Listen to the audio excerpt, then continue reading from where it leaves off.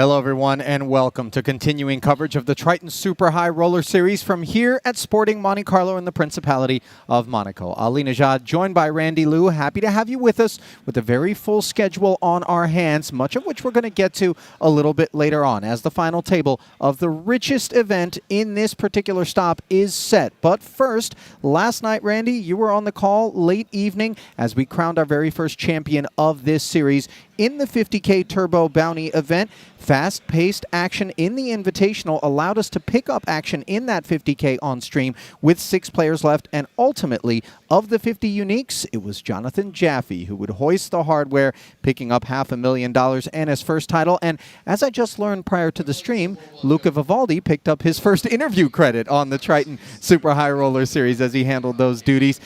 Some impressive storylines, though, to take away from that final table. Unfortunately, we don't have video cut together for highlights for you, but let's just get into it, sink our teeth into some of the things that stood out. For me, first and foremost, and I know you know why I'm going to bring up his name, how about Brian Kim? Yes, Brian Kim, you know, he debuted at our Triton stop, had impressive results right from the get-go, lots of final tables. Seems like a situation where maybe he was going to get his first title under his belt. Did have to settle for second against his good friend Jonathan Jaffe, who he had a big chip lead at the final table, just kept leaning on his opponents, and he struggled the last 2 stops. He just couldn't really get any big scores, you know, offered a lot, maybe had 1 cash here and there. But here in the get-go at Monte-Carlo, getting that $500,000 prize with the 8 or 10 bounties he collected, which is equating to, what, 20K a piece, is quite a bit. So he's in good shape for this Monte-Carlo. No doubt. And just to put a button on the idea of this Brian Kim surge, this is his 6th final table already in a very short career on the Triton Super High Roller Series. He started with us back in Vietnam a couple of stops ago, London last stop, and now here, obviously, his first title may not be very far away. So, Buldigan, Vyacheslav, 4 straight final tables. As though Brian Kim was a tough act to follow, he steps up, does the Russian, and says, no, when I cash deep. Yeah, and he cashes deep. Yeah, 4 straight final tables. You know, he got if you look at the Triton Poker Plus app in Cyprus, the very first one is the first place for $1.3 million into 50K, a 5th for $500,000, then a 9th in the main event. Then he comes here in Monte-Carlo, plays his very first event in the Turbo, getting 4th place. He's a final table machine. Yeah, took the London event off, like you said, but hasn't lost any steam whatsoever. Momentum and the win very much still at his back. Now then, let us turn the page and focus on the matter at hand, as 58 warriors entered the Triton Coliseum with regards to the Invitational. And now just 8 of them remain. A $200,000. No, not 8. 9. Yes, 9, but not 9 either. It's 10. Oscar Vogaris, the dog. The Bernedoodle Labradoodle mix who has captured the hearts of everyone here at Sporting Monte-Carlo. If you haven't seen him, it's Haralabos' pup, and he is a good boy. He's the goodest boy.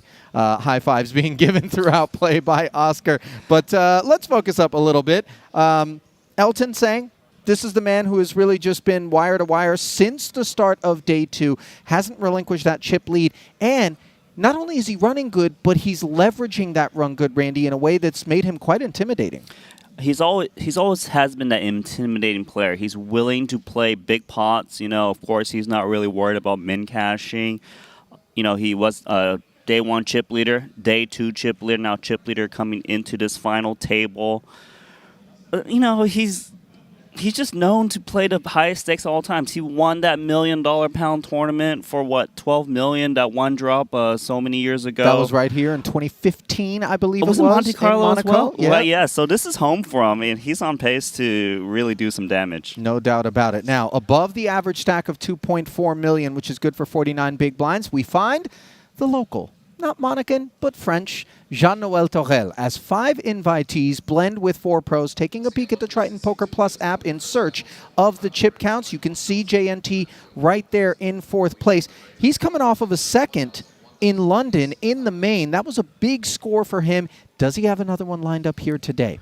Well, he won $2.8 million there. It felt like he should have won that tournament. You know, he got in pocket 9s versus 2 8s, and Timothy Adams happened to suck out and win that tournament, was in prime position, but been hungry. He plays a very crafty style that players aren't aware of, and it's allowed him to maneuver and gain chips where no other players can gain. Yeah, he bobs and he weaves. That much we know for sure. Now then, let us focus on Dan Smith. Next best in terms of chips behind Elton Sang. $13.9 million in career Triton earnings for King Dan, but no title as yet. Could today be the day for him? You know, it is surprising that he doesn't have a title, a player as good as Dan Smith, but we look at the Triton Poker Plus app, you'll see that he's got position on the chip leader, which is important. But the problem for his table draw is that he's got 3 really strong pros with pretty solid stacks, Fedor Holtz, Mosbach, and Danny Tang. So that could cause to be some trouble for him. We'll see, but we know that he's willing to kind of apply pressure and try to win. Were you surprised at all by the balance of pros and invitees? I think a lot of times we expect the proverbial cream to rise and the invitees give way to the pros, but they actually outnumber the pros here, 5 versus 4. Personally, yes, I am a bit surprised.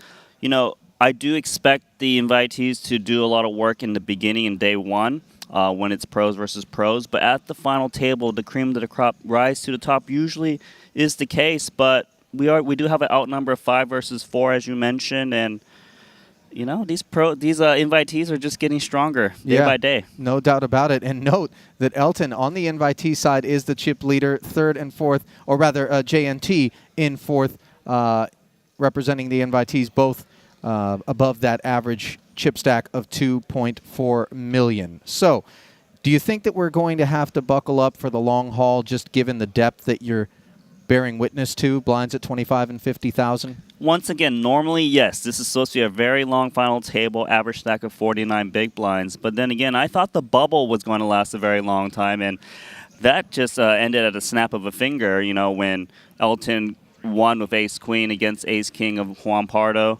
They were top stacks in the tournament. So I actually was here when that hand took place, still hanging out after my shift was done. I heard Henry and Randy both erupt at the desk during commentary, ran over and caught what was perhaps one of the dirtiest beats, and one that really represented for me just how well Elton's running, because he forced the issue with that ace-queen against Pardo, not necessarily a requirement for him. Pardo, obviously, up top with that ace-king, had him in such a bad way on that ace-high flop, and then bingo, a lady on the turn, and obviously even more chips in front of Elton, 3.7 million in total coming into this one. Who's happiest, by the way, with the seat draw as you look at the way all 9 of these players are distributed?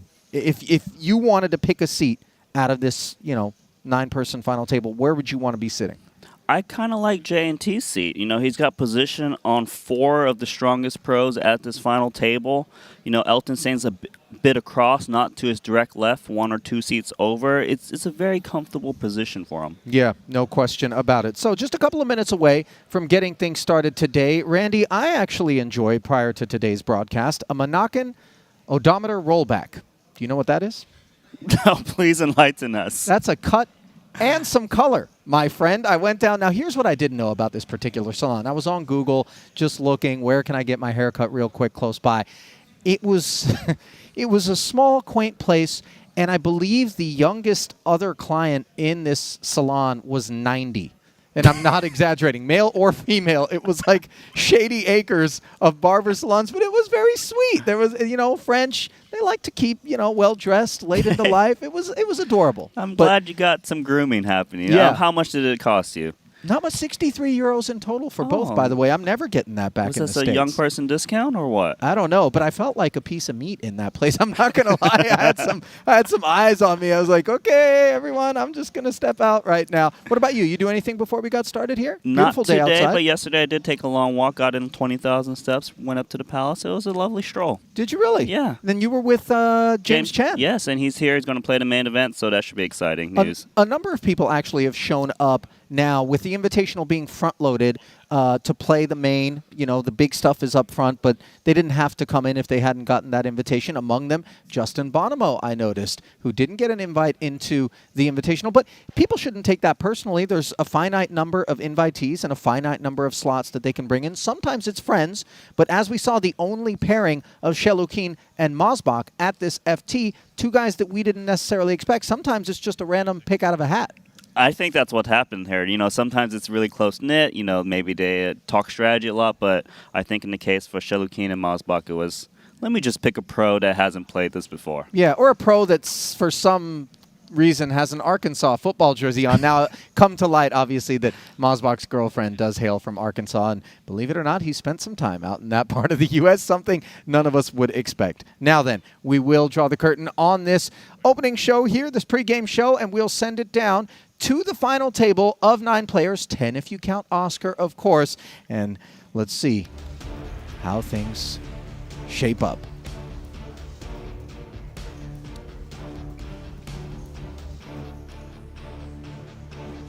Ladies and gentlemen, welcome to Monte-Carlo and the Triton Poker Series. The world's leading high-stakes poker tour has made it to Europe's most lavish gambling destination. We're here in the dazzling Salle d'Étoiles in the Sporting Club Monaco for the Triton Invitational Tournament. 29 high-rolling VIP players partnered with 29 elite professionals to take part in this very special event. With a buy-in of $200,000 and a total of 73 entries, there's $14.6 million in the prize pool and a first prize of $3.87 million. And now, there are only 9 players remaining. Let's meet them. In seat number 1, he is one half of the only VIP pro partnership to make this final table. And this businessman from Moscow is certainly making the most of his debut appearance on the Triton Poker Series. He began his career washing cars as a 12-year-old, then learned poker as a dealer in a casino when he was 19. Now 45, the father of 4 sons, and still a huge poker fan. Please welcome in seat 1, Alexander Shelukin.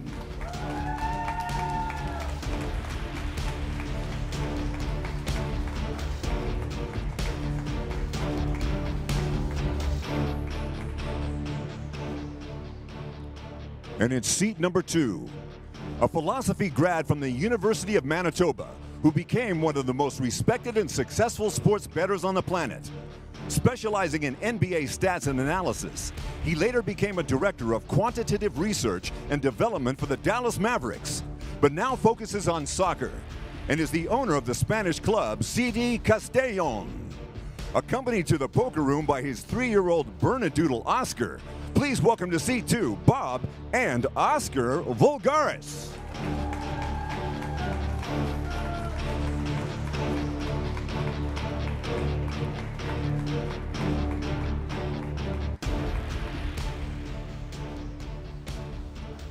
In seat 3, he is one of Triton Poker's most exciting players and a fearless fixture at all the biggest cash game tables. But he is also a great tournament player with a particular liking for Monte-Carlo, because it's here that he won an enormous $12 million prize, one of the largest ever awarded in a poker tournament. Still seeking his first Triton title. Is this the time for our chip leader? In seat 3, Elton Sang.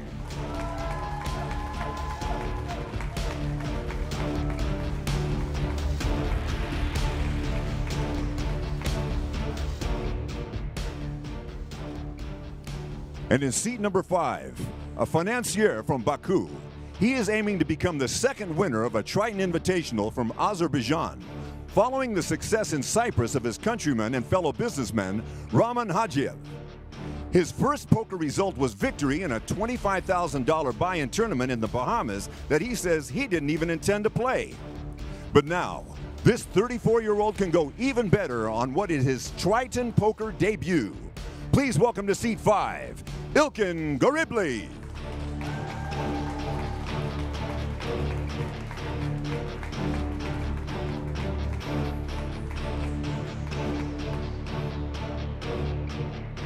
And in seat number 6, as the man behind Double Up Drive, he's helped poker players raise more than $26 million for charitable causes and has spectacular results at the poker tables, as well as to demonstrate his enormous talents. Originally from New Jersey, but based in Las Vegas, Nevada, he's been one of the most respected touring pros for more than 15 years. Please welcome in seat 6, Dan Smith.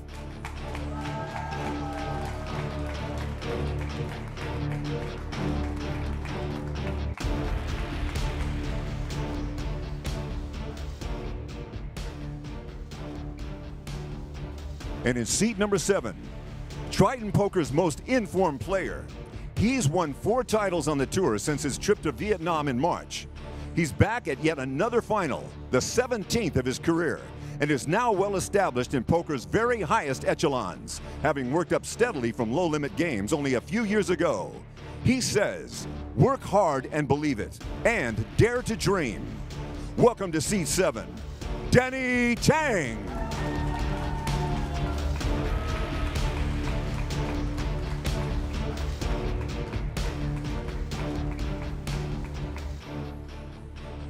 And in seat number 8, a former professional soccer player in his native Austria. He turned his back on the game and fell in love with poker, rising quickly to sit among the elite. He is now a member of one of the most feared poker crews in the world, based in Vienna, many of whom have been friends since high school days on the soccer fields. He now takes his place at his first Triton table alongside his VIP partner, Alexander Shalukin.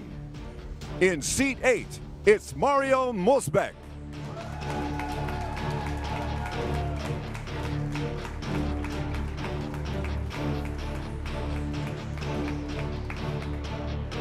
And in seat number 9, once known as poker's most prodigious young star, his skills have only matured with him and kept him at the top of the game now a decade into his career. He won the first 2 Triton events he ever played and added a 3rd victory in London this past summer. Another member of the dominant Vienna-based crew of poker superstars, he remains a high-stakes tournament sensation. Please welcome in seat 9, Fedor Holtz.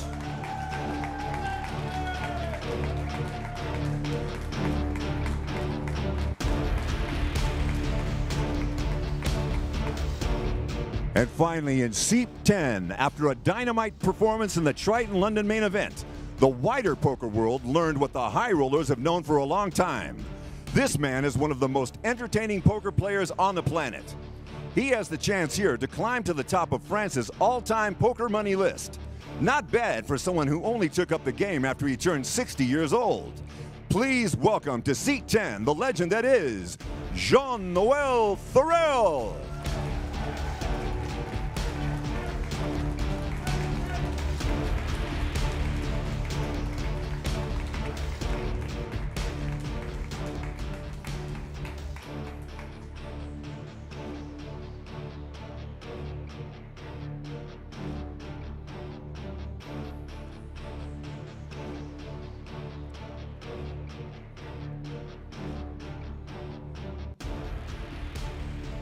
That just leaves me to say, good luck, shuffle up, and deal. And that we will. Thank you so much to Tom Clark-Hill for those magnificent intros. And here's your magnificent 9. The shortest of stacks, belonging to Ilkin Garibli, but still 19 bigs. Enough off of which to operate with the blinds at 25 and 50,000 and a big blind ante of 25K. Those chip counts brought to you by GG Poker, and here is your first look at the payouts. 406,000 already secured, while 3.8 million plus will be the biggest of the 5 7-figure payouts that are available here at this FT. And Randy, we just got sent a shocking prospective development involving JNT here at this FT. If JNT can capture 5th or better, he'll be the all-time #1 in France in tournament career earnings. And he would be leapfrogging none other than Bertrand Gropelier-Elke, who has a very long history in poker. So let's keep our eye on that one, as Haralabos has got his eye on King-Queen offsuit, opening to 105,000. He comes in second shortest in the field. Got a nice suited ace here in the big. Yeah, can easily defend. 2 million? Do you know how much? Osbach. 1.5. Thank you. Putting in the extra 55, and the flop is ace high. A gut shot for Vulgaris as Mario does check it over to him. It's a nice spot to fire with the Broadway. You've got 2 overs against the 10. Draw to the nut straight, and you know, you can represent a lot of aces when you're raising an early position. Unfortunate for him though, Mario does have top pair.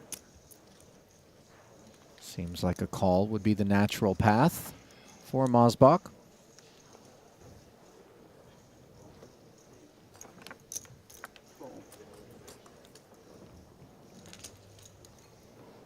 The flat, delivering another 150 into the middle as a third heart is delivered to the board. Neither player with the flush draw. If Haralabos had a heart in hand, he likely would consider a 2-barrel. But without a heart in hand, you don't block some of the flushes, of course, that would continue. You don't have extra fold equity.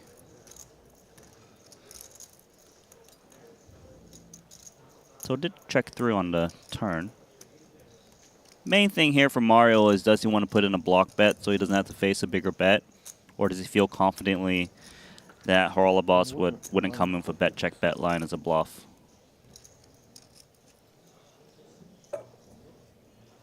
Given how weak his kicker is, if he does block bet, he should come in around quarter pot or so. Even less, just 50K. That is nowhere near enough hand for Haralabos to want to make the call with no pair. As Mosbach will take down the first pot here at this FT.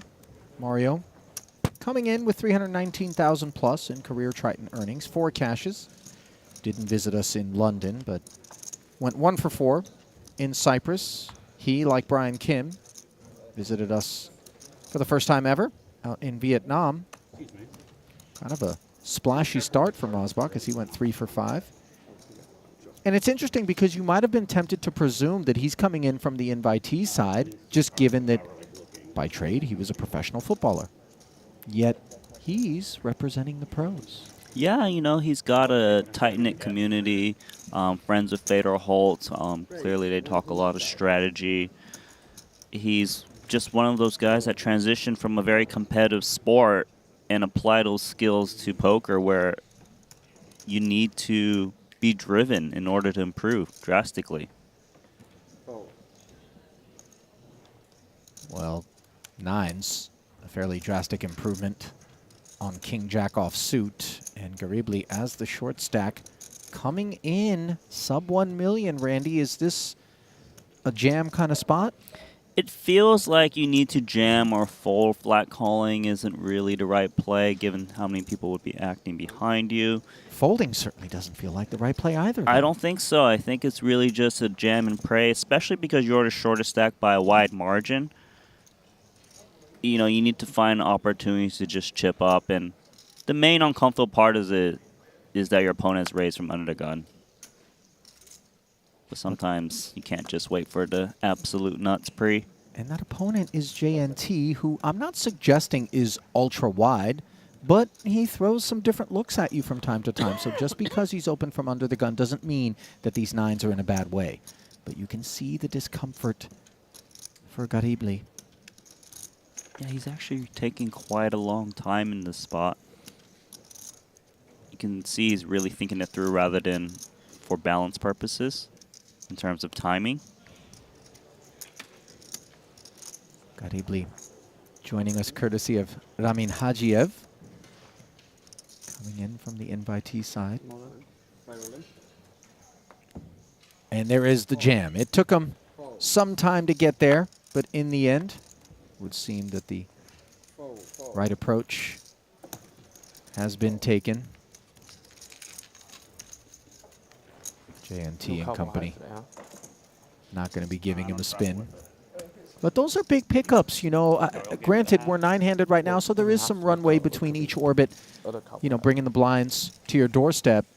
But as the short stack, you know, you just get gobbled up if you don't find spots to just chip up little by little, just tread water. So the difference between the final table portion versus, you know, day one is that when you're a short stack, you actually don't want to be called. You want to try to smooth sail and tread water, chip up slowly to maintain your stack. Because being at risk is just not the way to play, given that we're at the portion of the tournament where there's pay jumps.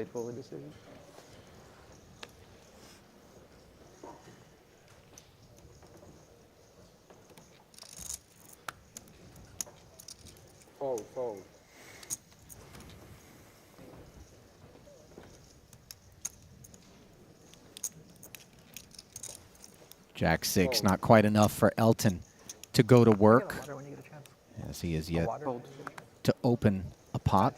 I like that fold of pocket threes. You still got a lot of people to act behind you. Doesn't play well post flop, in case you have to see a flop. Yeah, Garibli recognizing the different proposition that 2 9s as a jam versus 3s as an open presents him. Now Fedor limping in and JNT shooting him a look. Here's the FBI. Last time he wore a police hat. Yeah, he's the enforcer. What's after FBI? Is there something higher? CIA, Okay. NSA. Well, he's going to bump it up with big small. It's a good hand to do so with because it just isn't that good post. But Fedor not shaken. Fedor is just one of those fearless players who's still willing to get involved even out of position.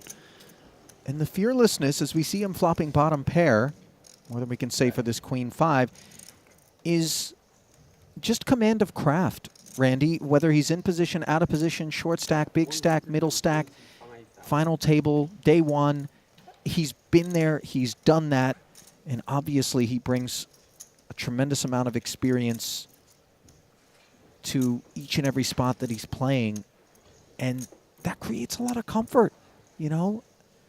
I agree. He's got a lot of experience, very comfortable. Looks like a comfortable check call here, just given it's a small sizing. JNT has this one inflated up to 600,000. Innocent looking turn. And you see Fedor eyes fixed on JNT, looking to pick up anything that the Frenchman might be giving off. Oh, look at this. Just queen high, no connection. Trying to lean on the middling stack. This could easily work. And at the same time, one could see Fedor picking up on something that would leave him feeling as though the Queen 8 is good. Hence the amount of attention and focus that he is paying to JNT. Yeah, he is quite, he's looking at him quite a bit. And a lot of times a tank in a spot like this where the pot isn't necessarily the biggest Wow. is designed to just give him an opportunity to observe a little bit longer before choosing to make this big call. Now the pot, 130,000. And a board pairing deuce on the river doesn't complicate the matter for Fedor. If he was good before, he's likely good now. Yeah, this is very good for him because it's also hard for JNT to fire the third shell. What a play. Yeah, JNT looking at Fedor's hand and back in the board a number of times before ultimately laying it down. And you can see Fedor with a little bit of a grin as he caught JNT speeding. And those are confidence-building pots there. 100%, right? This is the very beginning of the tournament. He was sitting in 7th when this hand started.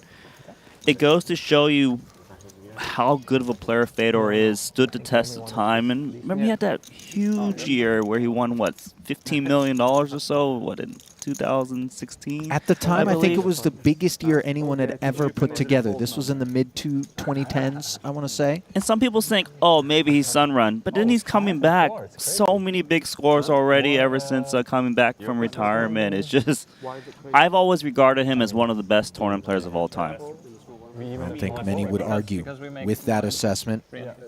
Couple tens for Harlebos, Fedor, UTG. by the way, just to put a button on it, almost $11 million in career Triton earnings, 3 titles, 12 cashes. Why are you laughing? 2 tens now for Haralabos. Oh, who's big slick. Elton Sang right behind him. going to hear from the chip leader. And the trouble for Haralabos, Randy, when this 3-bet comes in from Elton, size to be determined, is that everyone is expecting Sang not just based on reputation, but based on stack distribution and ICM pressure, to be very active and to try to put the shackles on folks so he doesn't have to be top of range when he makes a move like this. Exactly everything you said, and that Haralabos is going to put these things together. He's also going to keep in mind that the short stack Ilkin chipped up in a previous pot, so he's not that far ahead of him by just a few blinds. As long as he thinks he's got fold equity, he could easily jam into 10s, and I think he would have fold equity. Elton's not playing just top of range. I'm wondering if there's a scenario where he can just call, maybe try to maneuver certain types of flops. Problem is he's out of position. I just don't have a patch. He does have Garibli as the shorter stack, but as you mentioned, not by much. So the same sort of vibes with regards to thinking maybe you need to get it in here and now do present themselves. The pay jump, by the way, from 9th to 8th is $134,000. Here we go. Big, big flip incoming. Voulgaris jams. One has to expect that Elton will be a caller. Yeah, just getting a count just in case, but there's no way Elton's folding, especially off the stack size he's playing. This is the two strongest positions, though, undergun and undergun +1. Do you guys do $1,225,000? Yeah, and the chip leader's chip lead is threatened early here by Voulgaris' 210s with almost 2.8 million in the middle. If Bob can take this one down, he will move into third in chips. Do you know Charlie? Charlie IC? Very lucky Elton people, will this is a go tough battle. Pretty big. tumbling down to fourth. Big as a player or big as an influencer? Much bigger as an influencer, but big as a player. So He's probably then, the most famous the player. flop will bring us into focus. And an ace in the window. Disaster for the 210s. I might do Charlie. It might be an early day Charlie. Charlie IC for or Haralabos and Oscar. Turn. Bringing that reality closer. Can the river provide relief? It's got to be a 10. And the 7 of clubs. Yeah, good game. Did you Good game, Bob. We'll make it official. Haralabos Voulgaris, It was fun. your 9th place finisher here in the 200K. His first ever Triton cash went 0 for 5 in London, but a nice start here in Monaco. Yeah, nice start for Haralabos, and double KO. We'll have some beach time for the dog, I suppose. He's such a good boy. Doesn't even need a leash. He knows what time it is. But, you know, just throughout watching him play day 1 and day 2, I was very impressed with Haralabos. You know, he's got a lot of experience. Unfortunately, wasn't able to win that key flip. Yeah, he'll be turning his attention to the remainder of the calendar, though he's not going to be sticking around Monaco the whole time. Had a conversation with him earlier. Just a few more days. Likely we'll play the main and then TBD from there. So, pay jump realized by the remaining 8 as $540,000 is the on-deck number. 694 if you can slide into the top 7. But he's Taiwanese, so I thought maybe from... So with that elimination, our shortest stack Ilkin has 24 BBs, lots to play with, and then 7th is J&T, but a very healthy 39 big blinds for him. Elton commanding chip lead over 100 big blinds right now. Yeah, not to be overlooked as the product of showering Voulgaris is that big boost. And Dan Smith, who was nipping on Elton's heels now, a lot of tarmac between he and one of Hong Kong's finest. I think he came third in the Will defend here with the Jack-6 suited. Because it was happening in That's how I met him. I wanted to go. And he'll flop top 2 pair here. I go with Magnus Carlsen. Running good in the early goings. Very much so. Was inviting me, but didn't turn out. He's doing... Don't fault JMT to fire a C-bet with King 10 on this board. Lots of good turn cards he could multi-barrel. Just a min-bet. People that I would really love to meet. Usually Elton would be check calling most sizes, but maybe against the min, he wants to juice it up a bit. Unfortunately, his opponent doesn't really have much. dry texture, though, and a guy who we just saw Nice. was willing to barrel twice without the ability to beat a pair of eights. All on Elton's mind as he comes with a flat. I think they do like funny videos and stuff. A threatening 9 on the turn as JNT now picks up outs to a gut shot. Check so fast. Yeah, quick check back. Yeah. The 4 doesn't counterfeit Elton, but he doesn't love it. Oh, but I don't think he minds it too much. But actually checking to try and deuce, this is just playing the player. Didn't work. But when you see him show down Jack 6 here, it sends some alarm bells to the rest of the table that, hey, I can check some big hands on the river. So another one being pushed in the direction of Elton Sang, who comes into this FT with 2.3 million plus in career Triton earnings. A tally that he can very easily match in any given cash game that he plays out there. Yes, he's played the biggest pots ever on all of our Triton Never cash lost small games. plus, I think. He does have 11 cashes, but has not notched a title as I think, yet. Winford does it, right? Very much seems like he's on the way now, but a lot of time Oh, it's between Winford has ace-8. now and the crowning of our champ.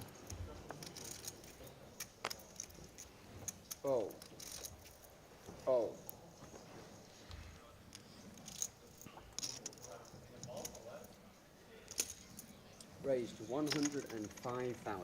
So Fedor currently sitting in 5th. Opening ace-6 offsuit in the hijack, by no means a good hand. But Elton's got Especially ace-queen. not when he's smothered by the chip leader, who's got ace-queen. Ace-queen was the hand Elton did the dirty on Juan Pardo. Oh my. I felt like I needed a shower after that one. Don't shower yourself again. The Monaco water costs a lot more. Yeah. Just saying. And now taking the flop is going to cost a lot more as Elton 3 bets to 375,000. And yes, Fedor doesn't have much of a hand here, but it kind of sends a statement that the first time he kind of opens, Elton's already 3-betting him. It might make him slow down in future spots. But didn't relinquish yet.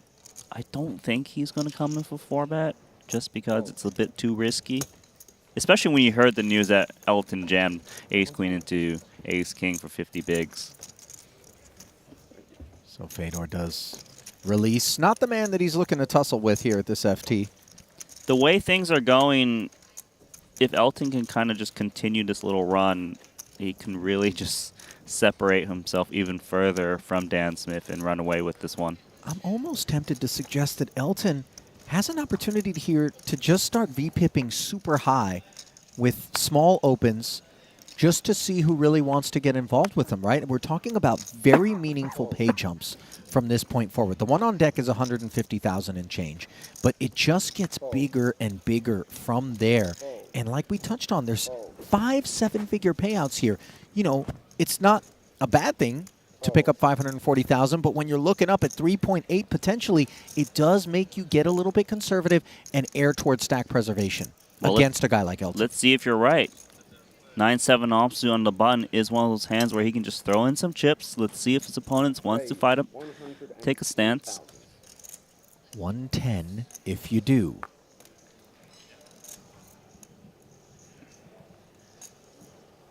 Well, Ilkin, queen 10. He's out. Yep. If you ask me, I would think out of this remaining 8, Elton is the most comfortable with the stakes at hand and just having that experience of playing deep stack poker, which what we're at with this final table. He's won a big tournament before. To the airport 2 or 3 times. He really is, to me, like... At one point, Have you ever seen that Chinese movie, God of Gamblers? Like, this is what comes to Chow mind. Yun Yun Fat? Yes, Yeah. this is Elton really saying. annoying that not happening. Perhaps the movie was based on Elton without him knowing it. Yeah, but I love Taiwan. There's like He nothing just like it. has an Tried appetite good things. and like the nerve to play huge, They're the best whether at it's a playing big football. buy-in tournament, as you touched on, that €1 million buy-in, big one for one drop that he won No. here in Monaco. To disagree.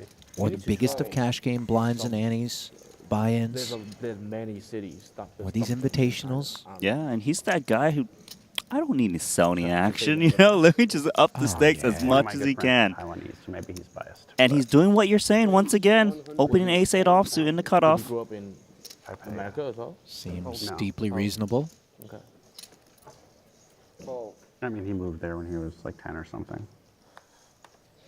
You're echoing really bad. Like, is everyone echoing, or just you Just sound When like you talk into your mic, I think it's connected. Oh, okay. Odd. Connected to what? Danny Tang now Speakers. thinking things over from the big. He and Elton are very familiar with one Right. another in terms of You can hear me now. having Oh wow. played a lot of pots, Yeah, Agree. sick. friends off the felt. Oh, make an announcement, Danny. Go for it. You want to say something? Friends off the felt, on the felt though. Get Yeah, engaged. Danny's going to defend and try to earn some of Elton's chips. 295 in the middle. How about trip queens, Mr. Tang? How about Now I cough really loud. not trip Yeah. queens for Mr. Sang? Yeah, far from it. But these paired boards, a lot of times the ace high, when you're looking at ICM, your big stack. I don't blame him for sprinkling some chips. The big blind's just going to check fold Yeah, quite a bit. And once Danny Tang continues, whether it's check call or check raise, Elton kind of knows that he's usually up against his 7x at a minimum. 5 seconds.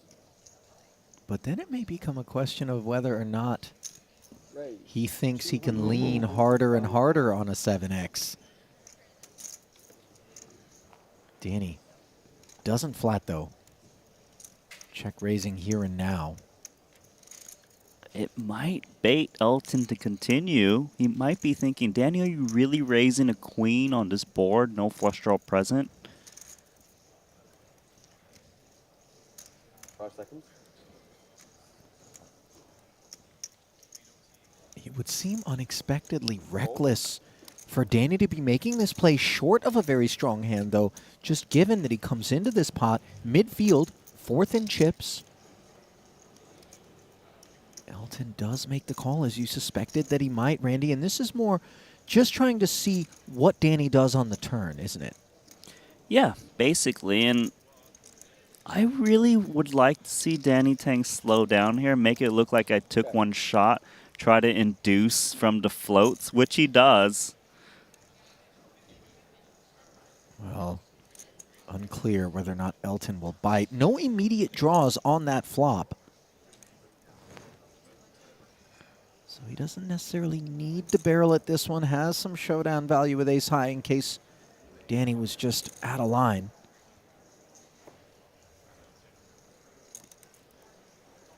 Seconds.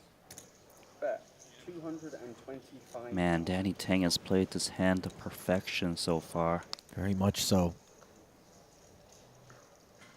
I wouldn't be surprised to see him flat and then check the river as well. Randy, what about you? I would like that a lot. It would make it seem like you have like maybe a 7x and maybe your opponent's trying to move you off of that. You would expect Queen X to follow through with a lot of turn bets if they do check raise the flop, and this pot is brewed up to 1.2 million. It sure has, and you got a couple of glimpses at that intense scowl that Danny wears whenever he digs in to play a big one. Let's trap him once more. No reason to lead on the 4.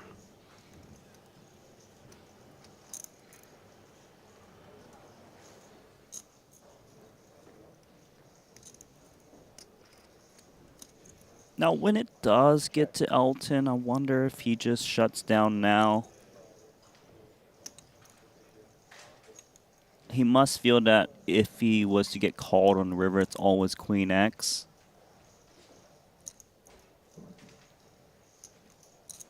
But he also may feel like he doesn't want to let a 7x maybe get on its back free of charge.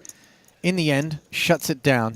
And Danny able to pick up coveted chips from the chip leader. All right. Comes into this final table with 10.1 million plus in career Triton earnings across 22 cashes, a 4-time title winner. you and I both know he's got all the skills needed to overcome this chip lead and potentially be our champ here today. Yeah, and Danny Tang has made so many deep runs, championships, as you mentioned. Just one of the best players of the past year, in my opinion. You really won the maximum there with Queen 6. A lot of players just check call and then they don't get a river bet. Nicely done. J&T of the FBI. Pocket checks. JJNT. JJNT. Don't say anything like JJJNT? Let's go 120. See if he'll get any company here at that price. Yeah, I was about to say that. Then just say it. You're excited to be committed. Not yet. They're putting you under the microscope. I'll see her. Oh, it's on me.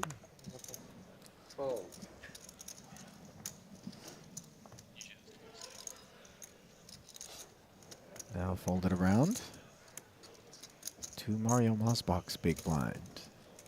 Is he in the mood to defend? It's a little bit of a size up rather than typical 2.2x. So getting a bit of a worse price. Just lays it down. Good timing because it's quite hard to beat 2 jacks of 8-7 off. Yeah, no doubt.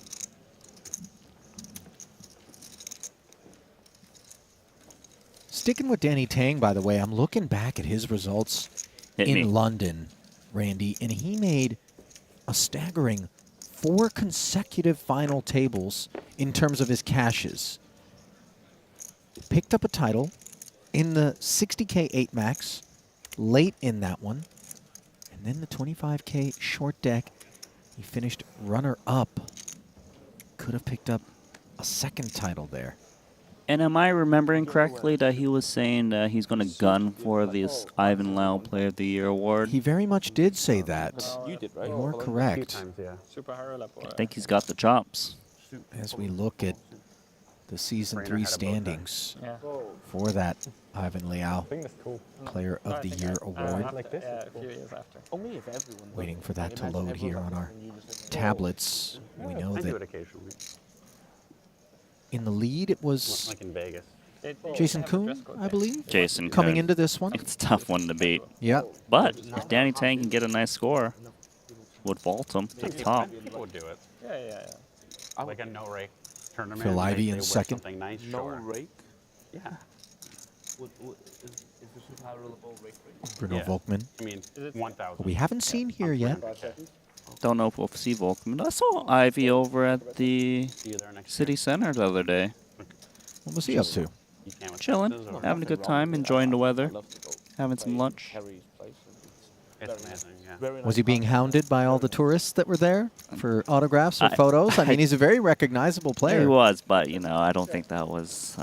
Not something that happens in Yeah, Monaco. it's I not a feel like. Monaco thing. Yeah. No, I'm Fourth, by the way, in the Player of the Year standings is Chris Brewer, and then Danny Tang comes in fifth as Mosbach from the small blind, dominated, heading to the 10-9-8 flop against Fedor. Bottom pair, backdoor nut flush. I do think it's noteworthy that neither player put in more chips in pre. The thing is with Fedor, with ace-8, it's not quite the hand that you want to kind of raise and have to fold given how well it plays post-flop. As it stands on this board texture, you got a piece, but it's a bit worrisome.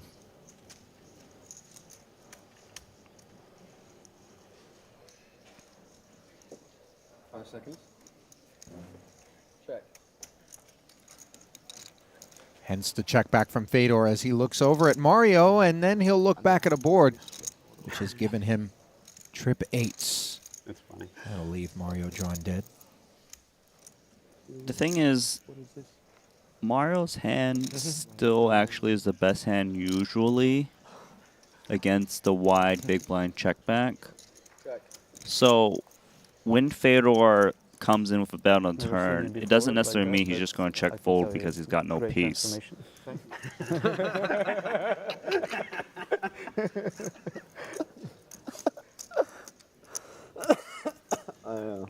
Try to keep it up, honestly. You probably feel better also. Is it just me, or is Mario's the guy with the signature scarf every time he plays? Craving. I'm not even sure it's an actual scarf. It may very well just be a hoodie that he rewraps. Yeah, do we have Triton scarves? I don't think so. Well, Pedro Garignani was wearing one. We do have them here at this stop. But that one there, You went where? I don't think qualifies. As the Ace 8 qualifies for a barrel of 120,000. Come on. Were you? Yeah. Yeah. You talked about the fact that Mario lives in Vienna. Obviously, he's talked poker strategy with Fedor on many occasions, and that creates some metagame. Control myself as well. But he Yeah, you does can find see the them fold. Sucks.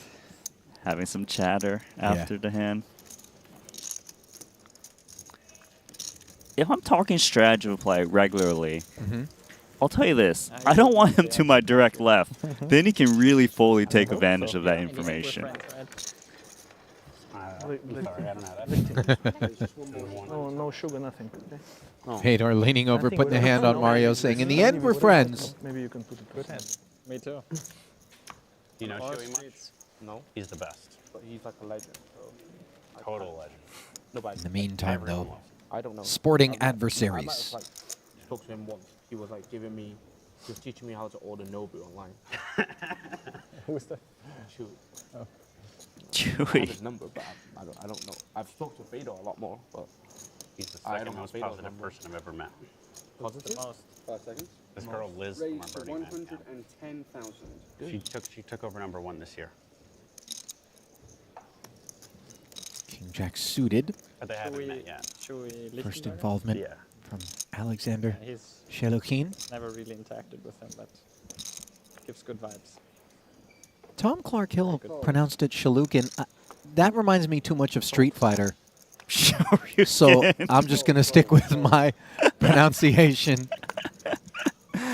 Finally, we got a reference we can connect on. There it is. There we go. I know video games is a safe place to go. A7 suited.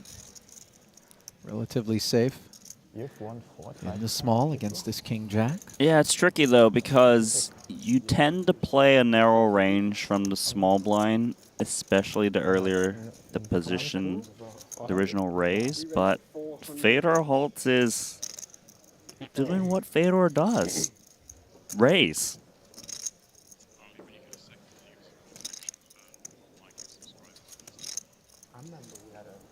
A sizable re-raise. 400,000 in total. It's actually really hard for Shelukin to continue in this spot, even though he's performing okay. Yes. You owned me. I was like, you owned me a couple of times. It's perceived that Fedor's range is supposed to be quite strong, but he is throwing in the time card. Oh, but does let it go. Paying a marker of sorts before finding the fold.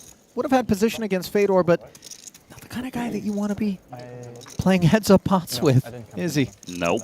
If you can avoid it. Bachelor party of my, where I was the best man. And I suspect we're going to see a lot of tiptoeing right now as we await fates, see who's going to end up, you know, either busting Just too nice. or getting decimated in terms of their chips. Because right now, even the shortest of stacks isn't short enough for people to kick back entirely and try to realize the pay jump. Yes, if you wait around now, you're just kind of throwing chips away just because the average stack is so large. And Fedor is actually maneuvered quite nicely given he was near at the bottom, winning pots. The others might just kind of say, pass. Ilk and Ace-King. Oh, sorry, 105 I wanted to do. Did he make a mistake? Yeah, sorry, my bad. Oh, no. Did he accidentally limp? Unclear. Yeah. Did. And this always creates some interesting meta, Randy, because you know that your opponent wanted to raise, wasn't able to raise because they didn't deposit adequate chips. So how does that play in twin ace-3 suited's thought process? I would think that if you want to continue, you would overlimp. Yeah, because your opponent's raising off of 20 blinds. He's got that reshove stack, so why open the door to lose more chips?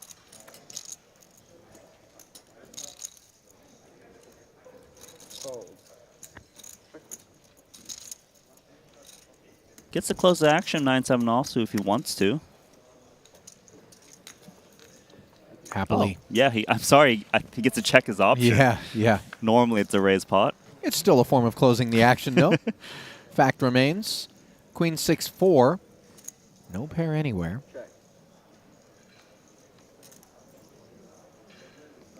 Yes, like you said, this limp pre by accident really changes his opponent's ranges. The big blind has a wider range of hands as well that could just hit a random queen 6 or 4, given it's not a raised pot.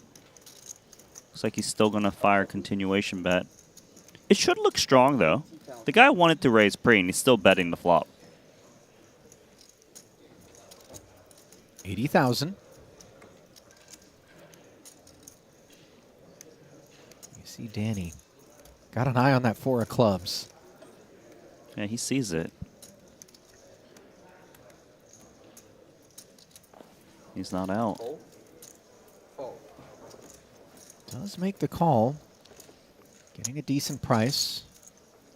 You see Ilkin certainly would have preferred to take it then and there. Does have the best hand until a 3 rolls off. And now Danny jumps into the lead, having connected with the side card.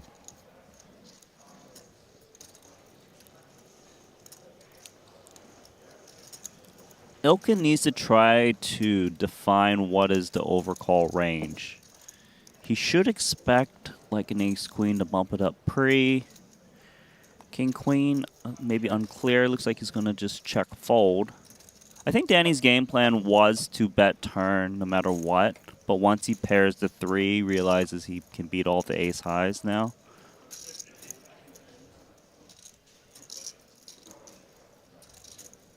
A lot of time this does check through on the turn.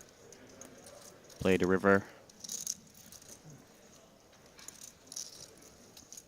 5 seconds.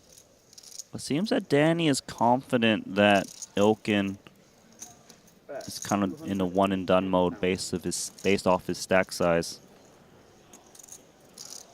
210,000 comfortably thrown out there in position by Danny, as though he knew exactly where his man was at. Wouldn't have minded a call from ace-king, given how thin it was drawing at that point. Much like Danny was on the flop before hitting the 3. And Had a big one? Pre-flop, I we'll mean? take another one. Not really. Depends on what you have. Thank you. I had ace king. 30,000, 60,000, 60,000 big blind. Obviously, I didn't mean to limp. That's too much. Took the wrong chip. In a small one. Could be a costly mistake for Ilkin. Big blind, that's And the blind's going up too. It's not going to do him any favors. 30 and 60,000 each orbit. Now costing 150K. Blind and Annie update brought to you by Fold. betacr.eu. Oh.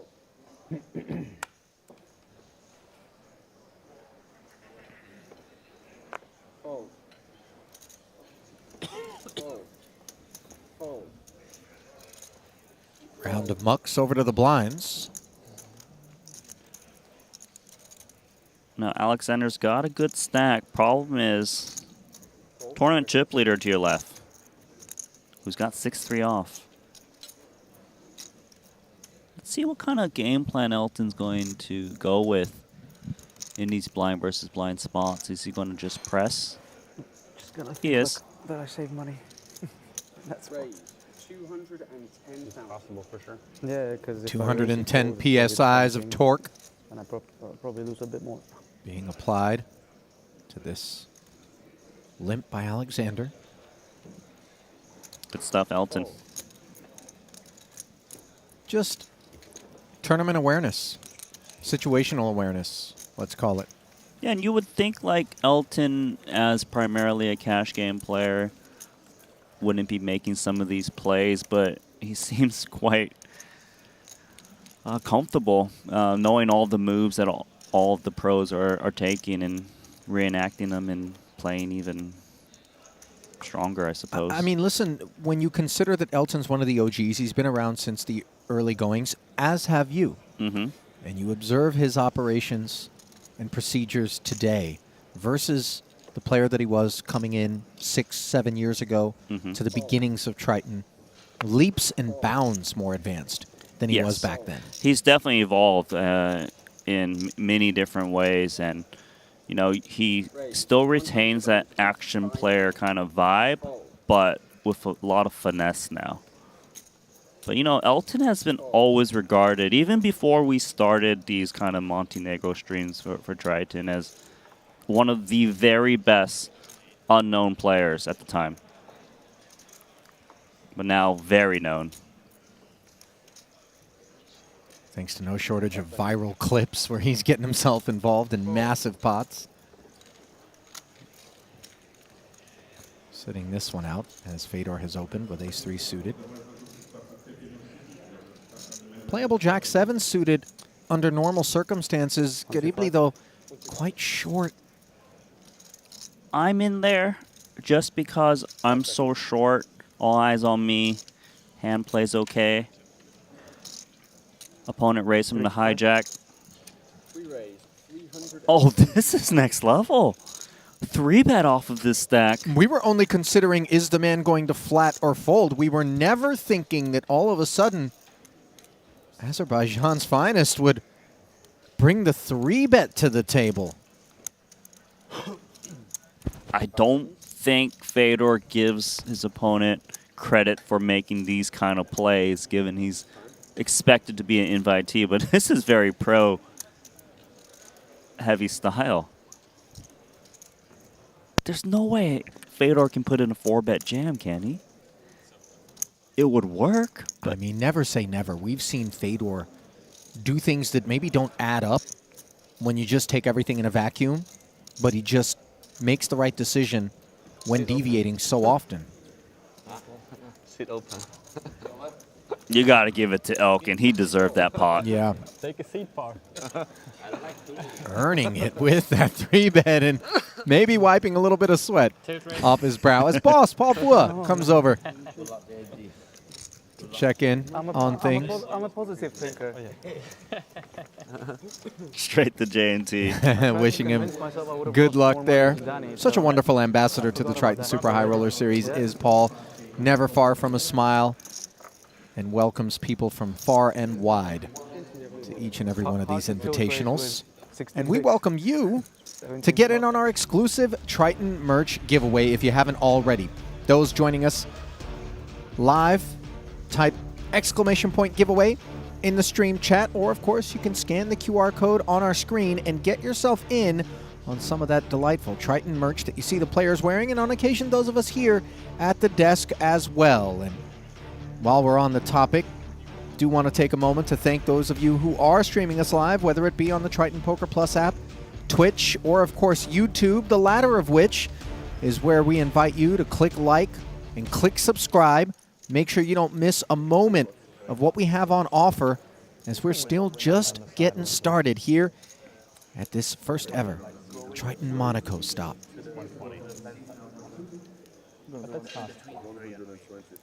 J&T needs to make it 120, actually, given the blinds are up. But putting 100 out there is enough to qualify for a raise, unlike the situation that Ilkin found himself earlier. Because it's over half. And trouble. On the topic of over, how about an over pair to the 9s for the chip leader nonetheless. On the button. Oh. Like Beckham. This might save J&T. As J&T easily could have got the chips in pre. You know, jacks aren't nutted, Randy, and it's deeply unexpected for me to find Elton unwilling to try to isolate with a hand like that. Here, this flat, which of course is a bit trappy, and on balance, invites the blinds in. Ilkin taking a pass, but a queen 10 offsuit for Smith cannot do so.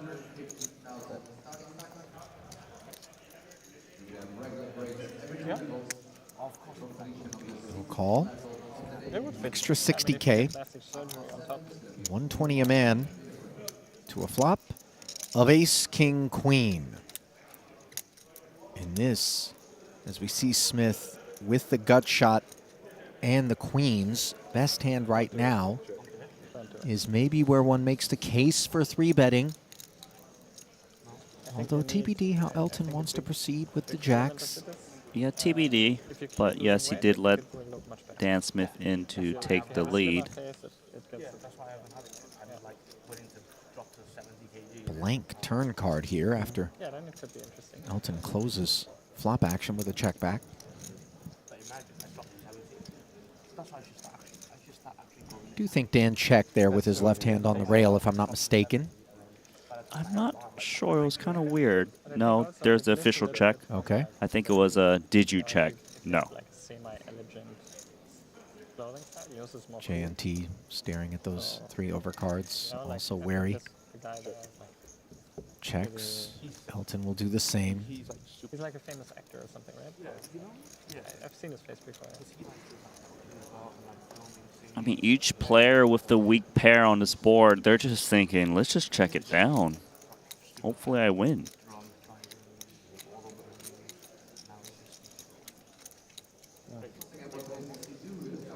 Generally a good storyline, right? Like people who have done Can JNT steal this one? that turn out the reason. Seen weakness from 2 opponents on multiple streets, does not try.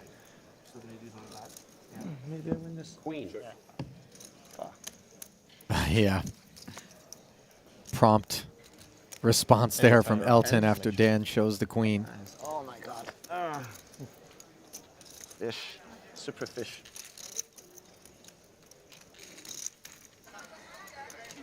Talking about himself, of course. Not Dan. I wonder if he gave a free look or not, that he had 2 jacks. I don't think he did. Wouldn't have minded, though. It kind of sends a message like, hey, don't squeeze me, because I can have the goods. That's fair. He looks very strong.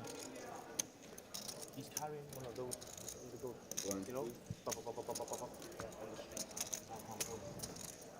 Big one.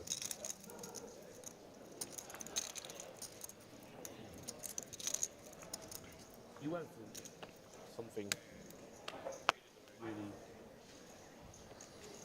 Danny playing charades with Fedor and Mario there. I couldn't make out what he was talking about. No. Carrying one of those up. What? Yeah, that was a very nice description, Danny. Maybe if we had seen the video, we'd be better off. You a charades kind of guy? I don't mind a good game of charades, You Randy. seem more like You want action? Taboo.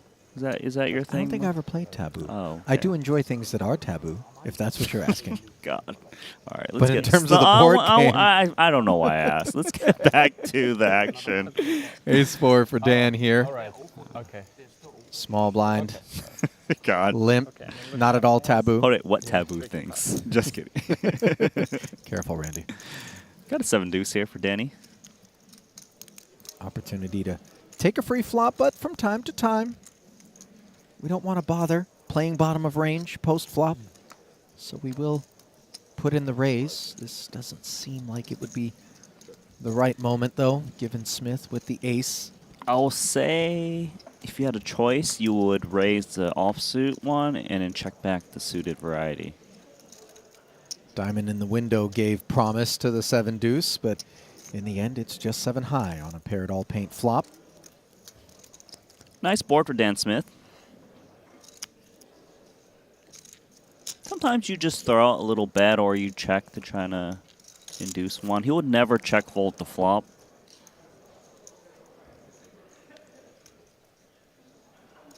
Oftentimes you look at who's got the bigger stack to kind of dictate what action you take. Danny's still betting 7 deuce. A little bit surprised.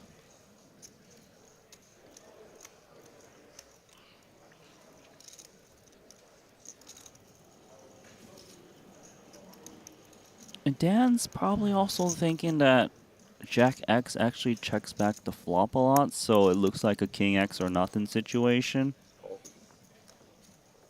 Like this call. Yeah, he's feeling more like it's a nothing situation. Hanging in there. Turn, no cause for concern. Ace of Hearts becoming slightly relevant.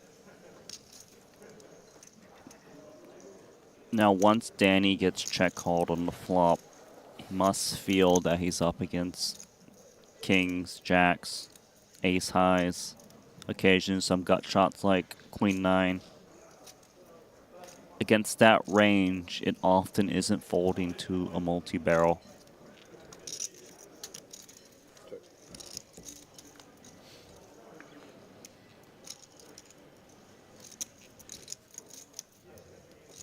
So nice run out for Dan Smith with given the action so far.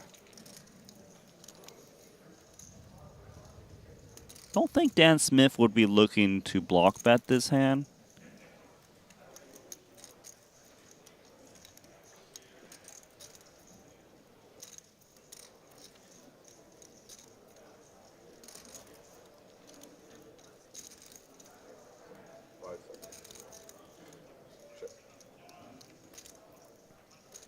He agrees. So what Danny's thinking right now, okay, well, King X probably would bet the river. Jack X probably goes for value on the river quite a lot, so maybe he can blow an ace high off. But you would need to bet sizable, otherwise Dan Smith would make some crying calls with ace high. Here we go. 125,000, the payload from Danny. And this is not what Smith wanted to see. Looking over for a live read of some sort. The story to me here is it's supposed to be a Jack X value bet, given you would hear from King X on the turn a lot, or King X would check back flop bet turn. Does he feel Jack X would bet the flop or just check back, given he had the smaller stack pre? Looks like he's leaning towards fold. Danny Tang has been playing phenomenal at this final table. Yeah, it's still early, but indications are that Danny's going to be a force to be reckoned with on form here at this FT, putting a winner into the bin.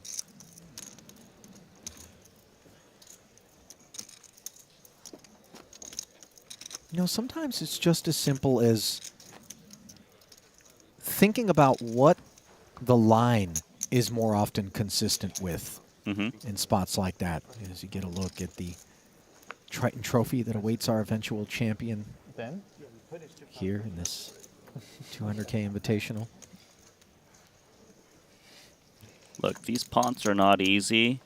And the thing is, when you're playing against this caliber of players, they know what the general standard lines are. It's when they deviate and take that one extra step, firing that one extra barrel, that makes things real tough there. You know, if we were playing against lesser competition, maybe it's just Danny Tang takes one shot at it and just gives up. But the river is really where the world-class play is shown. 2 jacks and 2 nines. And is this not a familiar scenario, although a different player holding 2 jacks now? Yeah, a bit of deja vu. Elton, remember, flatted his jacks and ended up losing to a flopped pair of queens for Smith. It's very much not an option to go flatting pocket jacks here for Ilkin, as he does jam north of $1 million. Big spot. 17 bigs and Tang. Cobbled his way up to 3.3 million with an ace-king here.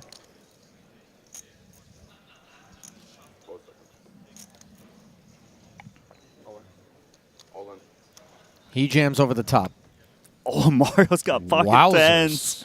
Too much action in front of him. The correct laydown. Yeah, it doesn't really make a meal of it either, does he? Putting it into the muck.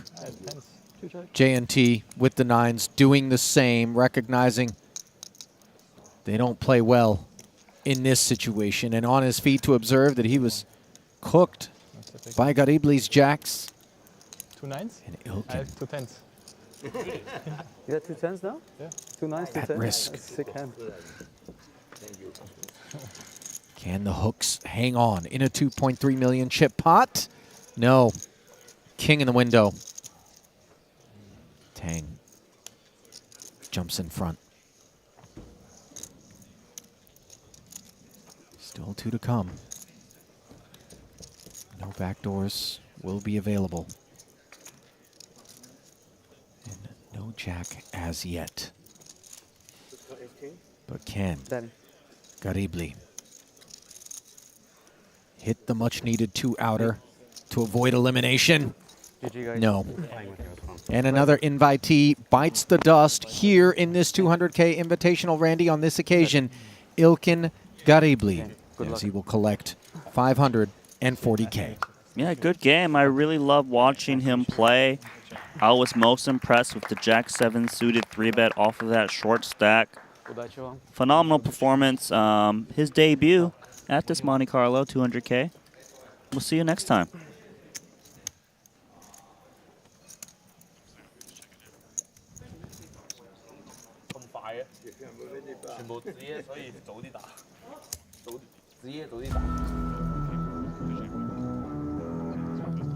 Well, he gave it all he had, didn't he? But in the end, pocket jacks unable to hold against an ace-king. And might Ilkin Garibli have caught Triton fever and the bug here. Nice result for him at his first event. With his departure, the remainder of the field is guaranteed at least $694,000. JNT inheriting the short stack duties. 26 big blinds deep, though. No cause for alarm. Yeah, we've got 2 of Hong Kong's finest at the top. 5 million versus 4.6.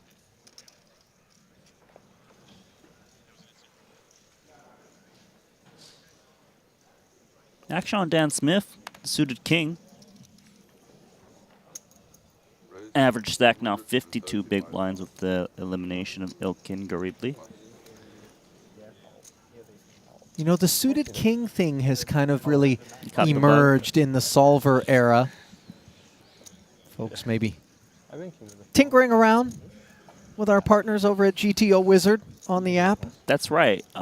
If you do tinker on GTO Wizard, you will see that oftentimes solvers like to use Ace X suited as bluffs, but also the King X suited, 6 and lower. They block the nut ranges, and really you can, I believe, win a subscription from GTO Wizard and just take a look at it while you navigate this final table with us.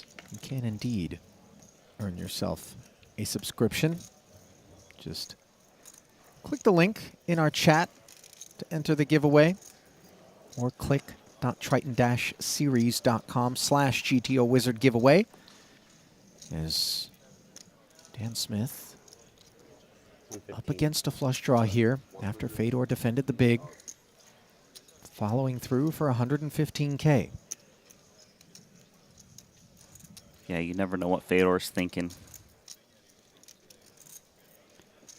Check call usually is the play you'll go with, especially it's hard to represent some 2 pairs on this type of board.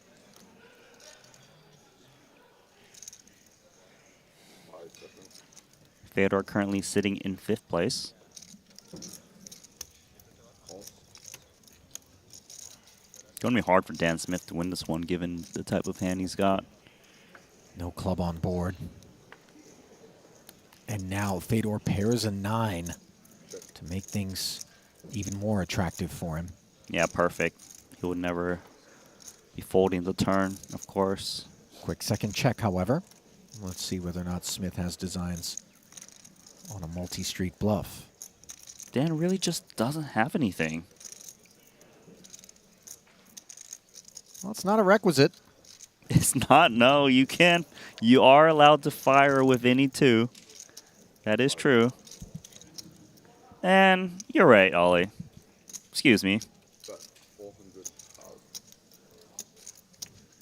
Well, I doubt that we're going to see Fedor going anywhere, even against this meteor 400K sizing into 590, roughly 2/3. There's a lot of Queen X in Dan Smith's range to fire 2 streets. Fedor's aware of this. And when you pick up showdown value with your combo draw, you tend to be a bit more passive, whereas if you were holding, say, a straight draw, high card, and flush draw, then you may go aggressive.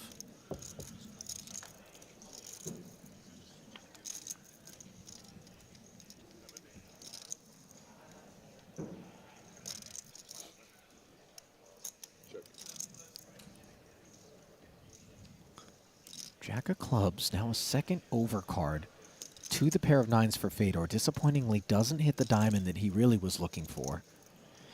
And with a third check in front of him, how is Smith feeling? He's not feeling good. He knows there's a lot of queen X's in Fedor's range, so if he wants to bluff at this, he needs to go pot, roughly, to try to lean maximum pressure on queen X. He's reaching for the big guns. Does have the covering stack. Note the SPR for Fedor, not much north of 1. Theory-wise, it's good that he doesn't have a diamond in hand, because now his opponent can have some diamonds that maybe check call, check fold, whether it's ace-high flush draws or pairs like this.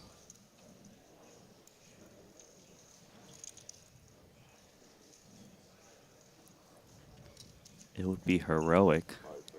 All in. Oh, my wow. God, Dan Smith.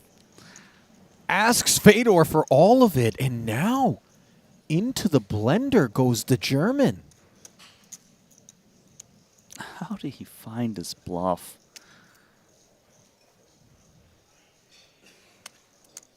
Fedor hasn't relinquished. No, he hasn't, and it's so annoying when you jam, and then your man goes into the tank, because you know that you're at risk of getting called holding king high, which will never be good.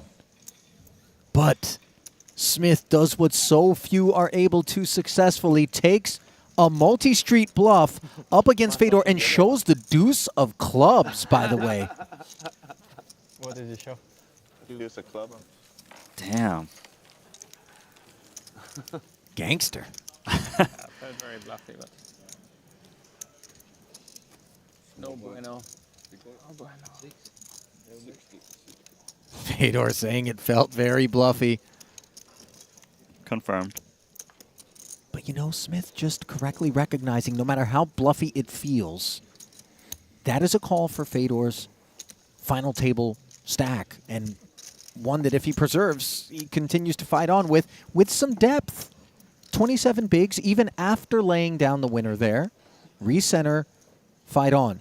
Be wrong, and get shown some random Jack X or Queen X, which doesn't feel like it's part of the equation in the face of a jam. But now you're out the door. Multiple smaller stacks than yours were out there. Big pay jumps available. Even the lion-hearted Fedor Holz has to acknowledge the economics at play here and the ICM. He sure does. You know, leveraging the big stack is how you're supposed to maneuver these final tables, and Dan Smith just showed us one of the craziest but great bluffs that he did here. He had complete air.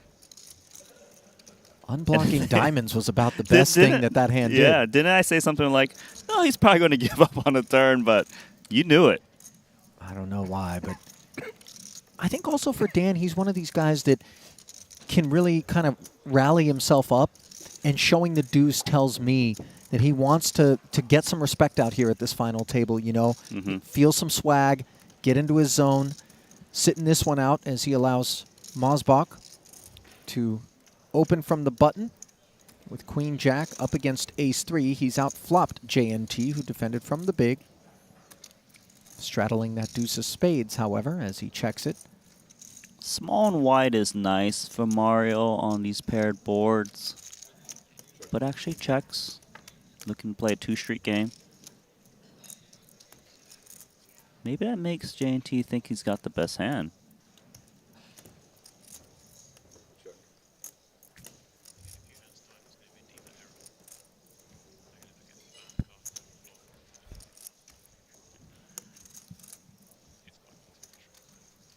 Mario's check back Delivering that 6 of diamonds to the turn. JNT checking to him once more, and now he'll reach for chips. Yeah, let's Delayed c-bet. get some value. A big delay c-bet, though. 2/3 pot.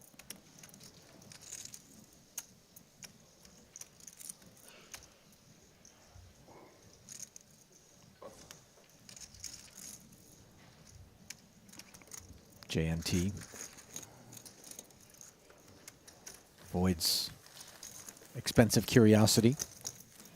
I will say, Ollie, that after Dan Smith made that heroic play correctly, look at the cluster at the top 3.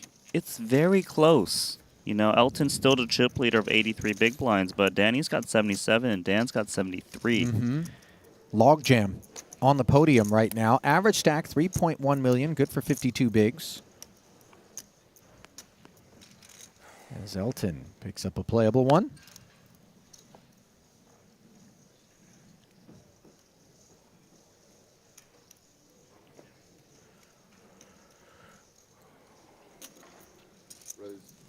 Deposited.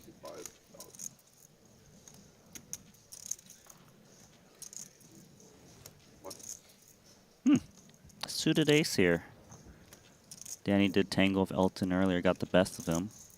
This time got position.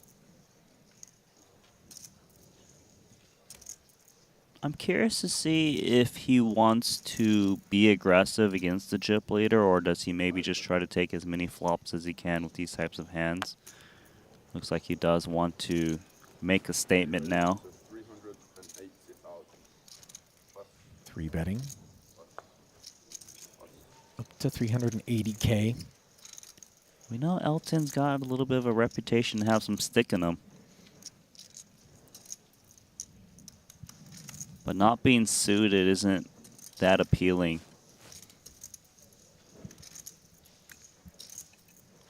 There is always the option to throw in a 4-bet occasionally. It is a good hand to do so as a bluff.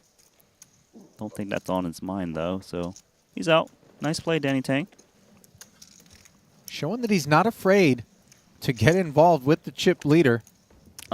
New chip leader, Danny Tang. Sorry to correct you. Well, former chip leader, was Elton saying prior to that exchange. First time that Elton has given up the chip lead in 2 days of play.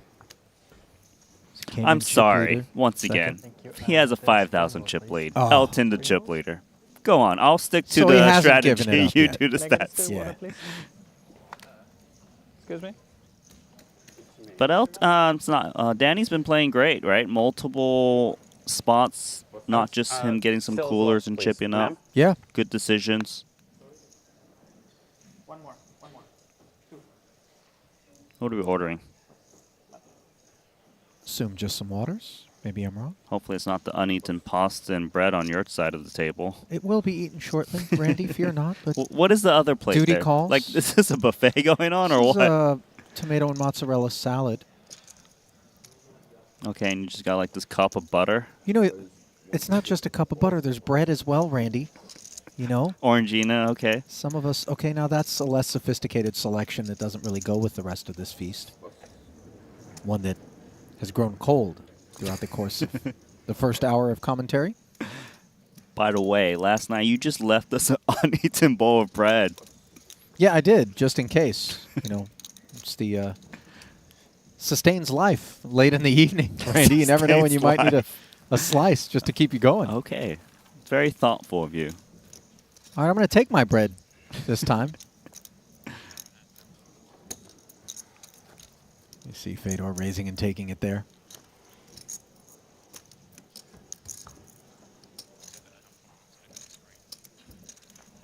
Still feels like the ice is thin under a lot of these players' feet as they venture out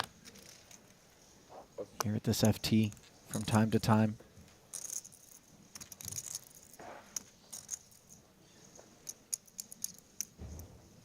And look at Fedor folding Queen Jack in the hijack, something that he might have not have done had he not gotten shaken that previous pot. Well, he's got Elton and Dan in the blinds, which is relevant given that Oh, Jack 10 on They're the two button big now. stacks. Yeah. Again, you see the impact of these big stacks. And it's who's holding these big stacks that really finalizes your decisions. King 5 going to come in for limp. And Dan Smith, ace queen suited, diamond smothered.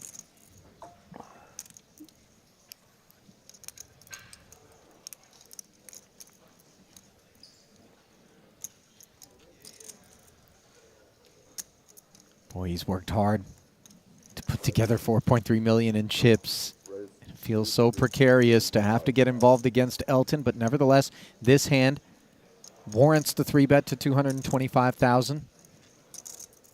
Rather a raise in the face of the limp. Usually you'll see limp call King 5 suited. Occasionally the 3-bet comes in. Gonna play some post flop. 5-10 in the middle.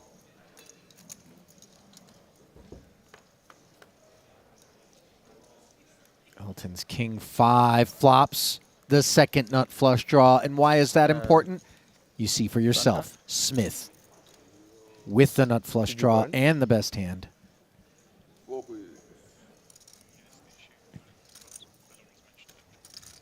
Oh, hang on.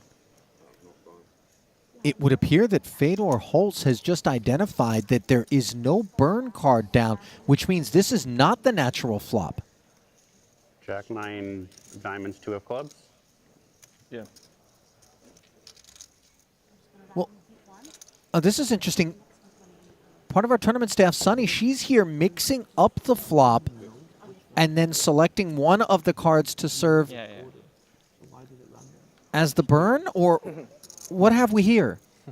I believe that's what happened. Okay. Right. Very close. Dream is somewhere there. I kind of forgot which one was which, but interesting. Well, no harm, no foul in terms of the flush draws that both of these guys were desperate not to relinquish, because the 9 of diamonds was randomly selected as the card from the flop to be placed into the burn. I would imagine they were unable to reconstruct exactly how the flop came out, and so the 8 of diamonds ends up replacing it, but nothing changes.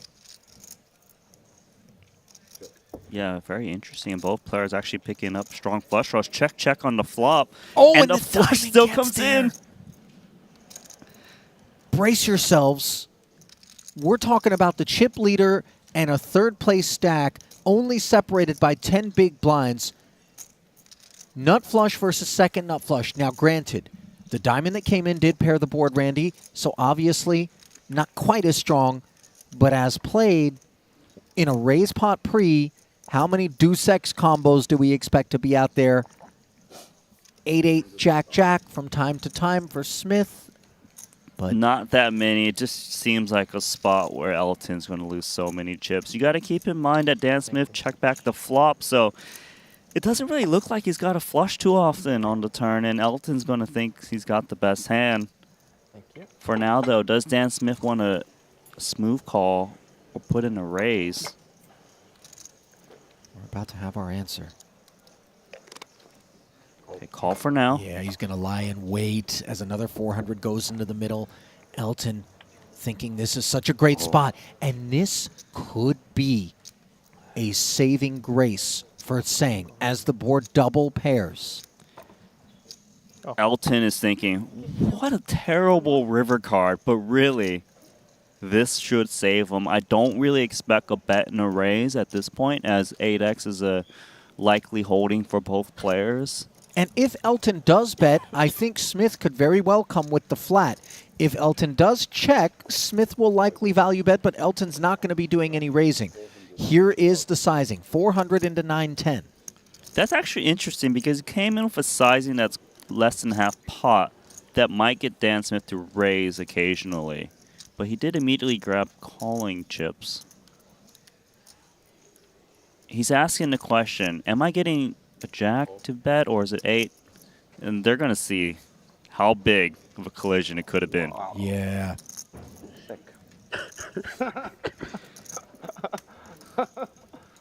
What? You both were happy Smith. when we reshuffled. Huh? Laughing, Both but were happy when we. We were obviously. hoping that was the Jack 8-9 diamond. there There was River no so eight, much big more trouble. upside for his River hand. no eight, big trouble. Had the board Yeah, no not shit. double paired. Still consider run good. Still consider run good. It's okay. But you think flush over flush is a problem? Easy fold, no? So, as the dust settles from a collision that was far less violent than it could have been, we see the updated chip counts. Dan Smith, your new chip leader. Danny Tang behind him as Elton slips into 3rd. A drop off to the Russian, Shelukin. Then it's Mosbach, Holz, and JMT in that order. All stacks with playability. That chip count brought to you by GG Poker.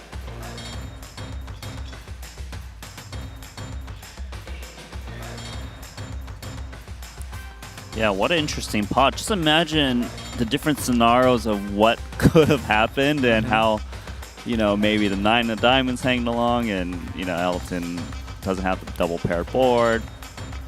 He really just got saved in that spot. So it changed He the did. diamond, so it was like The 9 almost wasn't diamond. Shouldn't have said The anything. 9 was not a diamond. It was Shouldn't rainbow. have said anything. It was rainbow, right? Yeah, I was like, please don't change the 9 board. was not a diamond. I'm like, It was diamond. First time? But the jack was a diamond. Jack 9 and Jack, deuce of clubs. Jack 9, yeah, deuce of club. So no, But Nine of you know, diamonds. if I wouldn't have said something, they would have had second, not flush. 9 of diamonds. Not flush, right?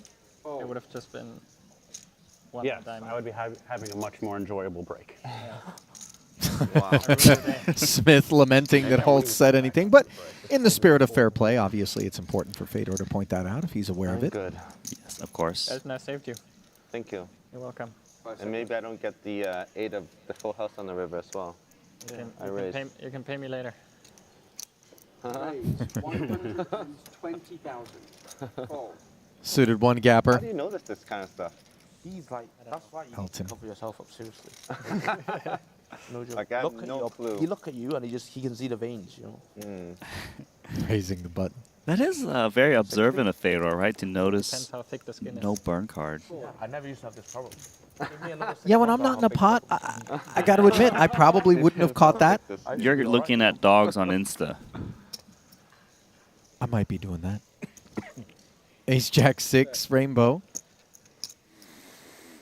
Interaction with the Jack of Hearts for Elton as Danny's King High checks over on the heels of a defense.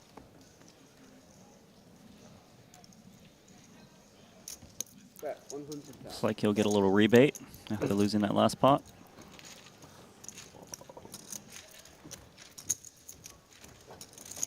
Wow. I don't think that's true. They're still thinking about what could have been. Very good. I I don't know. Case of the missing Very burn. Similar result Then it anyway. can't I be mean, like, 9 of diamonds. I honestly don't remember. I'm not sure if sure I'm it right about this, but I was thinking with the diamond dead, be more likely to check the flop, you know? yeah. I probably have bet the flop originally. Twitch knows. Yeah, and I probably And then might you have check call, raised. or you, yeah, and then just Something crazy. the pot is just bigger. Yeah. And then diamond come, and then we're like, bingo. Was it time to switch dealer anyway, or did Grant get? Okay, good. Because I didn't want to. No, it wasn't. Yeah. Mr. Paul. What? I'm saying Mr. Paul having being tough with them, but of course not. Raise just happened. 135,000. Fold. Suited and connected. Fedor under the gun. Fold. Fold. Fold. Another offsuit king in the big, king 7 to be precise. Let's see how Mario feels about it. It is an under the gun open. He often is dominated as well. Price is always good. 1 second. I didn't like the 8 as well on the river. I guess you too. Yeah. Fold. Mario currently sitting in 5th of 7. Does lay it down. An 8 for us looks very reasonable. For both of us, an 8 looks like a very reasonable thing. Yeah, exactly. Very reasonable. Any one of us.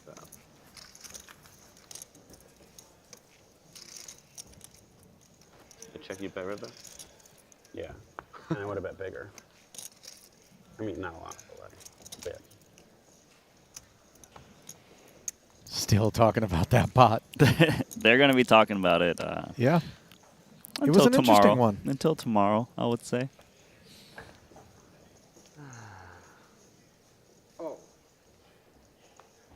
Shalukin, pocket nines. Seen a lot of pocket nines at this final table. That we have. I feel like they haven't been doing too well.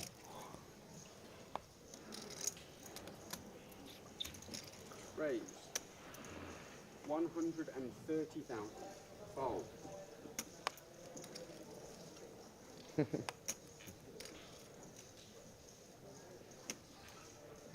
Oh, who do we got here? Looks like Elton's fan Elton's club crew. in the building.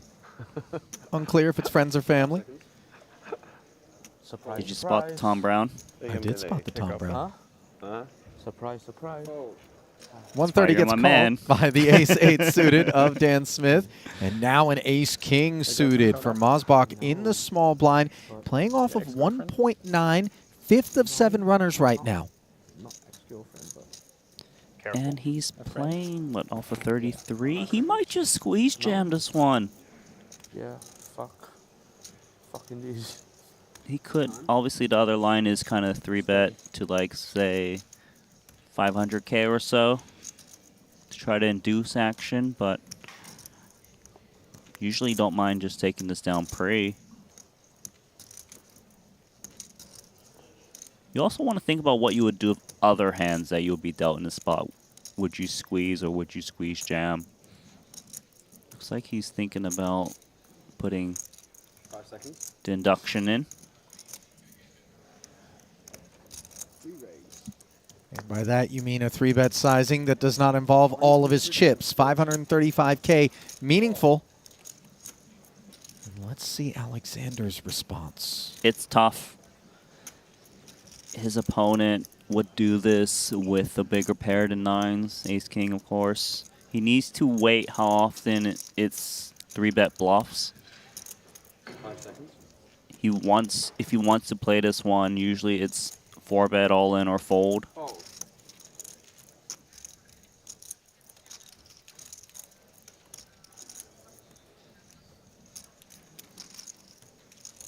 But Dan Smith in the middle. Can't really love ace-8 suited. 5 seconds. What's bad about ace-8 suited in this spot specifically is he also blocks some of the 3-bet folds, you know, the ace-5s, Right. ace-4s. Right. So Mosbach shedding both 9s and an ace-8, courtesy of that 3-bet.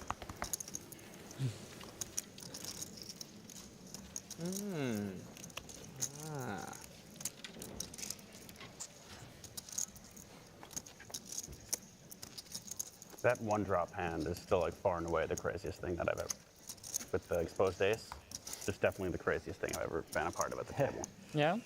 I think so. Like the stakes, the situation. Yeah, the stakes were high. And then you're like, oh, I thought the dealer makes the player turn up one of his cards in a 3-way all in. Why? It wasn't really like he flashed. Fold. Showed it, right? Yeah, he basically, he lifted up his cards like this because he thought he's always going to fold, and then he was like, oh. Couple kings for Elton. And that's, Raise to that's 100. 125,000 to go. the thing a lot of people didn't know was when he Danny has gotten the best of Elton most pots, but and Jack F came, maybe not this forced one. it, Does have pocket 7s that turn could around, try and crack these 2 kings. and it was the ace of diamonds. And I had to sit there for 2 minutes and just, like, think whether I had hallucinated Let's see what's on his mind in the cutoff here. or if he has aces. Because yeah, That's sick. yeah, it was. And then it was a double knockout on like Oh. a 2 million pay jumps. Yeah. Fold. And Flat call. was just insane. Yeah. Yeah. Fold. As we do I our think best to David defer also to the flushed draw table talk, something. which I know Was like those that. of you streaming us live are Put always up a flush draw. keen to listen in on. So you had 2 outs. I had a gut shot. Danny has been getting the Was ace better of king, Elton queen, here at this FT deuce thus or far. something. Or- But on this And he had occasion, a- he had a advantage club flush sang draw. in a major way both pre I and even post remember on where the I all-diamond watched it. 8-6 deuce board, Weren't you there? where Tang Huh? lacks a diamond and is well yeah. behind the Cowboys. Yeah, Tang's Yeah, that going was to be wild. I mean, but happy to know that he doesn't have a diamond in hand, as that would cause him more trouble. that was sick. mean, it's crazy how the run out in this particular situation. Elton firing a very modest 25% pot. Just blank, blank, blank. It's not going to shed the pocket sevens.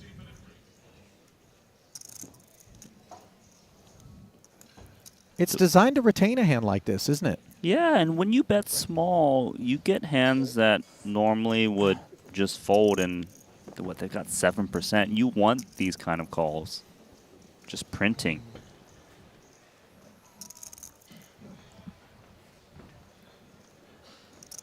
It's a good card for Elton, clearly, given that he's got the flush, but he needs to decide if he should check and try to let some kind of black pocket pair take a shot at it. Or does he want to, like, bet turn and river to try to get paid off by, like, 9s, 10s with a diamond? There shouldn't be too many ace of diamonds in Danny Tang's range, given that Yes, I was thinking flat about callers that, but tend to play then- suited hands, so that would mean that he flopped a flush. Wouldn't really expect like an ace-10 offsuit, for example. Do like this check from Elton. And you could see a world in which Danny would be tempted into trying to represent a diamond. It would make a lot of sense for him to have flatted. And then had a random diamond which got there, but he does end up checking back. I think for Danny, the game plan is you check down 2 7s, but if the river is a card that hits the +1 open range, say like a king or an ace, then maybe you turn it into a bluff now, as you lose to some kind of high card hand that paired up. As played, Elton might just try to get value from a smallish diamond. Yeah, it makes a lot of sense. Of course, 7s will never pay off, but you just need to think about the whole range that you're up against. So, 375K from Elton, who dons a smile as Danny did well that frame. Currently third in chips overall with 4.4 after losing a small package to Elton, who slides back in to second in front of Danny Tang. JNT still on the short stack, now down to under 20 blinds, with those blinds going up to 40 and 80,000. Not long from now, players are headed to a short break. We will be momentarily as well as we bring you back to the desk here, Randy. And theme over the first frame for you, what stood out?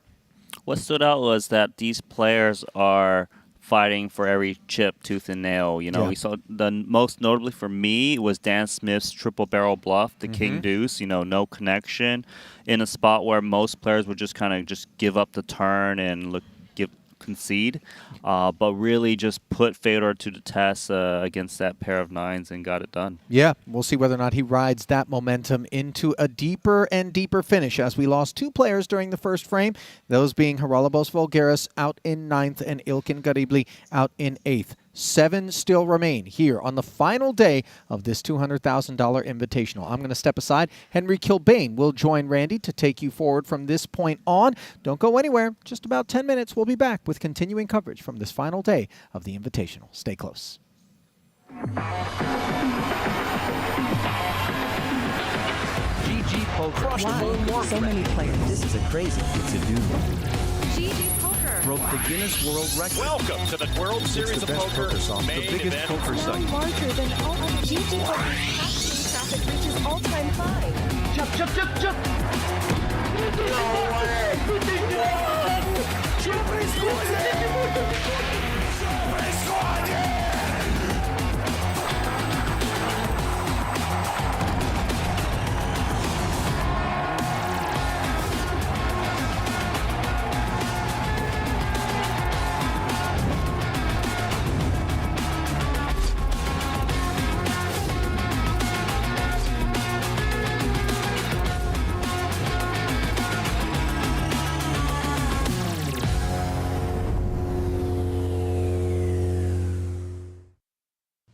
your game to the next level with GTO Wizard. Practice against GTO on all your devices. Study any situation using our revolutionary AI-powered solver. Upload your hand histories to uncover your biggest leaks. We have hundreds of hours of coaching from top pros, cutting-edge theory articles, and custom study plans to help guide your poker journey. GTO Wizard, the #1 app for poker players. Introducing the all-new BetACR.eu, the premier destination for sports enthusiasts. What sets BetACR.eu apart is our exclusive offering of live-action prediction options on the Triton series. Experience the excitement as you predict the action while watching your favorite players live. But that's not all. By opening your account now, you can take advantage of our incredible offer. Receive a generous 15% free play on your first top-up, up to $250. Become a part of BetACR.eu and elevate your live sports engagement experience.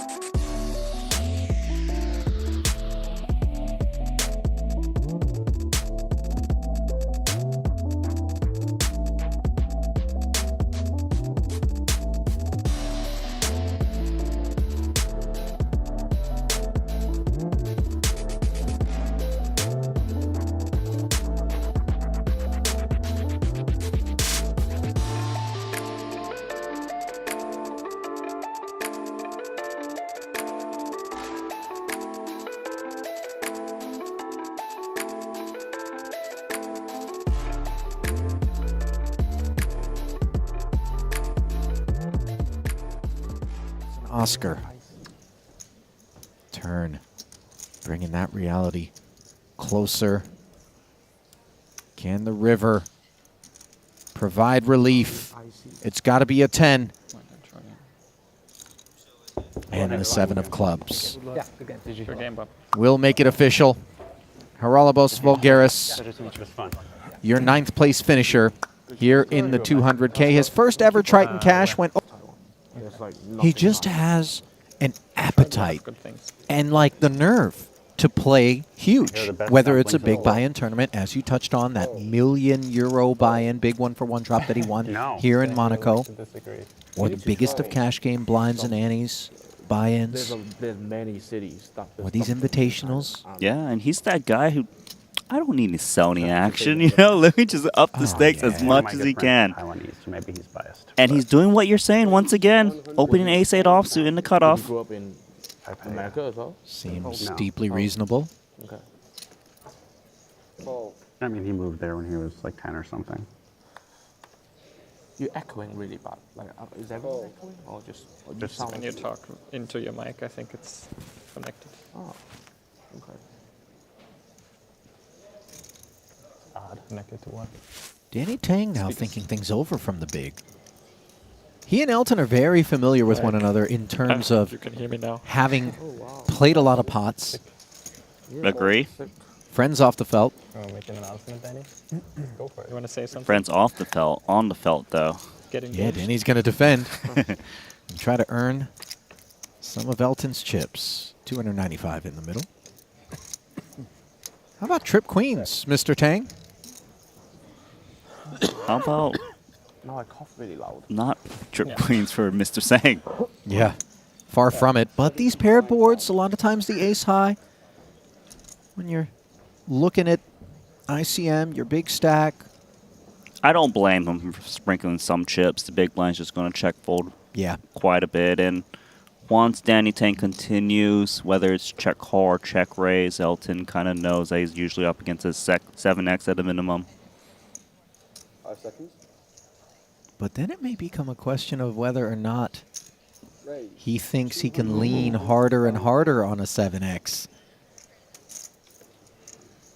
Danny doesn't flat, though. Check raising here and now. It might bait Elton to continue. He might be thinking, Danny, are you really raising a queen on this board? No flush draw present? 5 seconds. It would seem unexpectedly reckless for Danny to be making this play short of a very strong hand, though, just given that he comes into this pot midfield, 4th in chips. Elton does make the call, as you suspected that he might, Randy, and this is more just trying to see what Danny does on the turn, isn't it? Yeah, basically, and I really would like to see Danny Tang slow down here, make it look like I took one shot, try to induce from the floats, which he does. Well, unclear whether or not Elton will bite. No immediate draws on that flop. So he doesn't necessarily need to barrel at this one. Has some showdown value with ace high in case Danny was just out of line.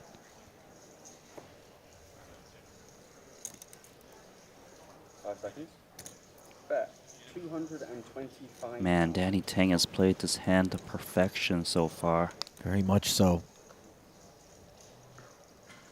I wouldn't be surprised to see him flat and then check the river as well. Randy, what about you? I would like that a lot. It would make it seem like you have like maybe a 7x and maybe your opponent's trying to move you off of that. You would expect Queen X to follow through with a lot of turn bets if they do check raise the flop, and this pot is brewed up to 1.2 million. It sure has, and you got a couple of glimpses at that intense scowl that Danny wears whenever he digs in to play a big one. Let's trap him once more. No reason to lead on the 4.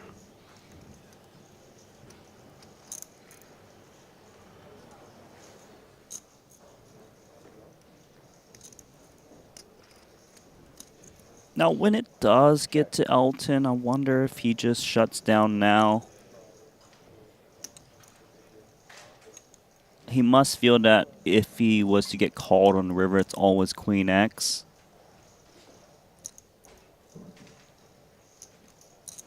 But he also may feel like he doesn't want to let a 7x maybe get on its back free of charge.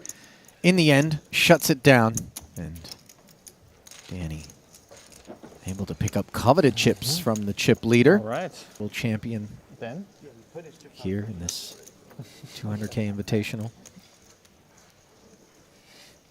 Look, these pots are not easy. And the thing is, when you're playing against this caliber of players, they know what the general standard lines are. It's when they deviate and take that one extra step, firing that one extra barrel, that makes things real tough there. You know, if we were playing against lesser competition, maybe it's just Danny Tang takes one shot at it and just gives up. But the river is really where the world-class play is shown. 2 jacks and 2 nines. And is this not a familiar scenario, although a different player holding 2 jacks now? Yeah, a bit of deja vu. Elton, remember, flatted his jacks and ended up losing to a flopped pair of queens for Smith. It's very much not an option to go flatting pocket jacks here for Ilkin, as he does jam north of $1 million. Big spot. 17 bigs and Tang cobbled his way up to 3.3 million with an ace king here.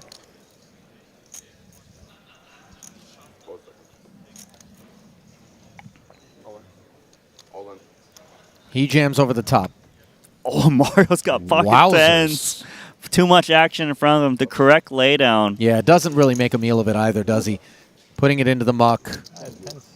JNT with the nines doing the same, recognizing they don't play well in this situation, and on his feet to observe that he was cooked by Garibli's jacks. 2 nines? And Ilkin. I have 2 tens. You got 2 tens now? Yeah. 2 nines, 2 At tens? risk. That's a sick hand.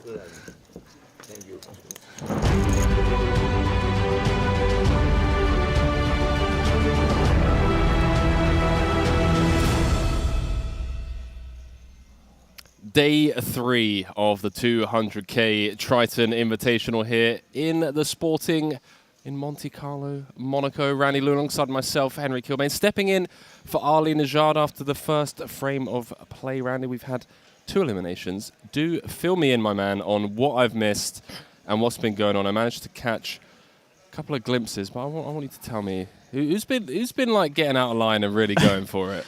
Well, the thing is, Dan Smith made one very heroic play against Fedor Holtz, had king deuce, no connection, bet jam on a queen high board, and got Fedor to fold the best hand. And, you know, it's all these players have been playing really well. Dan Smith taking a step further and attacking, but I've been really impressed with Danny Tang, who's made some plays, getting max value in spots where others would just get a couple blinds. So, yeah, and there was this kind of like odd scenario between Elton Sang and Dan Smith with some kind of like confusion of flops and things like that, but that could have been a big one. Regardless, confusion of flops. It's a long story. I can't really explain it in such a short amount of time. Okay. But we are in a situation where we have 3 very big stacks who are fighting for every pot. Showed the deuce of clubs, if I'm not mistaken, with that yes, king deuce. Yes, that was correct. I mean, I love that. On a big stage, if there's any way that you can, you know, rattle your opponents a little bit, send a message, let them know that, hey, listen, I'm here to play. I'm pushing people around. Even people like Fedor. And Dan Smith is one of those players who has so much in Triton earnings but no title yet. Right. Playing fabulous, and I think this might be his time. Might be his time. Something to be said about Elton Tang and Danny Tang, of course. They've got just infinite amounts of experience at Triton series as we look to throw it down to the main stage once more. 694,000 guaranteed for these final 7 players, of course. All eyes on that top prize of $3.87 million.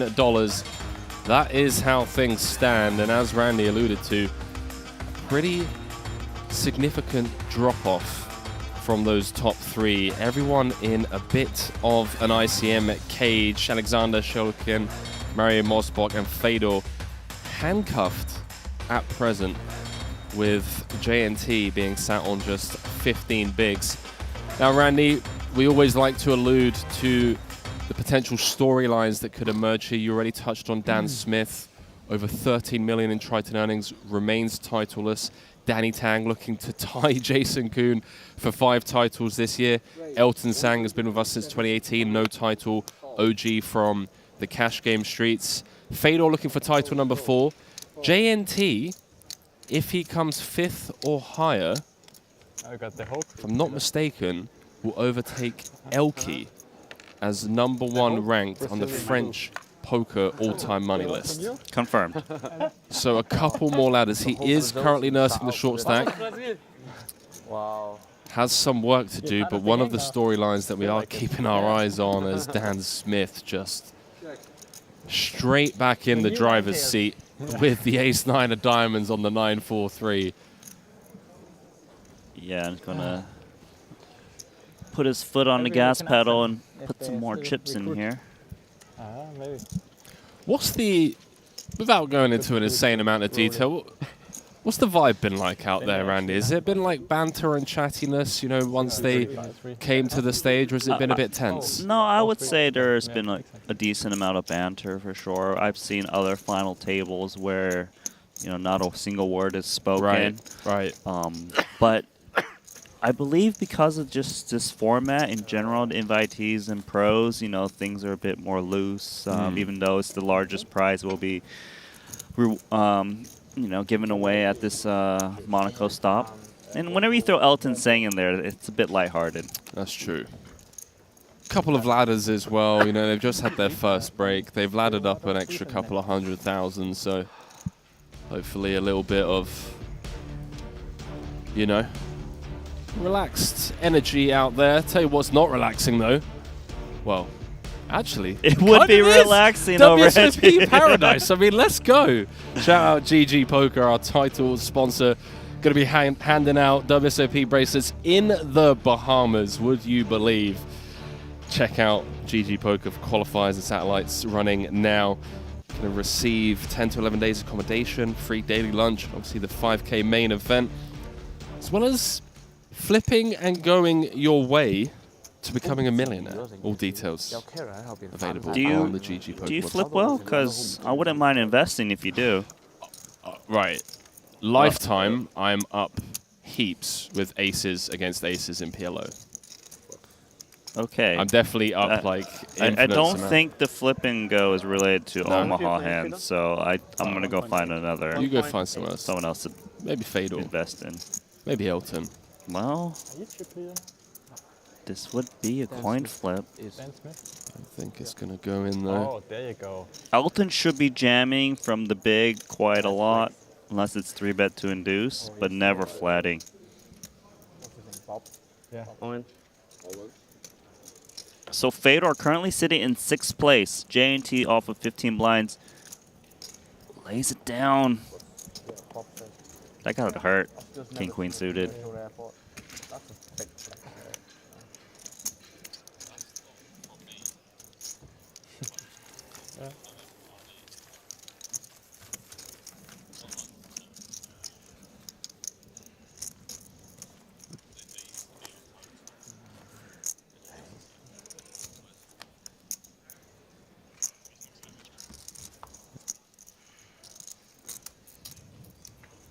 No. Sorry. Good is. How about that side of the table? Decorated players.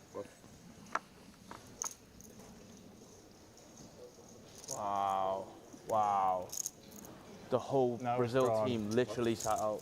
Sick. That's pretty sick. That's impressive. Actually, Fedor just have to fold the King Queen suited. But to be fair, they would. Round 2. Same sizing. Slightly worse hand. Did you look at the main event? Not that great. Yeah. Awful. Shilukeen folding to ace-3 suited. Been pretty impressed with his play. Really solid. Maybe I must. Well, no. Okay, well, Fedor gets his chips back. Just having a quick look at Mario Mosbach's Hendon Mob.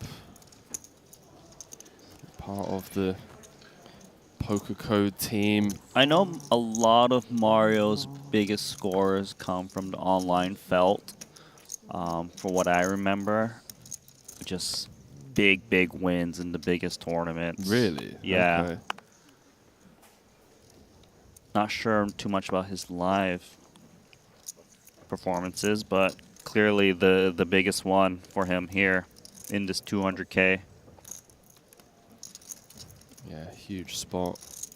As Elton saying. Remember, Elton won the £1 million tournament, the 1-drop here in Monte-Carlo many years, 2016, I believe.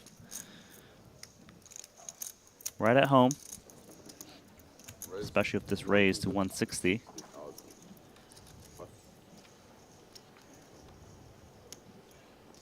These two have tangled quite a bit before you came on. Danny Tang usually getting the best of Elton Sang. He's going to defend.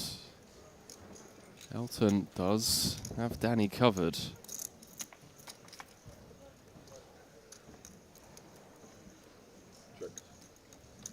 Dry texture. Elton does have these backdoor prospects. Also probably expects a lot of check folds from the big.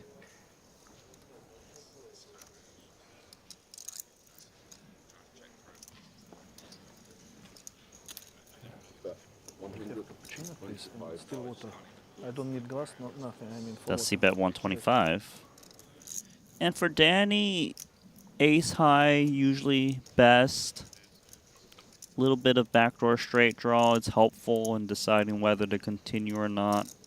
Healthy stack, so can't really expect to face multiple barrels. I do like this call. Oh, nice. Value bet time. One way to get there. I was going to say, it feels like a tough spot for Danny to win this hand without turning, you know, an ace or a 5 or a deuce. There's 10 of clubs on the turn. This hand should be over and done with. Yeah, Elton looking to get value from 9x ace highs.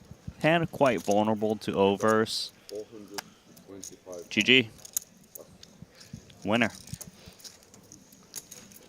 Hong Kong v Hong Kong.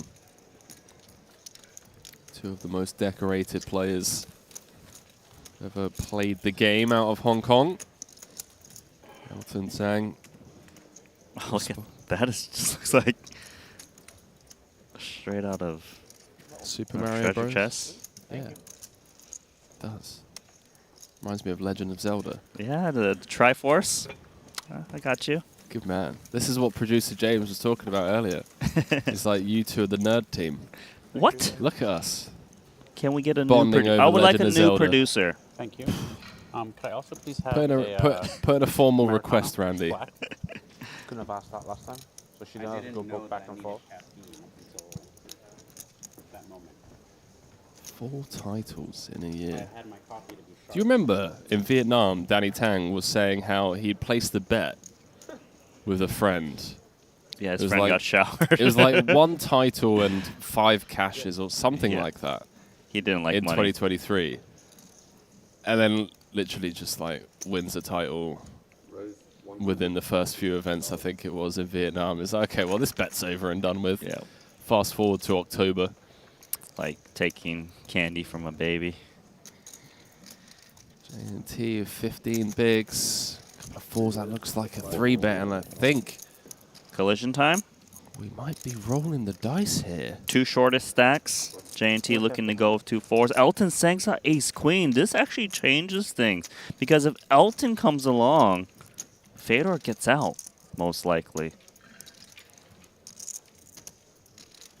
It's troublesome because you gotta remember it's undergun versus undergun +1, 2 strongest positions. You're telling me. I mean, I'm sat here with my jaw on the floor, looking at the positions. UTG open from Fedor, off of 20. J&T, the 4s. Most of the pros we've seen, Jan, we were talking about it yesterday, folding 4s from early position. We saw it at the final table as well last night. Elton ready to click. The hand that he showered Juan Pardo with does precisely that. Does J&T now get overly invested? That he's put 500K of his 1.2 in the middle. Yes, we shall. Fedor's out with ace queen. And if J&T can just get these chips in there, he'll be in great shape as one ace queen is down. Shape. It's as good as it gets. It's J&T. It's tough though, because the cold 4-bet, 2 4s usually is just drawing slim. Maybe it's a sign. But he's put in so much of his He's got chips. pocket 4s facing a 4-bet. It is a sign. Oh, he lays it down. Elton gets away with that one. Even the noodles inside. It's still good power. Oh my. Well. What a peculiar hand. How that one played out. Elton. Like bread is very bad. Back top to top spot. A little smirk there to the rail as well. I think he knows you. Got away with one. He didn't expect that. Look at that. Because J&T, put in 500K at 670 behind. You would think he was never folding. Almost, right? But J&T definitely was going to get in with Fedor, had Fedor. It got back into Fedor and got it. But once a cold 4-bet comes in, now we're talking big pairs and ace-king and ace-queen. It's just open jammed, Randy. Holds the phone. 8 bigs. Says run it. See if anyone behind wakes up with P. Stan Smith. Not that one. King 8 of hearts. Surely not. Hits the mark.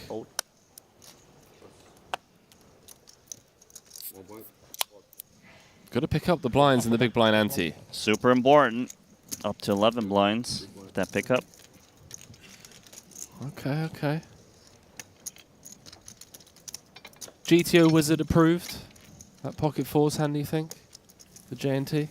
Honestly, I don't know the answer I mean, he watches the streams, you know? You think he's, like, downloaded the app? He's seen, scanned the QR code? I don't know. I think it's a good spot to look up that, you know, and just try to figure out what J&T should have done to 2-4s. Even the ace queen for Elton, probably not an easy decision on whether to put in the 4-bet off those early positions. So I believe you can get a subscription somewhere out there. Something like that. Somewhere in the ether. I would bet you $100 that I'm the chip lead. $100. Download GTA Wizard. Fucking playing for like hundreds of thousands, millions, and you want to. Hundreds of thousands of millions. Which one is it? That $100? Yeah. I'm always just trying to earn. I wonder what the side bet he was. Oh, you versus Danny. Oh, I think it's second. Oh, you just. Oh. I thought you were saying me versus him, and I'm like, oh, it's not even close. But yeah. Now I understand. So who's got more? Elton, 4.5, right? 4.4. What? 4.5. Oh, never mind. Just do it on the way. That's way more than 4.5. I'm saying he has more than and you. I was just entirely wrong. Talking shit. Yeah. Completely. Okay, while they play these little side games, Fedor Holt's going to try to steal the blind, which he does. Ace-4 in the small. Yeah. Any number was getting called. You could just take a look on your right. Danny Tang, Elton Sang. Well, I have these as well. Yeah, you need It's at 1 and 2, top of the Hong Kong all-time money list.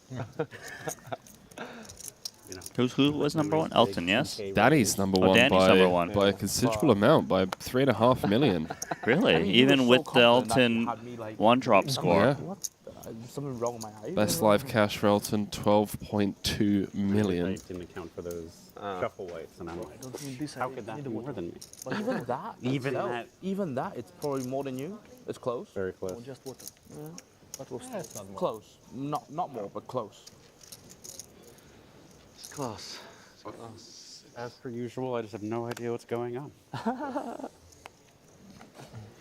That's Elton's lone 7-figure score, by the way. One of my big 12.2 million. Picking you off for 10K with the whiskey. Which is pretty surprising. Oh. Given that he first joined us back in Jeju 2018. He's had several deep runs, of course, but yeah, come up short in a couple of big spots. Back then, he wasn't playing all of the tournaments as he does now. So, yes, he showed up in the beginning. But, you know, just was playing here and there.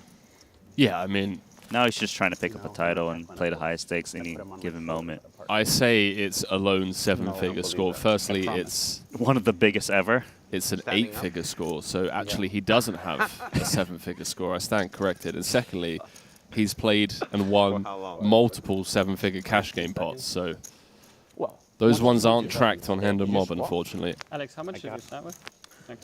2.3, 2.4. Alex with the defend. Against the button open. 480 in the middle. Every pot feels so crucial now. Looking good on his 10-high flop. Do it. How much is it weigh? Does he?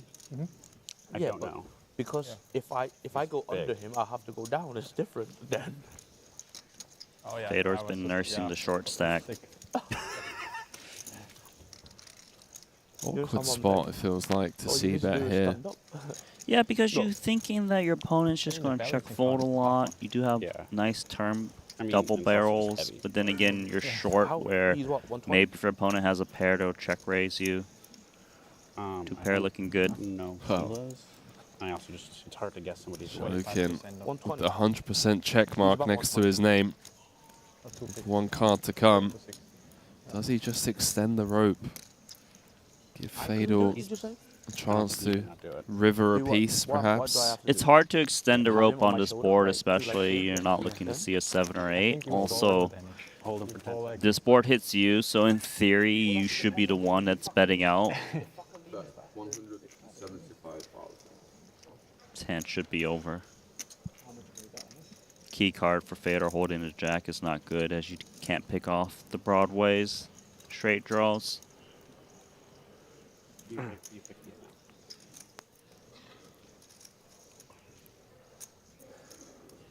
think I can do it for 10,000? Fedor hasn't laid it down yet, Randy. Yeah, he really likes to think through every decision thoroughly and see if he can pick up some live reads occasionally. Fold. I feel like No, because I'm not off. Ace Jack hits the mark. Small blow to Fedor's stack. Still sat in 6th, but has his work cut out. Uphill battle for Fedor, but it wouldn't be the first time Big rail. he's emerged victorious. I see a lot of Brazilians over there. Garignani, Yuri, and Volkman. Yeah, that's what Danny said. He said the entire Brazilian football team's on the round. But who are they rooting on? Maybe there's some... The footballer? There's some, you know, there's some maybe 1%, 2% swaps out there. You never know. Okay. You think it's Elton's just selling action for the tournament? No, I think Elton has a lot of himself, if not all He's of like, himself. can I buy more action? Might want a crossbook? True Viking. I think you should take it, Danny. I just want to see it. I think I should just take the bet. Is Danny getting hustled? We can all just agree to pause the tournament, get him on here. Yeah.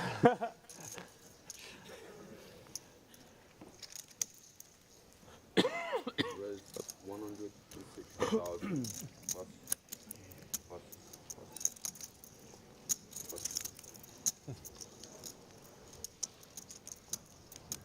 Got an ace rag here in the big. Could be another confrontation from two of Hong Kong's best. 5 seconds. A little bit of trouble though, if an ace high board comes out. Elton does defend.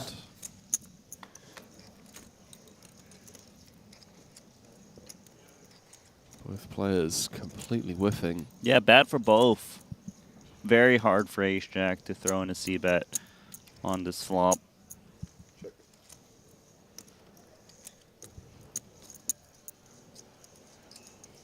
No club in hand as well.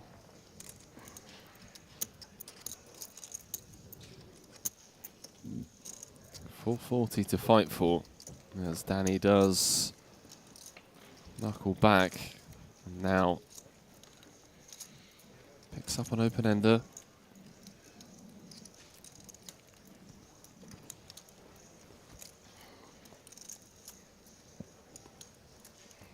Elton may be thrown a little bit off here, given that Danny did open from +1 and opted to check back on the Queen 9-6. Does have open-ended to a higher straight in case his opponent holds a jack as well, which would create a large pot. I think you just check this a lot for Danny. Betting is okay if you feel that it's a lot of like small pairs. You feel like you never get raised? Yeah, but I think check is the default. Check he does, and has the check mark. I'd be surprised if Elton ever thinks he could win with a check down, but I guess he could chop it up occasionally, right? Against like an ace-5. Right. Ace-4.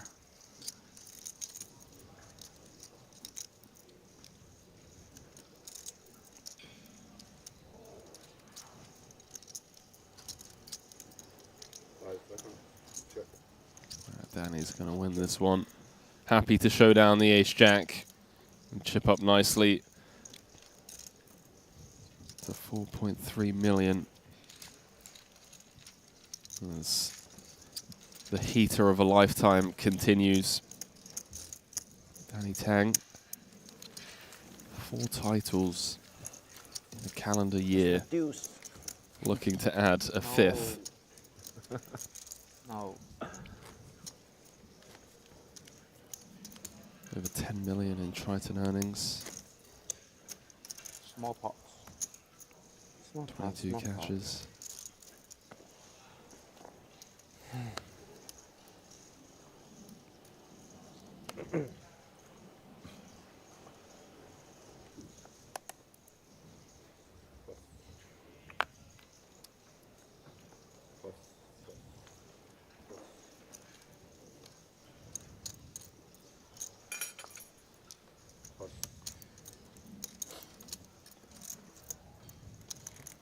Elton in the small. How much calories? Basically none. 200? I think 250. I don't think it could, but like it's very little. You have to walk half an hour for this. And actually opening into pocket aces of Dan Smith here in the big. You have to walk half an hour for this. How many times are these two going to collide blind v blind, Randy? I don't know if it's 250. Yeah, and Elton's hand's actually pretty decent. Oh, they're right here. You think he's going to kick himself a little bit here for actually 3.5xing? Oh, once he sees a 3-bet in front of him, he might be thinking, man, why didn't I just limp call? They're very deep, so Dan does need to size up in general because of that.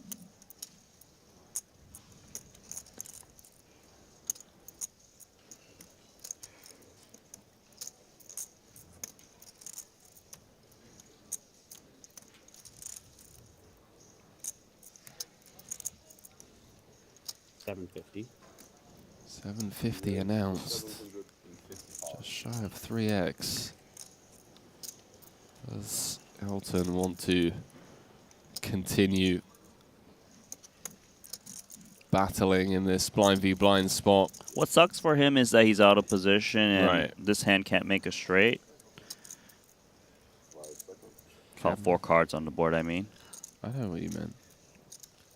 The thing is, he's in a spot where the big blind does 3-bet quite polar.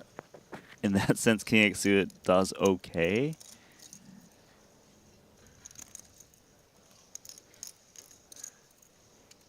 Really mulling this one over. I think you mentioning there, can't make a straight, does kind of come into play out of position as well. I think King Knight suited kind of comes into call a lot more. Right. Yeah, it remains disciplined. Not easy as well. Sometimes it's easy to fall into that trap of wanting to stand your ground and make a move, play a big pot. Elton knows this is a marathon, not a sprint.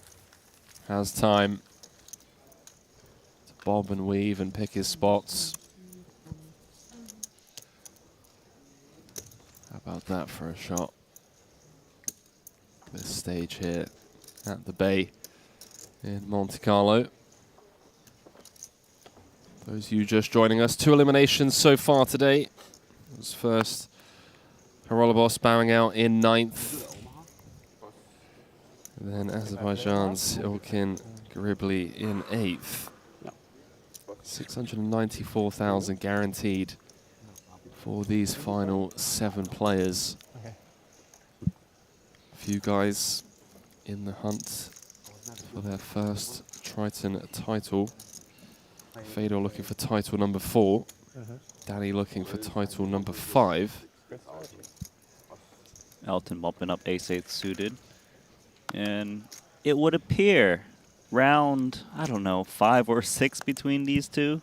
Big blind versus button. 9-8 off, very playable.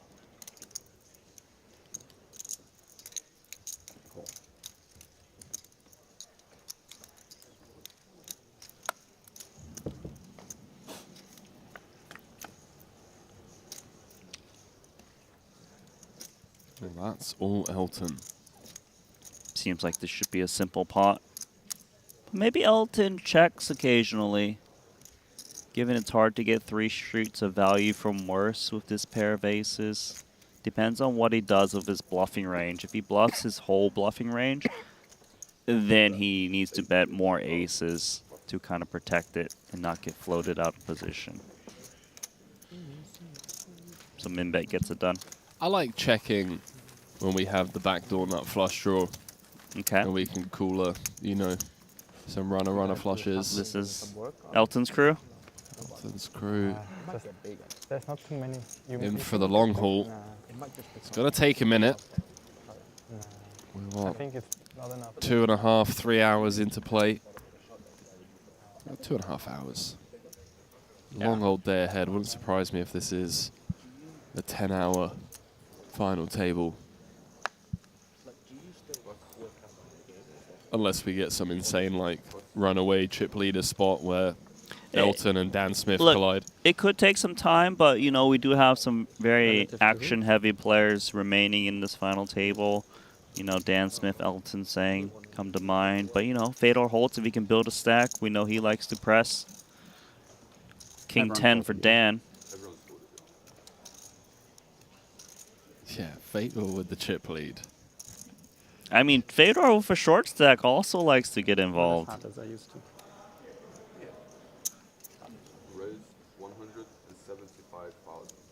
Offsuit Jack 10 in the small. Quickly in the muck. Doesn't want to play out of position against Dan. Tournament chip leader. Pardon? Oh, 2.1. Thank you. This hand. Dusty trash. The face-up fold, kind of.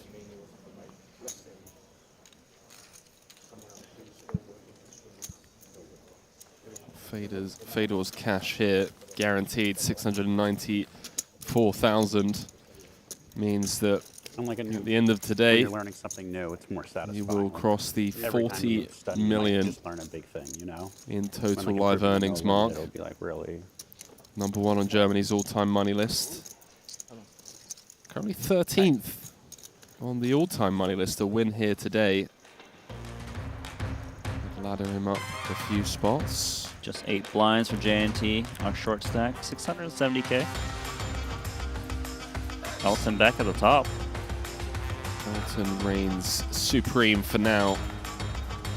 71 big blinds.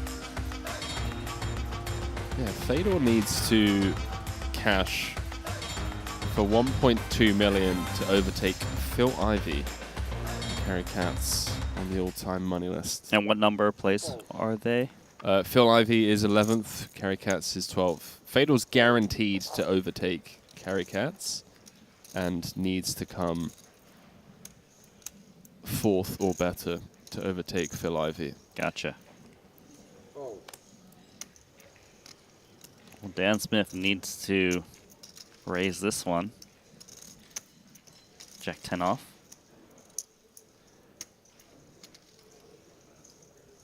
Raise 160,000. Fold. Fold. Fold. Going to be seeing a lot of this, it feels like. Opening into the middling stacks that are helpless for now, given that J&T is so short now, going to be in the big blind. Has to put in 25% of his stack.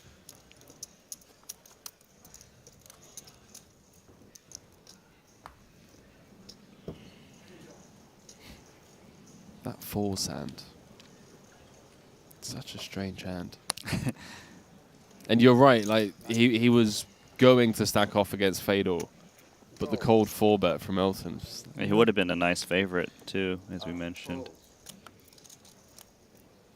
There's always curveballs. And speaking of pocket 4s, pocket 4s for 4 million. It's a sign. Raised to 444,000. Is that a thing? No. I'm just kidding, of course. Let's just put in the 180. Oh, Ace Queen. Is this not the same hand that was fighting the 2 4s before? Deja vu? Spot currently sat pretty in 5th.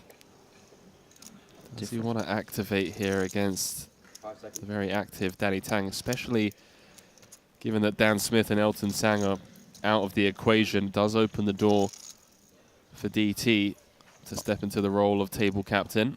Yeah, he's definitely going to put in chips. He's just wondering if he should 3-bet small, 3-bet all in, 3-bet most.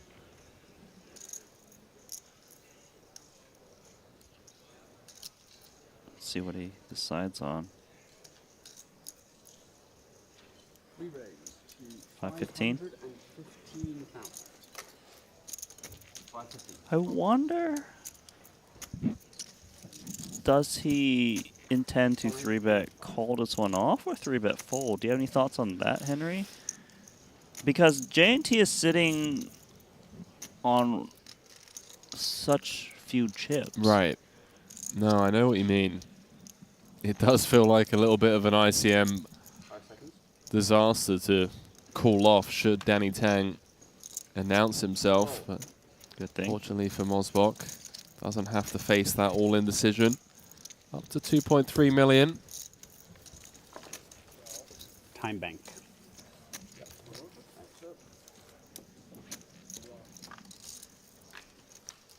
Wow, Dan Smith has stepped into the role of floor and dealer. Yeah, these players have been very observant. I'll say that.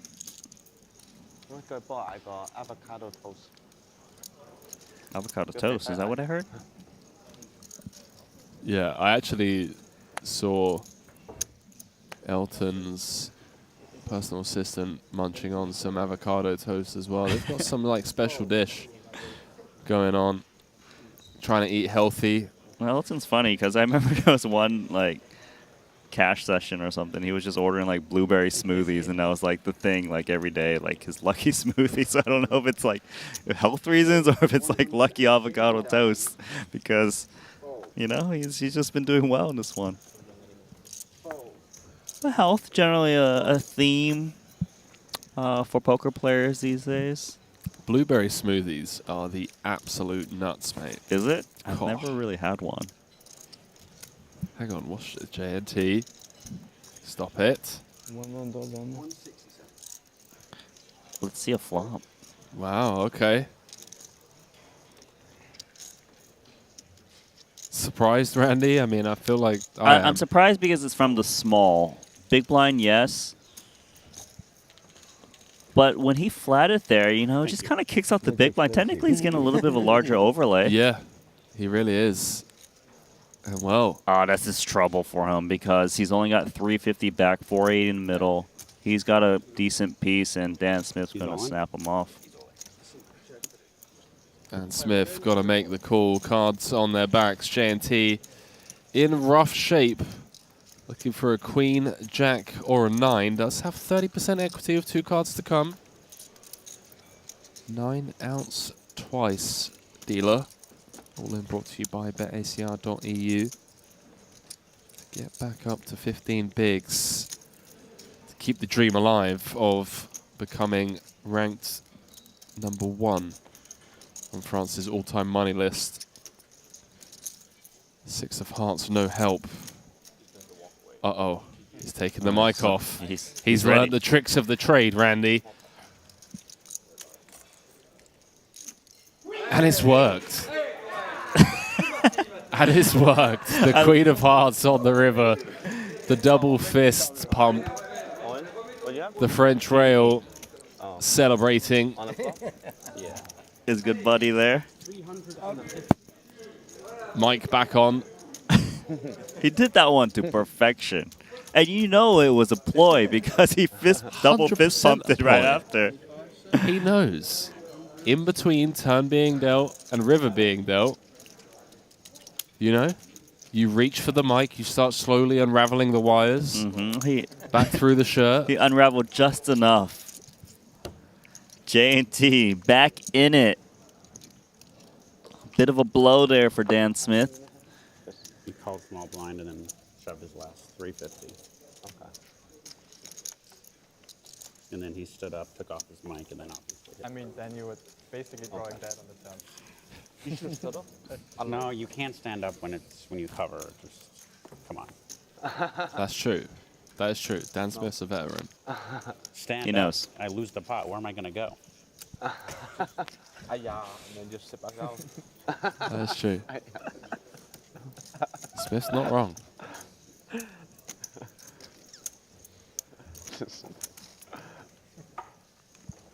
Well, that changes things. It does, because J&T is out of the danger zone where Danger zone. all the shorter stacks just kind of chill and wait. I'm sorry, Randy. It's all right. That'll never happen again. Please not. J&T is dynamite. Tied with Fedor now at the bottom of the chip counts. Pocket force in the muck.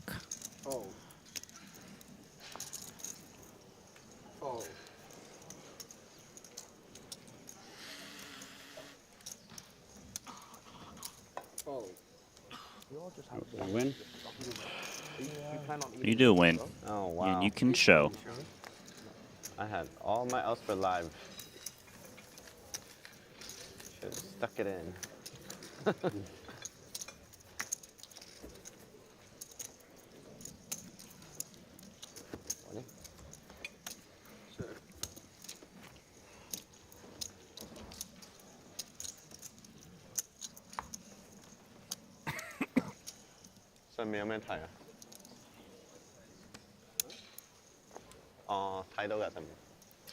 This is the level of play that we predicted we would get to, by the way, at the start of the final table. That's how quickly we got down to the FT last night. Level 21. Average stack 39 bigs. Got a long old day ahead of us, unless some insane coolers are dealt out. Here we go, Broadways for Shalukin. Yeah, I haven't seen too much of him. He's been playing snug, understandably so. 2 short stacks to his right, staying out of the way of the chip leaders on his left. Yeah, I got 2 pay jumps so far. Don't blame him. Huh?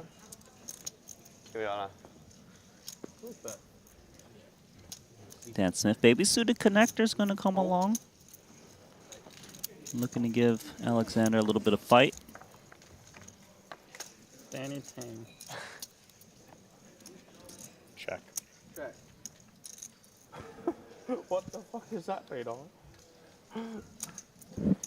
Shalukin does flop top pair.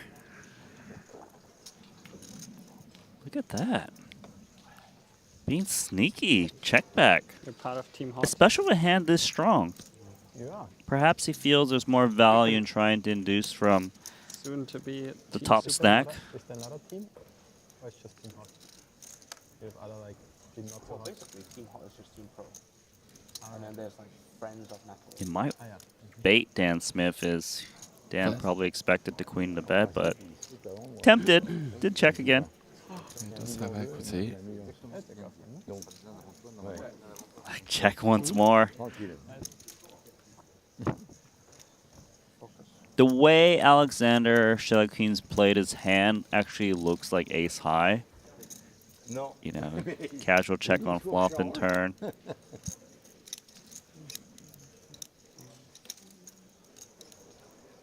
Wouldn't surprise me if Dan Smith sprinkles some chips in there, maybe half pot. Would never work. Not against this hand, no. Perhaps Shalukin's played this one to perfection. 900. Oh my word. Excuse me, how much is this? Wow, snap call from Shalukin. And has just played his man like a fiddle, Randy. Check flop, check turn. 2x pot river from Dan Smith, and Alexander beating him to the pot. He called so fast, we couldn't even get Did you see the little, like, hey, come on, show, even though Dan Smith announced not low, he just flick of the hand. Let's see him, pal. Let's see your 4 high. Just water, yeah. And that really changes things at the top of the chip counts. We couldn't even get the cameras back on Shalukin for his decision. Tang is now the overwhelming chip leader. Has a 1.2 million chip advantage over Dan Smith. Shalukin is up above average and practically tied with Danny Tang, and Dan Smith has dropped down, is now just 4 big blinds ahead of Danny. Yeah, Alexander just, you know, you said he was playing a little snug, but just choosing his spots perfectly and sitting pretty. Massive pot. Above average stack. Not throwing the chip. It's actually really good for Elton to see Dan Smith lose those chips, given that Dan's got position, kind of handcuffed him a bit. Now he can be table captain once again. It's an annoying seat draw for Elton, though, as he does have Smith and Tang on his left. Yeah, but He'd much rather be on the other side of the table where he can just abuse them whenever they VPip. Agreed. But nothing he can do. He can't just choose your seats. Well, this random draw. You can on GG Poker. Yeah, we're not playing that event yet, okay? Uh-huh. How about 10-8 off?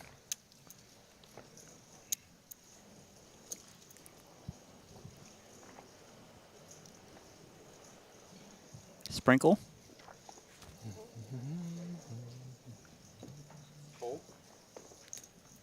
The amount of times these two have played this exact spot, big blind versus button at this final table, has been almost going into double digits, I feel. Well, they've both flopped a piece. Decent amount of chopping, as you can see, 33% of the time. Type of hand you don't mind checking down a bit. Maybe look to get a one-street game with no kicker. Yeah, no backdoor flush either. Incredibly wet texture. Seems to agree with you, Randy, as he does opt to check behind. Deuce of Hearts now bringing in two-tone texture. A couple of flush draws out there. What does Danny want to do? There's pair of tens, options on the table. Could probe, could also try and keep the pot small, bit of pot control, given how wet the ball texture is. 175. 175,000. He must believe that Elton would always bet better on the flop to safely value bet this on the turn. Elton with mid-pair. Still, it is mid-pair. Plenty of draws he can pick off.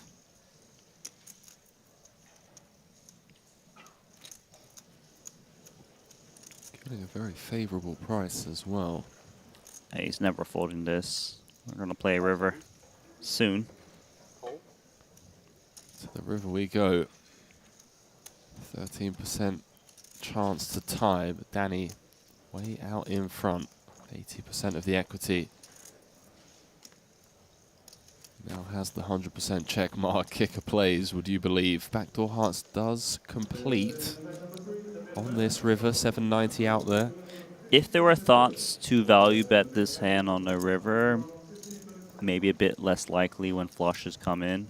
Elton could easily have hearts. Also, you do have a kicker problems usually of 10-8. Although he is best now. If he bets, you kind of go blocky. You know, maybe like a 10% pot or so. There you go. Min bet. I feel like Dan.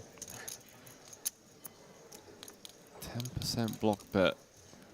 I think Elton knows he's behind a lot, but he's just like, price too good, hope you have a 6.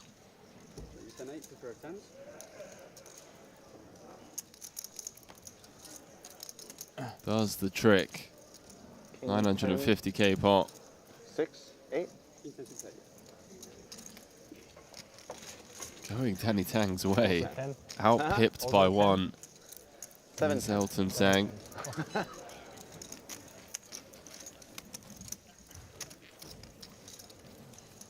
It's really getting snug at the top of the chip counts there now.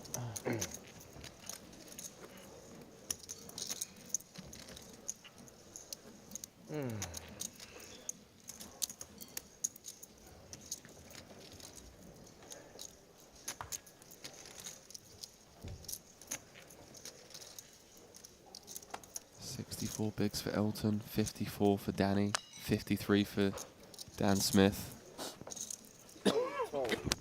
Bit of a drop off. Alexander Shelikin with 44 bigs. And Marion Mosbach just kind of chilling on 30 bigs. 2 ladies for Elton.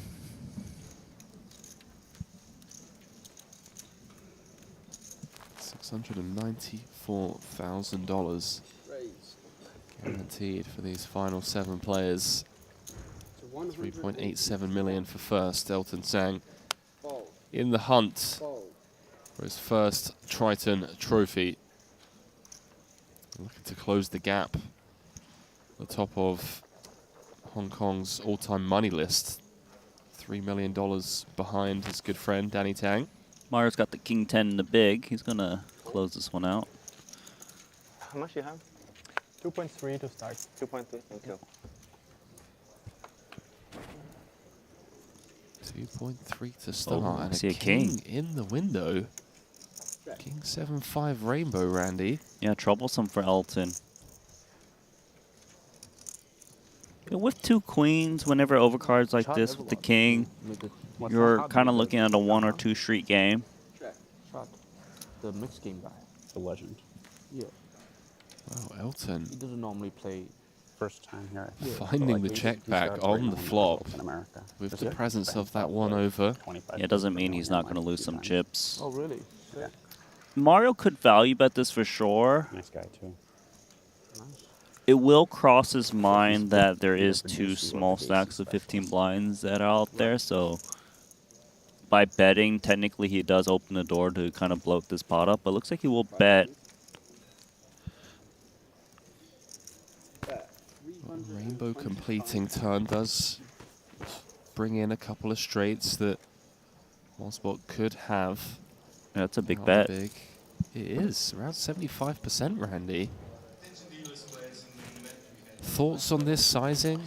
Big bets are a bit more polarizing. It might convince Elton that it's like some 6x or 2 pair plus situation. Maybe he doesn't think all kings go this big. These are chips he usually won't be seeing at Showdown, given he's only got 5%. Over 1 million in the middle now. And, well, it's a good one. There aren't bigger bricks than that. Deuce of clubs. Value to be had, perhaps, for Mosbot. The question is, how big does he go? Don't forget, flop went check, check. Sized up on the turn with a 75% pot probe. 1.1 out there, 1.8 back. I like his hand a lot. You know, sure, it's just 10 kicker, but Elton probably would bet King Jack plus on the flop. He can probably go like half or 2/3 if he wants, given he kind of went 3/4 on the turn. Still beats, you know, worse kings. These kind of pocket pairs just trying to hang in there. And if he was to bet the turn with a straight draw, probably would need to follow through on a lot of rivers, even blanks outs. Reaching deep into that stack of black chips. 6, 7, 5. Just about north of half.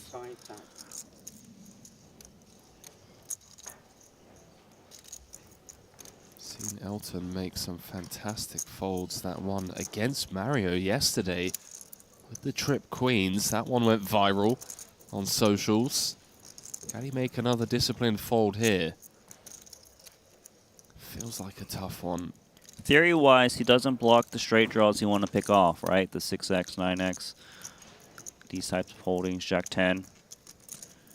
He needs to also ask the question, how thin would Mario value bet here? What kind, all kings, or is it just some of the king X's? Elton trying to get a live read. Mosbot as stoic as ever. Taking a leaf out of Fedor's book. Once again, is Mario willing to risk chips on the bluff right now when there's those 2 short stacks? Makes Calls the him call. off. 2.4 million chip pot, Randy, and this final table is shaping up to be an epic one because Mosbot now has 3.5 and the chip leaders have been bleeding, Randy. And that really shifts things.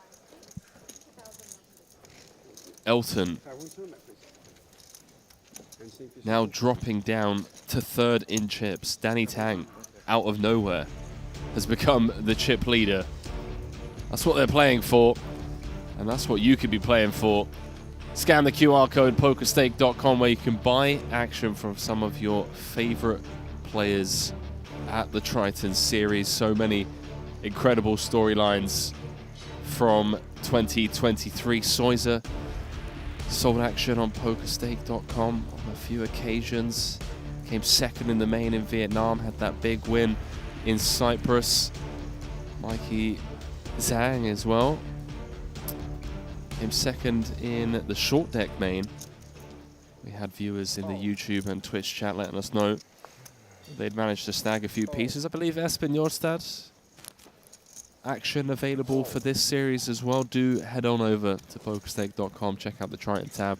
Let us know in the chat you've managed to buy pieces of. And best of luck, of course, to all of you. 1.15. Thank you. Well, Randy, haven't really had a chance to even pay that much attention to the viewers around the world because it has been pretty non-stop here at this FT. And with that massive pot going Mario's way, I think we're going to need some coffee at some point because this is shaping up to be a 10-hour. What I'm looking at the stack sizes is that the average stack is 31 big blinds, but 5 people are above that, whereas 2 is clearly under, sitting on 12 apiece, which is Fedor, Holtz, and J&T. Fedor's got ace deuce now in the big, folding. Let's it go. Blinds have gone up to 50,000, 100,000. Getting a bit uncomfortable down there for Fedor and J&T. As I mentioned, hadn't really had the chance to say hello to everyone since we came back for frame 2. Hold on. Hello. Go ahead. Do appreciate all of you keeping both myself and Randy company for this 200K Triton Invitational here at the Sporting in Monte-Carlo. Have over 10,000 concurrent viewers over on the Triton Poker YouTube channel. Massive shout out to all of you. Let us know whereabouts in the world you're joining us from. All of you watching on Facebook, Twitch, and the Triton Poker Plus app as well. Massive shout out to you all. And if you haven't already, friendly reminder, take a couple of seconds, click that like button, help us on our journey, as always, to continue to not only grow the game of poker, but to grow the production value. The highest stakes poker in the world, the highest quality production in the world, free of charge to wherever you are. Look, Randy wants let me just say something. Put a pin in it, Randy. Go you on. like the channel more, then we give you more extra content where there's $1 million pots. That's all I got to say. There we go. Enough said. Randy Liu, ladies and gentlemen. Mr. Nanonoko telling you how to get it done. 3.8 million going to the champion here today. Look at this. Mario's got new chips. New strategy. Queen 6 off. Love it. Easy. Mosbach has been teasing us with a deep run since joining us in Vietnam earlier on this year. Played 5 events there, cashed 3, a couple of final table bubbles in Vietnam. Then joined us again in Cyprus in May. Played 4 events. Min cashed to 30K. Didn't join us in London, Can wait a little bit for you as well. but here Let us know when you run off. in Monaco, the 200K Triton Invitational would be quite the feat for the young Austrian.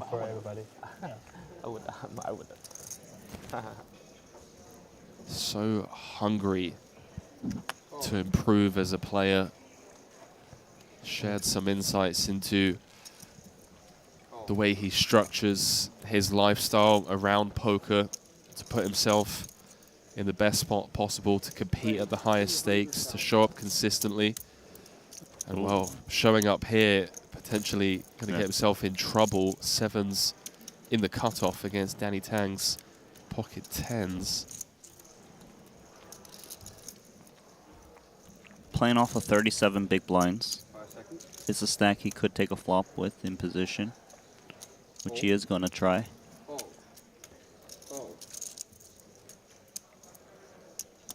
Blinds are going to get out of the way.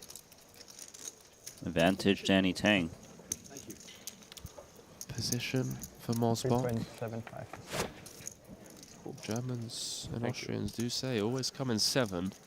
How about 3 clubs? clubs? 3 clubs looking good. Some broccoli for dessert to perhaps get him out of dodge. Didn't know that we can refer clubs to as broccoli, but I see it. I knew you would, Randy. I know you're healthy. Oh, are the clubs green sometimes with the 4-color deck? Is that why you said it? Got it. 210's gonna try to thin the field a bit. Try to figure out where he's at. Hopefully just take it down.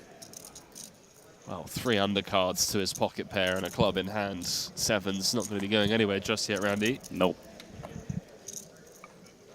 Does get uncomfortable for Danny on this monotone board texture. Clubless. There's a lot of bad turns, like overcards, 3, 5, club. We shall see. Two short stacks get to just watch on as pray. These two duke it out. Ooh, black turn, but not the black Mosbok was looking for. 8 of spades does give him now an inside straight draw as well. One of the few safe cards, actually, for Danny Tang is this 8. It's interesting because Mosbok shouldn't have too many offsuit hands, Randy. Correct. Other than 7s, 8s, and 9s, maybe 6s. I think deuces, 3s, 4s. And note the check now from Danny once Mosbok continued on the flop. So if he doesn't have that many offsuit hands, then it's kind of rare he would make a flush, I suppose. Might Danny think could come into play. For now, though, Mario can't necessarily think he's got the best hand, as an overpair on this board might want to slow things down given how deep they are.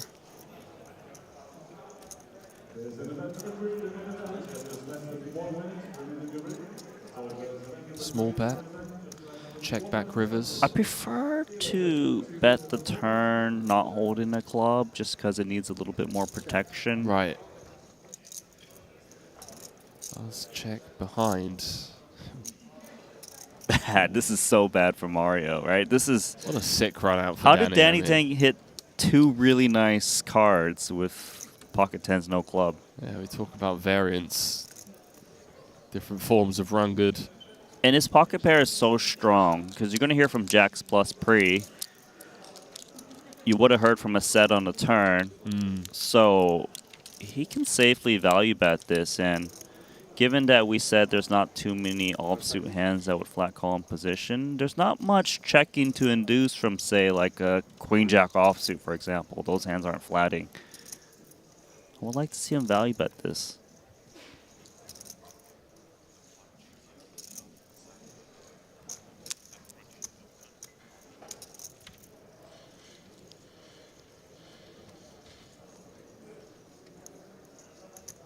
Yeah. 6-2-5 now. It's like the perfect size to get paid off by this type of hand. The old bet, check, bet line. Single raise pot. Hijack v cutoff. Danny continued on the 6-4 deuce mono. Turn went check, check. Now comes out firing half pot. Be a world-class fold from Mosbok. But it does read precisely like this kind of holding. Yes, I agree. The overpair without a club. Because also the clubless ace highs, they don't necessarily need to bluff the river. They might just check down, like, say, ace king, 1 club, ace queen, 1 club. So that throws out a lot more bluffs. Note the immediate discomfort from Mosbok as well. Ever stoic at the table. A shift in body language, trying to get a read off of Danny. Danny giving nothing away. Leaning into the table. Thinking this one through. Every pot so crucial. Not to state the obvious with 3.87 million up top.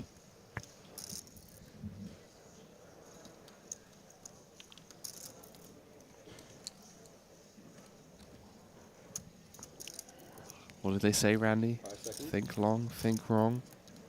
Is that going to be the case here?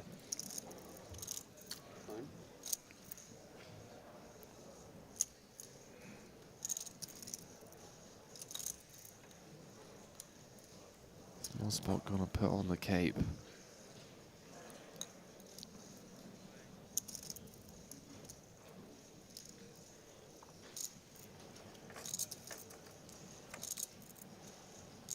He must be thinking that overpairs should bet the turn at a solid frequency for to think about it. Oh, what bluffs does Danny have here? Feels like the big ace-X with the club continue barreling on turns.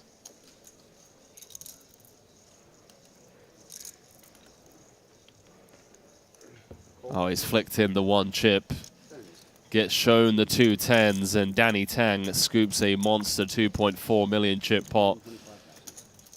Extends his lead atop of the chip counts up to 5.6 million now. The 4-time Triton champion looking for title number 5. Looking to tie the record of Jason Kuhn. 5 titles in a year in the 200K Luxon Invitational. Luxon Invitational? Triton Invitational, Randy. Yeah, and Danny Tang hasn't made any mistakes at this final table. You know, Randy, that hand right there is a hand for GTO Wizard, mate. That's one of those hands where you and I just sat in here watching 2 masters of their craft go to work, and you could just plug it all into GTO Wizard. Take your game to the next level, of course. Analyze your played hands. You can practice by playing versus GTO, as well as solving any spot in the game with GTO Wizard AI. You can join the exclusive membership giveaway to stand a chance to win a premium subscription and merch giveaway. You can click the link in our chat to get involved in that giveaway. And it's also worth saying, if you haven't already, drop them a follow on socials. Just released a fascinating piece of content involving their ambassador, Espen Jorstad, from that epic final table in London. Good discipline. Where Espen battled 3-handed against 2 of the GOATs of the modern day, Ivy and Chidwick. And he ran a few spots with the app. So it just goes to show that even players at this level are using GTO Wizard. Get involved. Once again, exclusive membership giveaway. We're giving away free stuff, Randy, as always. Free stuff, sign me up. Sign him up.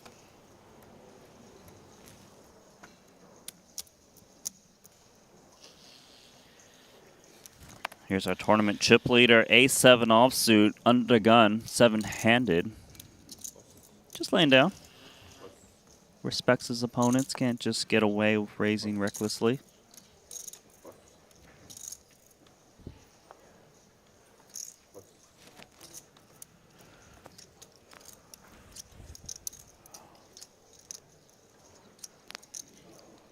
Over to Elton saying 5-3 offsuit. Not a good holding, but he's going to try to get that free flop.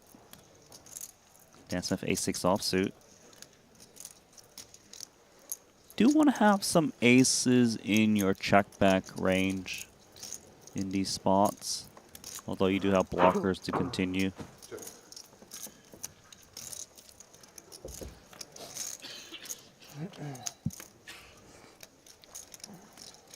See a 6 there is followed by a 5, Elton. In a little bit of trouble. Easily can lose some chips.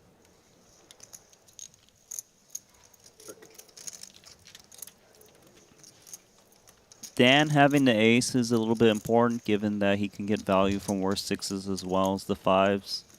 Straight draws exist.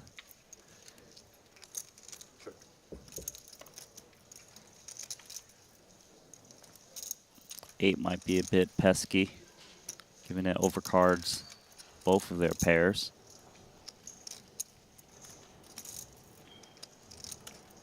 But actually, it's not going to stop Elton Sang from firing. I think Elton feels he's got the best hand, doesn't want to see another connected card come in, where he plays a bit of a guessing game.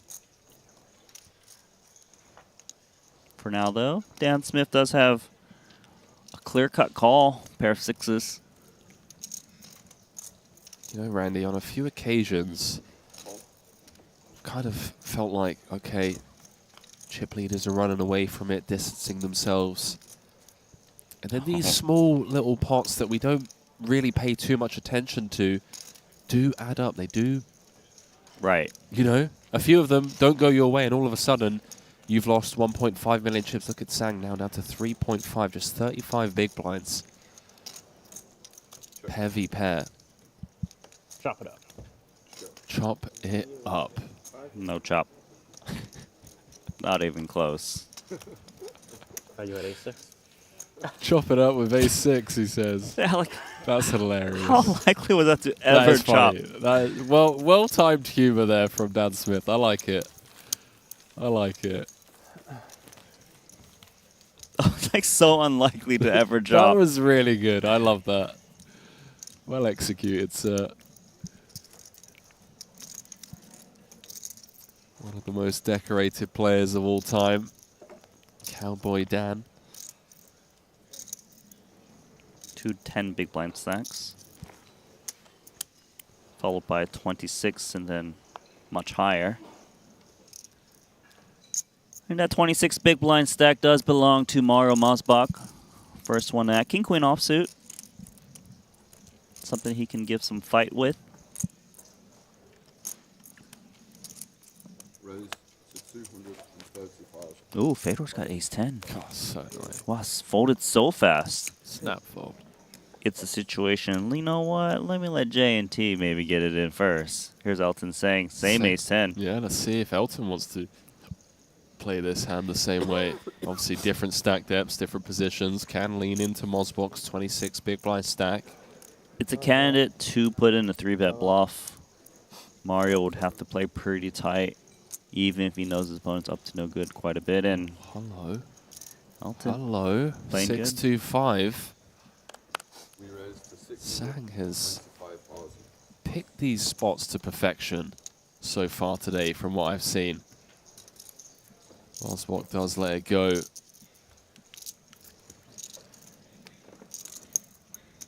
Cold 4-bet earlier on, now finding the 3-bet with the ace 10. And just note the little bit of difference in strategy of the ace 10 in the spot. And it's kind of comes to what stack size they were playing. You know, Fedor was thinking it's not worth the risk against the strong UTG Open, as there's a race to the bottom, him versus J&T.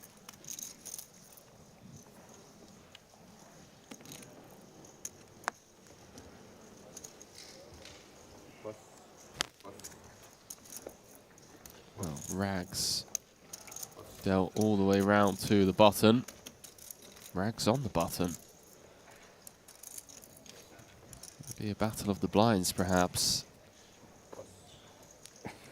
More Rags. But enough connectivity to try and see a free flop.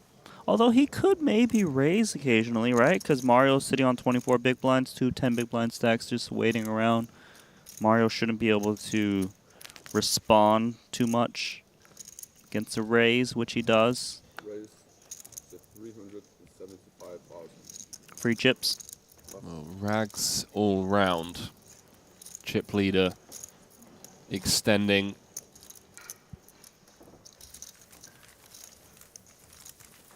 How much confidence has Danny Tang got to have right now?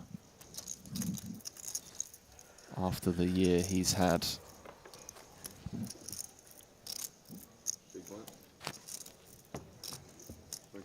I mean, he's playing confidently. You can tell from all his post-flop decisions.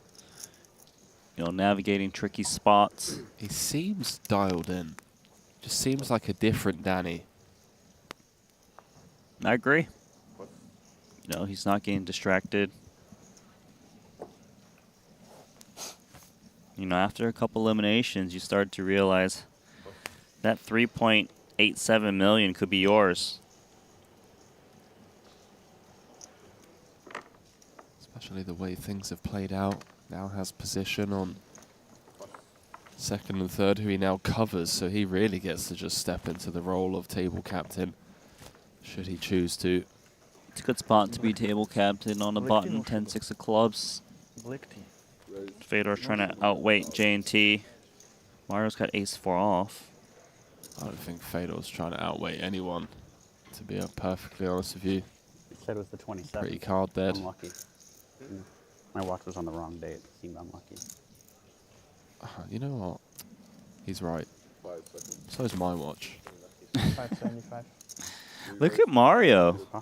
3-betting. This guy's strong. Telling you, joined us in Vietnam. And since then, this year, just been teasing us with a deep run and what he's capable of doing. A couple of final table bubbles, a couple of final table soft bubbles in Cyprus and Vietnam. Here he is. Gives a ton of credit to his coach and good friend Fedor for his success.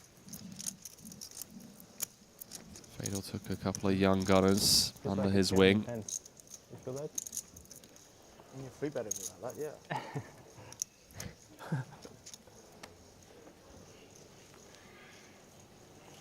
We can be back to normal spring roll. Yeah, I was about to say, like, let's have a little dinner break.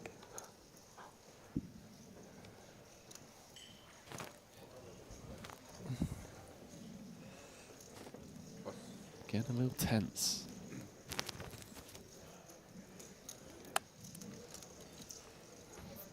Let's see if Danny Tang wants to open once more after that previous pot where he just raised folded. Yeah, he's just thinking maybe he woke up the goods.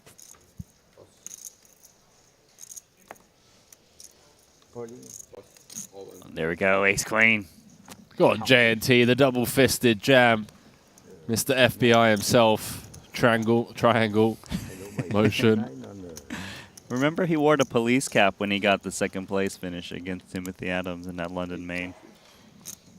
Is he trying to send us a message, Randy? Is that what's going on? Like, does he work for Interpol or something? Interpol is next. I don't know what's the acronym for Interpol. Is it just IP? I have no idea, mate. I'm not the person to ask.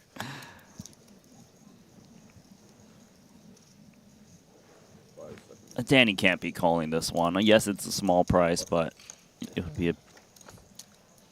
He's taking his time, thinking it through. Good hand. Crush.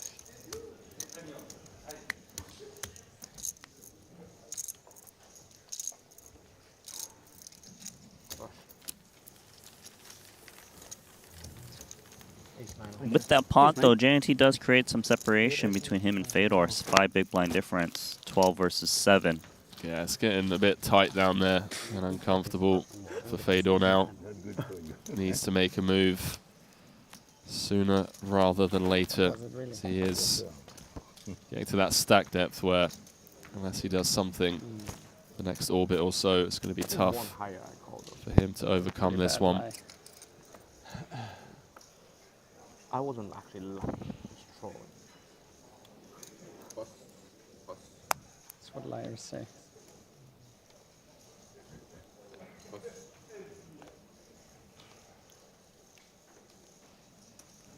Osbach with an ace.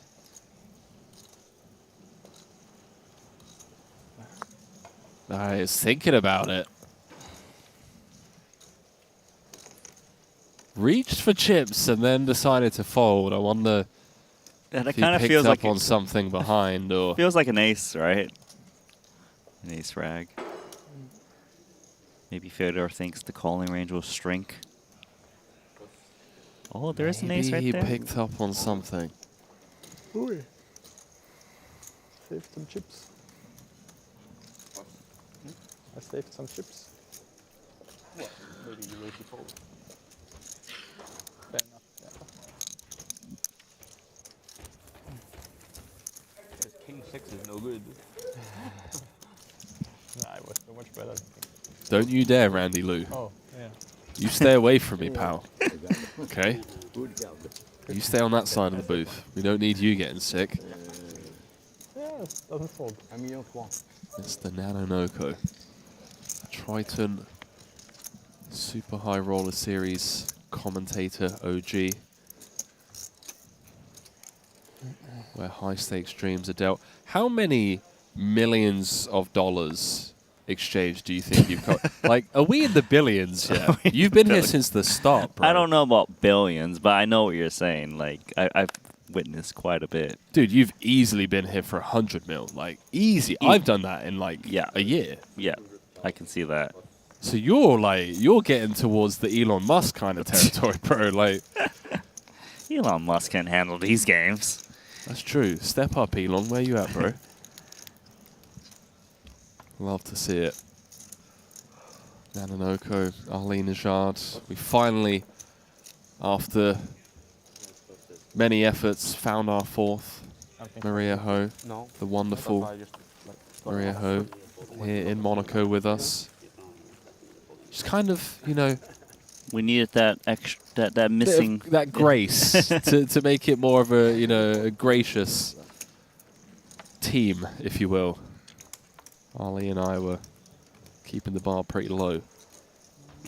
She's helped lift it. What about our producer? Is he important? I forget. Well, what, you forgotten his name, or what part have you forgot? He is forgetful. I did forget his name, actually. I'll give him that. I tell you what, the pace of play at this final table has been lightning fast. None of this, you know, posturing with marginal holdings, wasting 5-10 seconds. Not to name anyone in particular, but there are a few people out there who seem to just take unnecessary 15 seconds with 7 deuce. Things have not been going Elton's way, blind v blind. He's just had a bad table draw, right? Having Dan Smith, big stack behind him. And even if he can't get through Dan Smith, he's got Danny Tang in the big blind when he's on the button, who plays really well. At the queens against King 10, the King 5 suited against Ace Queen suited. Cards haven't really been falling his way either, and having said that, does flop top pair. We moaned it in for him, perhaps. We got him.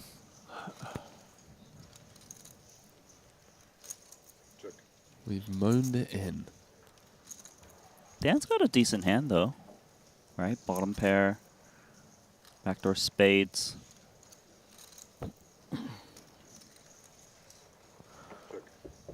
Check, check. What do you know, Randy? Backdoor spades. Materializing on the turn. 300K out there. I'd like to see Elton start trying to get paid off by worse. Is she aware, like, well, I mean, she can read, but still. Dan's got the position.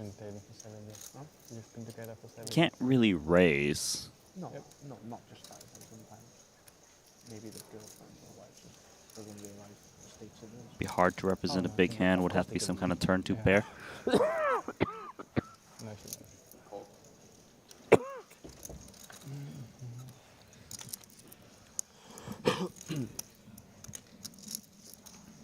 Bad card for Dan Smith, as he was hoping to pick off the 10-9s, 10-8s, etc.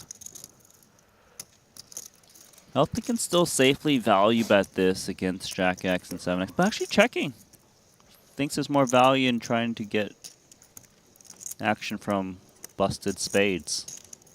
I think Smith knows that he's losing this one with Elton checking. It's always likely that he has decent piece of showdown.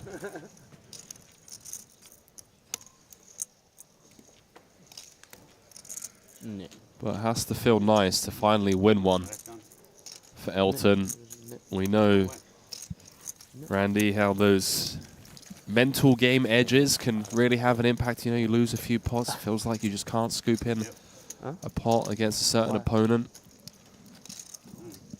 So you just want me to know that you think I'm in it, but like not elaborate? Yeah. When you open up the coaching site, I will be eager. Oh, there you go. There you go. Someone's sensitive. I will subscribe to Danny playing poker. No, there will never be one. What? Never, ever. Never? Ever. JNT. It's dynamite. Poker room, maybe, yeah. That's different. You're right. It's going to like this. Yeah. That makes more money, I think. Or just a nightclub. That could happen as well. Yeah, I can see that. Would this happen? Maybe a 3-bet with ace queen? JNT off of the hijack, king jack suited. Yeah, mandatory jam. Feels like it for 14. No, I don't think so. No. It's below, right? Yeah, 1.4 to start. All in? All in? All in announced. from Danny, and not just money at stake here for JNT, looking to really cement his legacy as a poker player. Needs 5th or better today to overtake Bertrand Cospellier. It's the Elky, top of the French all-time money list.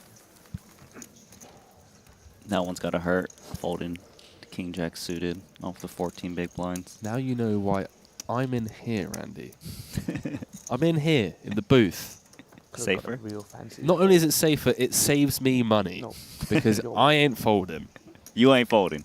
Maybe in this spot I am, but... Well, okay, so Bro, you ain't getting to the final table, okay? Wow, You don't why? got to worry about that.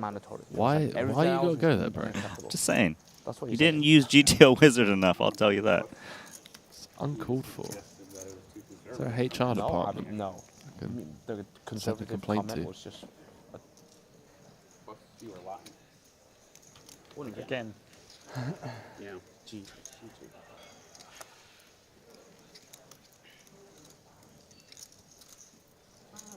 Just feels like something strong. Just gonna give it to you, this one. Give it to you.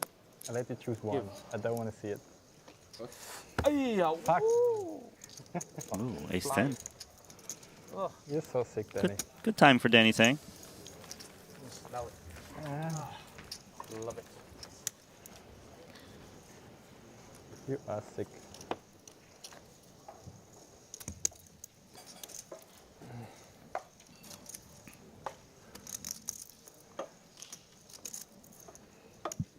It's been a while since we've had elimination. Hasn't been one. Yeah. For me, in this frame. The first two was pretty quick. Yeah. Rollout boss went out first few hands of this final table. Yeah, given the way the hands have kind of played out. Let's see, does JNT open rip or just open raise? Looks like he's thinking open raise. 250,000.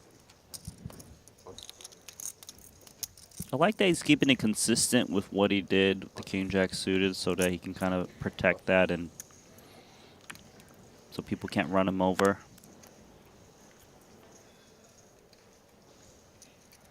See if he faces any resistance behind DT. Queen Jack of clubs. Did just get JNT to fold and slap up the button. I like the fold there. Like, you're not getting a great price against 11 big blind open. You don't really want to 3-bet and get it in, and Fedor's got King Jack. Clearly, he's got no fold equity based on the stack size he's playing against JNT. So that actually gives him more reason to try and take a flop. Right. Maybe stop and go some straight draws. Yeah, there we go. Fedor just 395 back. Key pot for both, not to state the obvious, but they are the immediate short stacks. And well, a double gut shot and 2 overs for Fedor. This has to be a stop and go. You can get better hands to fold. Ace Queen would be in a tricky one, right? Like, it's so easy for Fedor to have a piece, and if they don't, they've got 46% equity. It's almost half of JNT's stack. Would be the right call, but so hard to do so. Fedor would love to see it fold here and just pick this one up. 5 seconds.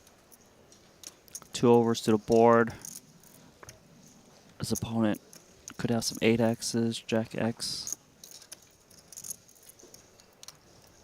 2 queens dead, 1 jack dead, and JNT's folded. Fedor, nice play.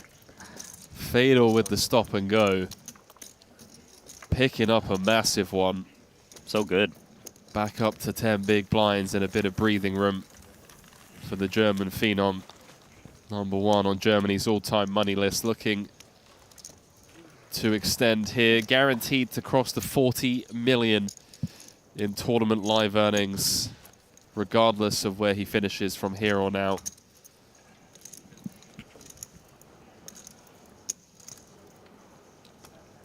Recently turned 30. Picked up his 3rd title in London, saying he was in his element, playing some of the best poker of his career, which is quite the statement to make, given the career that man's had.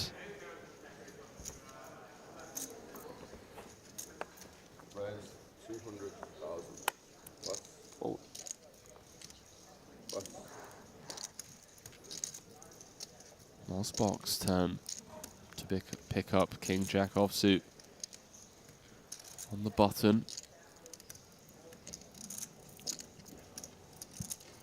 Usually you're folding this, but we've seen Mario activate and be aggressive, and I think he's thinking that once again. He really likes to attack players who are trying to just pick up chips, given that there's short stacks out there. J&T looks interested, by the way, Randy. Oh yeah, he does. Oh, just Queen 10. Is he just thinking, hey, there's a bit of dead money, the shortest stack now? It would be a bit ambitious. It sucks that he's put in the big blind and big blind ante. It is the correct laydown. Let's let it go. Sang also, I mean, no one's had an easy final table so far. No, this is very tough. Even the bigger stacks getting pushed around as Mosbok once more timed to perfection. Love the way Mario's been playing. He's been playing very solid poker, up to 4th in chips now. Does anyone mind if we make it 20 minutes in the break? Because I have to run up to the room real quick. I don't mind. 20? Oh, sounds like a little 20-minute 9 break. minutes. 9 minutes. Coming up. Okay. Thank you. To the organizer. Yeah, I asked. Yeah.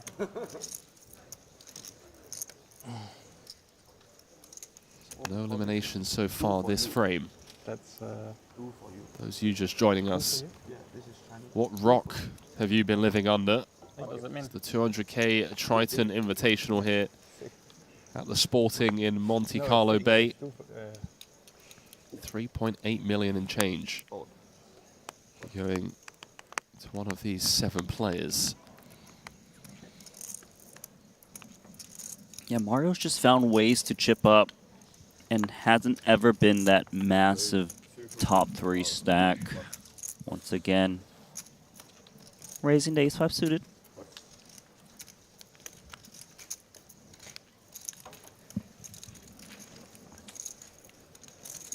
You survive these 2 short stacks.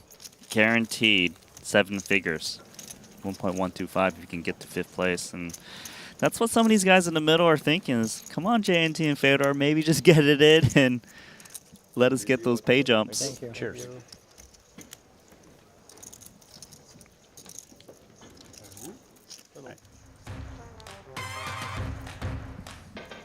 Chip counts brought to you by Poker Stake. Blinds 50,000, 100,000.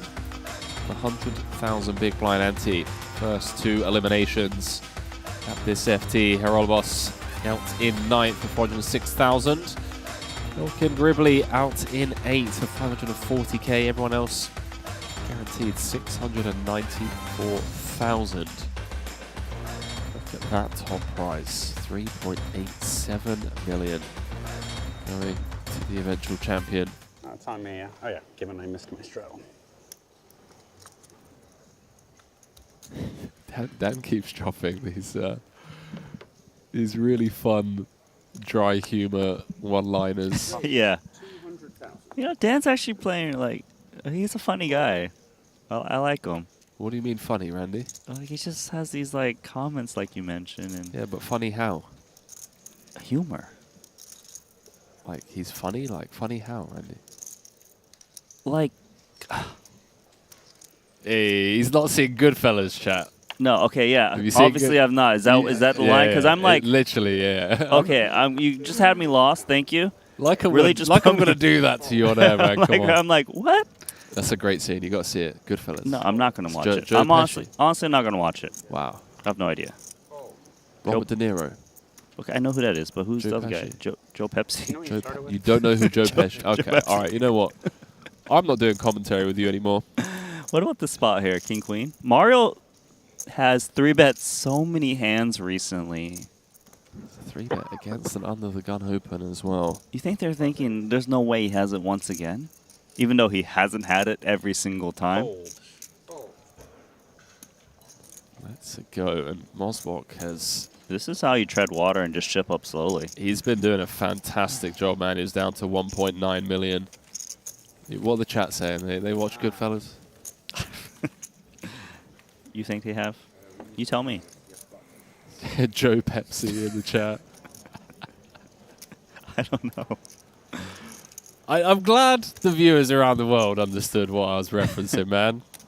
Leaving me out to dry. I was lost. Daniel Roof saying, funny how low. Someone clip that. Joe Pepsi. Classic Randy Lou line that is. I mean, let's go. But you know who Robert De Niro is, right? I've heard of Robert De Niro. Heard of Robert De Niro. J&T, someone I've heard of. He's dynamite. With the ace deuce. Let's see if Dan Smith can wake up the hand. How much is it? Oh. Oh. Not comfy. It's a cut-off jam. 6.5 bigs. Dan Smith played the big blind and big blind ante too, so he gets a discount.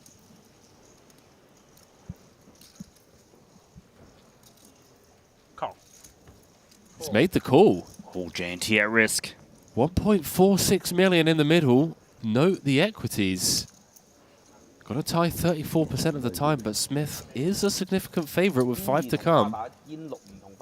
Chop. It's calling for a chop. Everyone else rooting for the 180,000 ladder. Yes. Between 7th and 6th. 4, 5, 8, 2 spades. Oh, deuce in the window. And J&T Still chop. vaults into the lead.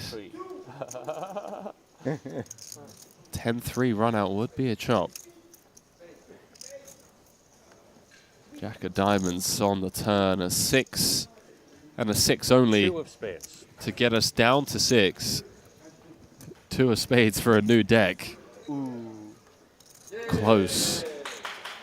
But no cigar. 5 of clubs on the river, and J&T once more with the double-fisted air bump. Up to 15 bigs, and we remain 7-handed, Randy. And once again, one of the bigger chips, one of the bigger chip stacks, rather, taking a hit. We remain 7-handed. We're going to be here until the sun comes up tomorrow. We may be.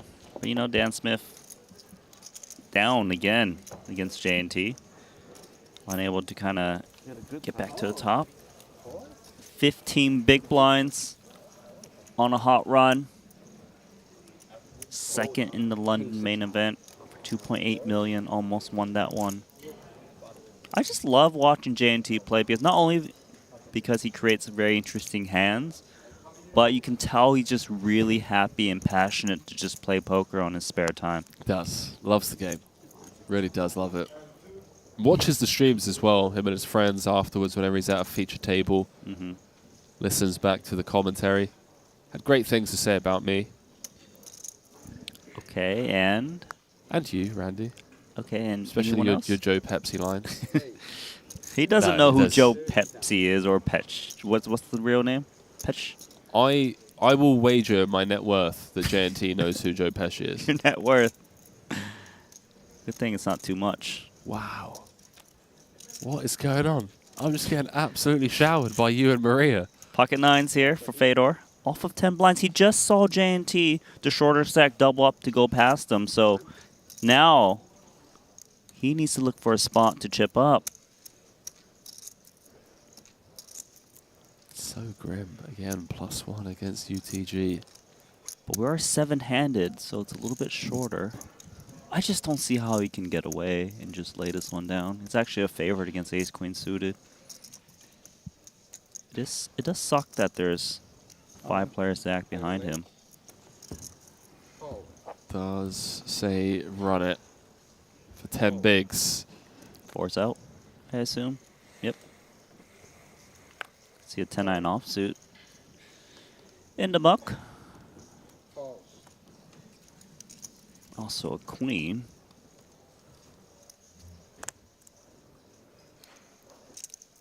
Fold. Yeah. Good luck, gentlemen. Not the way they would have wanted it. A fair fight as they flip. The Fedor's Tournament Life, all in brought to you by betacr.eu. He has battled well to even be in this spot, nursing a short stack for the better part of 3 hours as it comes. 10-6 tray, so far so good for Fedor. 2 to come, some backdoor potentials. Rolling off on the turn. 6 of spades, now giving Mosbok additional outs. Queen, ace, spade needed as the deuce of spades completes the run out as the 2 good friends share a handshake and warm embrace as Mosbok eliminates Fedor Holtz in 7th place. 13th cash for his Triton career. Up to over 11 million in Triton earnings and crossing the 40 million in live earnings mark with this cash here. Fedor Holtz, #1 on Germany's all-time money list, out in 7th. Yeah, sad to see Fedor go down. One of the best in the game, had tremendous results at the Triton series, as you mentioned. We know he's not done here in Monaco. He's certainly not.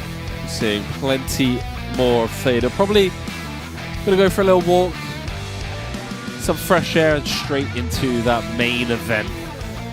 Seeing more of him throughout the series. 694,000 for him now.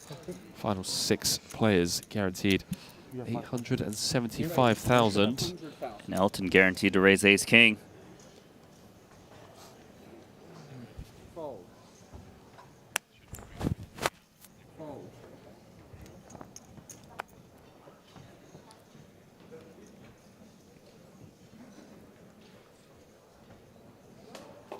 What you got, Mario? Enough to defend. It's a scheduled break. 5 and 5.2. Yeah. Coming up at the conclusion of this hand. 8-5 tray, a couple of diamonds. Elton with the 2 overs. King of diamonds. Mario with the mystery hand. King of diamonds is relevant. Gives him more ammo.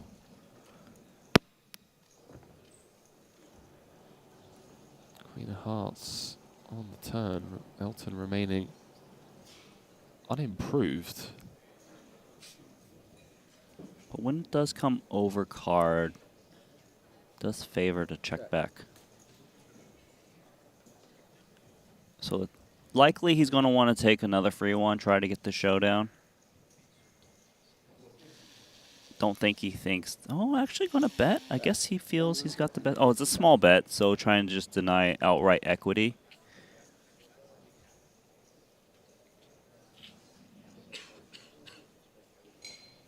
Not sure of Mario's hand. Mystery. But if Mario had a straight draw, he probably would have just let out on the turn.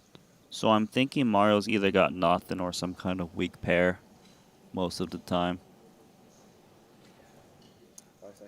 How about check raise? The delayed check raise on the turn to 7-7-5.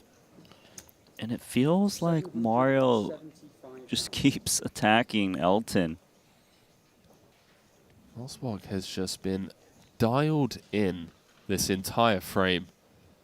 the pre-flop 3-betting, bobbing and weaving, just picking some fantastic spots. Kind of playing the role of table captain before he even had the chips to do it, Randy. Picking on the bigger stacks, which is something that you don't normally see. It's normally the middling stacks such as Mozbox well, that Henry, are crippled, and now look at it. He's chip leader. Can he be table captain now? Believe so, and more importantly, he's got position on Danny Tang, who's in second, and Dan Smith, who's in third.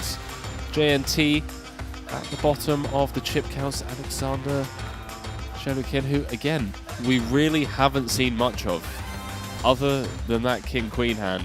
But he collects paychecks. That's just sitting there. It's all good. Set the trap against Dan Smith, checking flop and turn. Got Dan to put money in with the nut low and snapped him off. Just sat there comfortable. Got to keep an eye on him as he's ninjaing his way through this final table. Biggest hand of that frame, a few, the stop and go from Fedor against JNT. Obviously had a few big hands pre-flop as well. I mean, a lot of things happened there, but I think of the most recent hands that have been involved is all have been the Mario Mosbach show. You know, he was at middling stack. He took spots in 3-bet with hands that were speculative, but just knows that the chip leaders were going to just give him credit. Use that image and that stack representation, and has navigated to the top of the chip counts after eliminating Fedor Holtz with that ace-queen suited. I'm really liking the way he's playing. He does have tough competition. Danny Tang's been playing perfectly as well. Dan Smith and Elton Sang getting involved in a lot of pots too.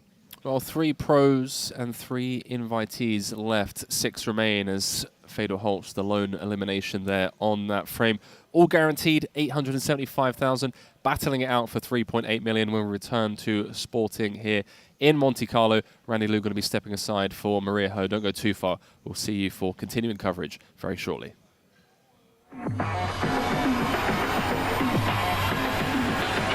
GG Poker. Wow, so many players. This is a crazy thing to do. GG Poker Broke the Guinness World Record. Welcome to the World Series of Poker, the biggest poker now site. larger than all of GG Poker's casting traffic reaches all-time high. Jump, jump, jump, jump! No way!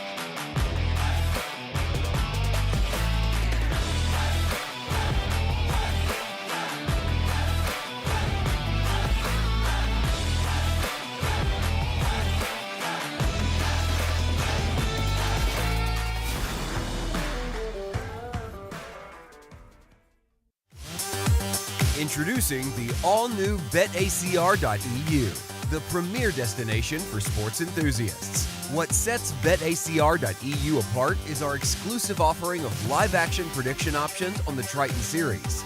Experience the excitement as you predict the action while watching your favorite players live. But that's not all. By opening your account now, you can take advantage of our incredible offer. Receive a generous 15% free play on your first top-up, up to $250. Become a part of BetACR.eu and elevate your live sports engagement experience.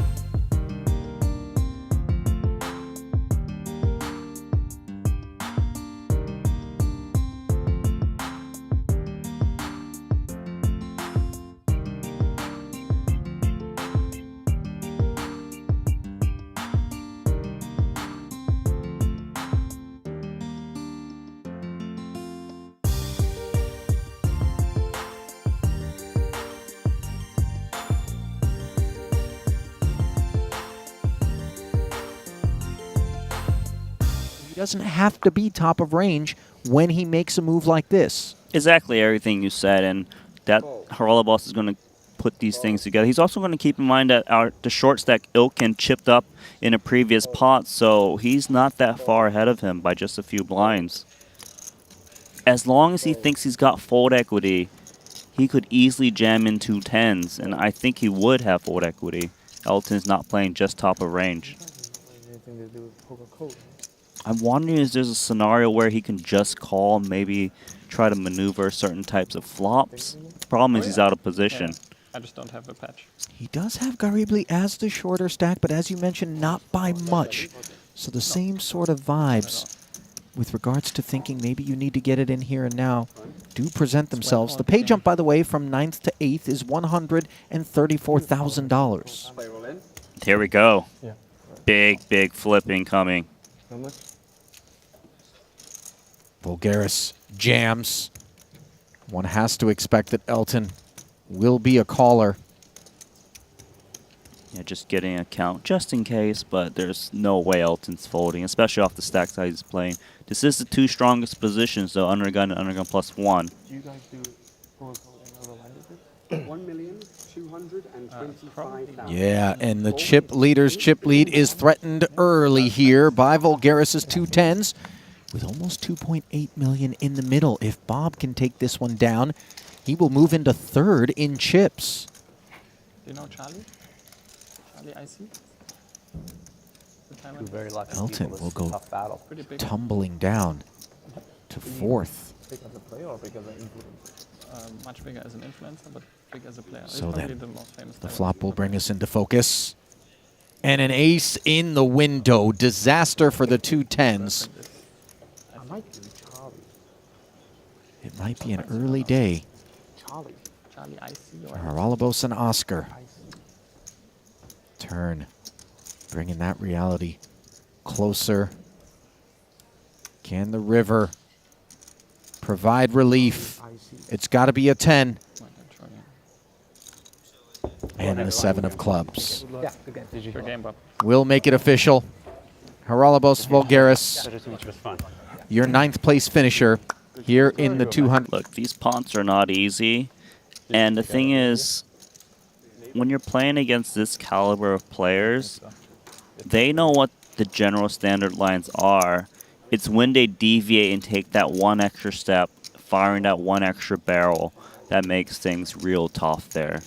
You know, if we were playing against lesser competition, maybe it's just Danny Tang takes one shot at it and just gives up. But the river is really where the world-class play is shown. 2 jacks and 2 9s. And is this not a familiar scenario, although a different player holding 2 jacks now? Yeah, a bit of deja vu. Elton, remember, flatted his jacks and ended up losing to a flopped pair of queens for Smith. It's very much not an option to go flatting pocket jacks here for Ilkin, as he does jam north of $1 million. Big spot. 17 bigs and Tang. Cobbled his way up to 3.3 million with an ace-king here.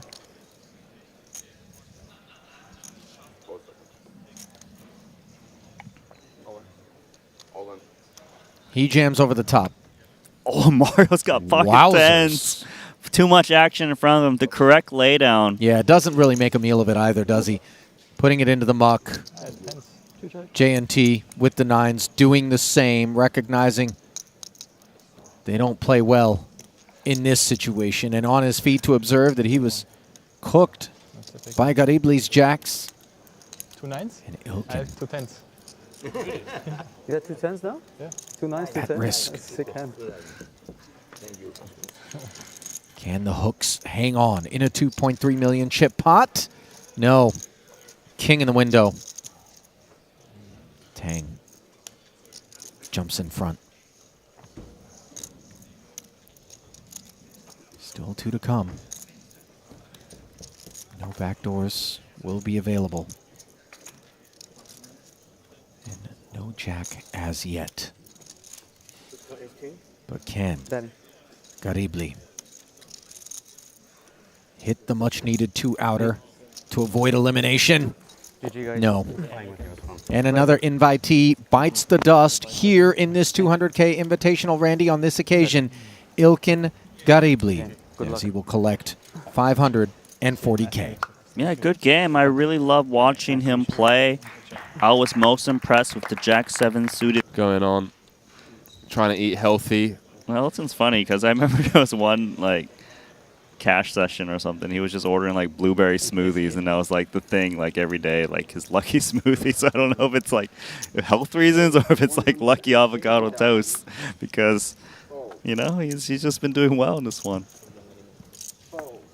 But health generally a theme for poker players these days. Blueberry smoothies are the absolute nuts, mate. Is it? I've never really had one. Hang on, what's the JNT? Stop it. Let's see a flop. Wow, okay. Surprised, Randy? I mean, I feel like I'm surprised because it's from the small. Big blind, yes. But when he flatted there, you know, it just kind of kicks out the big blind. Technically, he's getting a little bit of a larger overlay. Yeah, he really is. And well. Oh, that's just trouble for him because he's only got 350 back, 480 in the middle. He's got a decent piece, and Dan Smith's going to snap him off. And Smith got to make the call. Cards on their backs. JNT in rough shape. Looking for a queen, jack, or a 9. Does have 30% equity of 2 cards to come. 9 ounce twice, dealer. All in brought to you by betacr.eu. To get back up to 15 bigs. To keep the dream alive of becoming ranked number 1 on France's all-time money list. 6 of hearts, no help. Uh-oh, he's taken the mic off. He's learned the tricks of the trade, Randy. And it's worked. And it's worked. The Queen of Hearts on the river. The double fist pump. Drop off. Alexander Shelikin with 44 bigs. And Marion Mosbach's just kind of chilling on 30 bigs. 2 ladies for Elton.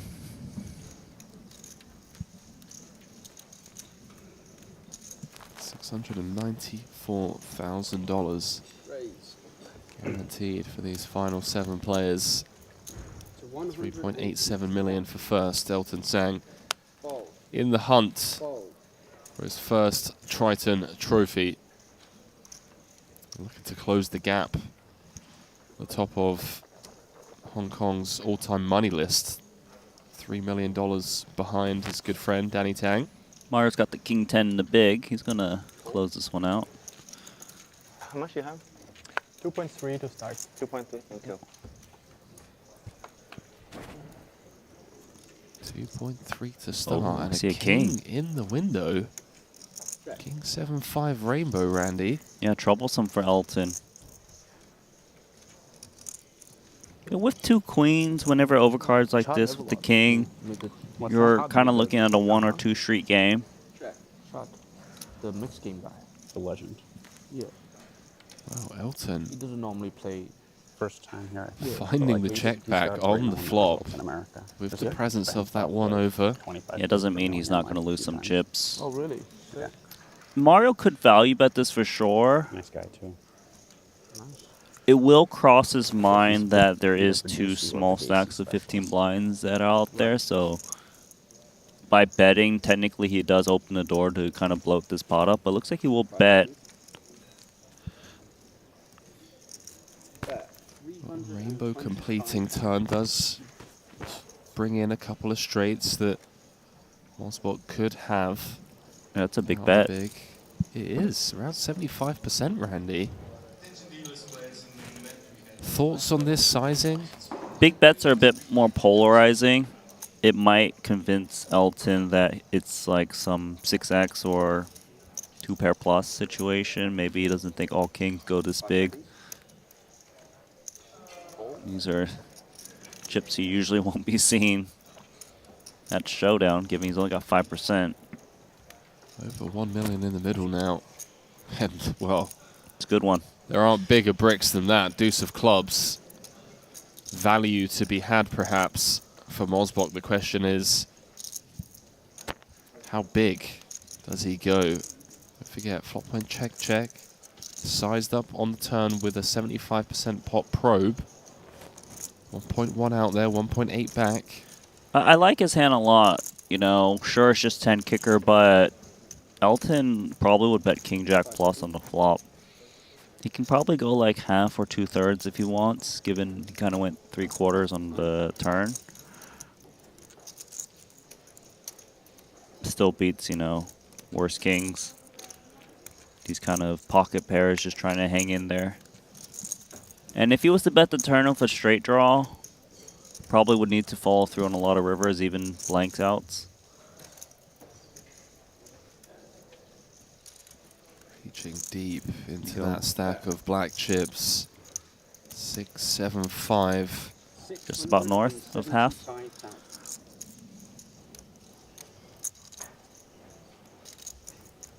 Seen Elton make some fantastic folds. That one against Mario yesterday with the trip queens. That one went viral on socials. Can he make another disciplined fold here? Feels like a tough one. Theory-wise, he doesn't block the straight draws you want to pick off, right? The 6x, 9x, these types of holdings, Jack 10. He needs to also ask the question, how thin would Mario value bet here? What kind of, all kings, or is it just some of the king X's? Elton trying to get a live read. Mosbok as stoic as ever. Taking a leaf out of Fedor's book.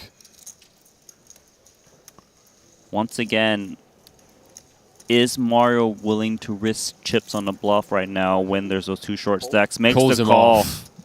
2.4 million chip pot, Randy, and this final table is shaped quite the feat for the young Austrian. For everybody. I would. So hungry to improve as a player. Shared some insights into the way he structures his lifestyle around poker to put himself in the best spot possible to compete at the highest stakes, to show up consistently. And, well, showing up here, potentially going to get himself in trouble. Sevens in the cutoff against Danny Tang's pocket tens. Playing off of 37 big blinds. It's a stack he could take a flop with in position, which he is going to try.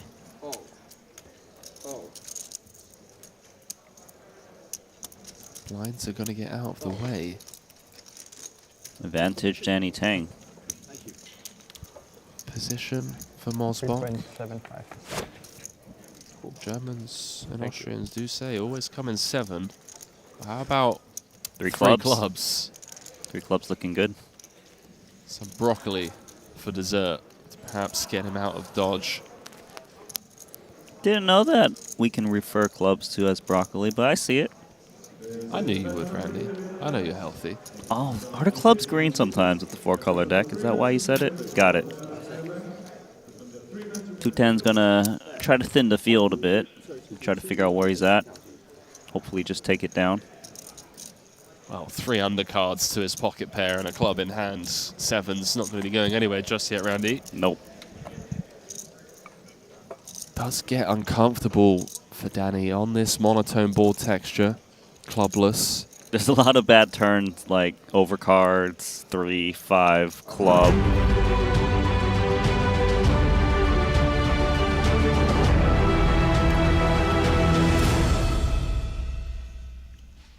Well, very warm welcome back to the Sporting here in Monte-Carlo Bay. We are, of course, in Monaco for the Triton Super High Roller Series, the $200,000 Triton Invitational. Maria Ho stepping in for Randy Liu. Maria, you missed quite the frame. Only one elimination. Fedor Holtz bowing out towards the end of frame 2 to his good friend Mario Mosbok. But the most interesting part about that entire frame was the chip lead being exchanged on several occasions between Dan Smith, Danny Tang, and Elton Sang. And then it wasn't until towards the end of the frame that Marian Mosbok managed to chip up to actually take the chip lead. And it hasn't been through, you know, big pot by having a big hand against a big hand kind of situation. He's just been chipping away pre-flop, putting the pressure on, seems really dialed in his element. Great to see, obviously, on his third trip out here.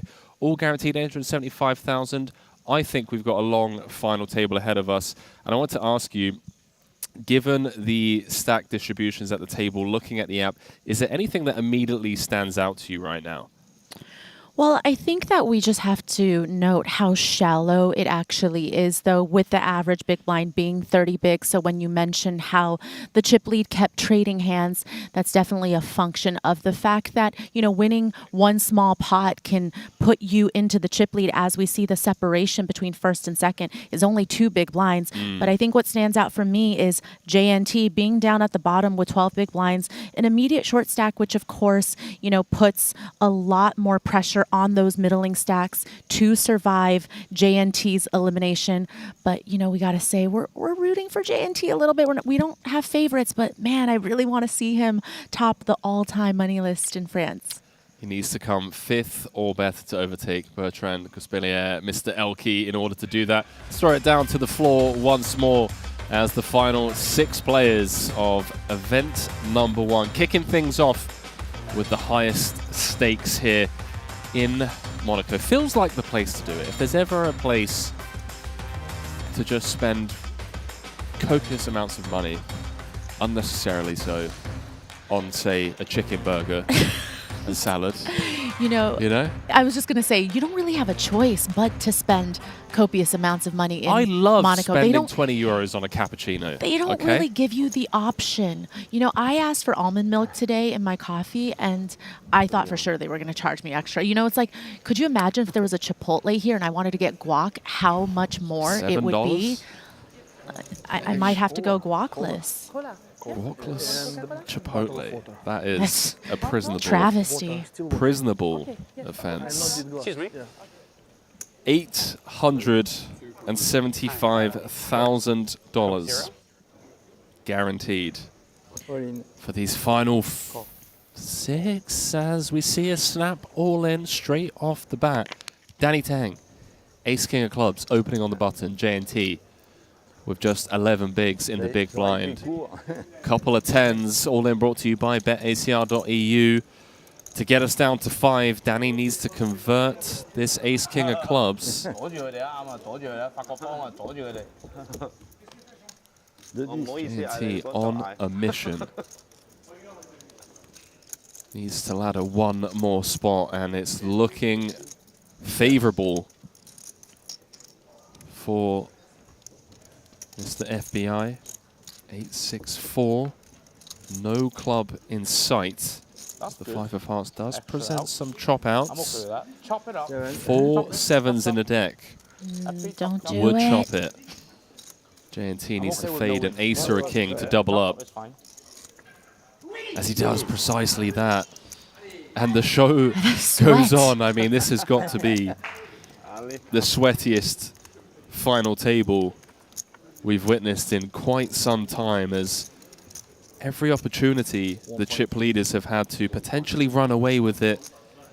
He then played some small to marginal sized pots, and once again, Danny Tang going from one of the tournament chip leaders down to the middle of the pack now with Elton Sang and Dan Smith. JNT doubling up to a very comfortable 25 bigs. We may be here a while, ladies and gentlemen. Well, then good thing I got 10 hours of sleep, Henry. I am fresh as a daisy. You know, you're telling that story off air just before the panic wake up. And it's the worst. I know there are people at home that can relate where you don't set an alarm, or even you do set an alarm and you got work the next day, you know, meant to wake up at 9, you've got to be at work for 10 or whatever. And you don't have an alarm go off, and you just wake up in a panic. You don't know what time it is. I've been there. I know how it feels. Yeah, moral of the story is Saddle just up. don't ever assume that you can't actually sleep 10 hours. I don't remember the last time I did. I don't know. I always had you as A lazy bum. wasn't going to put A it that way. max but relaxer. Thanks for finishing my sentence. I apologize. That's uncalled for. That's Randy rubbing off on me. You and Randy have been picking on me I for was no gonna reason. say, what did I do to deserve this? Well, Oh, Mean Randy was here today. The Randy that everybody saw no in that reason. video, the Yeah. diva Randy. for no reason. Putting me on blast. The real Randy Lou. The real Randy Lou. Everyone thinks he's so sweet. Absolute devil.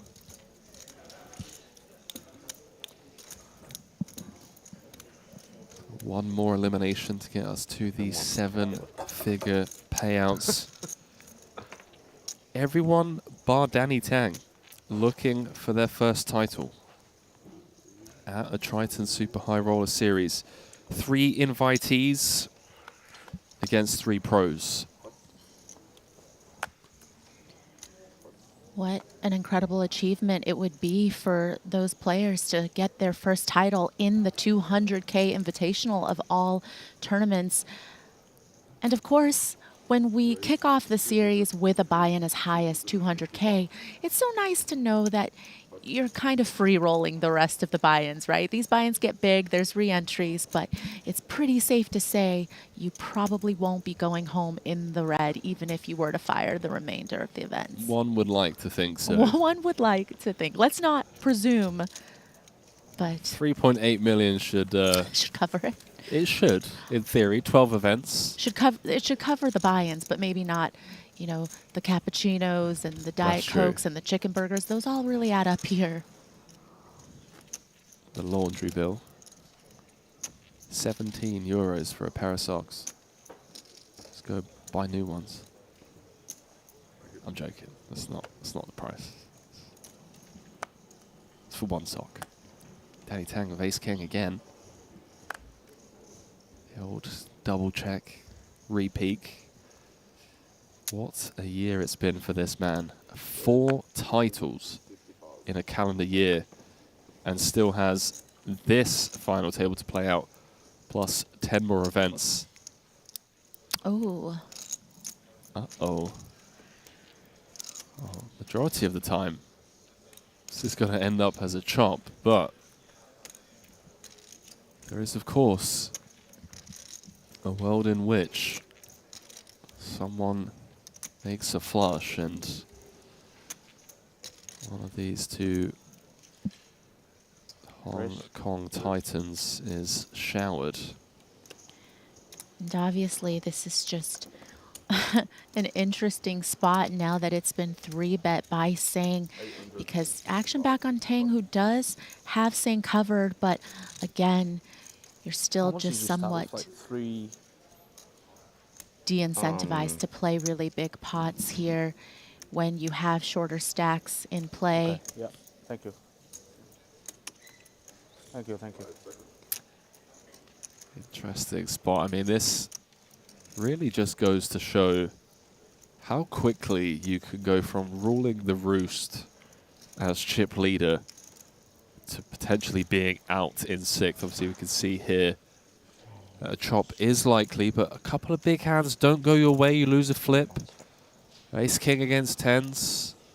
Pocket pair against a couple of overcards, and you're out the door. This 3-bet from Sang off of 24 bigs certainly looks strong, but Ace King snap call just has to go with it. They're going to be relieved for now. For now, There's but some when free you roll get Snap Maria possibilities. with 3.8 million up top, you're not loving it with Ace King off. All in brought to you by betacr.eu. No, Elton Sang, slight equity favourite. As he flops 2 hearts. Yikes. On the Queen 9-7. Would be a dirty way to do it, of course, but does have the free roll. Clean on the turn for Danny Tang. So uncomfortable for Tang. This river huge. Chop it up, gentlemen. Always a sweat. Number 1 and 2 on Hong Kong's all-time money list. Gonna chop it up, but someone was enjoying that more than the other. That's way too. Get the juices flowing. Just still water. Cola for me. No glass here, thanks. I would have liked to see Danny Tang's heart rate after that flop rolled off. Certainly dropped off a lot now, though. Can go back to the regular heart rate. Just still a very tense situation, of course, but... Someone check the Whoop band. Right? See what the RHR is. Oh, you know my Whoop. Was very happy to note that I had 100% sleep. 100% sleep. It's hard to do. These are brags that I love to hear. I love it. Nerding out over Whoop bands. You get that green in the morning. 100% recovery.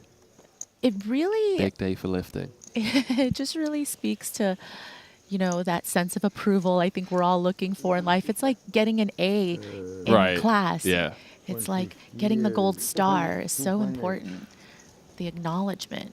I just like...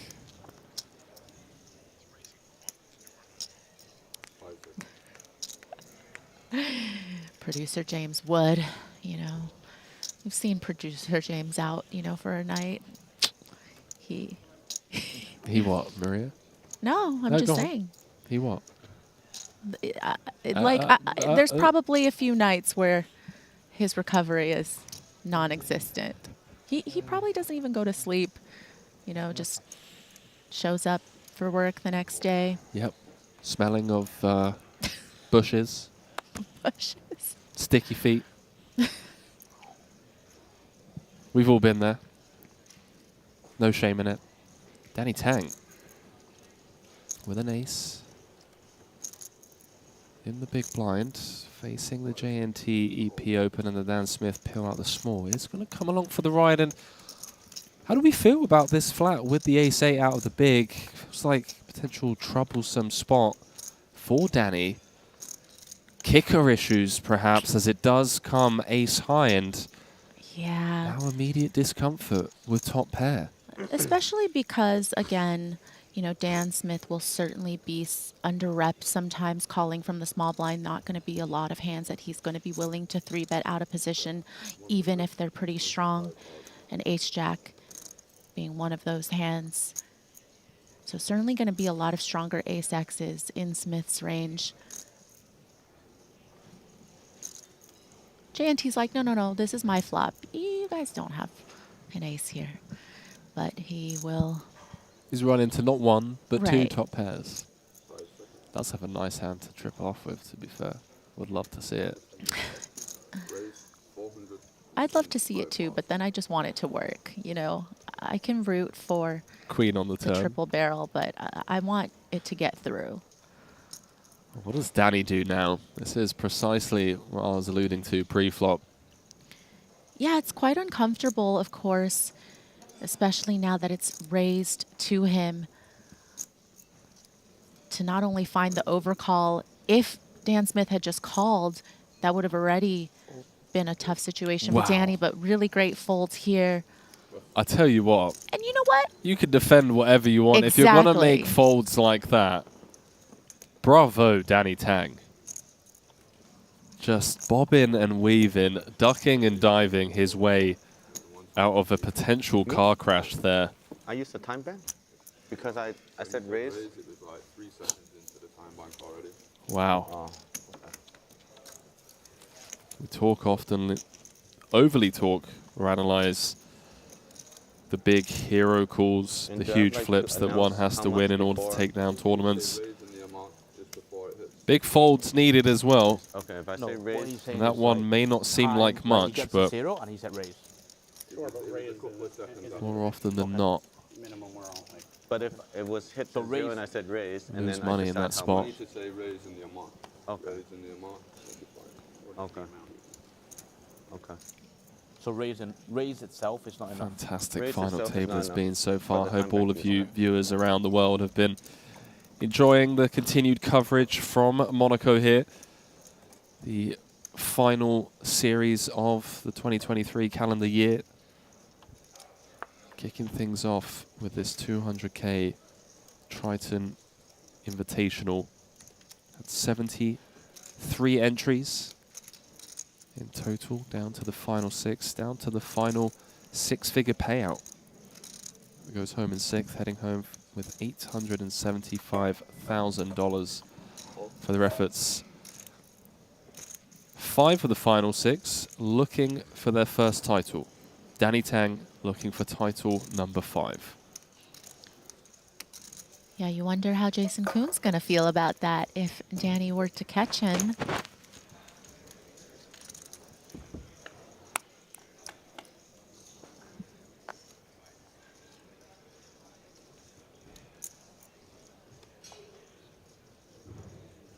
Expect to see a lot of this now from Danny, that he no longer covers Mosbach. Wasn't the case an hour ago. Blind v blind, he was the one doing a lot of leaning out of the small. Yeah, certainly keeping the pot small will be paramount for Tang. You know, also just going to be bluff catching a little bit more instead of trying to seek value or thin value. And I think these pair of 9s really fall into the category, especially with the board running out the way it has so far, of being more weighted towards a bluff catch situation. But Mosbach probably feeling like ace high has a fair bit of showdown value. Probably no need, I think, to start betting.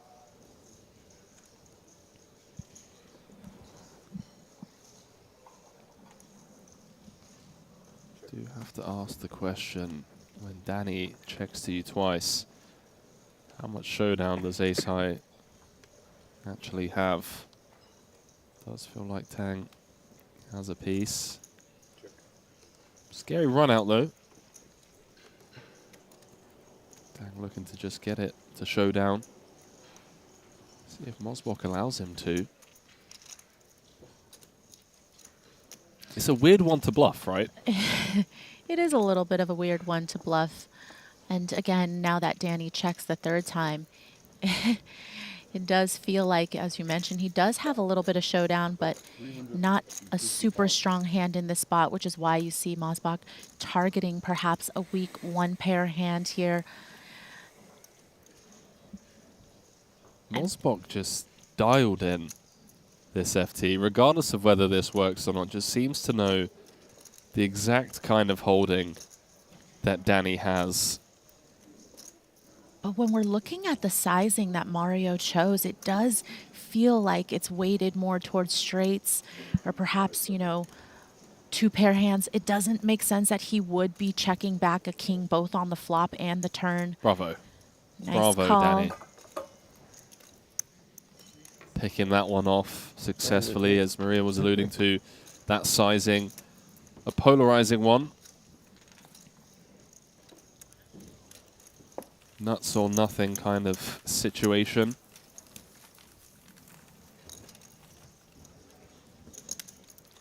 So a small blow to the chip leader's stack. Mosbach joined us for the first time earlier this year in Vietnam. Got a good smell. Cashed 3 of the 5 events that he played out there. A couple of final table soft bubbles. Didn't join us in London. Was with us in Cyprus. A couple of cashes there, but again, nothing really materializing into a real threat. Not the case here. Chip leader with 6 left and 3.8 million up top.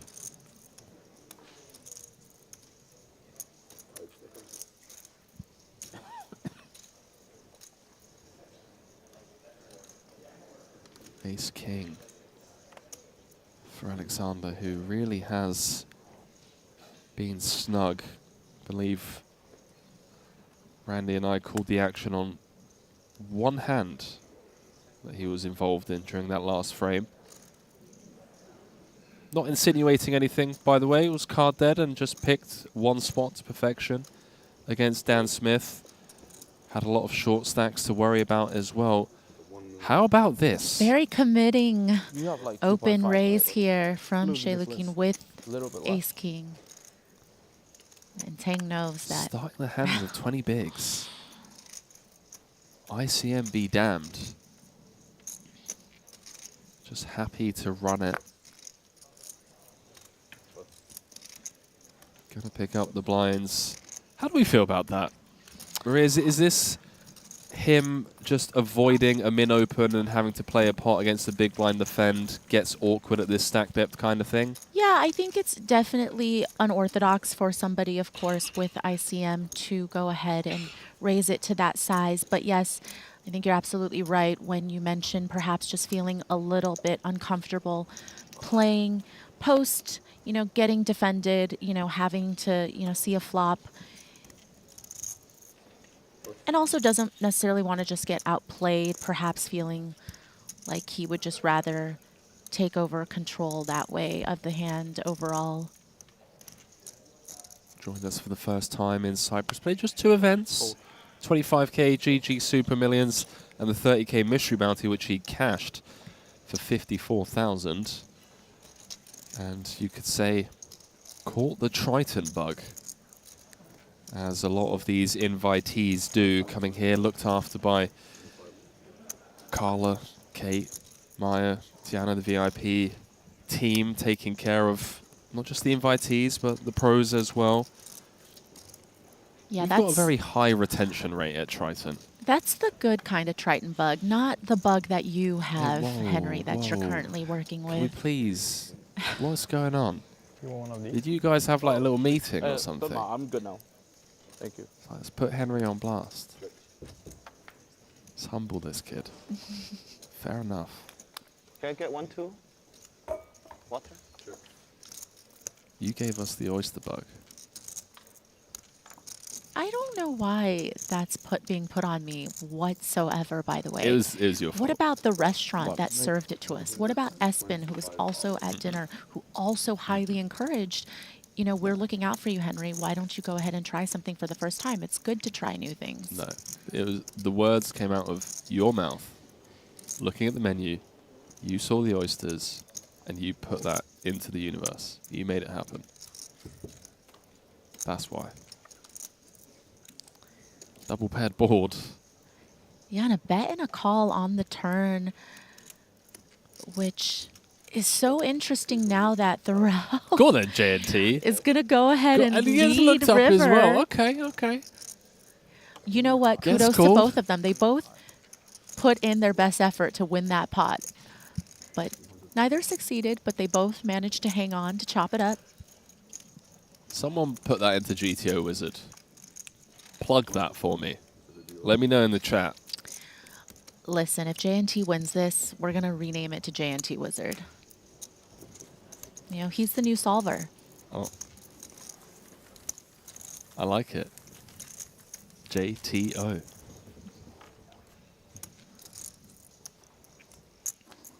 He did this really sick thing earlier. When Fedor open under the gun, he clicks from +1 for like 45% of his stack. Elton cold 4-bets. Fedor folds ace-queen. JNT folds pocket 4s.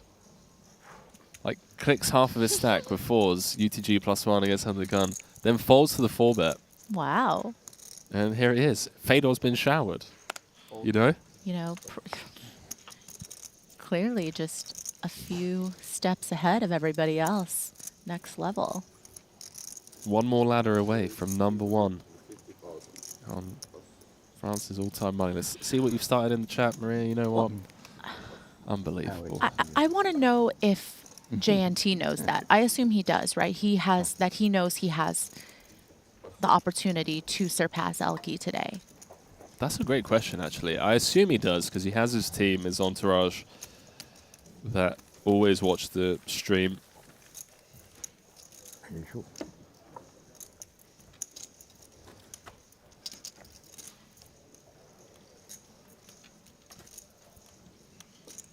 bit tense out there now. Not as chatty as it was prior to the break. What an absolute treat of a final table we have for the poker fans around the world. Not every day you get to watch someone walk away with 3.8 million. It's become a bit of a regular occurrence at the Triton Super High Roller Series.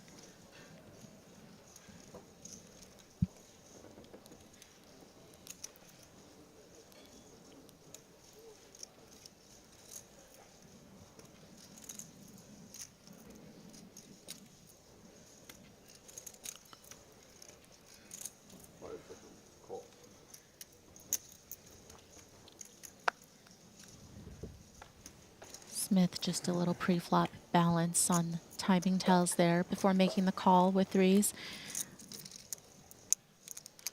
Uh-oh. He's got to be losing some chips here, Maria. Don't see him folding to a single C-bet. Yeah, I feel like the flop is going to be a call for Dan here, facing a bet. But, of course, very bad runouts for threes. Will be tough to hang on, so might not lose more than just this flop bet. But, of course, a paired board with the one undercard to the threes certainly feels like a continue.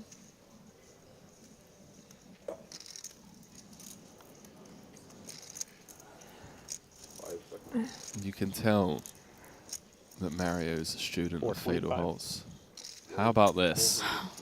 Dan Smith with the check raise, and I smelt it. Felt like it was coming.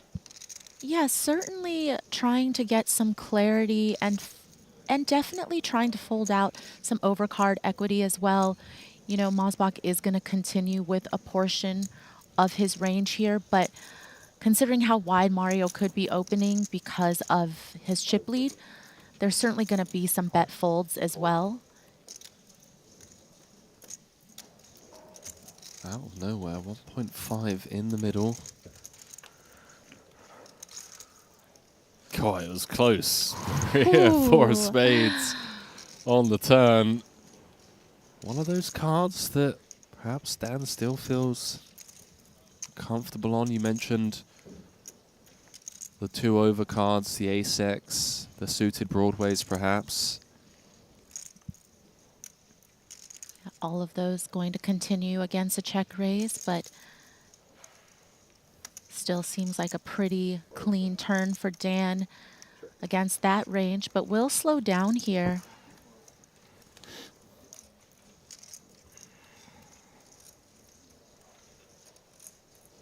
Was just hoping for an immediate fold against the check raise from Mario, you know, the part of the range that can't continue, that doesn't really have any backdoor possibilities, especially in a spot where, of course, Smith can also have trip kings. Does slow down. Sliding it on over to Mosbach, who opts to check back. Okay, okay. Tricky, tricky. Mixing things up here, as none of those obvious overcards roll off across turn and river. Maria, and now have to ask, given the flop check raise, turn goes check check, is this like a blockish kind of run out where we don't really want to be betting too big with threes? Do we want to go into check call mode perhaps, check fold? All of the options feel available. I'd have to agree, and really it's just about how much the ICM implications are valued by Smith in the spot, and probably feeling like, hey, this pot's already big enough, so why not go into check call mode? But when he hears from Mario on the river, and certainly it will be dependent, of course, on the sizing, but it really feels like with the line that Mario chose to check back the turn, that now if he goes maybe a little bit on the smaller side, then Mario can be betting all the pairs that are better than Dan's, but don't beat trips, right? 975. 2/3 pot. Fantastic insights from Maria Ho there. Because now with this sizing, Dan has to be worried about, again, just all of those pairs that can't beat trips, but can certainly go for value once Dan checks the river to him. But maybe for this sizing, maybe not as thin as 5s, but 7s plus then. You know, 7s through queens, you know, maybe aces as well. And there's always the possibility, of course, that Mario could have trips himself or, you know, boat it up at some point, you know, deuces full, fours full. This size, though. Yeah. 2/3. Turn when check, check. Are 7s through 10s betting this size? I actually think they would. Yeah? I mean, I think they go in the neighborhood of half pot to 2/3 pot.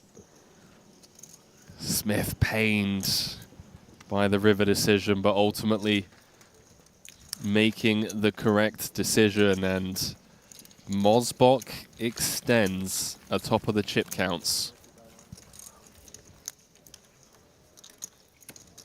First time we've had a real runaway chip leader. That's how things stand. Runaway, perhaps a slight exaggeration on my part. 18 bigs, but a significant lead nonetheless. Tang and Smith comfortably in second and third, and then a big drop off to Elton Tang, who came in as a tournament chip leader. He sat on 23. Alexander Cholikin sat in 5th with 21 bigs, and JNT sat in 6th, but just chilling. My man is chilling. One more ladder to become number 1 on France's all-time money list. Mario continuing to try to put pressure on the rest of his opponents. You know, we can expect as he pulls away from second and third in chips and creates more of that separation that he is going to start opening even wider. Jack 10 going to be pretty standard for the chip leader from under the gun here.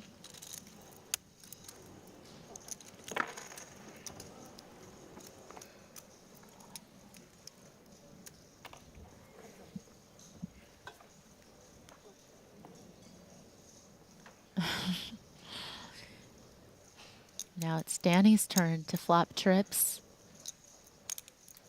Not the first time Danny's flopped trips today.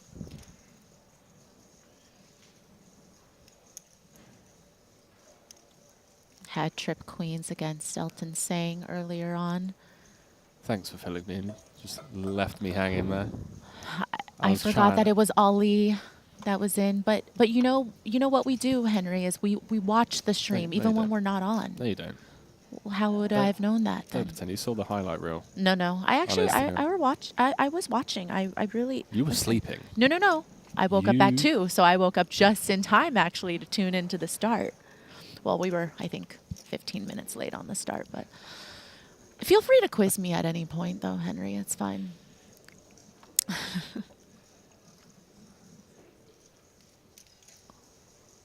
Danny with a check again.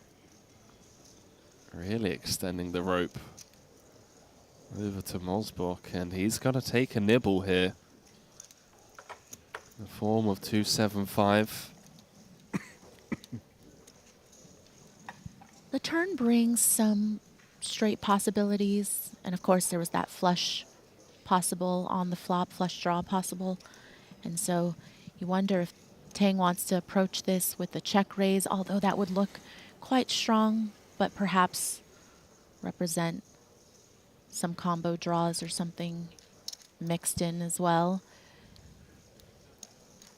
Kind of nice to have the 5 in this spot. And 1 million. 1 million. 1 million. Well, how about the turn check raise? Checked flop, continued setting the trap on the turn. Unfortunately for Danny, Mosbach with just air. But did manage to extract the maximum there. You got the number. No. No? Well, I don't know. I think having your number would be you not flopping trips against him, not him, you know, making a good fold and you not extracting max value. But I get what Tang is saying. Fair He was enough. hoping to get called there. That felt, I don't know. The only players with more than average, Mosbach and Tang, and blinds are actually going to be going up To be fair, I didn't in about 5 minutes' time. do much. Bad news for the JNT fans. Although saying that, JNT knows how to rock a short stack. He doesn't mind ducking and diving. Alexander Jelikin wakes up with a welcome sight. Numero uno. See if anyone behind wakes up with a piece. He has been incredibly snug. He's played 3 hands in the last 3 levels. You know how much? Does feel like King Queen is very playable in this spot, even against a pretty tight player. But we'll see.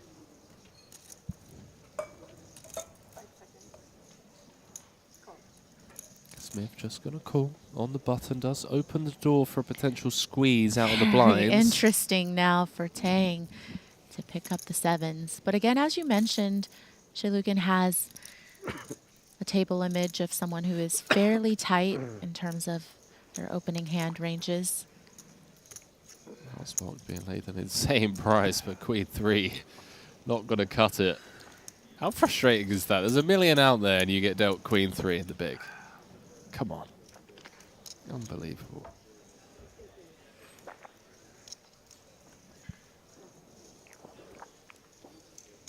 Ten, 9-4. 2 overs and a gut shot for Smith. Couple of overs to Danny Tang's 7s, who checks on over to the pre-flop aggressor. No spade in hand. Do we just set this up to get it in on the turn? Yeah, probably just want to go a little bit bigger than normal on the C-bet, not only because you're up against 2 opponents, but because there's enough texture, I think, on that flop where you don't want some of those hands to continue. You know, certainly going to be some Queen-Jack suited out there, going to be some, you know, Jack-10 suited that have top pair, and when you get the call from the small blind as well, this can certainly hit their range. But that sizing just a little too much to keep Tang curious. 700K into $1 million there, and still a nice pickup.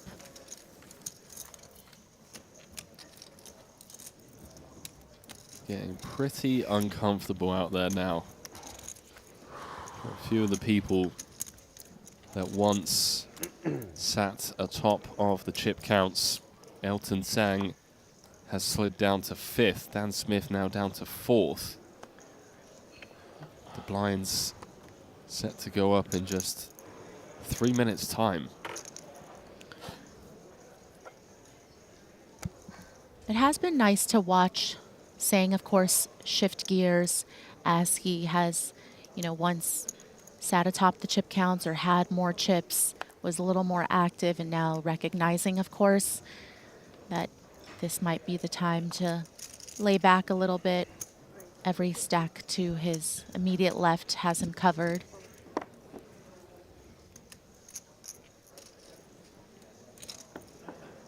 We have over 10,000 people watching on YouTube. Shout out to everyone with us on Facebook, Twitch, the Triton Poker Plus app.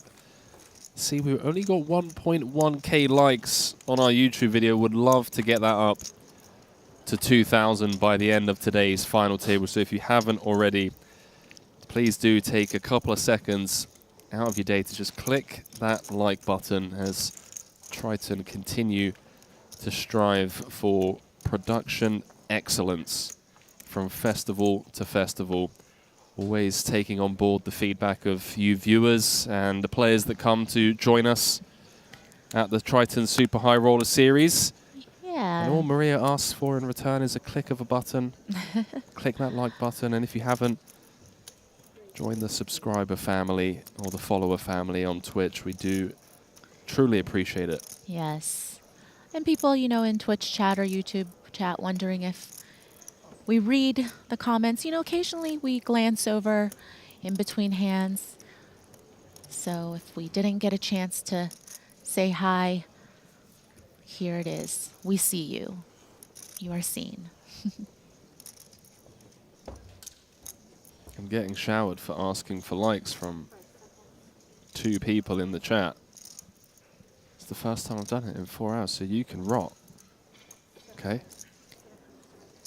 Do you have mod privileges? You know, I heard that, you know, I know there are commentators out there that love to use the ban hammer. It's not me. There's some people also saying they don't like just clicking the like button. They love to smash it. So for those of you that prefer to be a tad more aggressive with, you know, smashing things, please do. Go ahead. Talking about tad bit more aggressive, Tang 3-betting here with the ace-king discipline fold there from Sang.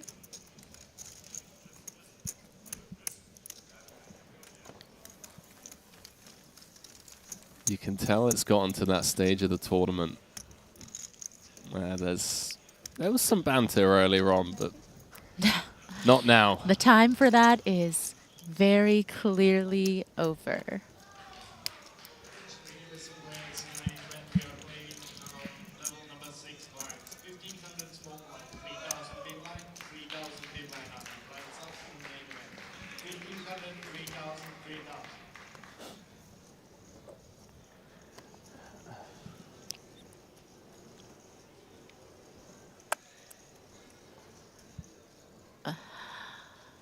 You had the chance to explore the French Riviera yet? Well, I've actually, you know, I've been here before, and I was actually here as recently as May for the PokerStars EPT event. So I've had opportunities to, you know, go to Ez. It's this medieval city that's, I think, 30-minute drive from here. It's really cute. Been to Nice a couple times, to some restaurants over there. But you know, one of these days we'll sync up our oyster collection. Exactly. We're by the sea. They are fresh AF. You know what? I'm down. Count me in. I was going to say that. All right, let's do it. We'll do lunch. You don't really strike me as the type of person that, you know, would never have oysters again just from one bad experience. They were tasty. Not gonna lie, they were pretty damn tasty. I remember thinking, wow, I've gone 28 years without this, and then I got the neurovirus the next day. But for that brief 20-hour window, I must say, I was impressed as Zhang outflops Smith.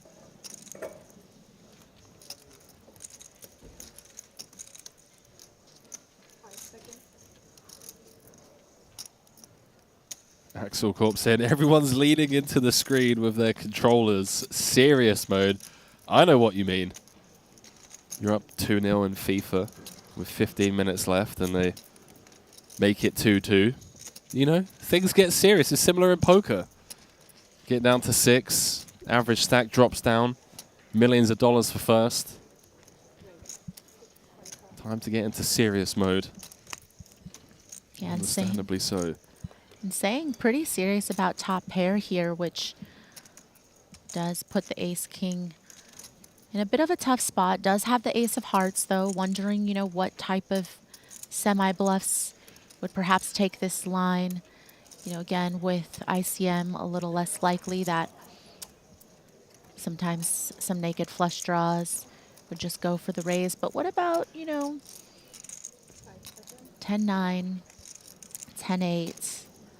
What about the combo draws of, you know, containing hearts and some straight possibilities as well?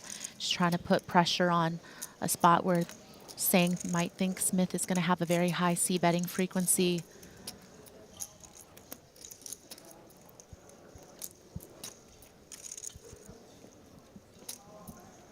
Ace of Hearts. Pretty Such key. a reluctant card to let go of. But let go he does as Smith stays disciplined. Never easy to just let go of Ace-King in that spot. There must be some frustration from that end of the table as the blinds go up. Elton came in as the chip leader. No longer the case, now down in 5th. Dan Smith was also once the top of the chip counts. Now after that hand, he's dropped down to 5th. Long old day of poker ahead.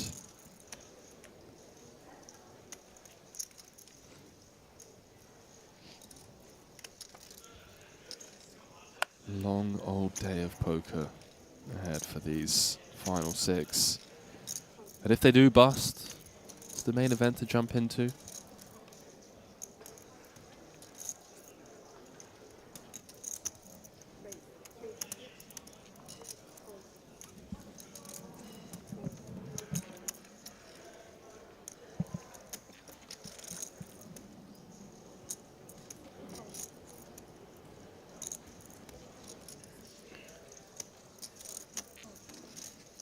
Raise and take it from Osbach.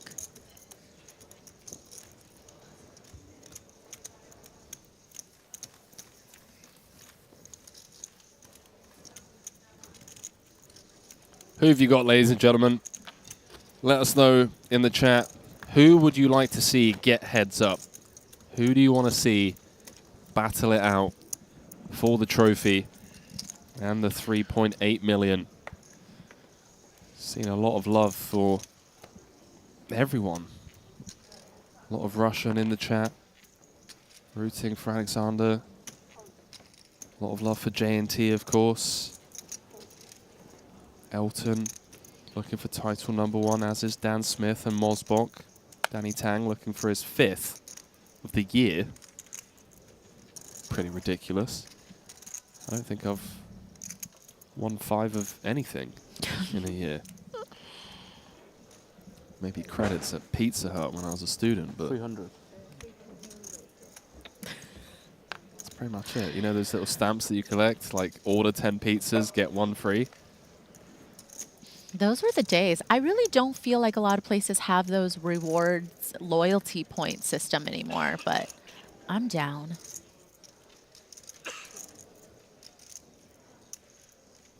I can't wait to be able to breathe again, Maria, and stop spreading germs everywhere.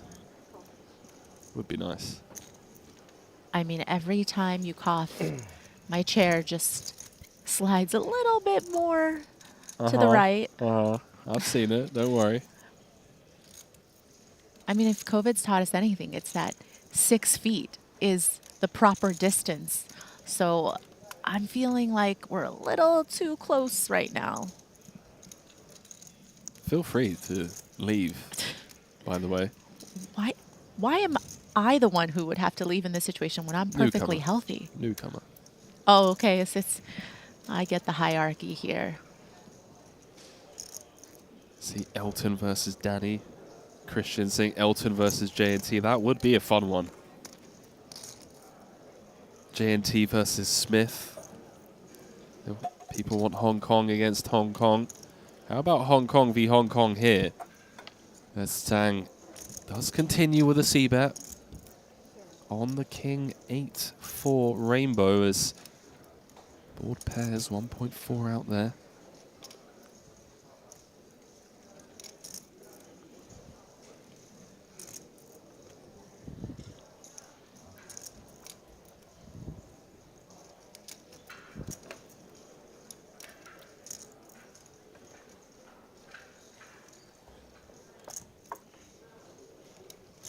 Tang, of course, was hoping to spike a 7 or perhaps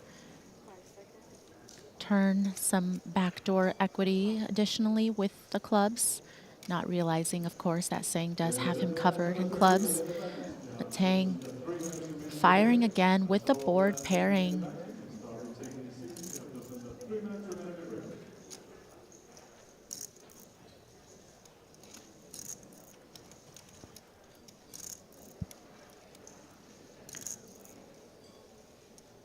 Wonder how Sang feels just sitting with ace high here.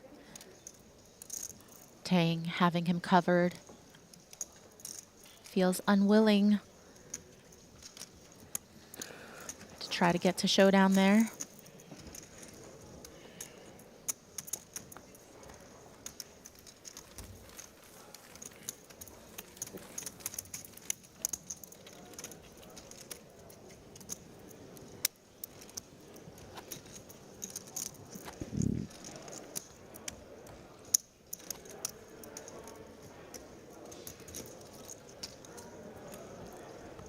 Tang.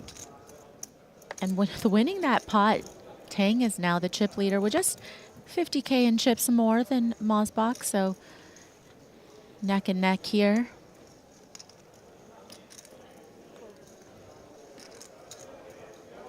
Yeah, that blind level increase, not to state the obvious, but it's not as deep as it was at the start of the day. We're now 6 levels in. Had 3 eliminations. Average stack 24 big blinds with 6 left. Chip leader with just 40 bigs.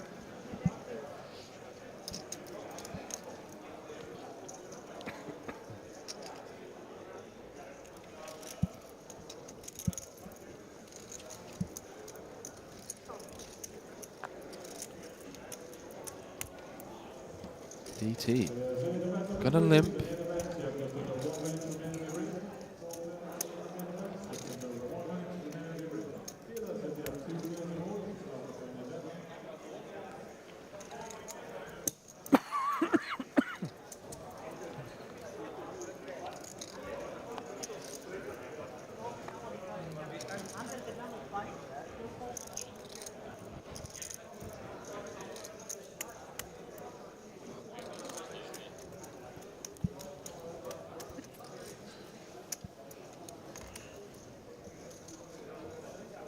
Not the most riveting of flops, although in order for these two hands to have collided in any way, it would have taken a pretty special board as Danny retakes the chip lead.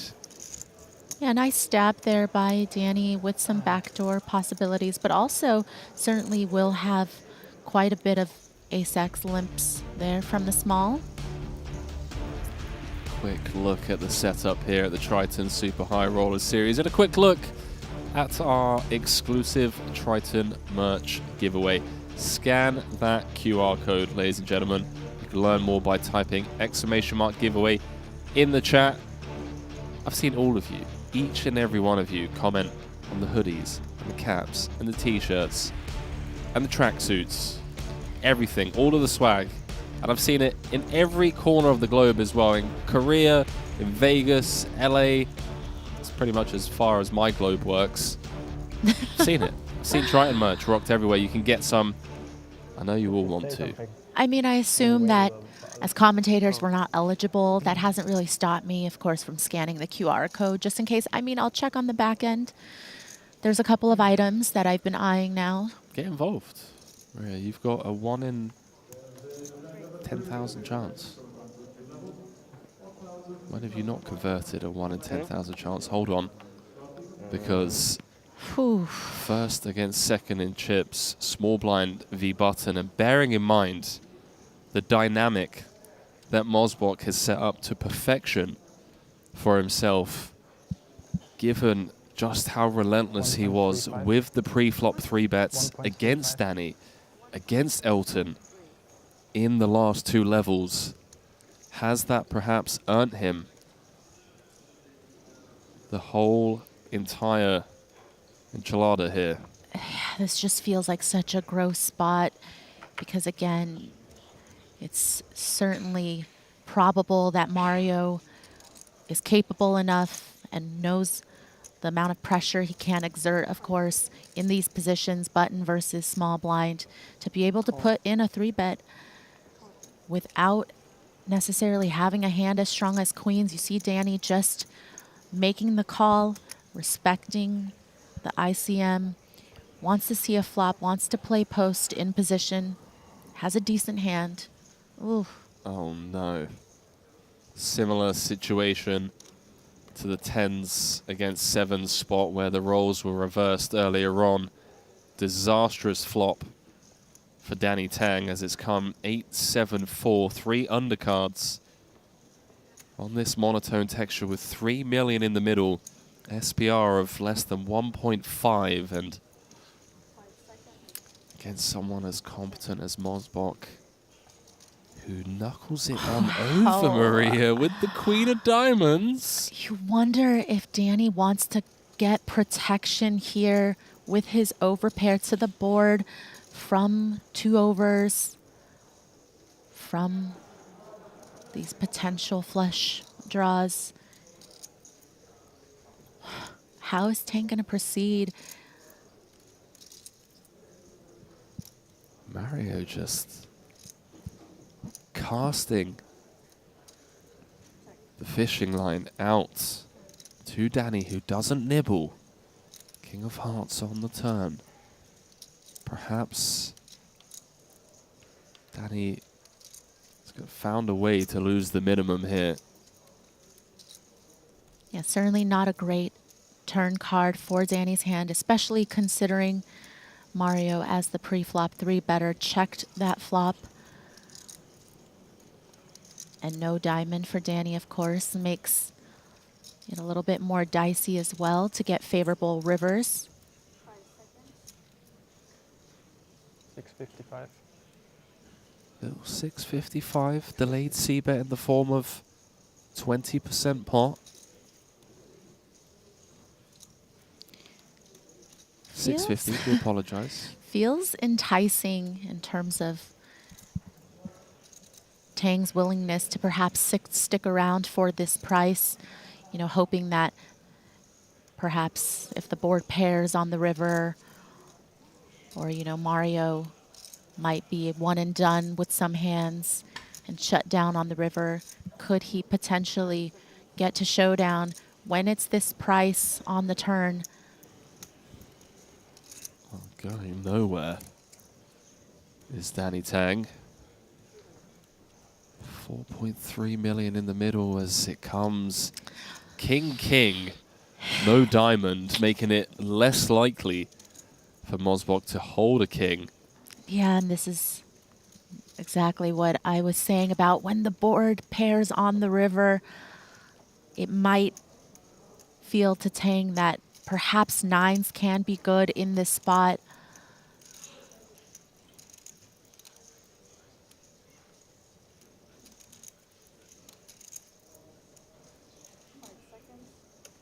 Such a key pot. We're going to have an overwhelming chip leader. It's looking likely to be Mosbach. 100% check mark next to his name. The only way he doesn't scoop this pot is if Danny somehow gets him to fold the winning hand. Otherwise, Mosbach's going to be playing at least 8 million.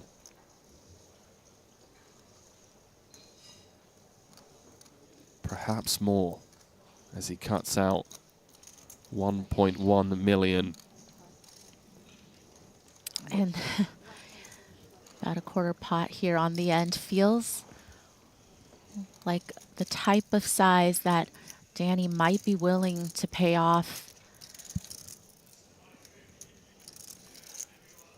I tell you what, Mosbach has played an absolute blinder of a final table.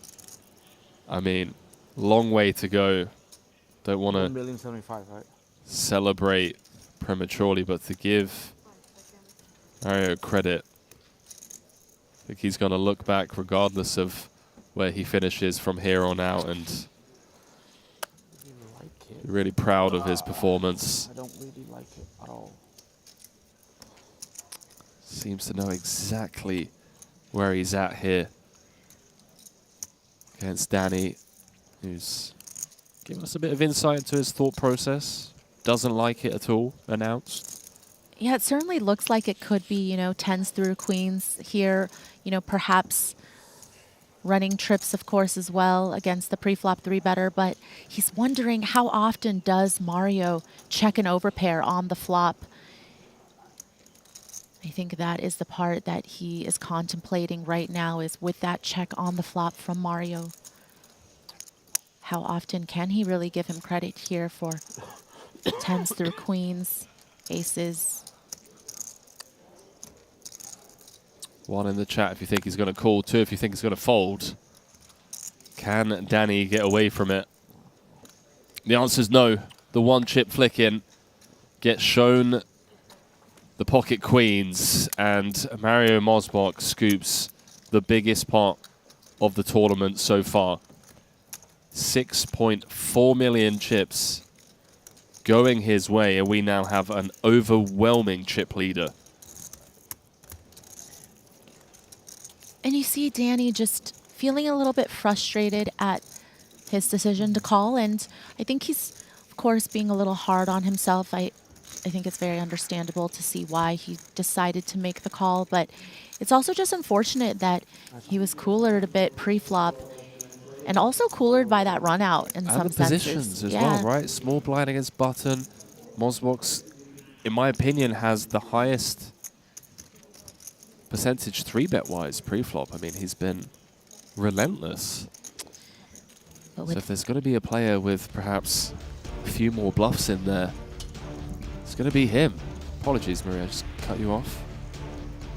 I mean, you do that from time to time, surely to put me in my place, Henry, but, you know, I will, though, finish Never apologize my again. sentence now, which is Mario with that pot up to 61 big blinds, which puts him at the biggest chip lead that he's had. You know, 40 big blinds separating him and Danny Tang, who's in second. Danny now really bunched up here with third place in chips, Shalukin.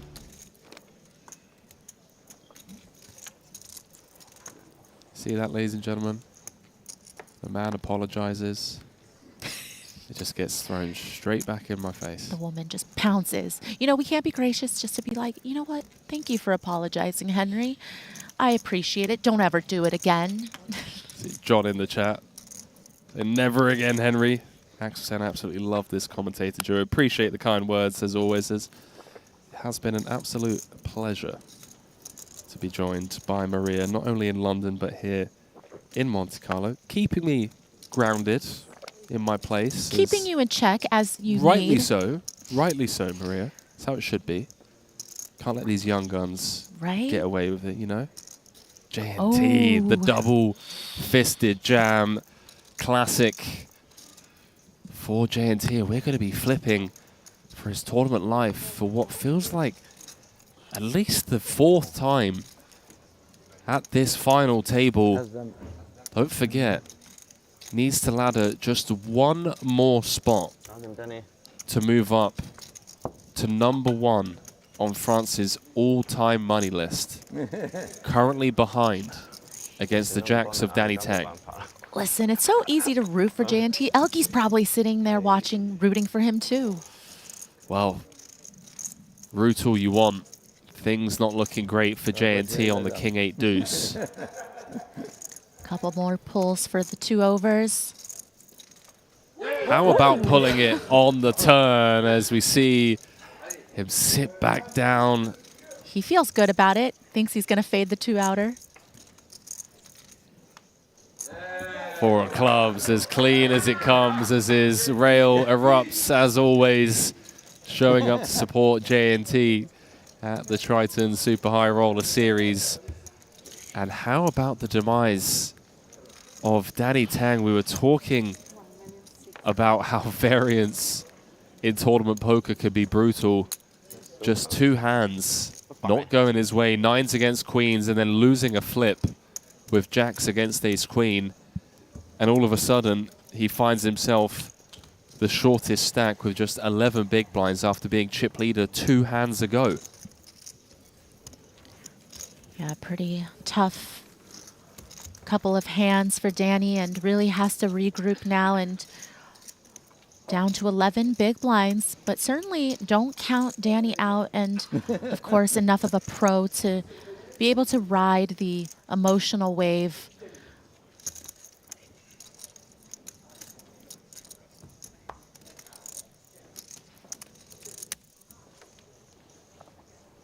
You also gotta love JNT's reaction when the queen rolled off.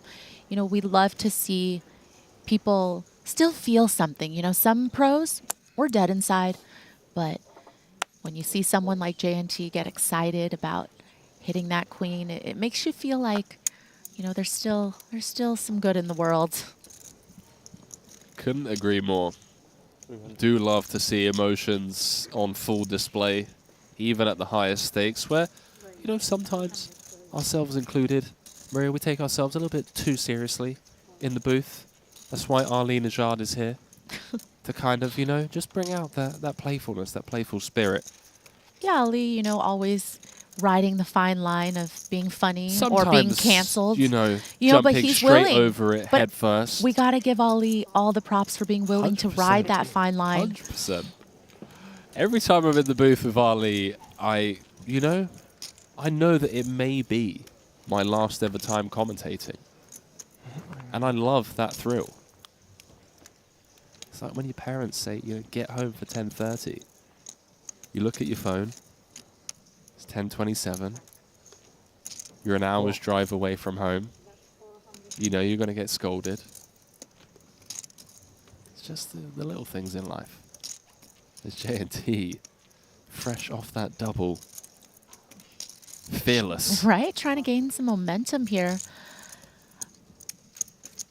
Fearless. It really feels like Ali perhaps, you know, didn't get disciplined very strongly as a child, you know, because he's never really gotten that smack of the hand, you know, a little bit of a spank on the butt, because Ali would not be able to get away with the things that he says now or feel like he could if perhaps, you know, he got grounded a lot as a child, his phone taken away. No comment. But I love it. I really It's enjoy. the devilish cheeky grin, because he knows exactly what he's doing as well. He knows exactly what he's doing. Had some very fun interactions with Ali Najad. Not just in the booth, but away from the tables as well.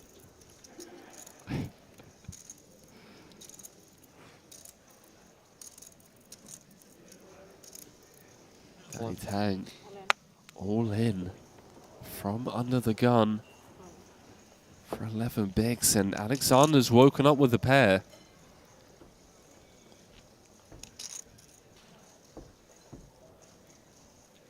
Wow, he's going to let it go. Let's go of the eights. Wow. Danny's got to be pretty happy with that. Certainly going to want to get it through, especially in a flip where he's slightly behind.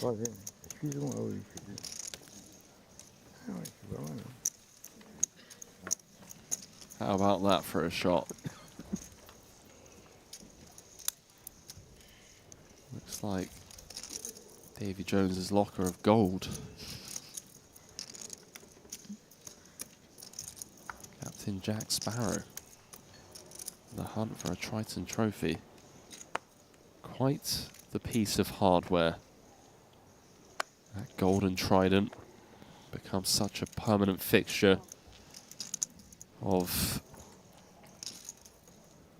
the dream board for a lot of aspiring poker players around the world. Picture of a Triton trophy up above the grind station as, well, hang on a minute. How about this for a potential ICM blunder? It's Alexander. The massive jam. Do apologize. Did cover everyone behind. I take that back. How quickly the tides have turned as JNT is currently sat second. Alexander's in third. And Elton, Danny, and Dan Smith, who were all at one point chip leaders, are now tied at the bottom of the chip counts, all sub 15 bigs.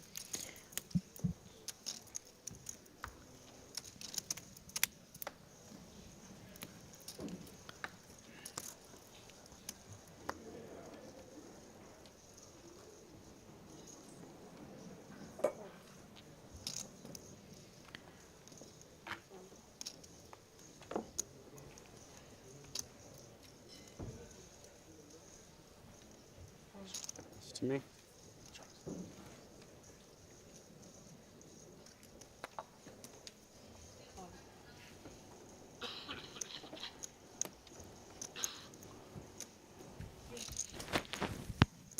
make that 7 feet of distance now between I'm me sorry. and Henry. Do you remember during COVID when they opened the casinos again in Vegas and they had those plastic walls in between the seats? Yes. Yeah. That's what we need here in the commentary do. booth. I'm sorry. Oh my gosh, I played poker for the first time during the pandemic. And there was, this partition between me and my player and the player next to me. We were playing outside under a tent. Wait, what? Yeah, this was at Commerce Casino. Oh, yeah. Shout out to the LA poker scene. I mean, represent, right? Yeah, you got to do what you got to do. do what you got to do. I mean, the poker must go on. Shout out to the Reading poker scene. That's where I grew up. Like in the 1-1-1-2 streets, which feels like many moons ago as Mosbach comes in with a limp. First v second in chips. Wants to see 3 as J&T gives him a little stare down.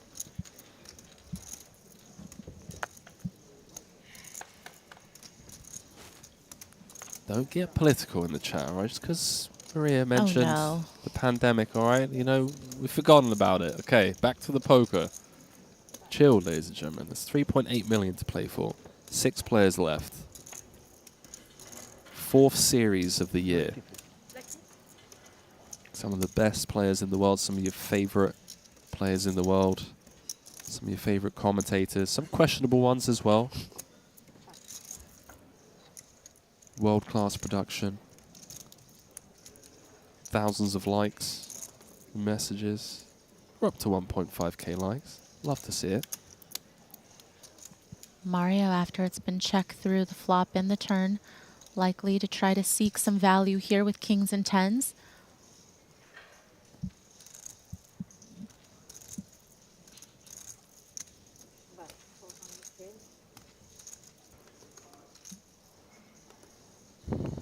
Nearly pot here on the bet. J&T, I'm gonna let go of Jack High. Insane fold. J&T just still playing above the rim.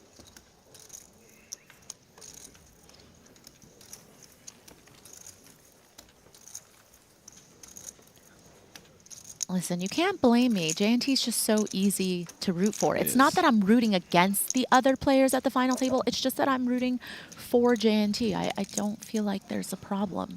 He was 1 card away from becoming a main event champion in London. 1 card away. He got it in with 9s against the pocket 8s of Timothy Adams. Had a word with his good friend. Paul's there on the rail now, we can see in the background. Said it took J&T a few days to shake it off, but he's back in the saddle here in Monte-Carlo and just seems to be getting it done, you know. These Triton stops, the highest stakes. Apologies for swearing. No need to apologize, Smith. We're all grown-ups here. Maria dropped... Some of us. Dropped an S-bomb on stream yesterday, I mean. I did? Oh, yeah, you did. Wow. It was uncalled. No, actually, it was kind of called for. It was well-timed. You can get away with it, though. Did I say it nicely, at least? Yeah. Yeah, you did. Wasn't, like, directed towards anyone. No, and that is... We didn't go full Schulman or... Right. Coincidentally, that is also the rule at the table usually is you can swear as long as it's not directed at somebody. You know, you could be like, F this hand, but you can't be like, F you, guy. Thanks for the clarification on that one, Maria. We all needed it. Note the stack depths, by the way. I mean, you look away from the stream for 30 minutes or so, getting incredibly cagey out there as Mosbach has done a fantastic job at separating himself atop of the chip count. So much so that he feels comfortable coming in for a raise with the Jack-Deuce suited in the cutoff. Now has 4 of the 5 opponents onto sub 20 big blinds. Morning. Oh, God, man, Elton. Okay, my guy. Knows exactly what's up. Fearless.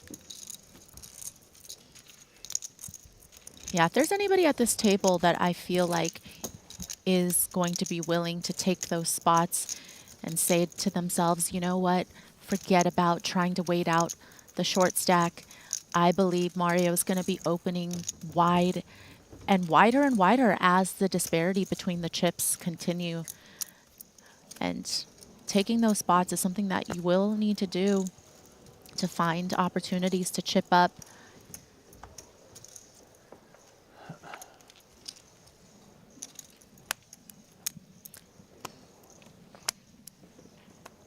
Well, Elton,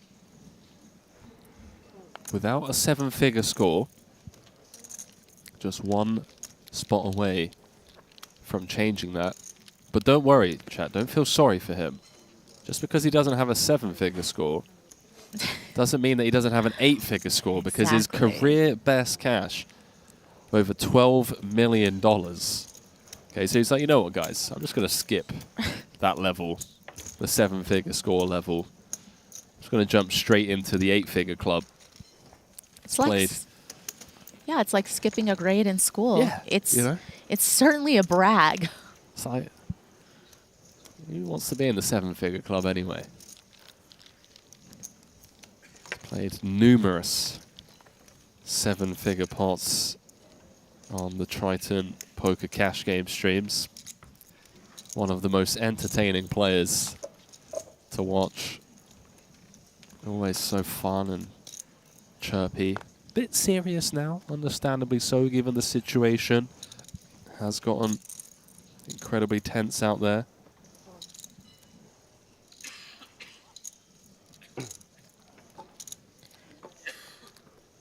$8 feet now, but who's keeping track? All in for saying from the button. Oh, I'm sorry. I thought I should take this part because you were mid-cough. Crack you know? on, please. Well, no, you were mid-cough. I thought I was being a good co-commentator. Glad to know that I can rely on you, Rhea, to, you know. I got you. Carry the logs. Who's going to carry the boats?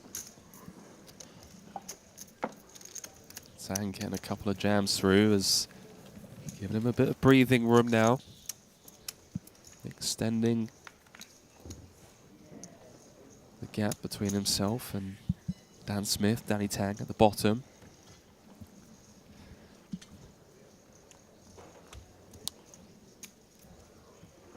Mr. FBI. The JNT. What a day of poker it's been so far, and, well, still got 6 players remaining.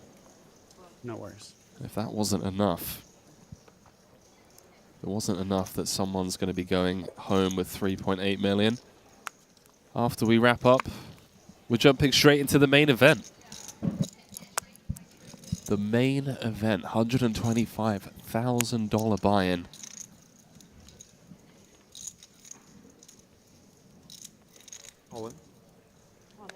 DT taking it. Oh, blind v blind. Mosbox woken up with a hand. Oh, this is going to be rough, but some potential to chop, of course. Do you look already, or you just look? All brought to you by betacr.eu. 2.8 million in the middle. How to chop? Mosbok, 9, 10, an equity favorite. Note, 39% of the time. They will tie. Very easy. Yeah, chop please. Danny all in for his tournament life. Very likely chop, right? Chop, chop. It is very likely that they will chop. Don't lose. Just chop, please. What is that? Oh my god, it's a 2-side. Oh. I'm still okay with chop. Now less likely to chop. Much to chop, right? The 3 rolls off. That would be a dirty way to do it. Yeah. 10 of hearts. There you go. You can let out a sigh of relief there. Three you lose. Three is still sick. Just three. 3 would be devastation.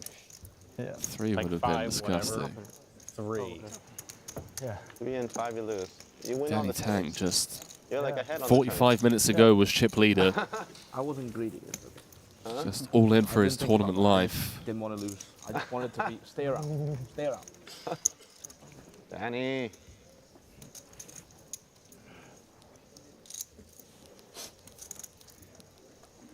Poker, tournament poker How often does is ace just five so suited sick. hold ace two suited? I could not tell you. I don't know. These guys Very often. do it for a living.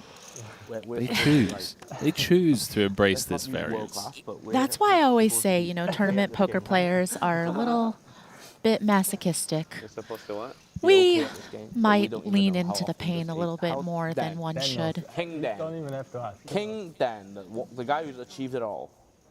Is that the David Lappin Both in the suited. chat? Don't pretend to look at your card and just not answer, because you don't know. Pretty good. So it needs to push back on Ali being young enough to have had his own phone as a child, rotary phone maybe.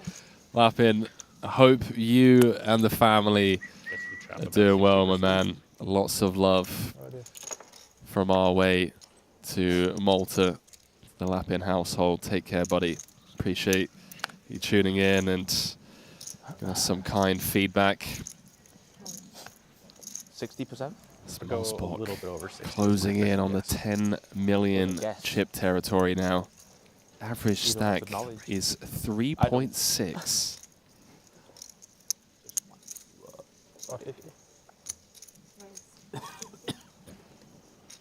What's up? What was that look for? Go on, tell me. I was just a little bit curious. This is Trivia than knowledge. we've played 2 levels, right? I think the blinds are about to go up. Yeah. We should be going on break, right? One would think. Apparently not. Apparently we're just playing 3 levels Oh now. boy. Producer Martins just looks at us, shaking his head. Can we do like a 5-minute break? Skipping a scheduled break. Maybe they're playing 3 and then going on dinner break. Maybe that's what's up.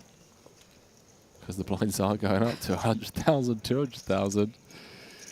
Blinds brought to you by GG Poker. This is the $200,000 Triton Invitational. Pretty crazy. And as the blinds go up and you look at the leaderboard, there are 4 players below the average stack, and the average stack is only 24 big blinds. It's dropped down to 18 now with that blind level increase. Oh, mine didn't It's all right. update, and Blame- yours did. Blame the technology. It's fine. Wow. They're trying to sabotage This is a you, Marie. conspiracy. It is, 100%. Only Henry's iPad is getting updated. Make Henry look good. Strange. That's what they said. Strange. This is hazing, I think. This is definitely hazing You're getting for the gaslit. noob. 100%. I think 1-6. It's a very LA thing. I didn't sign up for Gaslighting, that is. hazing. 1, 2, 1-6 on the dot. What an insane spot for Mosbach. 51 big blinds, second in chips, has 17. Difference between 6th and 2nd, by the way, ladies and gentlemen, is the better part of $2 million. And it really is anyone's game down there. I mean, not to say that they're playing for 2nd, because, well, we've done this so many times now. We know anything is possible in poker, but as things stand, Pick one. feels like this is Mosbach's to lose. Danny Tang on 7, Dan Smith on 8, Sang on 13, Jellikin on 14, and JNT on 17. Talking to Smith, has to go with this surely.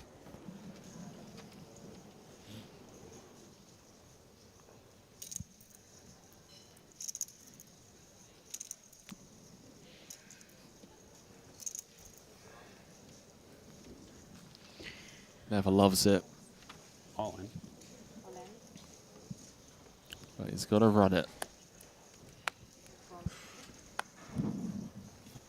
Are we going crazy? Did we play 2 levels and now this is level 3 Yeah. of this frame? Yes. You sure? Because now I feel like I'm getting gaslit. It's been quite a while. No, we always play 2 levels and go to a break normally, and we're on an odd-numbered level right now, so we played 3.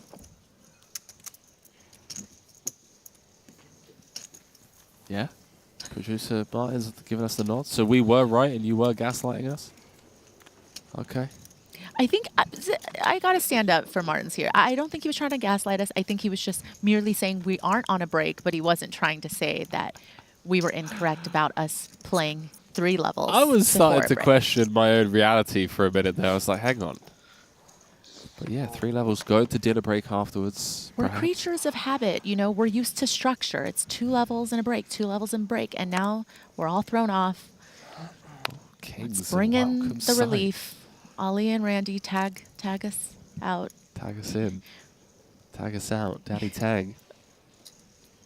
Down to 7 bigs. Couple of cowboys to get him back in the mix. Pushes out a tower of white chips. J&T. Jack 6.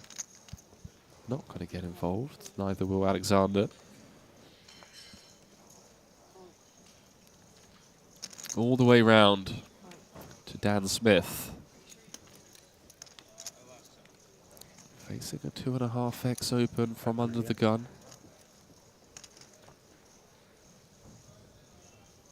Gonna check the itinerary.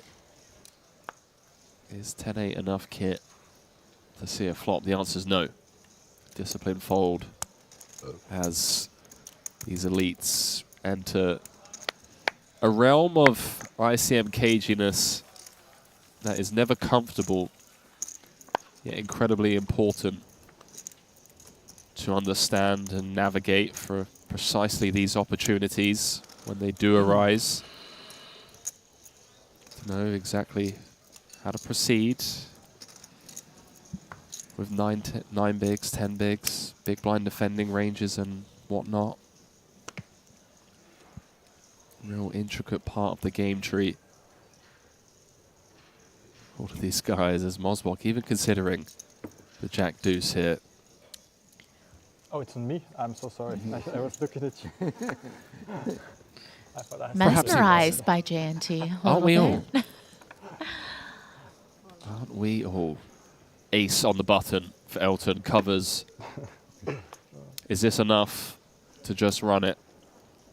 Sure feels like it.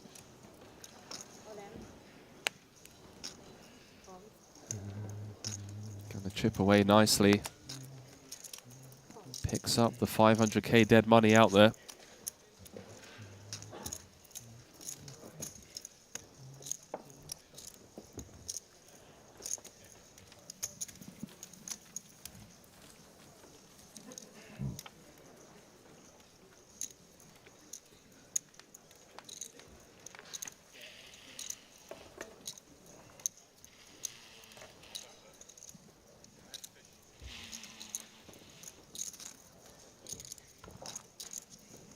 Is that geese honking, or are we indoors? Or okay, all right, guys.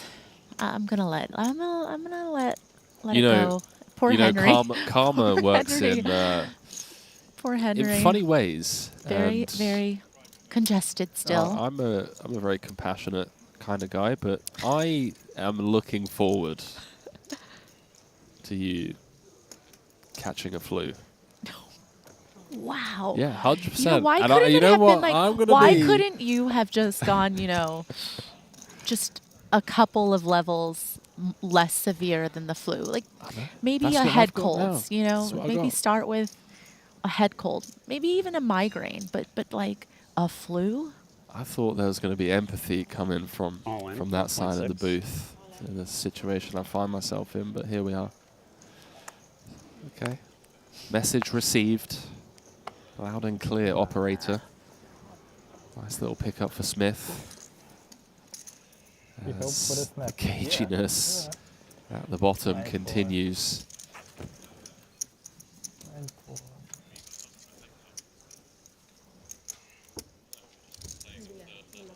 Thank you.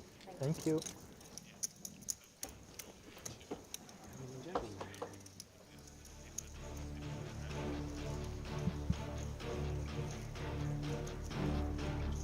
That's how things stand. Chip counts brought to you by GG Poker. Bosbok in pole position here in Monte-Carlo.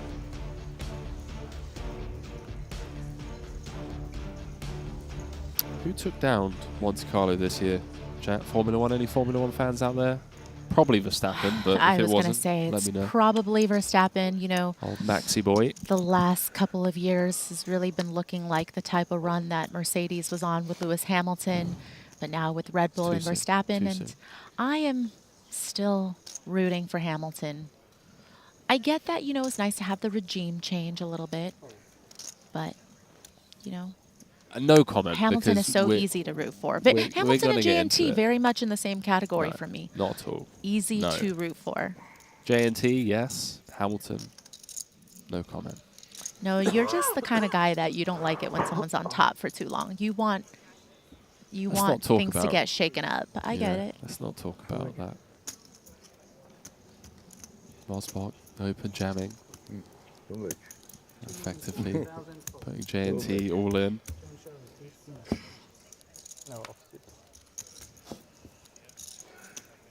See, now you've riled up the chat. I knew it. Oh, I knew it. I told you not to do What are it, and you people did saying? it. You had to Carlos go there. Sainz. Yeah, he's easy to root for too.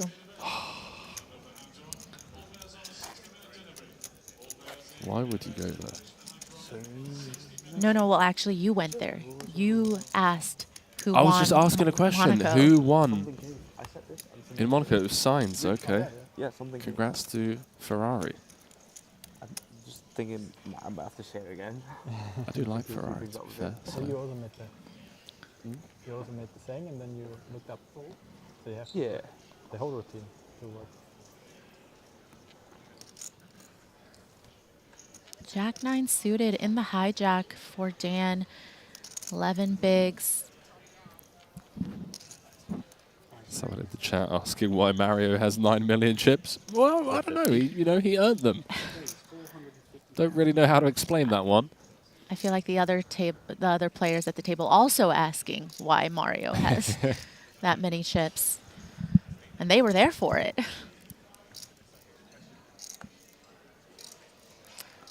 Smith raises in front of Danny, who I would assume would take that spot with ace-9 had Smith not opened the action before him. Right. And Shea looking in the big blind with ace-5. Also going to pass, which, again, you can understand a little bit of that stack preservation when you do have 2 10 big blind stacks out there.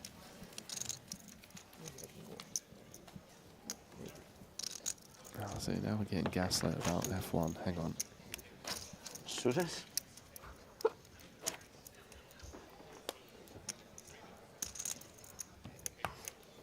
Okay, it was Verstappen. It wasn't Sainz. Thank you, chat. Case closed. 6 left. Triton Super High Roller Series 200K Invitational. You know, we're in Monte-Carlo, Monaco. It feels like the place where we can... It wouldn't surprise me if Lewis Hamilton just strolled in and said, you know what, I want to play the 125K main. Lewis Hamilton does know how to play poker. He also lives here. Yeah. He lives like 5 minutes down the road. See him driving his car on the way to do commentary every morning. Our presenter, Marinella, actually says that, you know, she has to drive up a hill every night, and it feels like everybody around here thinks they're an F1 driver, and I'm like, they probably are. A few F1 drivers call Monaco home. I just punted it off.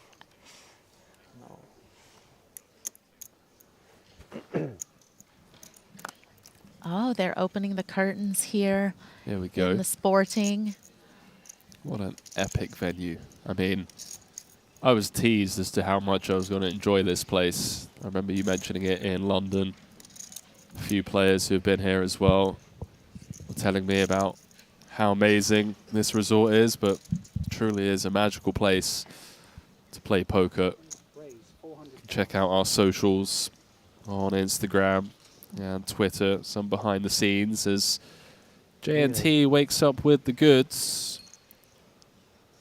Yeah, check out JNT here. Again, with the double fist 3-bet to 1 million in chips. Elton with a couple of 5s. Currently second in chips now. Getting a few raise and takes through. 5 seconds. You know, saying probably not his favorite type of game to play, this fold. Doesn't like folding, this no. disciplined, patient part of the game. Prefers being 1,000 bigs deep, playing high stakes cash games, but does have business to attend to here, looking for his first Triton trophy, looking to close the gap atop of the Hong Kong all-time money list, where Danny Tang currently reigns supreme. Yeah. There's about a $3 million lead on his good friend Elton. Crazy Elton. I need the crazy Elton out. Uh-oh. Strap yourselves in, ladies and gentlemen. Elton started talking to himself. We've seen that happen before. The wheels are coming off as Mosbach continues this reign of terror of just opening relentlessly into the field, saying with King 10 suited. Now, there's been a couple of spots where it seemed like perhaps he was itching to take a stand. You expect Mario, again, to open wider and wider as the chip discrepancy between him and the other stacks get bigger. He's currently third. Danny Tang sat on 7 bigs. Alexander sat on 9. Elton is comfortable with 16 bigs. Would be a disaster to run into a legit holding here. Pitches the King 10, remains disciplined, as Danny now has the opportunity to go for a potential stop and go. It's the shortest stack by far. 5 seconds.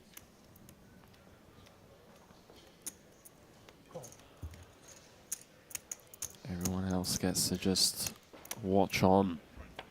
Potential opportunity to ladder. Comes 5-3 deuce. 1.1 in the middle.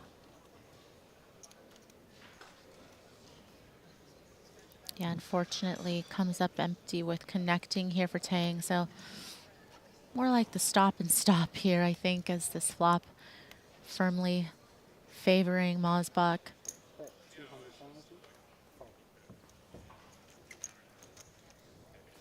Mosbach extends, crosses the 10 million chip mark. Yeah, now has more than half the chips in play. Mosbach making it look easy. You know, this is certainly what you want, is to be able to continue to chip your opponents down, but not play high variance pots. Continue to lean on them and create more separation. And once you've got pretty much all the other players down to 10 bigs, then you can really unleash the aggression. Cheers.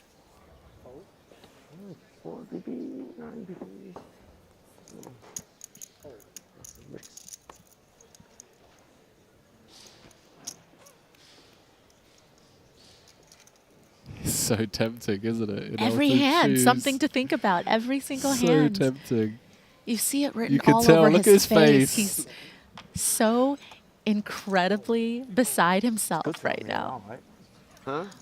I like A hand funeral. Every Right. hand No, I know. They just for he having knows to open folds. the situation. Nothing he can do.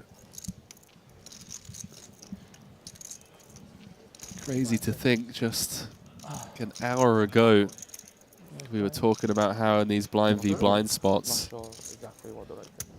Danny was playing passively because both Danny and Mario were chip leaders at the time, no longer the case.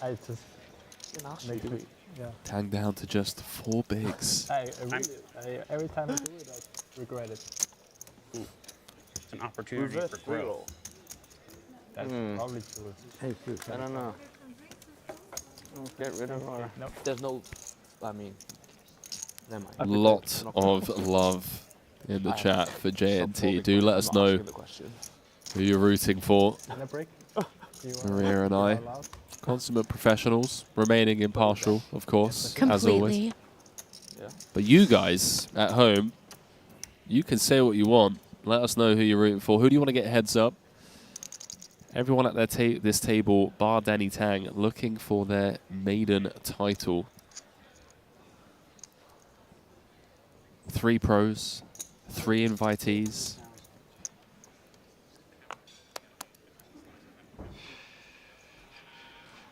What are we up to?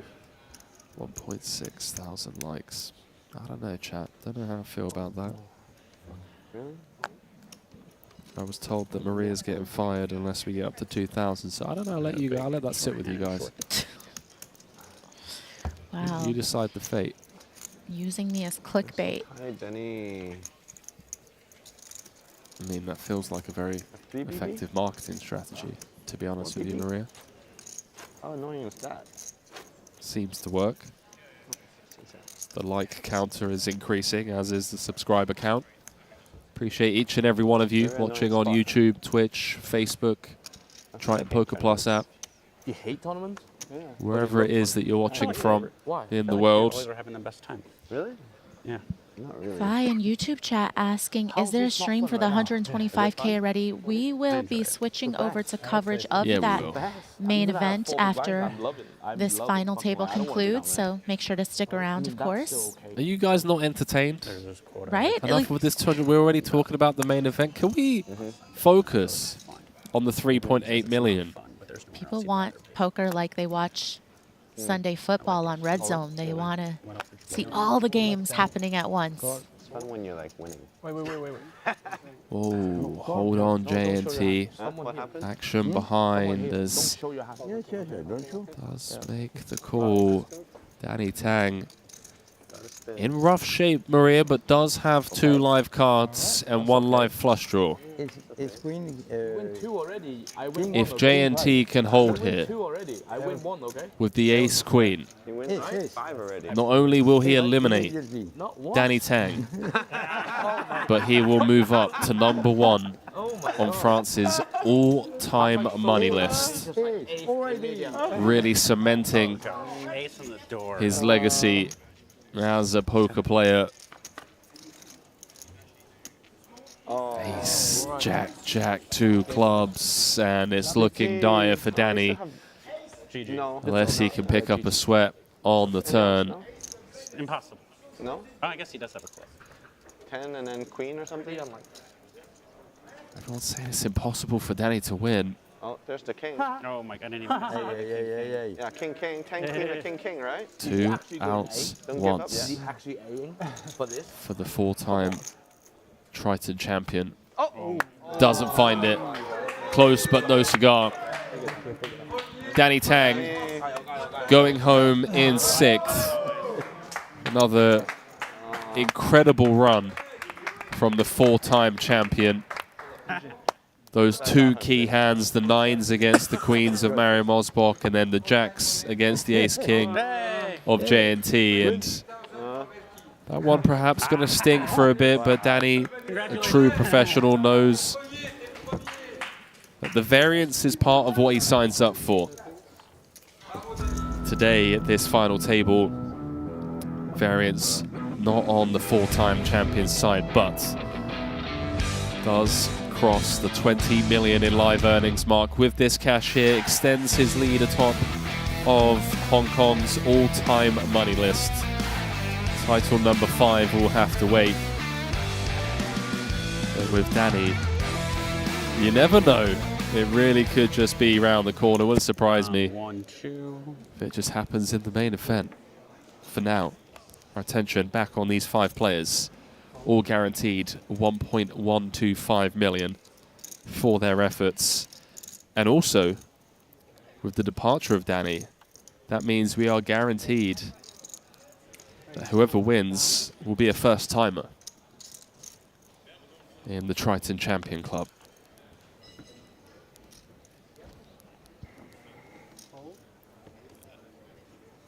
Someone get Elke on the phone. I'm gonna send Elke a text and be like, "Did you know?" Let's see how he feels about it.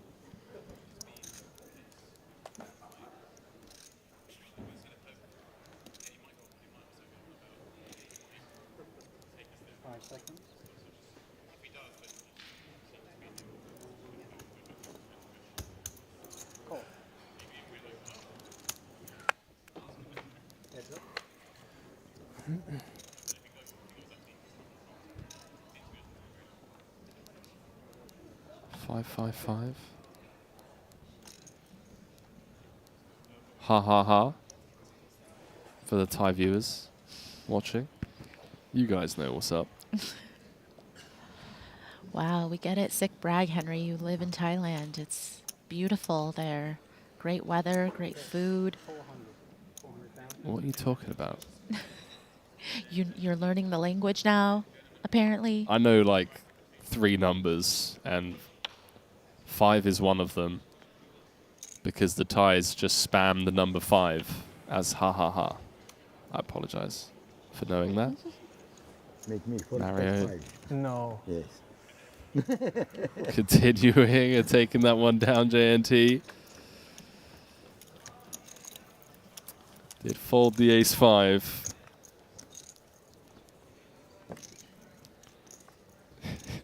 I don't know why I find this funny, but Alex in the chat said, "It's a me, a Mario." That is funny. I mean, that's even great. laughed. He's one of the nicest guys in poker. Mario Mosbach joined us for the first time in Vietnam. Just has such a passion for the game. Has a crew around him. Has built a lifestyle around the game of poker, taking care of everything: sleep, nutrition, working out, studying. He's putting himself in the best possible position to come to these events and perform at the highest level. Gives so much credit to his coach, mentor, friend, Fedor Holtz. The example that he set for a lot of the young Poker Code crew, who just seem to be a force to be reckoned with, not just at Triton, but online, GG Poker. Some of the events that you've covered as well, EPTs, always just showing up and dominating. Let's see if Mosbach can close this one out here in Monte-Carlo.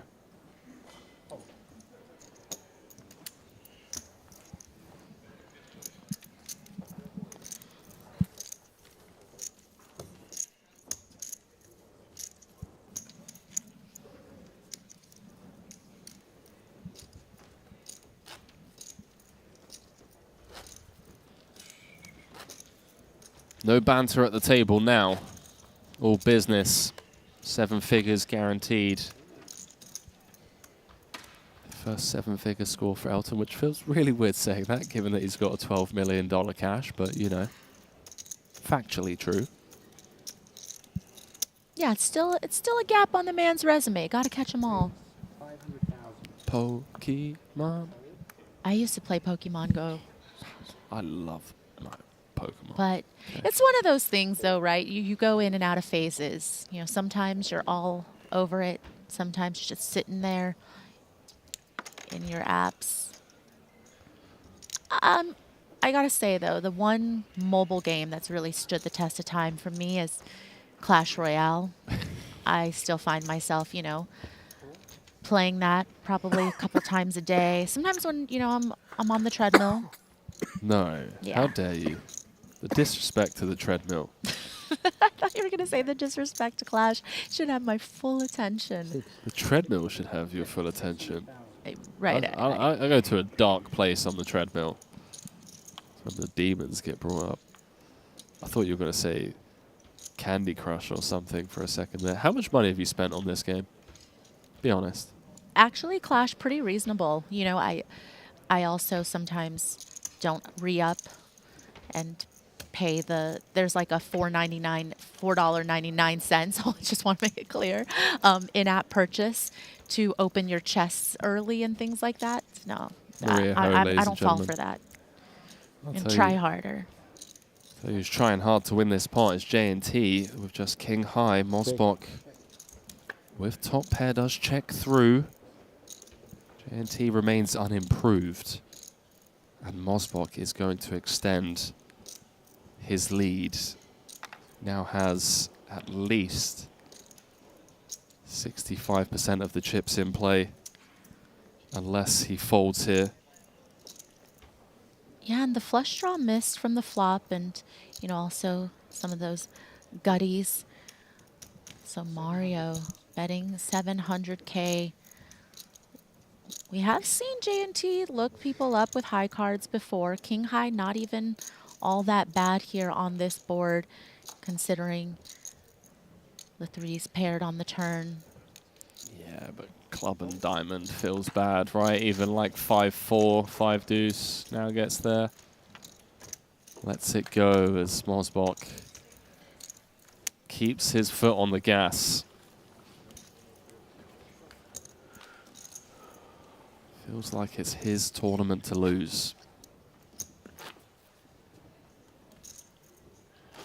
65% of the chips in play or thereabouts. Back of the napkin math on my part. Could be off slightly. Just put it out there. He's got a lot of chips. That's all they really need to know.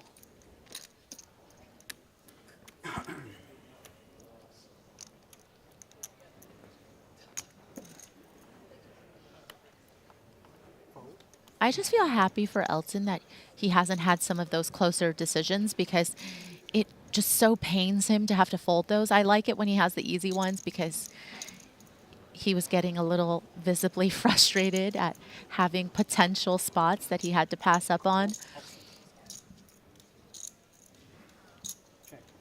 You are an empath.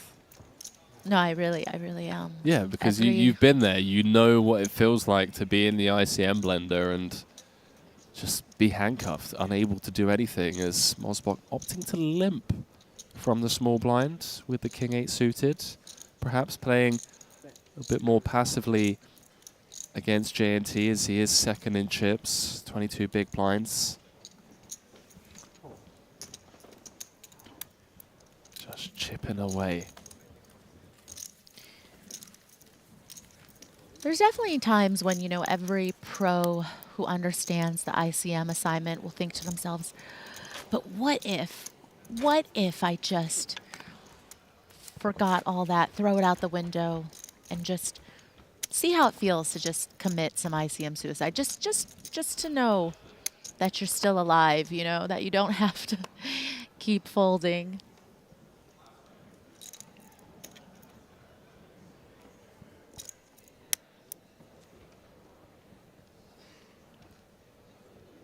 Just chipping away at everyone else. The clock is stopped. Like Michelangelo chipping away at the marble of David. Mosbok now into that territory where he can just open jam into the blinds. J&T going to get out of there. Alex with just king 6. Every time he gets one of these through, picks up 500K dead money.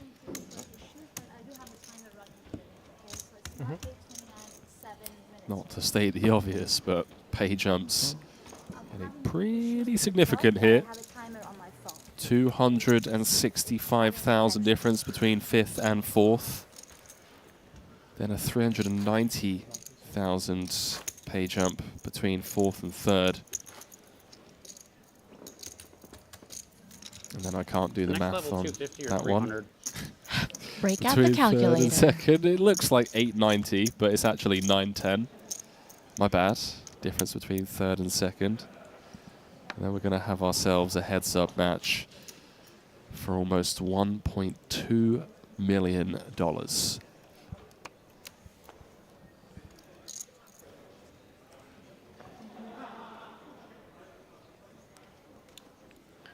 Stop it, Mario. Surely not the 8-5 offsuit. Oh. You absolute devil. Oh, but he is. It's like, Henry, you forget. Part of the poker code crew, okay? Don't need a hand in this spot. Just showing great awareness. The situation he finds himself in. Knows that once Dan Smith gets out of the way, everyone behind has to play incredibly tight. Saying suited connector again.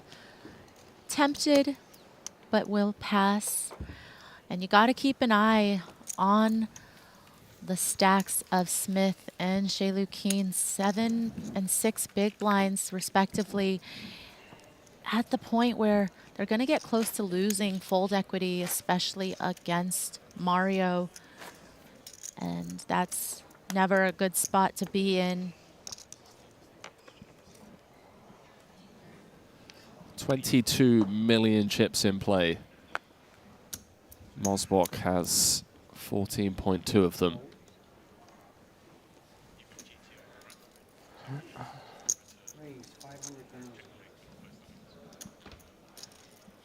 What we saying, Alex? Couple of trays on the button. Is now the time to activate. Shortest stack. Does he want to just wait a few more spots, perhaps? The problem really is that you just don't have fold equity anymore against an open, and the utility of your stack is so low that, you know, doubling up in this spot might not necessarily benefit you that much, but trying to outlast and wait out somebody else for the pay jump is so much more significant, as you see Alex folding.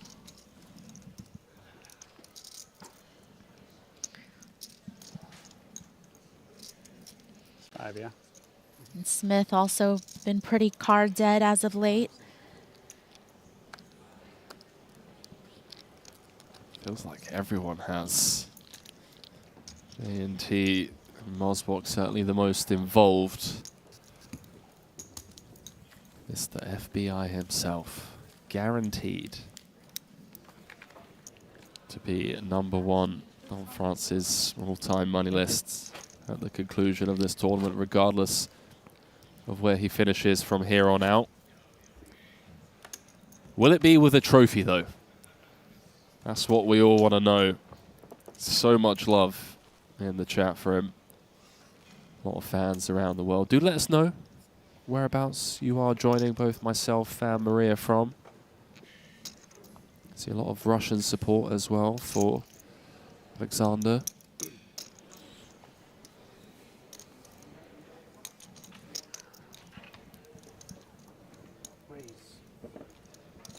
I heard raise.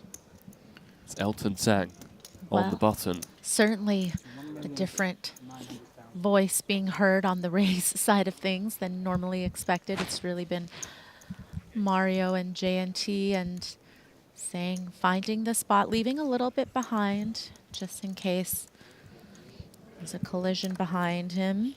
Everyone having to go full Sean Winter mode at the moment. Everyone bar Mosbok. I mean, but who does it better than Sean Winter, though? Not many. Not even close. That's why it's named after him. I mean, you know the saying. In a global apocalypse, a few things would survive. You know what else would survive? GTO Wizard, the #1 app for poker players around the world. You can take your game to the next level, analyze your played hands, practice by playing first GTO, and solve any spot in the game with the GTO Wizard AI. You can join the exclusive membership giveaway and stand a chance to win premium subscription and merchandise by clicking the link in our chat to enter that giveaway. Get involved, ladies and gentlemen. This isn't just an app we're randomly pushing out to you all. There are players in this very room competing at the highest stakes that swear by it, that use it. The likes of 2022 main event champion Espen Jorstad also took down a Triton trophy in London, putting out content for GTO Wizards. So get involved and let us know how you get on. Elton finding another spot to go with here with the ace-jack. Fold.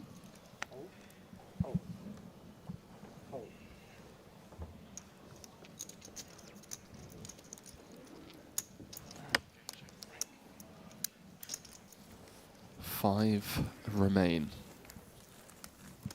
Seven levels into the day. That's how many levels have been played so far. 4 eliminations. Started off with Harolobos losing a big flip, then Ilkin Gribbly out in 8th. Then it was a bit of a stalemate for a good 2 hours or so, 2.5 perhaps, before we lost Fedor Holtz in 7th. Danny Tang, who once reigned supreme atop of the chip counts, went from 1st to out in 6th in the span of an hour, losing 2 key hands, 9s against queens and then jacks against ace queen. Poker gods work in funny ways when it comes to variance. If J&T can click the call button here, doesn't. We've had Smith in rough shape. Big old pickup for Smith. As we are heading into a scheduled 15-minute break, Maria. 5 left, all guaranteed 7 figures. That's how things stand. And I tell you what, at these stakes, I don't think I've ever seen anything quite like it. Mario Mosbok with 55 big blinds. 2nd in chips, Elton Sang with 12. J&T with 11. Smith with 6. And Alexander Shelikin with 3. I mean, what do you do in Elton and J&T shoes? It feels like they should not be getting involved unless they wake up with top of range. Yeah, this is absolutely the part of ICM where folding actually makes you more money a lot of the time. And so even though it's not the most exciting part or the most sexy part of poker, it's certainly a necessary part of the game, especially when we look at the chip distribution, the stack disparity here. And I mean, is it really just Mario's world and they're living in it, or what? Well, talking of sexy, 3.8 million for first and that Triton trophy. The difference, by the way, between 5th and 2nd, 1.5 million. And it really feels like everyone bar Mosbok currently playing for 2nd, trying to at least get heads up against what feels like a formidable force in the young Austrian pro. Don't go too far. When we return from break, we'll be playing down to a champion in this $200,000 Triton Invitational. We'll see you shortly.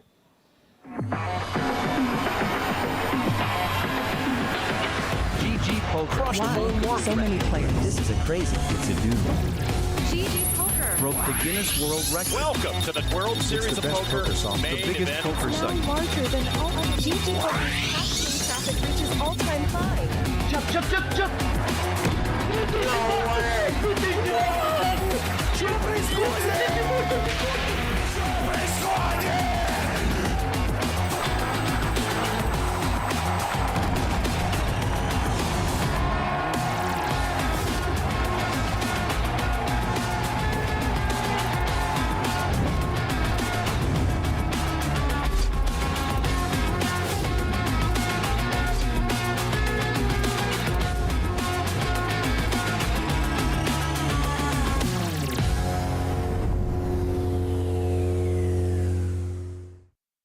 Take your game to the next level with GTO Wizard. Practice against GTO on all your devices.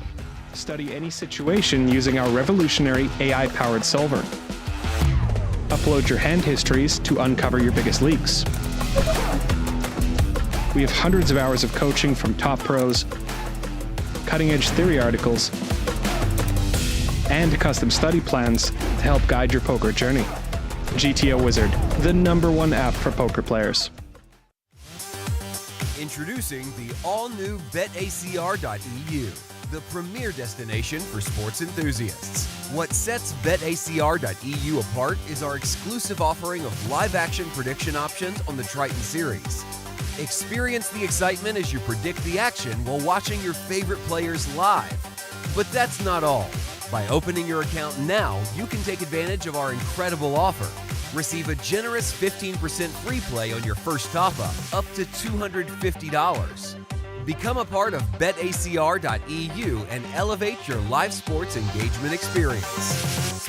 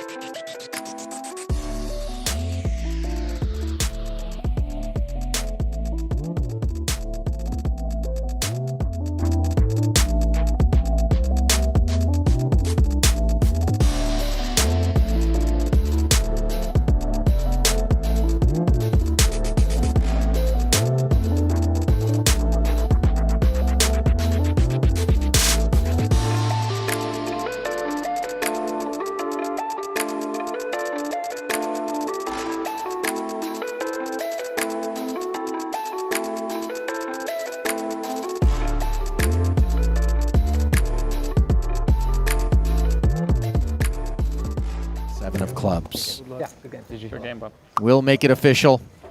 Haralabos Vulgaris, your 9th place caliber of players.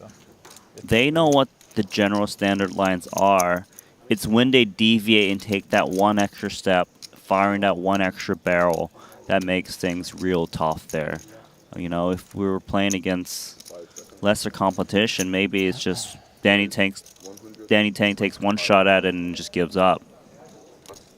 But the river is really where the world-class play is shown. 2 jacks and 2 nines. And is this not a familiar scenario, although a different player holding 2 jacks now? Yeah, a bit of deja vu. Elton, remember, flatted his jacks and ended up losing to a flopped pair of queens for Smith. It's very much not an option to go flatting pocket jacks here for Ilkin, as he does jam north of $1 million. Big spot. 17 bigs and Tang. Cobbled his way up to 3.3 million with an ace-king here.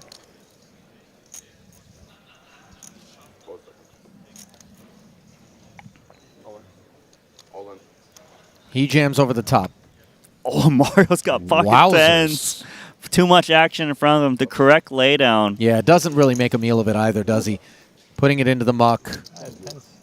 JNT with the 9s doing the same, recognizing they don't play well in this situation, and on his feet to observe that he was cooked by Garibli's jacks. 2 9s? And Ilkin. I have 2 10s. You got 2 10s now? Yeah. 2 9s, 2 At 10s? risk. That's a sick hand. Can the hooks hang on in a 2.3 million chip pot? No. King in the window. Tang jumps in front. Still 2 to come. No backdoors will be available. And no jack as yet. But can Garibli hit the much-needed 2-outer to avoid elimination? No.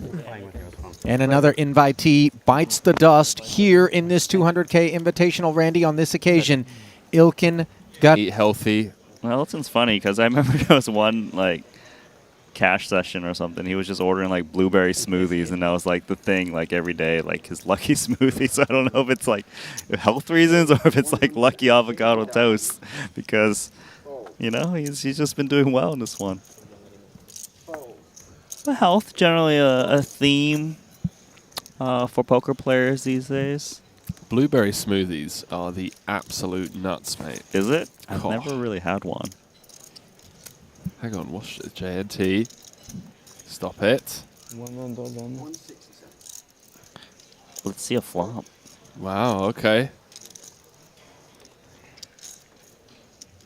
Surprised, Randy? I mean, I feel like I'm surprised because it's from the small. Big blind, yes. But when he flatted there, you know, it just kind of kicks out the big blind. Technically, he's getting a little bit of a larger overlay. Yeah, he really is. And well. Oh, that's just trouble for him because he's only got 350 back, 480 in the middle. He's got a decent piece, and Dan Smith's going to snap him off. And Smith got to make the call. Cards on their backs. J&T in rough shape. Looking for a queen, jack, or a 9. Does have 30% equity with 2 cards to come. 9 ounce twice, dealer. All in brought to you by betacr.eu. To get back up to 15 bigs. To keep the dream alive of becoming ranked number 1 on France's all-time money list. 6 of hearts, no help. Uh-oh. He's taken the mic off. He's ready. learned the tricks of the trade, Randy. And it's worked. And it's worked. The Queen of Hearts. But you know who Robert De Niro is, right? I've heard of Robert De Niro. Heard of Robert De Niro. J&T, someone I've heard of. He's dynamite. With the ace deuce. Let's see if Dan Smith can wake up the hand. How much is it? Oh. Oh. Not comfy. It's a cut-off jam. 6.5 bigs. Dan Smith played the big blind and big blind ante too, so he gets the discount.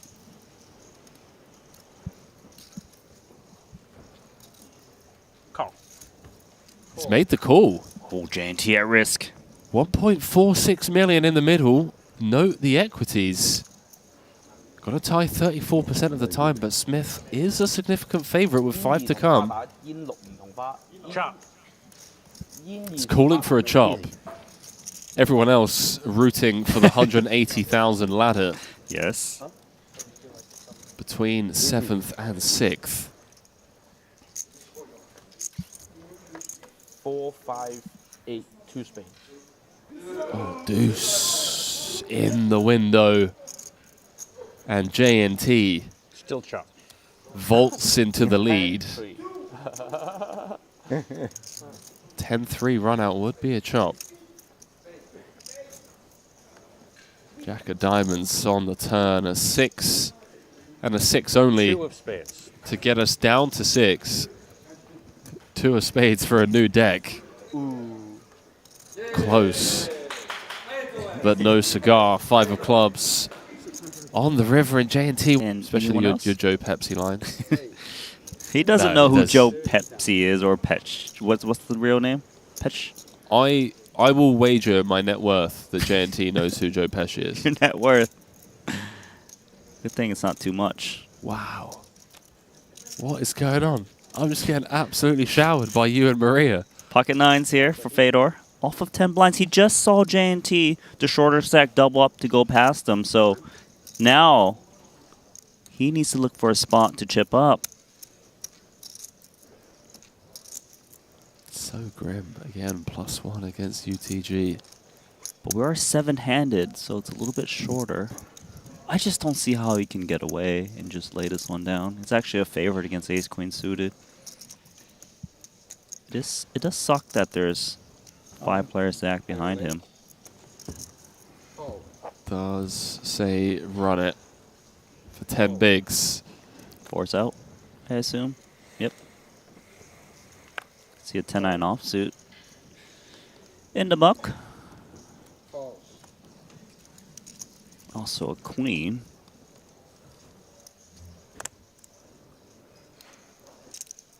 Fold. Fold. Yeah. Good luck, gentlemen. Not the way they would have wanted it.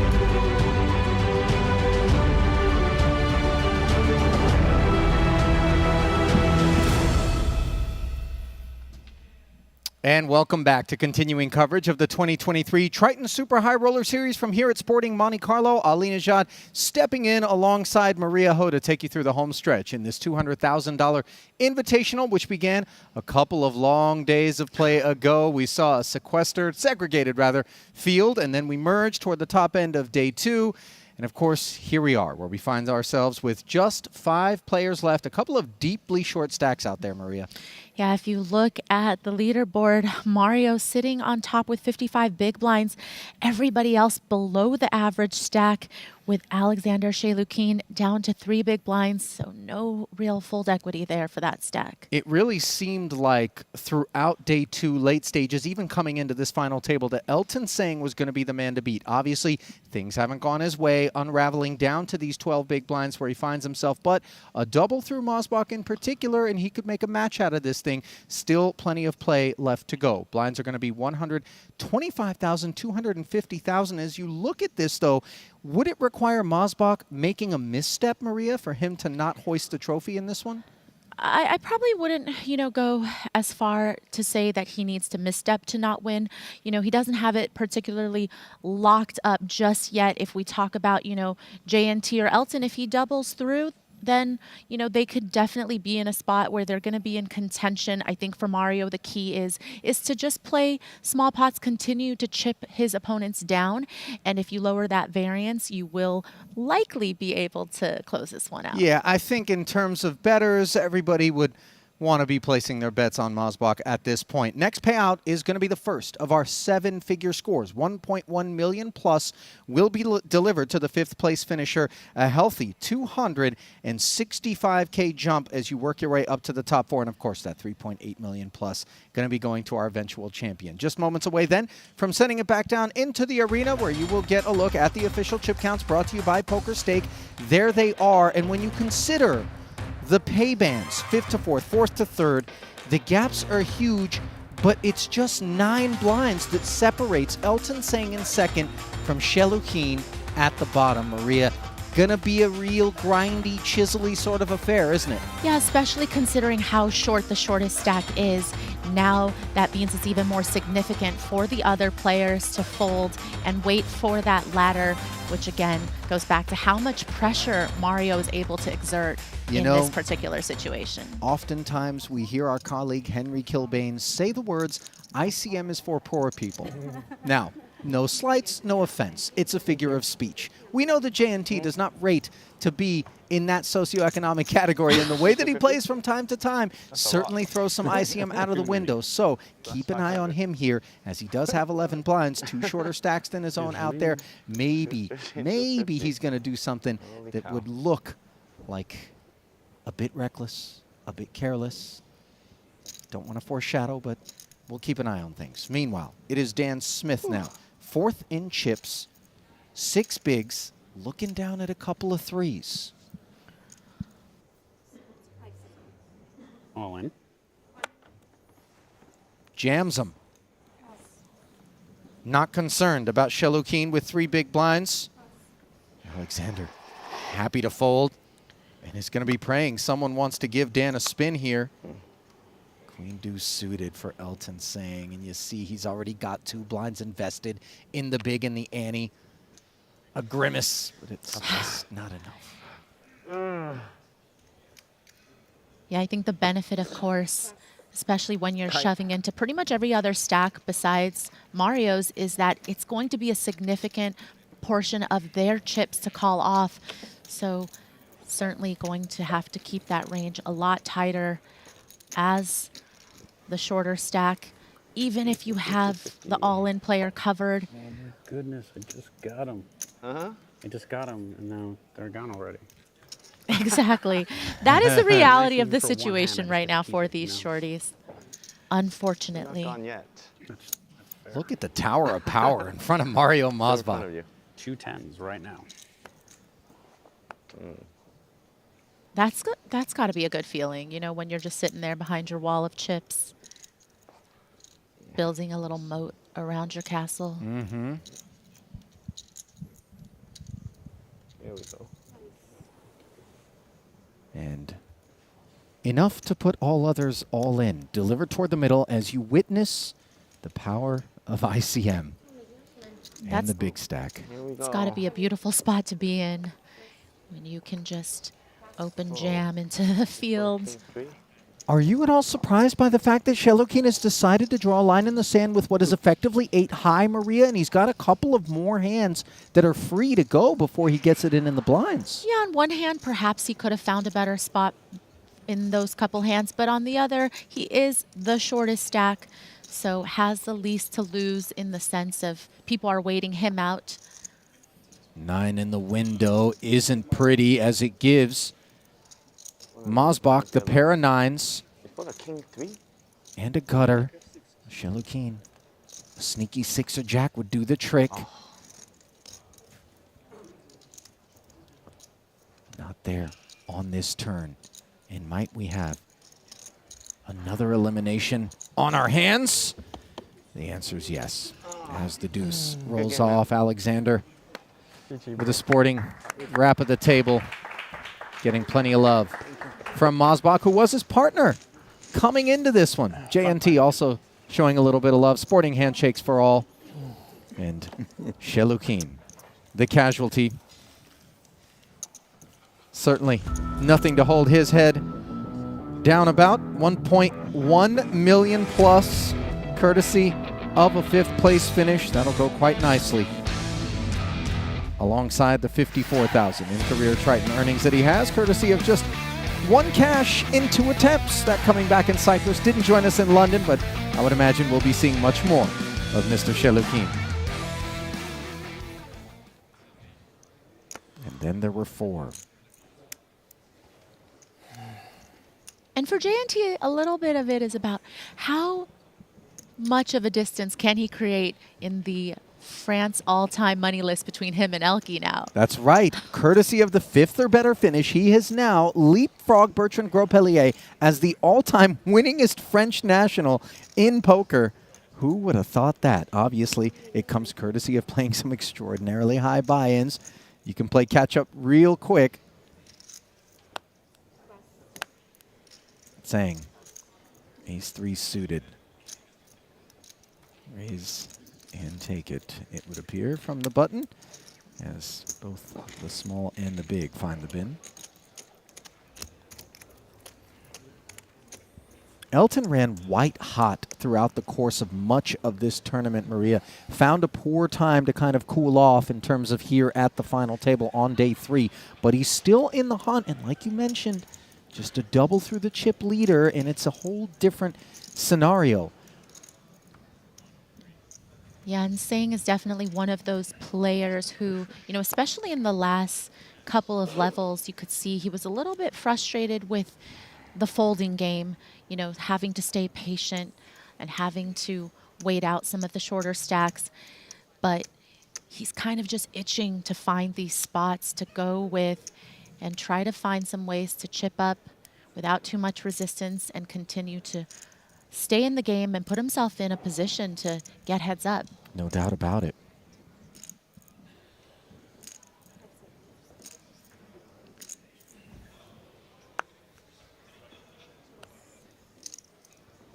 Smith passing up on the suited connector off a 9 big blinds. Lordy. And we're about to find out just how abusive Mario wants to be.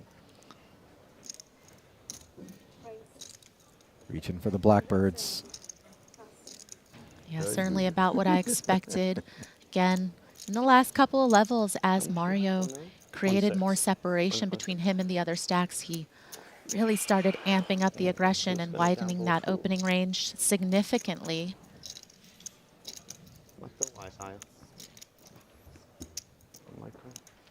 Do want to take a moment, as always, to acknowledge and thank all of you worldwide who are with us here for the home stretch of this $200,000 Pro-Am Invitational. The first event, first ever occasion on which our Invitational has been the kickoff event on the Triton Super High Roller Series. If you are watching on YouTube, give us a like, give us a subscribe, let us know what you think of our coverage. We certainly do our best to bring you the finest in streaming poker coverage, free of charge, of course. All in. Dan liking this combination a lot more with that paint in hand, king 6 suited. Squeezy deezy, not working. And as we see these flurry of all-ins happening, I have a feeling Mario is pretty familiar and has studied what the calling ranges should be against these stack sizes, but that is a very important thing to know right now. Oh, yeah.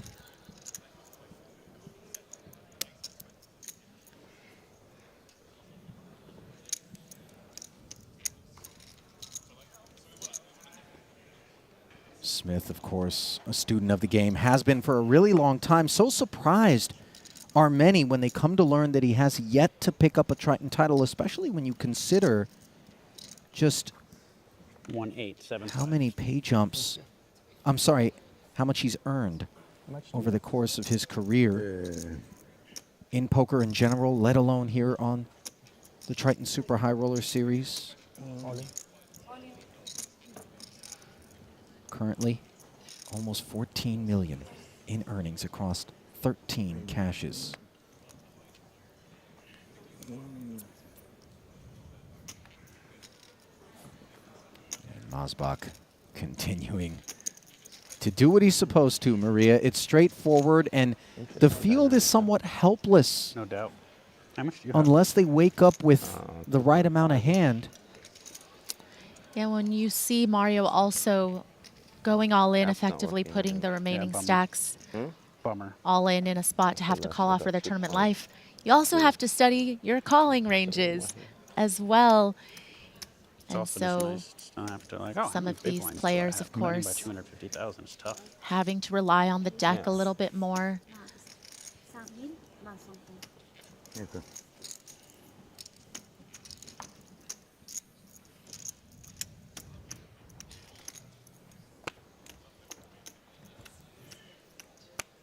For the time being, it certainly feels like any pots that get entered by anyone are going to come in the form of a jam.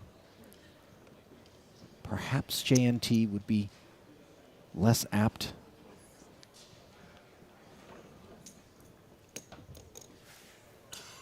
Masbach just has a gravitational field surrounding his stack, and chips just heading his way yet again as the jam and take it pattern continues to develop.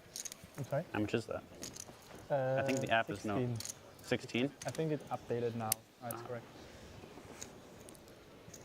A little stack envy, perhaps, from Dan. How much you got there? I think also he's just looking to make sure that the Triton Poker Plus app is updated so that he can come to rely on it in between hands to get his bearings. It really shines as a lone star in terms of tournament poker out there. Maria, you've played on a lot of tours over a lot of years, and I'm sure you would have loved to have had access to the type of information these players get throughout their journey in real time out there. Yeah, very helpful. Definitely brings the aspect of playing online into live play, which, you know, makes online a little bit easier in these situations, of course. Knowing how much every other player has is going to be a very significant factor in the decision-making process. Oh, thank you, mister. JNT's like, I had a hand I wanted to play here. It's Christmas.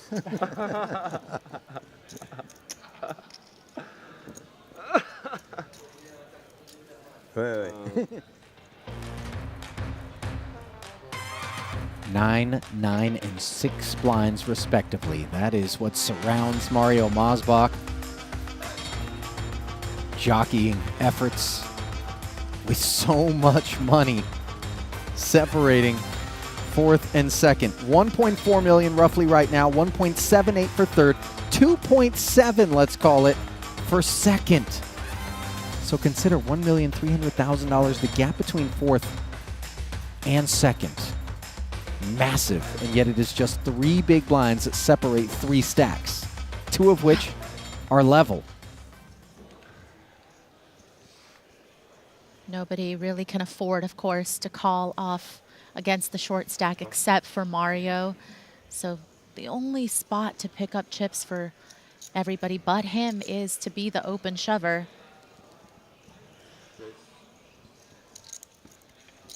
He's going to end up with tennis elbow at this clip, the way he just keeps reaching back and forth. Ace 4 suited. Actually legit kit on the button.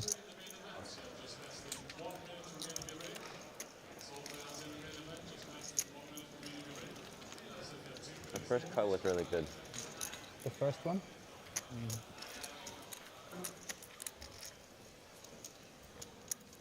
This has got to be such a thrill for Mosbach. Maria, who you mentioned during one of our pregame shows that you had some time on the felt with.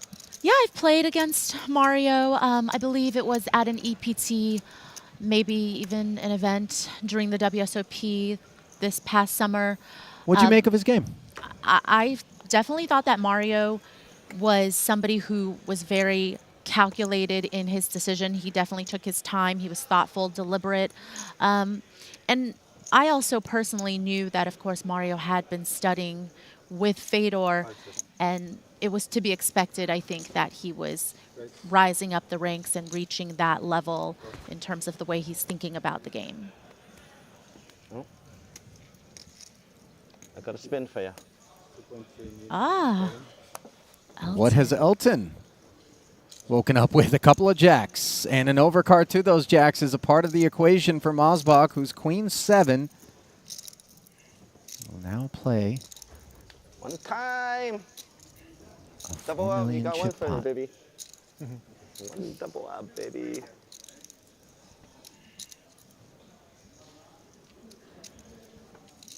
And the jacks hold on. So far, so good, but a 7 there. Giving Mosbach added paths to the lead.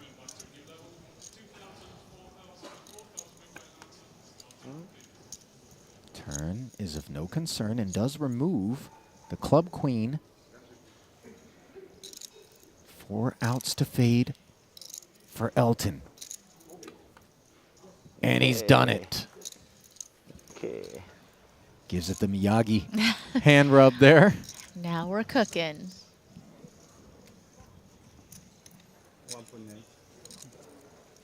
He had 12 big blinds at the onset of this frame. Had he doubled off of that, he would be at 24 blinds. But as we can see, he whittled down. So the double comes from 7 blinds roughly.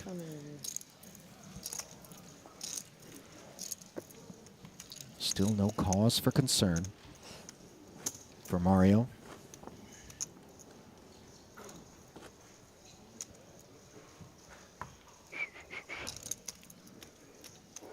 And another spin of the Wheel of Fortune.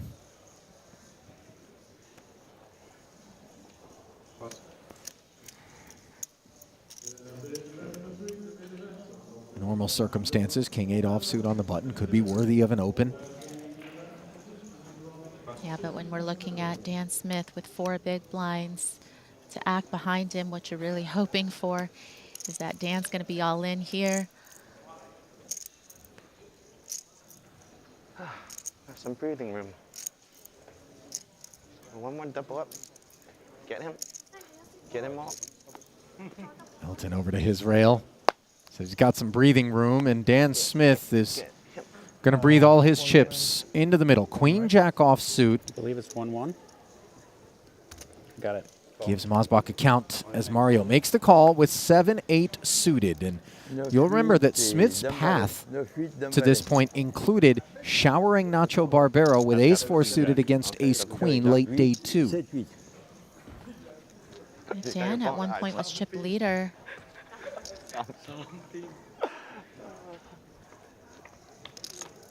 Needs to hold here.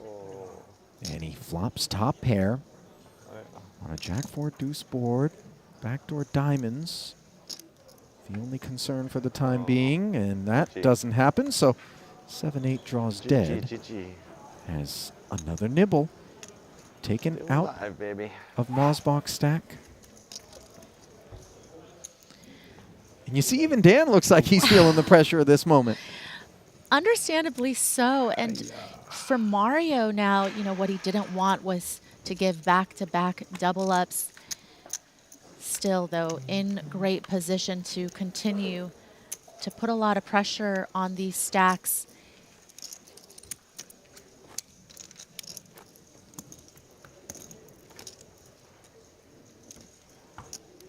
Doubled up, 2.2. And now J&T's like, it's my turn. Yeah, he's the one man we haven't seen get his stack in. Now ace-5 in the cutoff for Elton, but having doubled up to 16 big blinds, he does have the breathing room, but he's got a little bit more responsibility on his hands in terms of ICM. Yeah, what was nice about this spot, though, is that he would be raising into the big blind of J&T versus raising into the big blind of Mario, which he would need to be even more tight and conservative in terms of his opens. Oh, Mario all in and a quick call from J&T. Wow, a lot quicker than you might have expected it to come in at with just ace-4 offsuit, perhaps. Maybe some dramatic deliberation or pause, but not for J&T as he's on his feet and at risk. For the moment. Now Mario's really hoping that he doesn't give a third player here a double up. I just said love you on the channel. Hope you can hear it. King 5-3, the wheel gutty and ace high. It all looks good so far for J&T. Who's got ace-4? Things stay clean on the turn. Just got to avoid the jack or the 9 to take a bite of his own out of Mario. And yet, the 9 of spades vanquishing J&T, no justice. Oh my God. Great playing with you. Unfortunate river card for J&T. Good game, well played. But Thanks. Mario Number able one French all to time. avoid the trifecta there. Looks like newsflash has come down to Dan Smith as he acknowledges the accolade for J&T, France's winningest all-time poker player as of this result. He'll be quite pleased. His second straight 7-figure cash. And this one is going to be for $1.39 million. The pride of the invitees side is Elton Sane. Now, the lone remaining invitee with 3 remaining. There it is. A beautiful jump of almost $400,000 delivered to the 2 short stacks and, of course, Mario. Payout for third, 1.78 million, then 2.69 for second. Must be nice for Mario to stop the bleeding there for a second. It was looking like, you get a double, you get a double. Yeah. You all get a double. Looking like Mario Winfrey.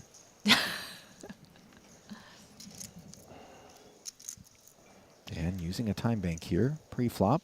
Well, he thinks on this ace-4.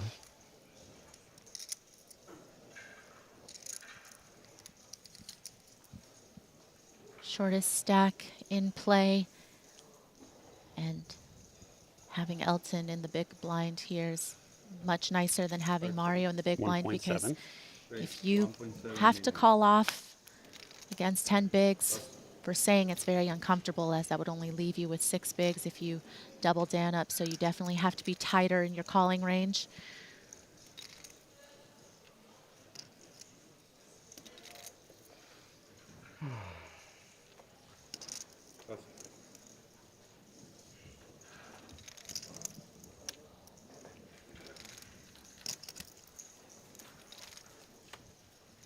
Does manage to raise it up and take it.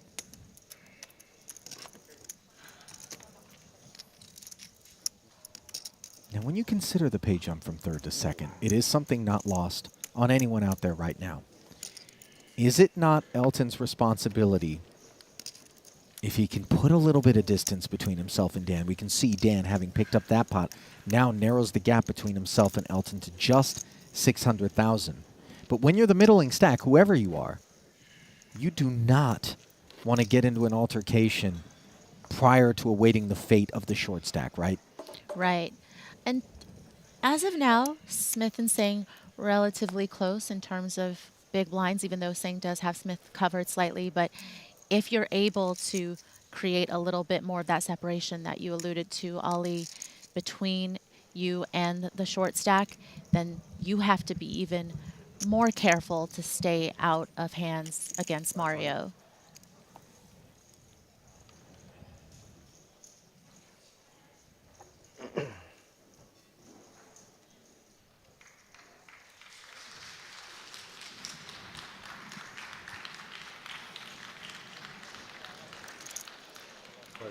Owen.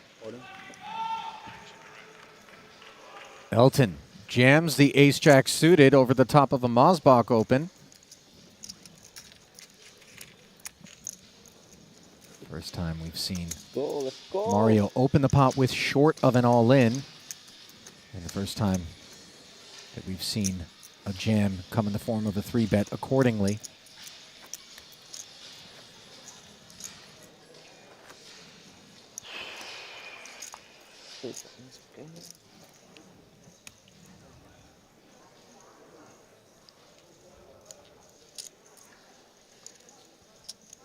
Elton's rail looking on. I'll take a pass on this one.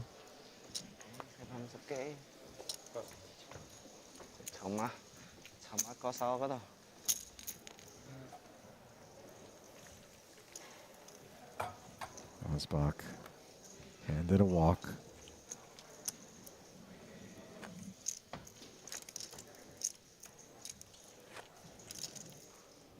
Note, by the way, that Elton now has a 2-to-1 lead over Smith. So that scenario that I just touched on with you promptly coming to fruition. And this is where we would expect Elton to really batten down the hatches and get extra tight. Yeah, and conversely, it definitely puts Smith in a position where, you know, he's going to be a little bit more liberal in terms of the hands that he chooses to shove with. Not quite a shove, but a commitment. Jack-9 suited. Mosbach with the quick fold, and Queen-Jack for Elton. A dominating holding, but is it enough? Again, we talked about how now it's 50% of Elton's stack to call here. And if he were to lose this pot, that would obviously put him in last place. Roll reversal. Yeah, and that's also something that he needs to consider as he thinks about whether or not this is going to be the spot he wants to call off. If we're playing for chips, very clear call here, but with ICM, do you want to risk it? Even if you know you're ahead, even if you knew that you were ahead in the spot, do you want to risk seeing a run out?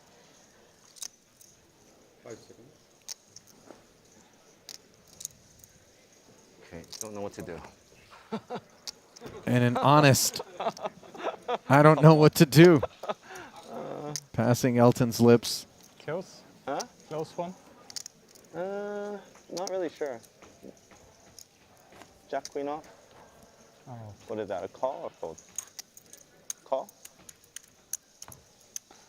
Easy call? No? No? No, it's Oh, not even close? I mean, I honestly don't know. Huh? I don't know. Yeah, you do. Come on, just tell me. Elton fishing for information from Mosbach here. Heck of a time to be doing it, Maria, at the final table with millions still left to be distributed. But I feel like Mario was actually being honest there when he said he doesn't know. I don't think he was trying to withhold information because they're still playing. Well, Elton's chips far more freewheeling as a pot opener in the small blind with King-9 offsuit. Smith, Ace-7 suited. Does jam over the top. Slightly more, and Smith on his feet, taking the best of it. A 3-2 favorite in a pivotal 5.6 million chip pot.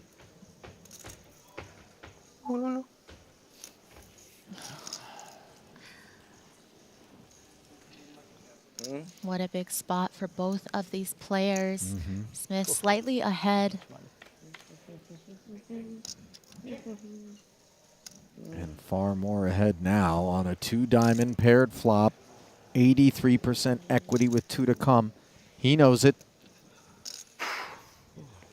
Elton's real. Rooting for a king or a 9. Paint, but it's safe for Dan. It was a 9 that vanquished JNT on the river. But the upside down variety, all that's available on the end here. And the 6 was a 9. Smith doubling through Elton. 2.7. How much? 2.7.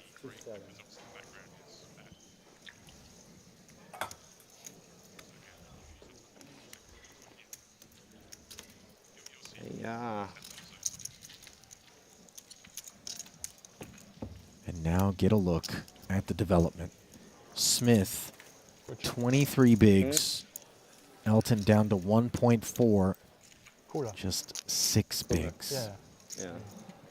Jack Queen call? No? I don't think so. But I could be wrong. But it's not like super clear. Must be pretty borderline. Huh? Jack Queen's call? I'm not sure. I think it's close. Okay. I would guess call.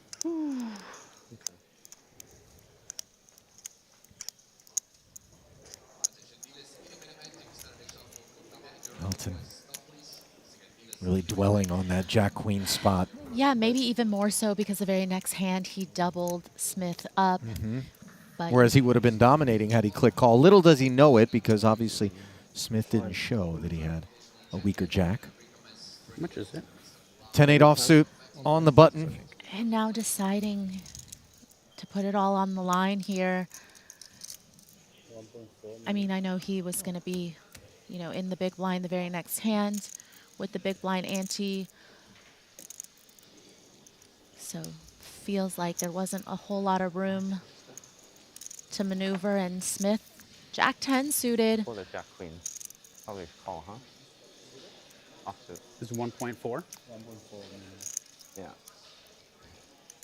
He was Saying not even interested in this hand. On the rail asking about the Queen Jack. Huh? 9? Yeah. He'll be interested in it if and when a call is made, and it's far from a call. Dan Smith jamming just to make sure that Mario gets out of there. And ironically enough, Smith gets it in with Elton dominating, saying, as he does not find the fold.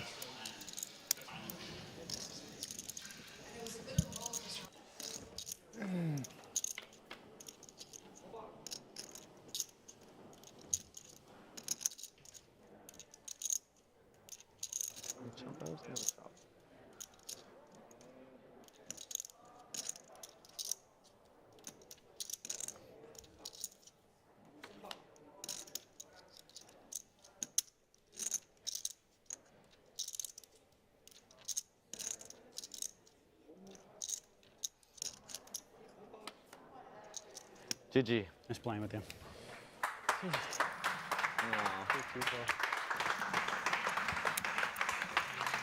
Forgive the lack of drama building there, but the conclusions felt a bit foregone with 10-8 in that particular spot as Smith flopped the gutter, turned the flush draw, and it was just a non-heart 8 on the end.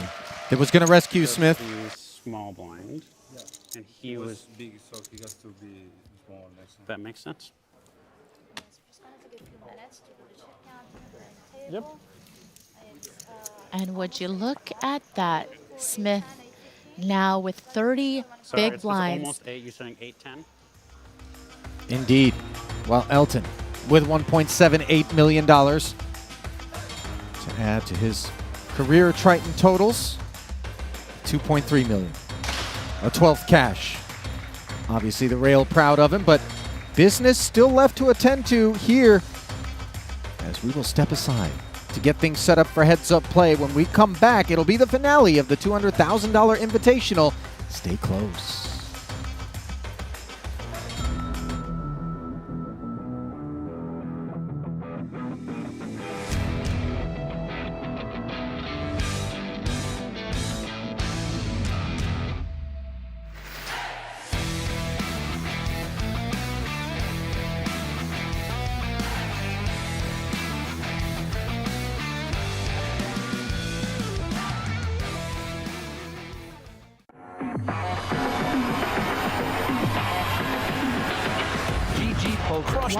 So many players. This is a crazy to-do.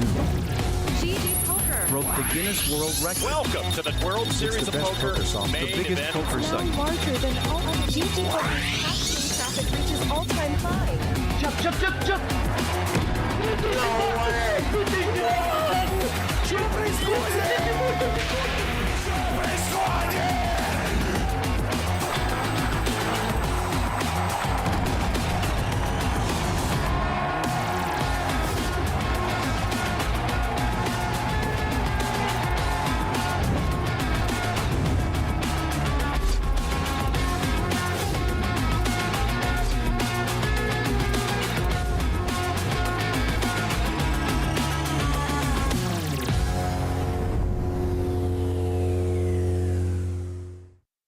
Take your game to the next level with GTO Wizard. Practice against GTO on all your devices.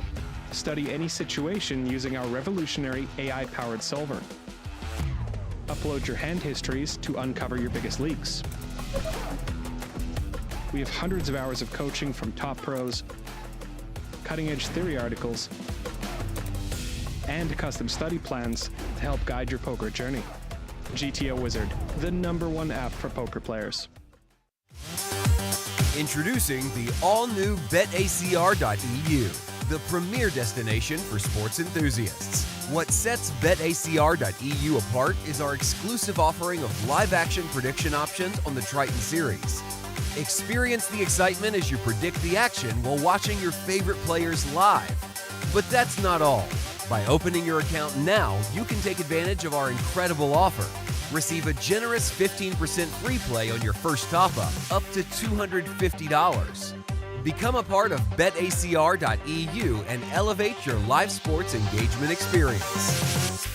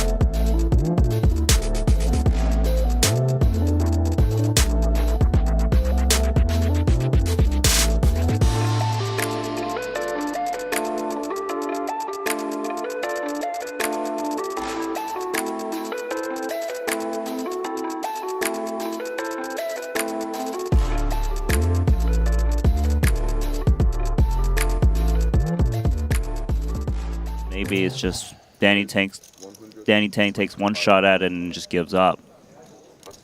But the river is really where the world-class play is shown. 2 jacks and 2 nines. And is this not a familiar scenario, although a different player holding 2 jacks now? Yeah, a bit of deja vu. Elton, remember, flatted his jacks and ended up losing to a flopped pair of queens for Smith. It's very much not an option to go flatting pocket jacks here for Ilkin, as he does jam north of $1 million. Big spot. 17 bigs and Tang. Cobbled his way up to 3.3 million with an ace-king here.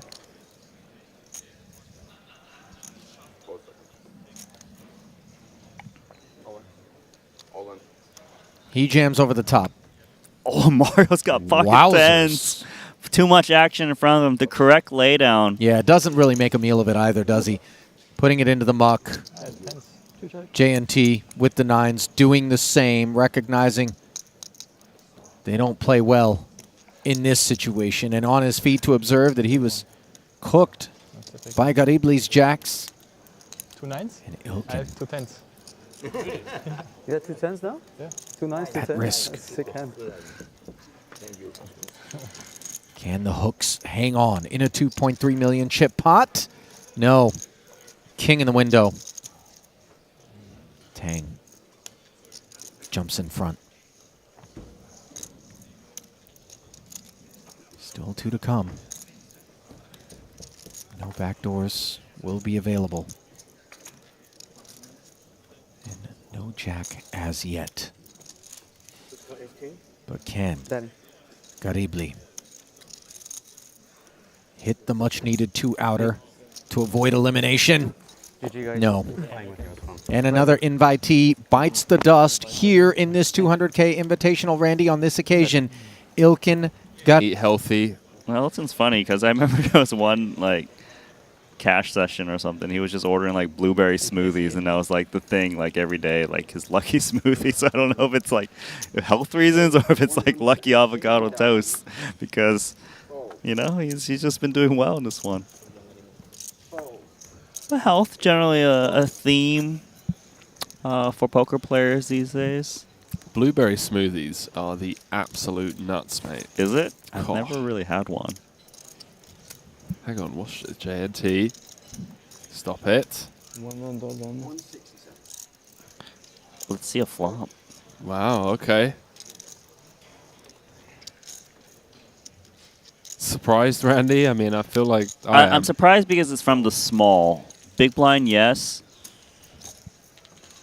But when he flatted there, you know, it just kind of kicks out the big blind. Technically, he's getting a little bit of a larger overlay. Yeah, he really is.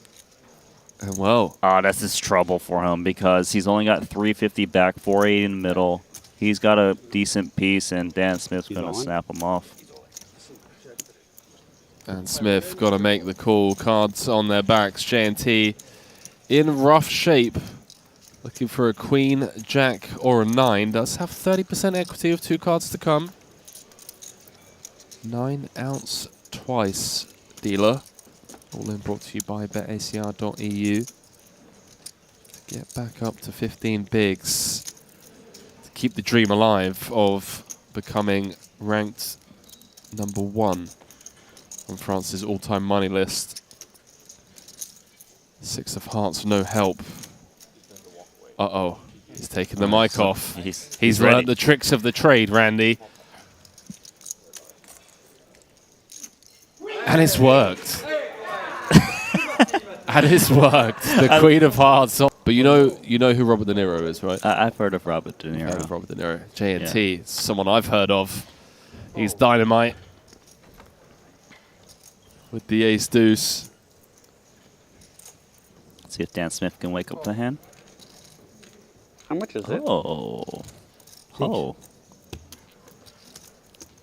Not comfy. It's a cut-off jam. 6.5 bigs.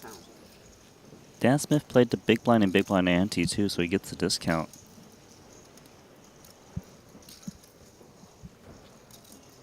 Call. He's made the call. Oh, J&T at risk. 1.46 million in the middle. Note the equities. Got to tie 34% of the time, but Smith is a significant favorite with 5 to come. Chop. It's calling for a chop. Everyone else rooting for the 180,000 ladder. Yes. Between 7th and 6th. 4, 5, 8, 2 spades. Oh, deuce in the window. And J&T still chop. Vaults into the lead. 10-3 run out would be a chop.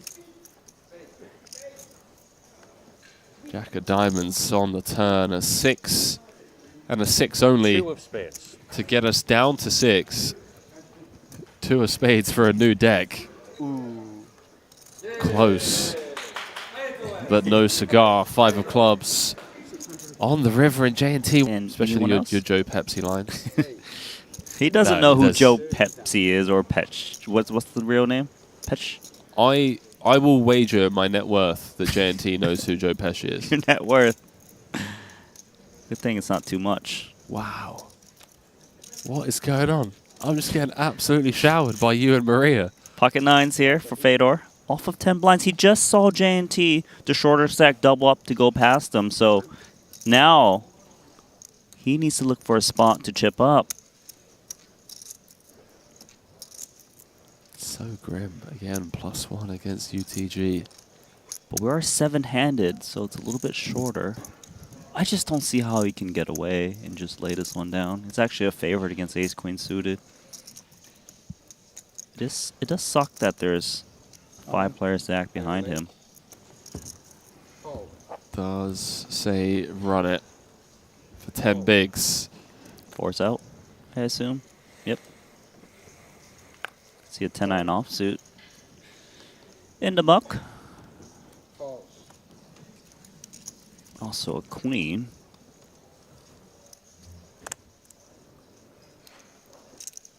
Fold. Yeah. Good luck, gentlemen. Not the way they would have wanted it. A fair fight as they flip. The Fedor's Tournament Life, all in brought to you by betacr.eu. He has battled well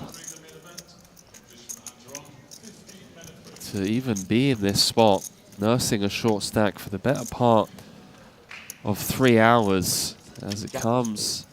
10-6 tray, so far so good for Fedor. 2 to come, some backdoor potentials.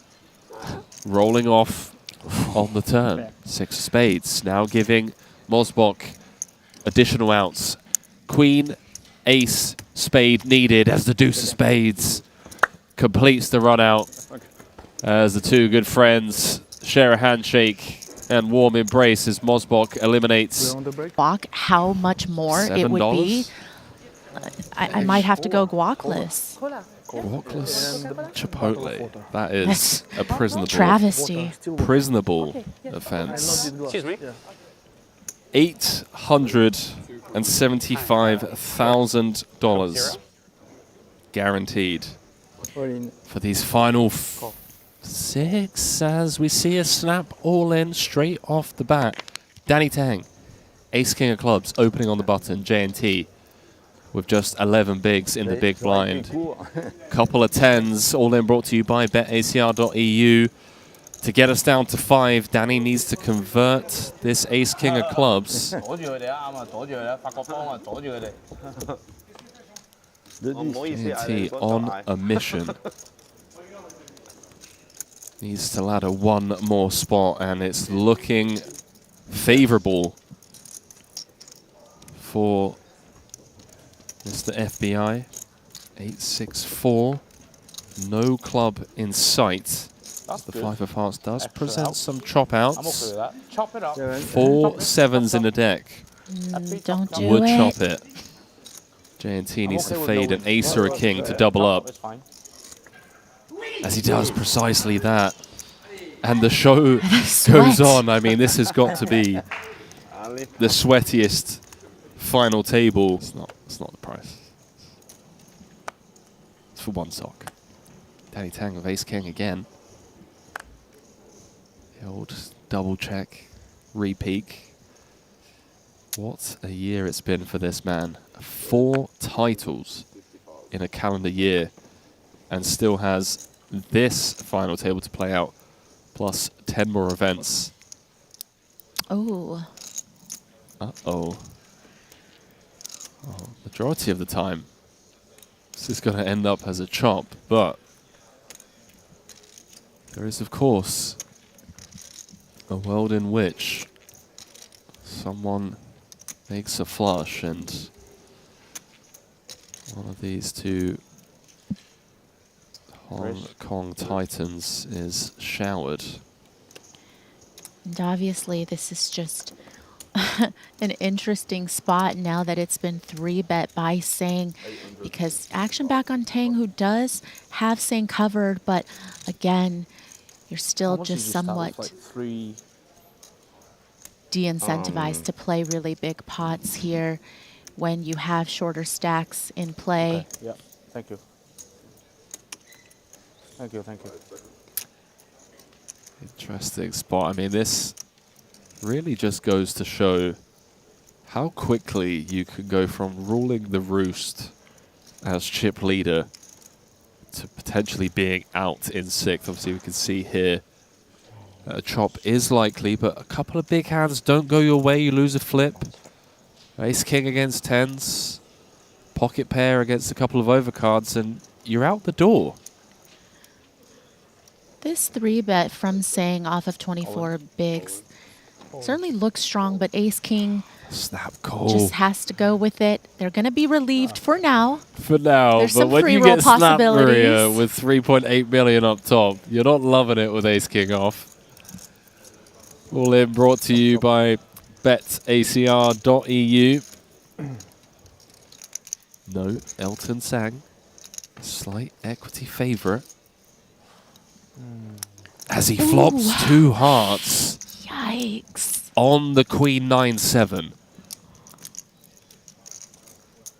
Would be a dirty way to do it, of course, but does have the free roll.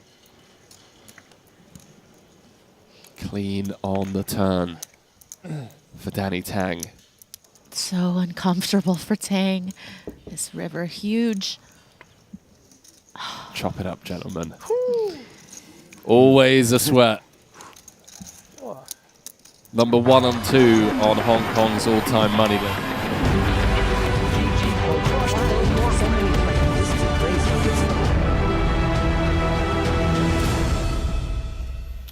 And welcome back to continuing coverage of the 2023 Triton Super High Roller Series from right here in Sporting Monte-Carlo, where heads up is set in the $200,000 Invitational. Ali Nejad alongside Maria Ho and the 2 men of the moment. It is Austria's Mario Masbach, who will be taking on Dan Smith.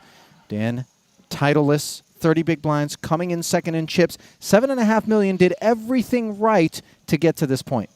Yeah, and he really needed to outlast some players at one point, but also he also needed to just find good spots, and that he did. Now, when you look out at Masbach with the lead that he's got, what do you expect to see from him going into heads up? Aggression or just playing standard poker?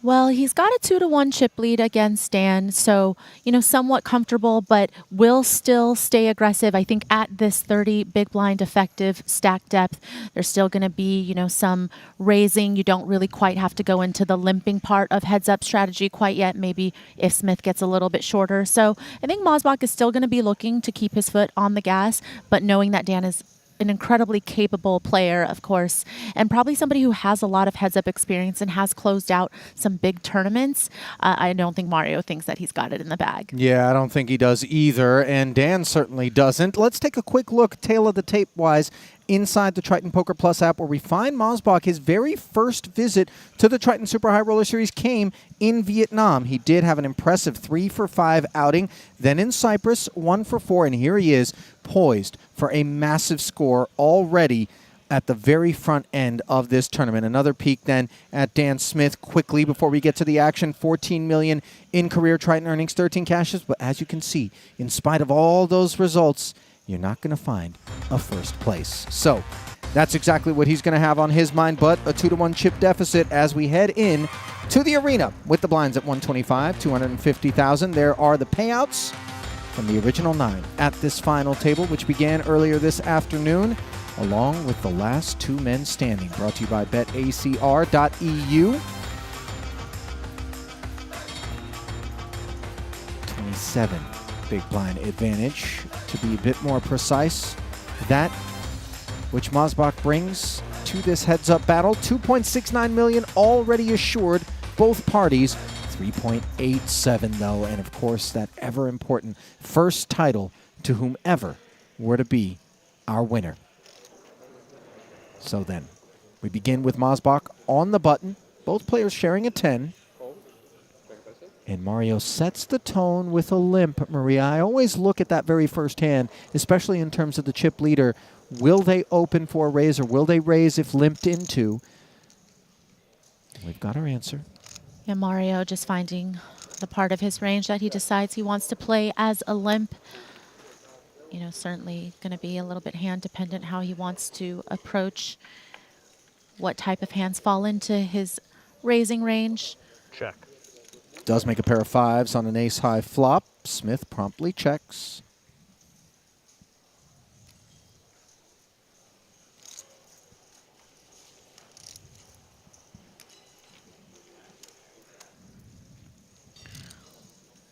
Bet.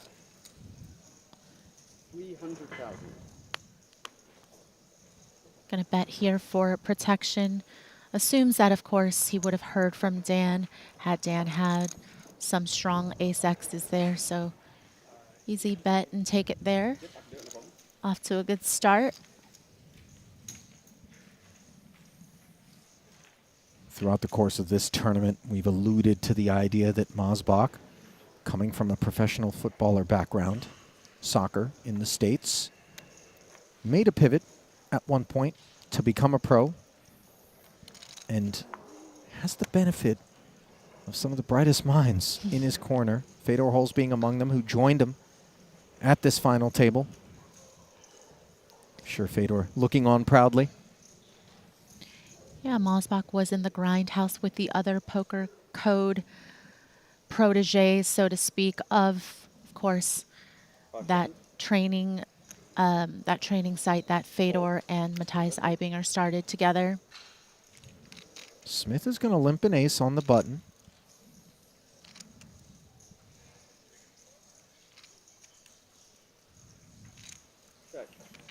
Mario checking back the 10-9. Yeah, the middling unsuited portion feels good for a check back. Got shot straight draw, the developments.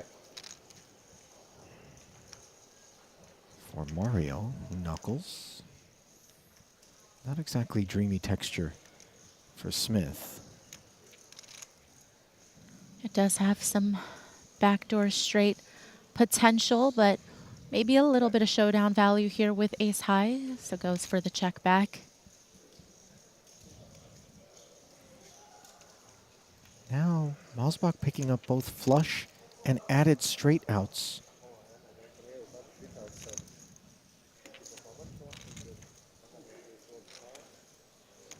Most of the time when you turn a lot of equity, you know, you can certainly consider starting to barrel as a semi-bluff. Ends up with the check here, and you wonder, you know, once check two twice, how much showdown Dan believes that he's going to have here with ace high, but also no club in Dan's hand.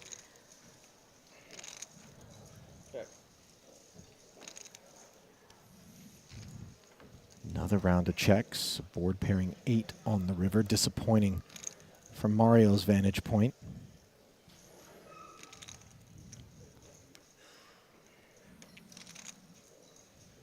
And Mario probably wondering, is it too late now to try to bluff in this spot? When Dan checks back on the turn, it does feel like he might have some weak showdown. Check. So Mario probably doesn't believe the 10 high is going to be good, but also didn't believe that a bet was going to get through. And based on what we know about both Dan Smith and Mario, and just this data point of this pot alone, I would say we're in for a bit of a grind here, heads up, Maria. You know, there's some players that'll come in, they'll make sure that they're raising every single button, you know, pressing the action a little bit. But these guys, very surgical. Yeah, and perhaps if Mario found himself against a different heads-up opponent, maybe in the likes of Sang or JNT, people that like to amp up the variance sometimes, this would have looked quite different. But against somebody like Smith, probably going to be playing more small pots, seeing more flops. Or trying to, at least, when given the opportunity. Especially as the chip leader, you know, it can be strategic to frustrate your opponent by not allowing them to play bigger pots against you as they look to level the stacks or maybe take over that chip lead. We've all been in that situation. And now things begin to take shape even more definitively toward the grindy side of the spectrum in terms of what to expect, given the ace-queen is limping the button. King-9 checking back.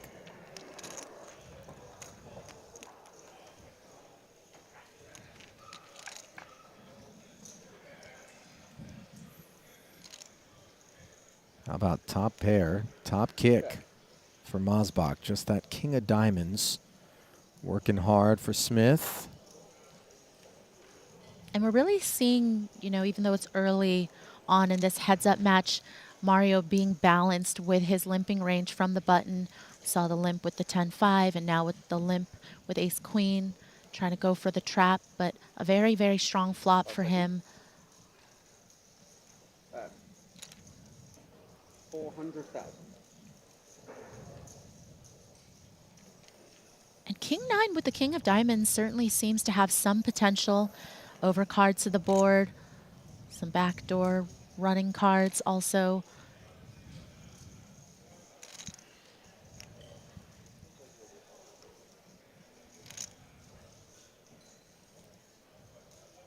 Seconds. 1,075,000. Raised to 1,075,000. Looks like Smith is going to raise with the strength of the potential of turning a lot of backdoor equity.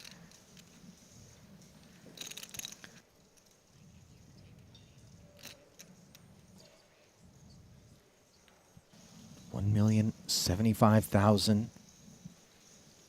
You see Masbach. We raised to 1.9 million. 3 betting.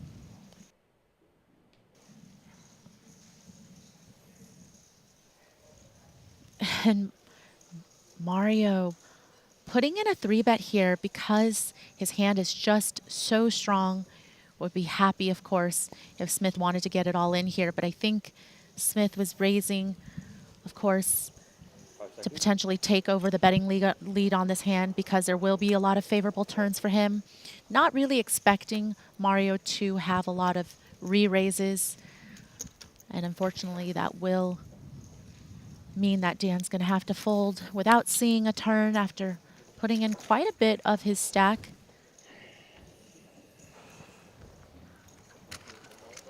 I like that just in terms of the macro. It shows that Dan's going to fight for this one. Not simply going to sit back and allow the deck to dictate our winner.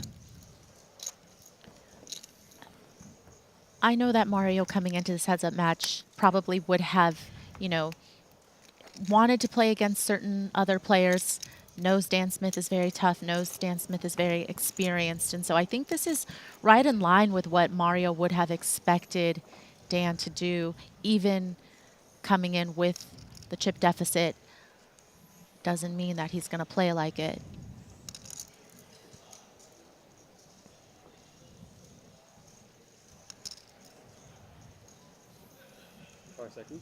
Smith has over $45 million in career earnings since the beginning of his career. How's that for experience? 6th on the all-time money list. And I think Dan, from my experience, a lot of times feels maybe left out of the conversation or overlooked or underestimated, dare I say. And, you know, this would be just waiting for my blind. Really validating, I think, for him. Not that one needs validation at 45 million and 6th on the all-time money list, but people bring up the likes of Jason Kuhn and Steven Chidwick often, right? You hear these names, you know, Bonomo, Bryn Kenny's up there as well, obviously, and I don't think it's fair, honestly. You know, Smith shows up time and again and produces results, goes about his business quietly, doesn't bring a lot of attention to himself, typically. 650. He takes the game very seriously. Now, that can be off-putting for some people at times, but well within his right. I feel like among the inner circle, people really know and respect how good Dan Smith is. But I think he was victim to the fact that there are so many other players in his age bracket, in his generation, that have put up such tremendous results that sometimes it gets overshadowed just how good Dan is and how much he's done in the poker world already at a relatively young age. But tough competition in that age bracket for sure. And it is remarkable because you could take moments in time throughout any sport and deposit somebody who maybe isn't the greatest to ever do it, but in the conversation, and they would be a standalone number one. But unfortunately, for everyone who's out there playing right now, there's a lot of company, let's call it, up toward the top. But Dan, absolutely worthy of being in the conversation. And Queen Jack worthy of being in this pot on the button.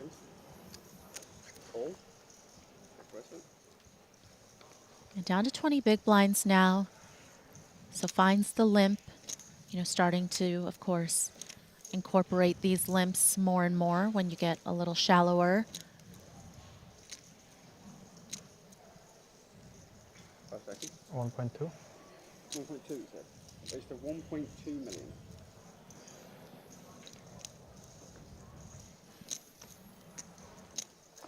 Limp from Dan. Gets smacked up a bit by 10-3 offsuit. Bottom of range activations from Mario. 5 seconds. Call. Call. And you see how important it is when you incorporate the limps off of 20 bigs to be able to call a raise with these type of hands where you want to see a flop, you're in position, you definitely are more than happy to see 3 and very happy when it includes top pair connecting for Smith here. Not to mention the Jack of Diamonds dangler, a nice one in a 2.7 million chip pot. As Dan hung in there, limp calling the raise and just air for Mosbach.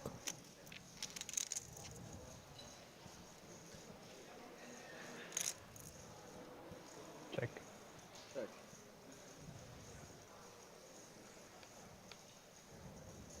Feels like a bit of a give up here from Mario without any real cards in his hand that could turn backdoor equity, recognizing that when Smith limps and then calls the raise pre-flop, that certainly a lot of middling cards are going to be in his range. Some that might make top pair here, some that might have straight draws that aren't going to fold to a bet.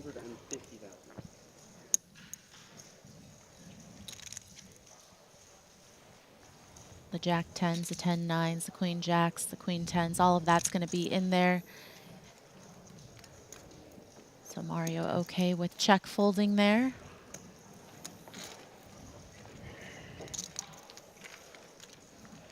Important to have that kind of discipline, isn't it, Maria? And not just suddenly find yourself inflating a pot with absolute dust. The idea was to take it pre, didn't work out, didn't improve, step away. Yeah, it's very important in this game to adapt and adjust and never just have your mind set on a specific line as flops, turns, and rivers change things, and the game is so dynamic. All of the variables are always in flux.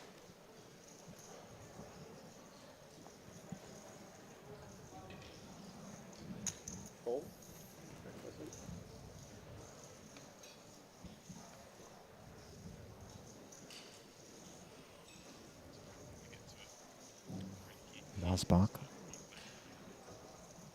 limping the 6-7. 5 seconds. 1.25. Raised to 1,250,000. And now it's Smith's turn to take a dusty 10 to war. Except Mosbach doesn't have enough kit to make the call, so Dan taking another one as the wind appears to be more at his back. Early goings here, heads up. Programming note, by the way, for those of you who are joining us and have been throughout the course of the day, we thank you, but we're not going to be done once this event wraps up. We're going to pause and then begin to bring you coverage of day one of our $125,000 buy-in main event, which got underway this afternoon. Elsewhere in the room, and a lot of faces that weren't here over the last couple of days during this invitational have made their way to Monaco. Look forward to seeing them in action. Bruno Volkmann among them, by the way, and the reason I bring his name up in particular, of course, is he's number 3 on the Ivan Liao Player of the Year award here in Season 3. Yeah, and a couple of first-timers to the Triton series in general. Lucky Chewy, saw him out there today, and he has never played a Triton before, and when I spoke to him about it, he's like, the vibes here are immaculate, which I think aptly describes.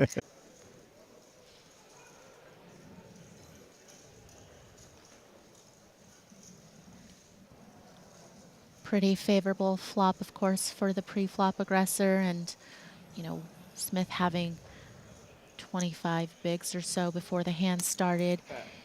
Would have certainly heard from Mario, had Mario had some of the big ace-X's.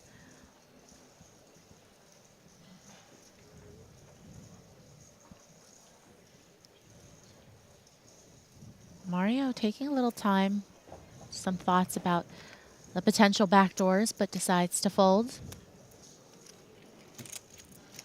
Would seem a bit ambitious. Every now and again, your man just has that ace. Not on this occasion, but king high was good enough as Dan follows through. Takes it.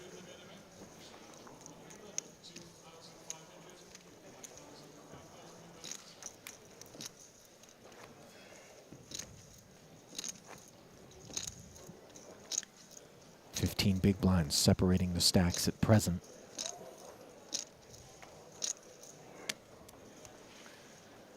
I know that these guys do such a good job, Maria, of keeping their emotions in check, which is such a prerequisite to being able to play at these stakes. Never mind just having the bankroll or the backing beyond just the economics. And yet you saw Dan. I'm not going to say he got emotional, but the weight of the moment and the gravity of it was not lost on him as he worked his way into heads up on the occasions in which he needed to find a double. I think that's a part of why I really like Dan, is because that's not the first time that I have seen. Ooh, hold on a second. Mosbach with the standard 650 open sizing. King Jack offsuit, and then Smith just ripping with the suited one gapper. Mario knows this is close, right? Because if we're thinking about what Dan's willing to shove here against Mario's open with about 30 bigs effective, that's going to contain a lot of the pairs, a lot of the small, middle pairs that Mosbach has 2 overs against, because Dan wouldn't be doing this with top of range. He would just be going for the 3-bet. He wouldn't go for the 3-bet shove. It would be a 3-bet non-all-in sizing he would take most likely with the strongest pairs, with the top of his range, with the premiums. So this really feels more to Mosbach as if Dan's going to have a lot of small pairs here, sometimes some of these suited connected hands, but Mario not wanting to play a big pot pre in a spot where he's going to be flipping a lot of the times. You know, it's interesting because it's the sort of approach that on the surface feels like someone who wants to up the variance, and a lot of times we assign that disposition toward players who maybe don't want to get deeper into the streets, but Dan comfortable in all phases of play, let alone all streets, and yet was willing to take a spin there. But again, emblematic of the fact that this dog's got a lot of fight in it in this heads-up match. Not to take anything away from Mosbach, but I know how hungry Dan is for that first Triton title. It's also just at it a lot longer. Yeah, it's also just about the confidence that you need to have to execute plays, especially when you're risking your tournament life versus when you're the covering stack. 5 seconds. Fold. Check this in.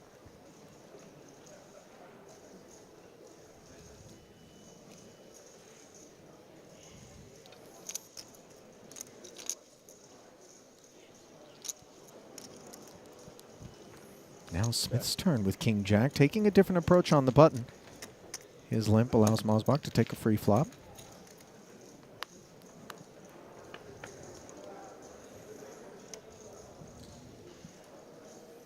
Jack 8 deuce, top pair. Beautiful texture. Air for Mario. Checks over.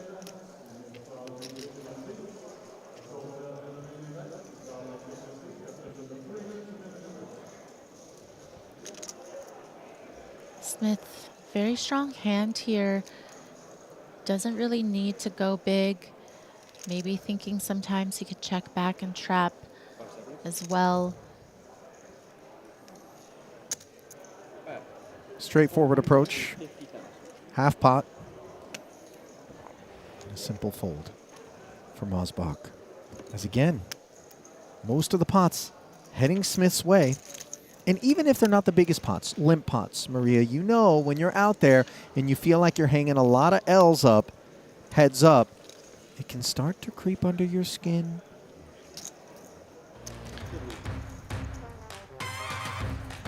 Now look, the gap narrowed to just 7 bigs between Mosbach and Dan Smith, and the blinds at 150, 300,000. And just furthering that discussion about getting under one's skin, important to note that that athlete mindset is, I think, one that plays into Mario's favor as a poker player, right? Just toughness, grit, resiliency.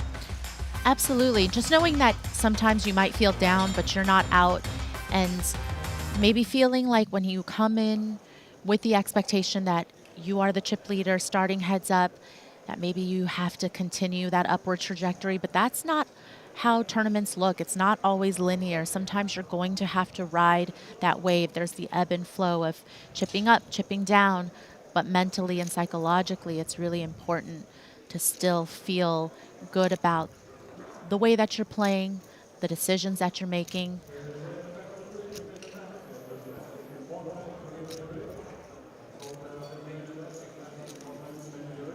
One, 2, 5. And Smith picking up a real premium now against Mario's limp. Last time we saw Mario limp from the button and Smith take bad hand and raise it up. Now with a very, very strong one. 2.75. So a lot of balance from Smith, but this makes Mario decide that he wants to 3-bet. Queen 6 offsuit now, unexpectedly picking a poor time to play back. And these limp 3-bets, generally speaking, have trappy vibes on them. Not on this occasion, but Smith just too much hand. You're going to be happy to put the chips in. Just hope he's not cooler here, and he won't be. All in. There's the jam, and it's all over for Queen 6. And with that pot, guess what? We got a new chip leader. It didn't take long, did it? Smith is somebody who, of course, with the experience that he has been able to pick up some pots where he did not have the best hand, but also fortuitous for him to find really good hands that he can go with when Mario decided to limp 3-bet there.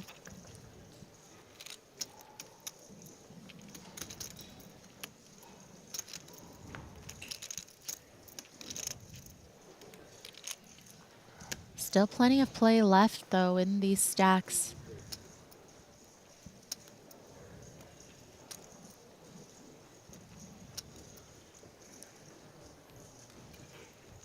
Now Smith really starting to heat up as he goes from jacks to ace queen. 650.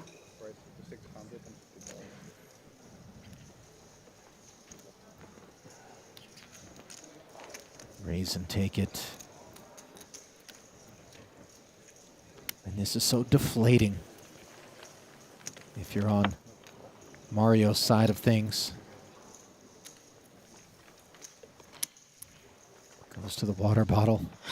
something, Yeah. anything. You really have to just stay confident in your game, though, because this is not the point to second guess yourself or to doubt yourself. And sometimes your opponent just has it, right? Right. It isn't that they're just holding over you and they're seeing through your cards. You know, important to recognize. Yeah, Smith now firmly on the right side of the deck. Ace-Jack in the big blind.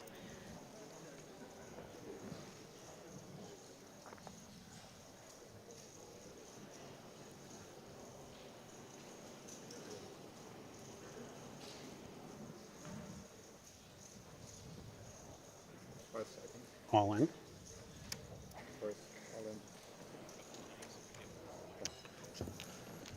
Smith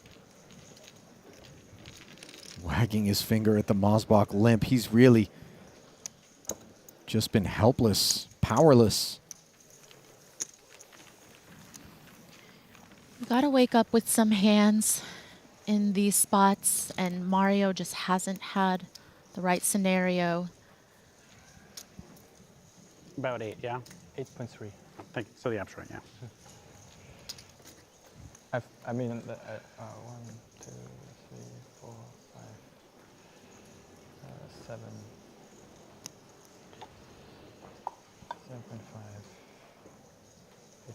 7.5, 8.4, yeah, 8.35. Both players sharing an 8 now as Smith picks up yet another ace. That's a lot of hand heads up. Yeah, you spoke earlier, Ollie, about how for Elton saying he was running so hot for most of the tournament and then just bad timing for when it started to cool down. And for Smith, it's really the opposite of that, finding the best time possible to heat up and to get hit by the deck. 5 seconds. Raise to 650. King 8 defends.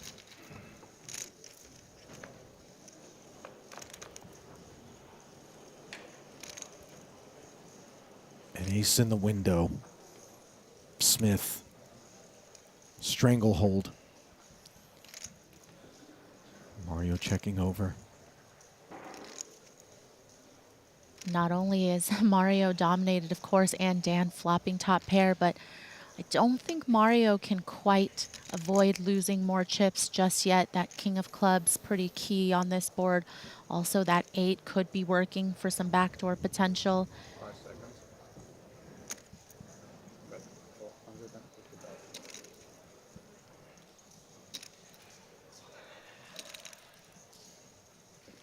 About a quarter pot size bet coming from Smith.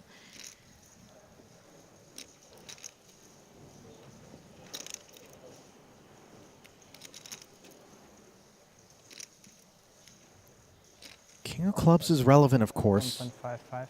Hand leads to Mario. Check raising here. This is an exercise in futility. Yeah, as I mentioned, just can't really be done with this hand when he has some key cards in his hand that could turn a lot of equity. Decides to try to take the betting lead here with the raise.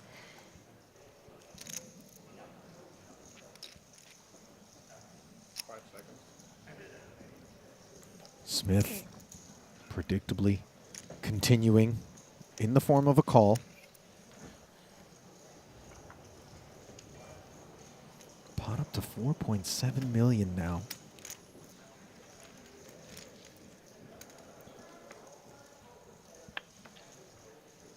And a king on the turn is going to make it tough for Mario to get away. That's a bit unfortunate because, of course, Mario, sometimes, depending on the turn, could just end up giving up. Here feels like it's quite a bit of showdown value for him, sometimes still ahead of some hands that Smith could be bet calling the raise with. 5 seconds.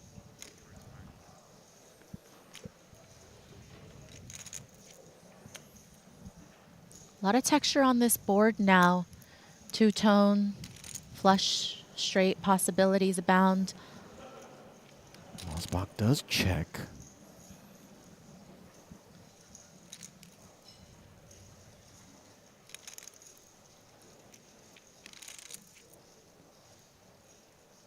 Is Smith obligated to fire?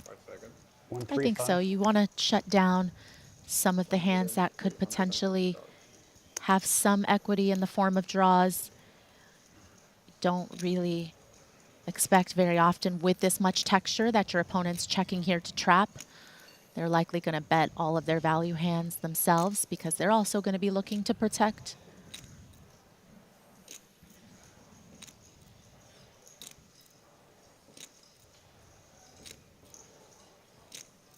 And 8's not a really good card for Mario to have, blocking some of the straight possibilities, you know, blocking the 8-7s, the 10-8s, the hands that might have continued there and trying to barrel on this turn as a semi-bluff. Yeah, it's the hands that he wants Dan to have.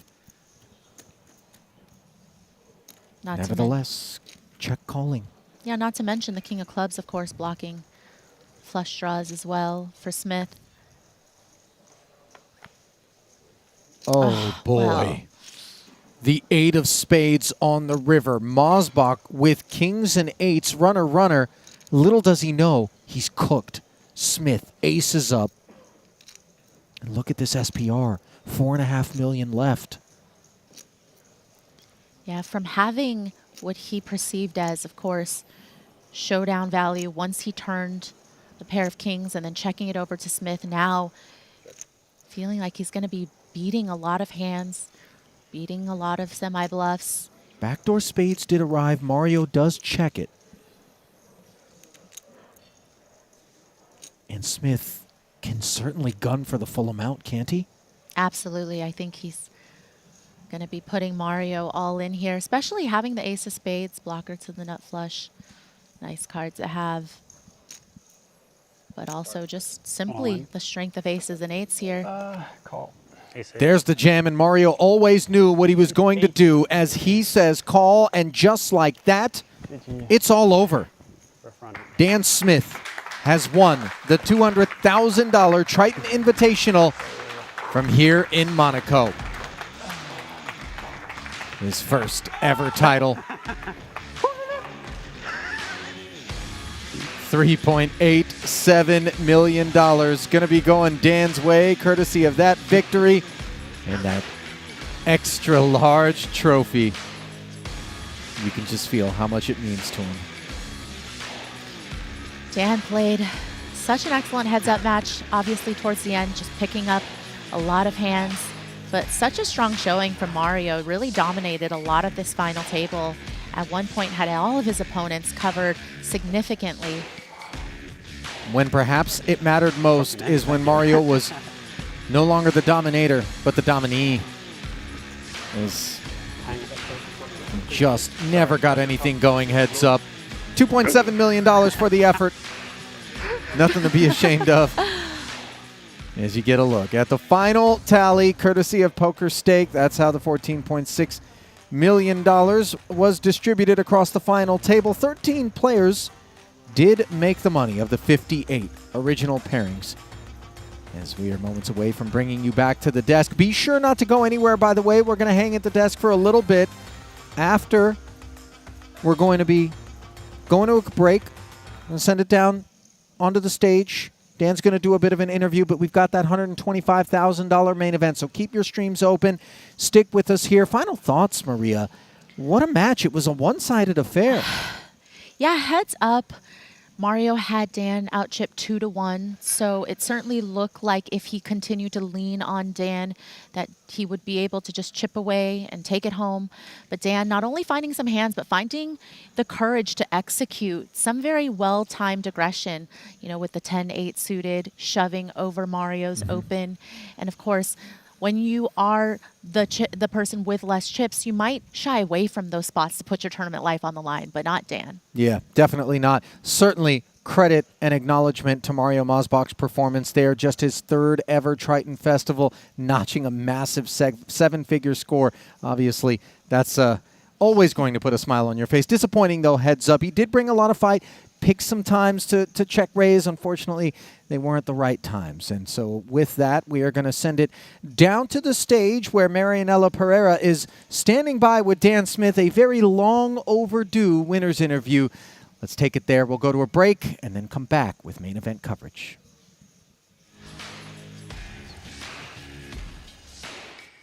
Dan Smith, $13.9 million in Triton earnings, but remarkably no victory. Here in Monte-Carlo, you were finally able to get that monkey off your back and collect $3.87 million more. How does it feel, Dan, to finally have clinched your first Triton title? It feels great, and I think this is the biggest win of my career. I've had a few bigger cashes, but cashing for 20 buy-ins is very special, and to finally win an event like this is amazing. And it was a bit of a roller coaster ride on that final table. There was a point there, 5 left, shortest in chips. You laddered up, you caught some heat, ended up heads up. At what point in that final table did you think, okay, it's going to happen? This is the day? I was on break with 6 blinds, and I had a quick pep talk from JC Alvarado, and he guaranteed victory, and an hour later, it came into fruition. Beautiful. So do you feel like the tide has finally turned for you, Dan? I mean, I wouldn't say the tide has turned. Like, I've had pretty good Triton fortune, just didn't happen to win, but I hope the good tides keep on turning. Okay, well now, let's get to that moment you've been waiting for. Let's bring out Tournament Director Luca Vivaldi to give you this lovely trophy. Dan Smith, your $200,000 No Limit Hold'em Triton Invitational champion. Congratulations, Dan. Thank you. Hold it up, hold it up.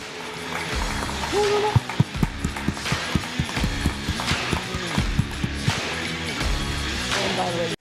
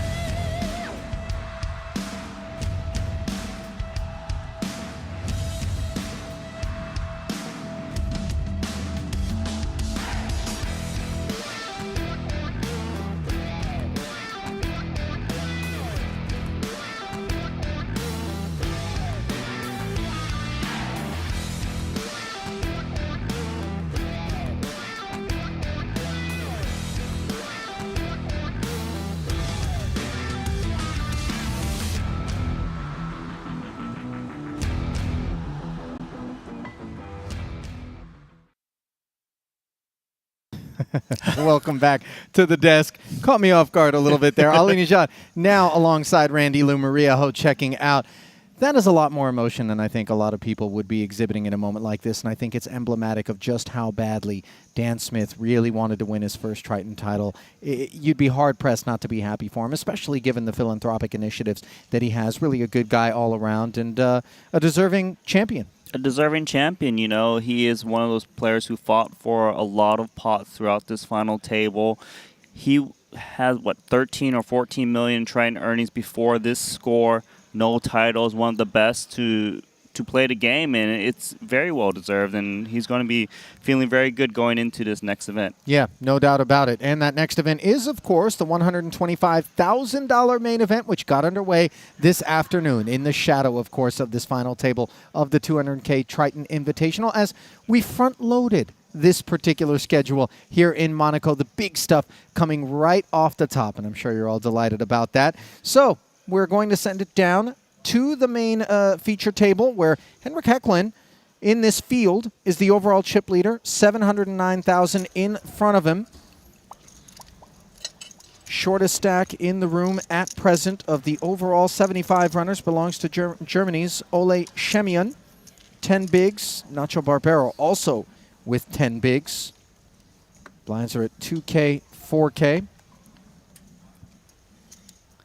Tim Adams with a couple of 8s opens to 9,000. Seat open on 9. A lot of runners in this tournament already in the early goings and a lot of uniques. It's going to be a big one. That it is. TBD, of course, what the overall prize pool will be. Registration will be closing tomorrow. And there's a look at China's Guangzhou. Triton first-timer. Pops behind the shades as he and Alex Kulev keeping eights company. And that is a flop where the eights can feel quite cozy. Top set for Adams, the party starter up front. Top set always looking good, but Alex Kulev's got that inside straight draw backdoor clubs. Notice the check from Timothy Adams, and it's understandable because when he raises up front, he often is unpaired. So he kind of want to protect that ace-king, ace-queen type range that he's holding. It's a good spot for Alex Kulev to take a shot. Of course, it won't work against 2-8s, but does check behind. Turn. Doesn't interact with the opposition. With the arrival of the jack, straight draw start to come in a bit. So Timothy Adams does wants to charge these 9x, 10x, Jack X, of course, makes a pair. Wow. He is really trying to gun for Alex Kulev to bite at this pot. I'm a bit surprised by it, Randy, given that the 7-8 Jack coordination there, any 9 or 10 could prove pesky. 20,000? I agree, but definitely he has a game plan for Alex Kulev. Must feel that, well, if his opponent's got a jacks, he's going to bet, so he can now check raise. Even if he doesn't have a jack, there's some occasions on which he's going to bet and just try to take down what feels like this 5-4. In anyone's pot kind of situation. I'd be pretty surprised if he doesn't check raise right now. Although a check raise does scream big hand. They're just so deep. 70?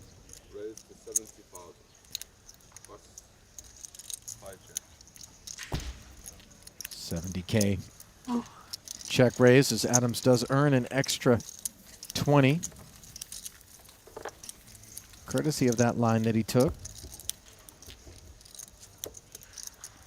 These guys are such tacticians.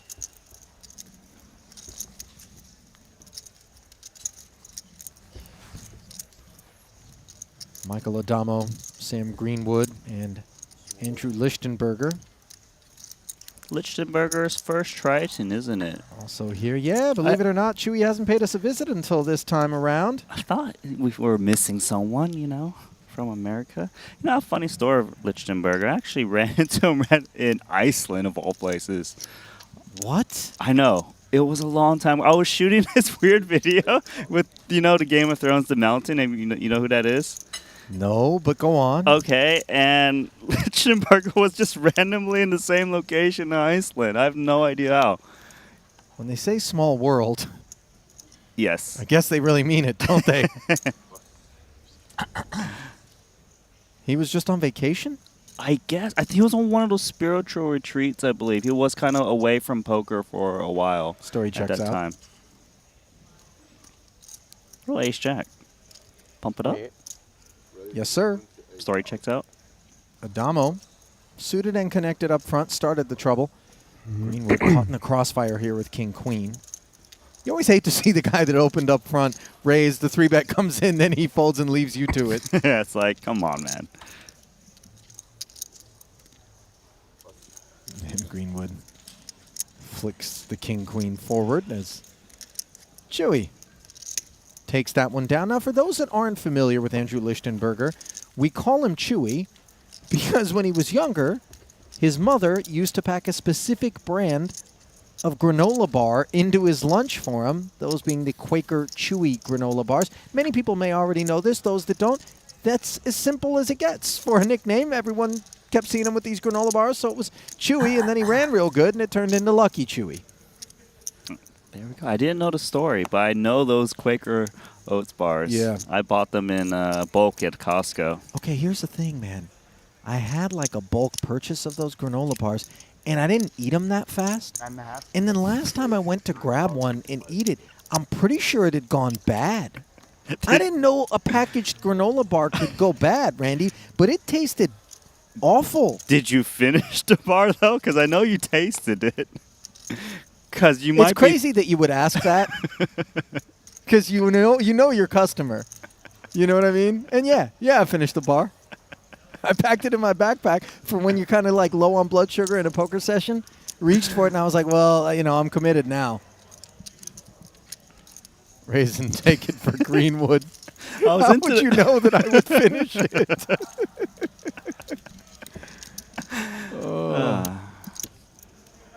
What's your favorite flavor? Chocolate chip. See, now that's crazy because you had the answer queued up like you knew I was going to ask. A chocolate chip solid, don't get me wrong, but have you tried s'mores? S'mores is good. I forgot about that. See, if you would have remembered s'mores, you would have said that. What's the dusty one with the raisins in? Is that oatmeal raisin? That's the dusty flavor. The dusty flavor. You're the one you ate. The old expired one was probably dusty. You didn't even realize. Who reads the freaking expiration date on a packaged snack? It's dry. There's no meat. Like what? I'm glad to be back in the booth, guys. This is just wonderful. And it is none other than Lucky Chewy, who has opened this one, 10-7 suited. That's the flavor he's going with. And King Jack for Adams on the button, thinking it over. My last question, does he still bring the Chewy bars with them? I don't know. I haven't seen him eat one, so I'm going to say no. Mom was the one that packed him. It wasn't like Chewy went out and got his own bars, but I could see him maybe having some superstitious He's got one like really expired one. It's like 10 years old. Right. He doesn't eat it though. 6 deuce of clubs. Likes the price and comes along. It's barely connected. Adams, the flat with that King Jack on the button. Yeah. Allowing Greenwood in. It's offsuit. Ooh. I'm liking the 6 deuce of clubs. Gut shot, straight draw, and a flush draw for Greenwood. Out of position against the field. Chewy, no follow through, and it's top pair for Adams here, 36 in the middle. Maybe we don't want to let 2 players get a free card in position. Also, when there's 2 wheel cards, we got more to kind of protect against.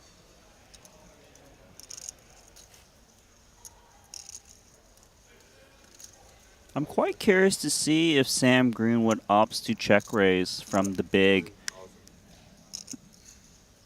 And when you flat from the big, you can represent 2 pairs that no other positions can, right? You can have Jack 5, 5-3, even Jack 3 suited. Of course, the sets as well. Just quarter pot sizing. Welcome.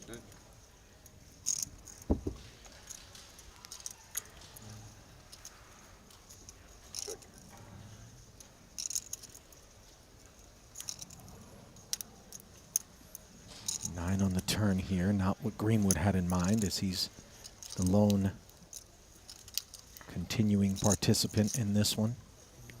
After the call, checks once more. It's a bit problematic for Greenwood if another bet comes on the turn, because he's out of position with just high card with a pretty good draw, but has no showdown value. But 39. You can't really just come out check raising now, I would think, unless you're trying to represent Jack 9 exactly. 39,000 as Adams barrels once more. Something also to keep in mind with these kind of low club draws, even with coupled with a straight draw, is that you could be up against a higher club draw and have some serious reverse implied odds.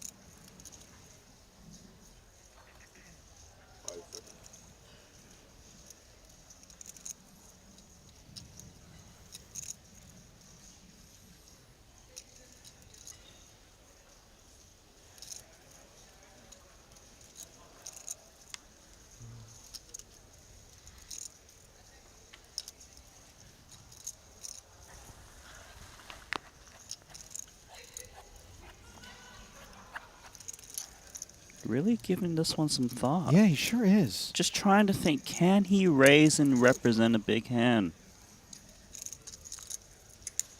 105. He is going to try, and this is where it gets really interesting.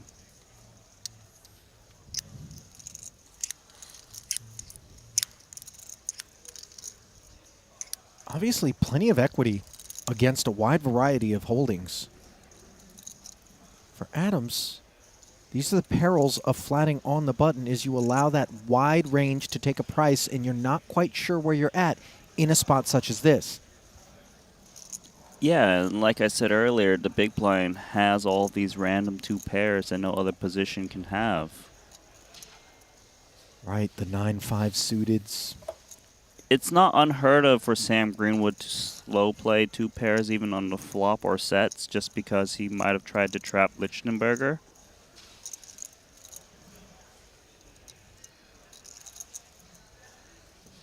Pocket 3s and pocket 5s specifically. More likely than the other sets. This is actually a really tough spot with King Jack now. Clearly, if he's ahead, he's probably up against some combo draw. If he's behind, he's drawing very slim. And this board composition, were Adams to make this call over here, there's a lot of cards that are pesky that can roll off on the end. Yes, and for that reason, it seems like a commit now or fold. Folds, man. Wow. Sam Greenwood. I tell you doing what, some Canadian damage. He just This one will be on the stream. made bacon out of that King Jack. Canadian bacon, got it. Okay. Thank you, Randy, I'm starting to get for connecting the things dots there that go for through us. your head. You know, the synapses fire in strange ways in this noggin of mine. I didn't say for who was in Beaverton for. Greenwood with some closing thoughts on that one there. Trying to live rent-free in Adam's head. Adam's still in front of him, though. And both players plenty deep here. Michael Adamo, not used to seeing him down at the bottom of the chip count typically, Randy, especially in the early going of an event. The Aussie has a high VPIP. You know, we saw him open that 10-9 suited, did end up folding it, but he's a guy that spins up big stacks early. When you run up big stacks, you also put yourself in these small stack situations. Yeah, you run the risk of obviously spinning it down and not just spinning it up. I would say he's most comfortable with a lot of chips when he can just play multiple streets, use lots of bet sizings that others aren't that familiar with to try to gain an edge.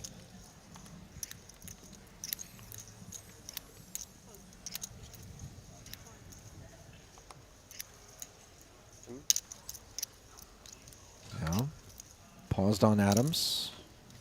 His ace gets folded. But on the button, Adamo, ace deuce. Unlikely to find the same fate. It's crossing with his mind if he should just min-raise or open rip. Looks like he will min-raise. King 10 off. It's actually kind of an interesting spot because the hand is not amazing, but it's not too bad as well against a button open.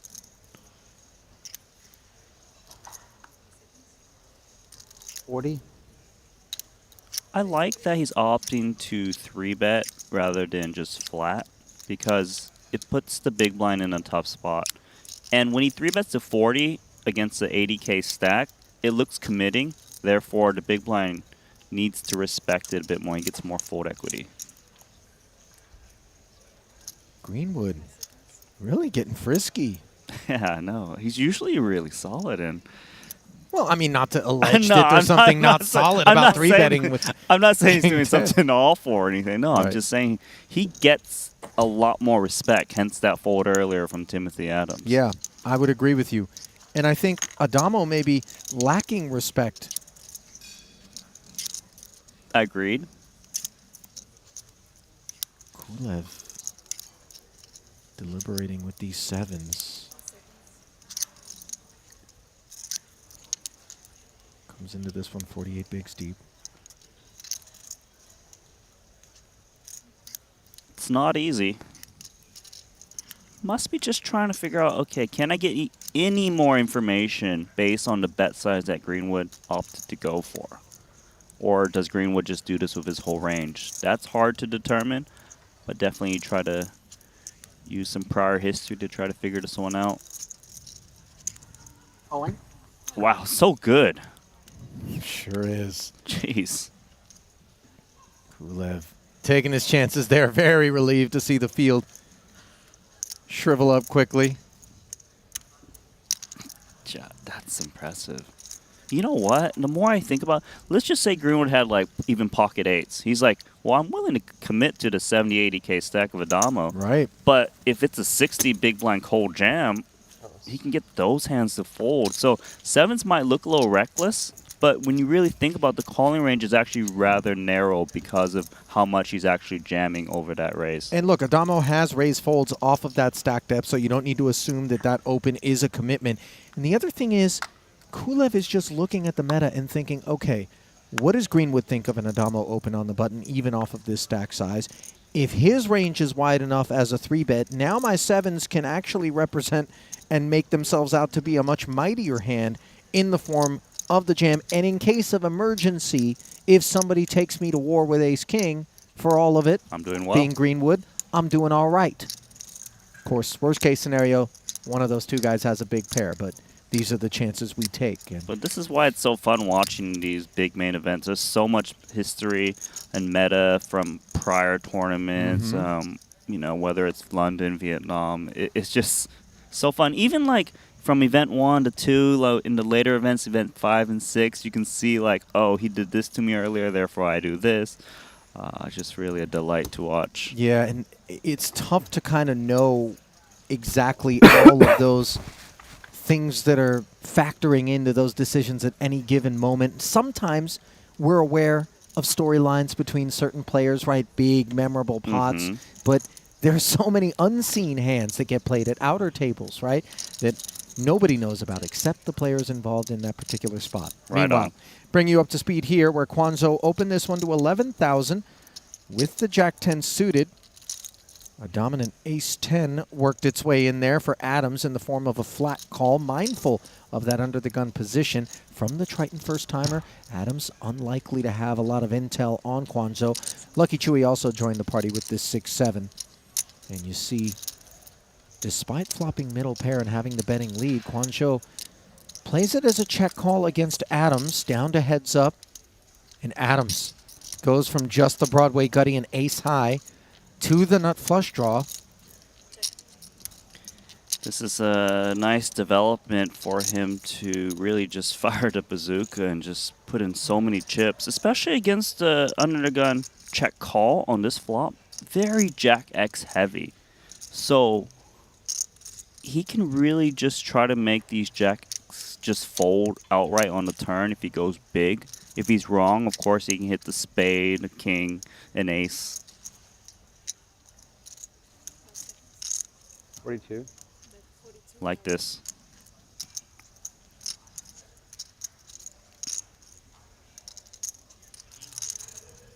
Leaning on Kwanzaa's line.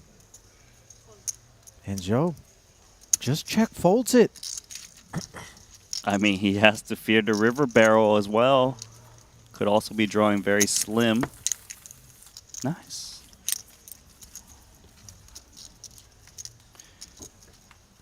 Now, I don't know if I feel compelled because Joe, the way to actually say it is Joe Twin.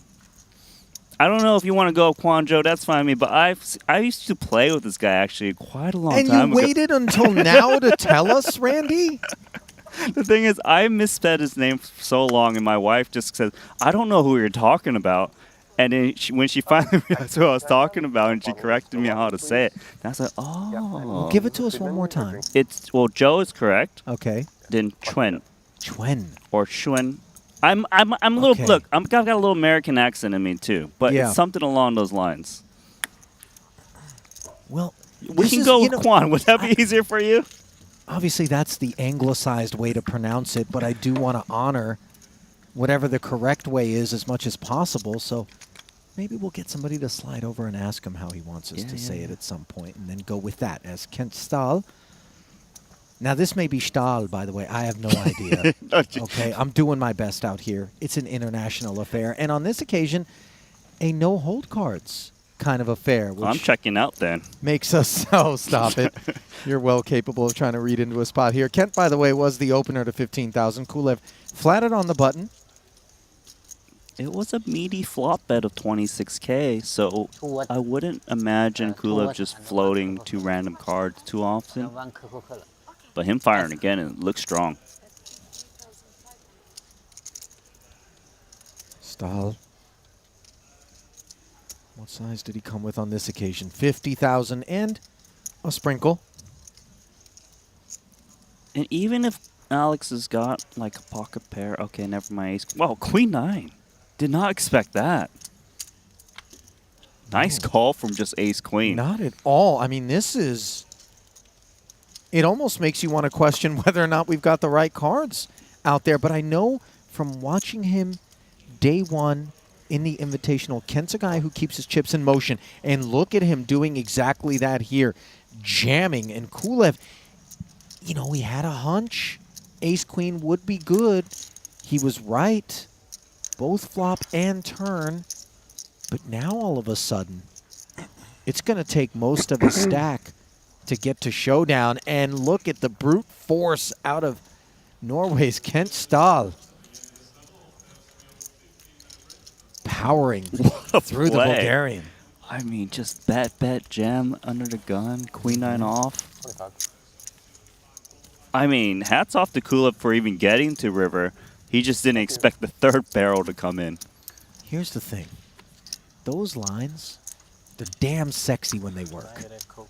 When they don't work, you feel like a spider on the kitchen wall, middle of the night. Someone walks in, flips the light on, you just freeze.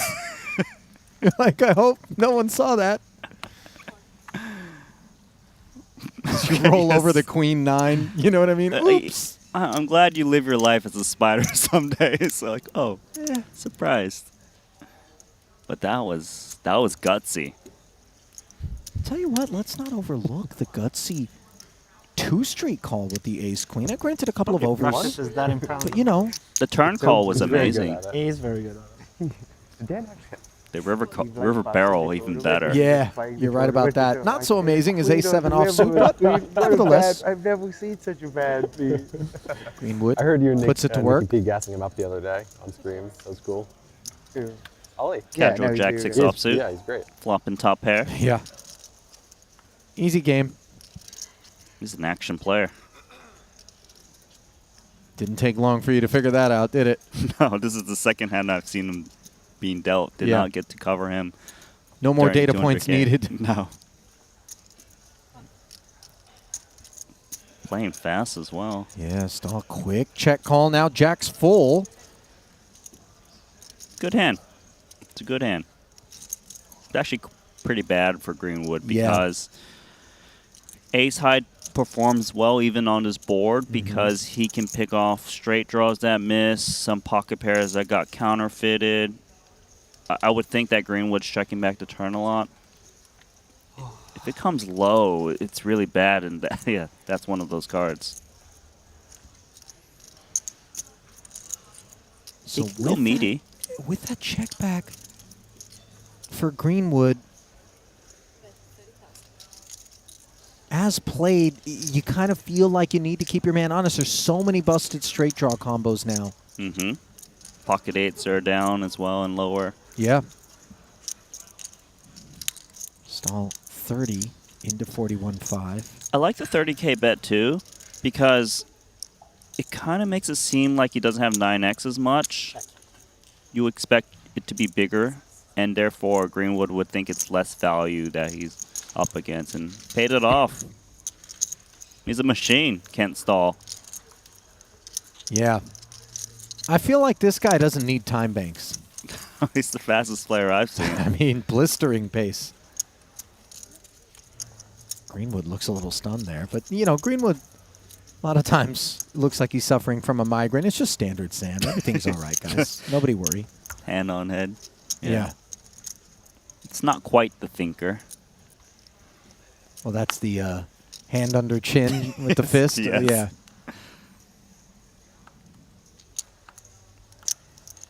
Adamo just looks not comfortable. He's like, where's my chips? Yeah. Nothing to play with. I'm seeing all these big pots in front of me.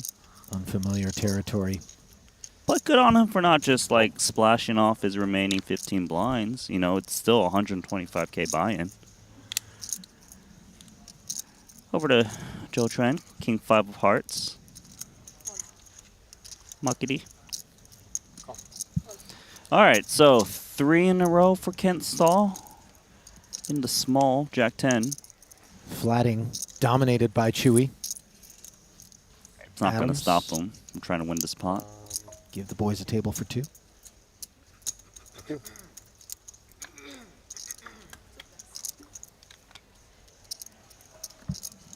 6-5 tray, not in either area code.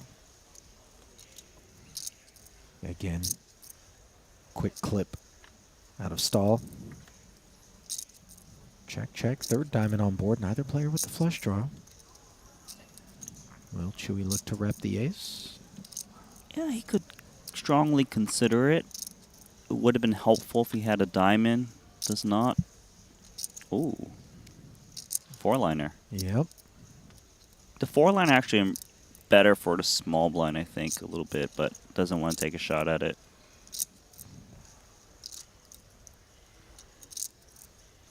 I don't think Chewy thinks Queen Jack is good, although it is. But he also might be thinking it's hard for me to represent a 7. Still gonna try.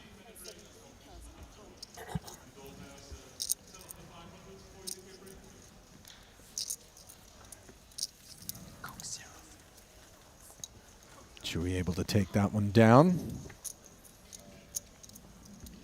Rather uneventful exchange.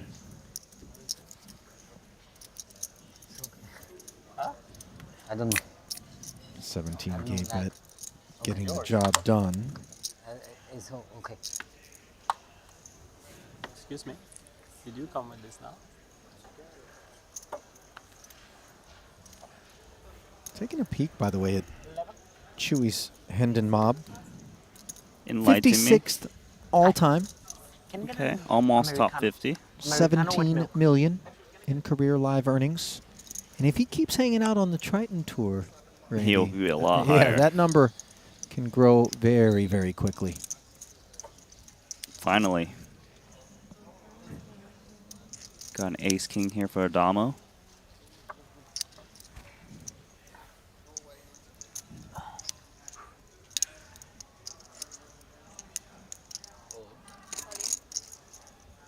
Might be a bit too much for Kulev to continue. Yeah, straight into the mucking position. Helicopter? No, just straight down. We're left to get excited about the way in which he's going to muck it since it's such a foregone conclusion. As Adamo not able to get a spin. He really does look deflated here. Because that is the position when you're getting a massage. There's no masseuse there. You're so right, by the way. Without a massage therapist behind you, the chair flipped forward, leaning into the rail. Same hand you tried against him last time. It looks far from relaxing. It looks stressed. Like, because I recall Adamo usually had really good posture when he plays. This is just... You're right. You're right. He was one of those guys that just sat straight up in his seat.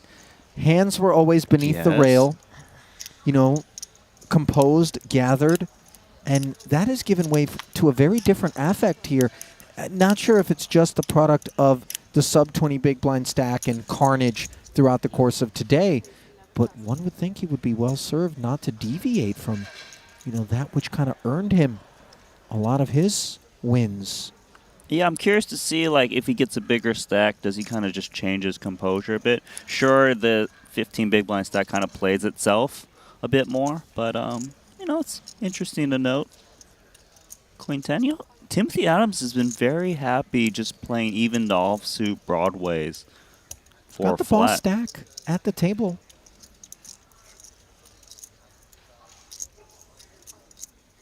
And Greenwood gets invited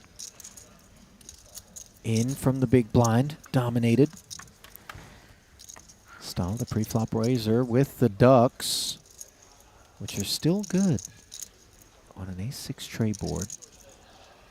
If he takes the 3s and the 6s off in terms of his opposition, like out of their range, then he can very well rep this ace and see what's what.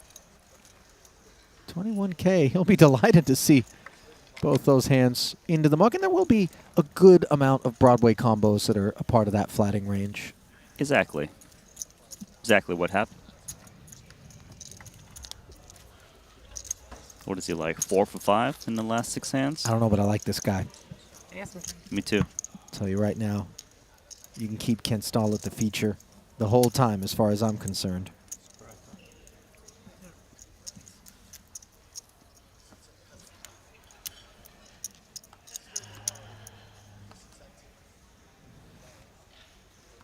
This is his second ever Triton Festival. He did join us in Cyprus in September, late 2022.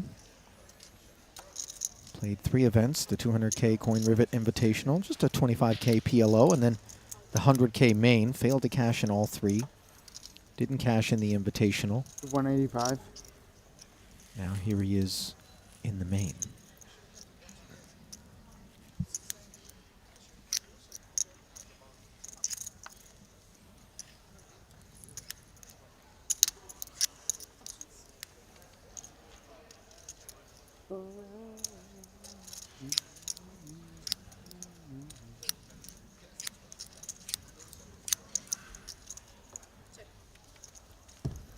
Limp, blind versus blind. 4-5 turns into bottom pair and jumps in front of 10-8.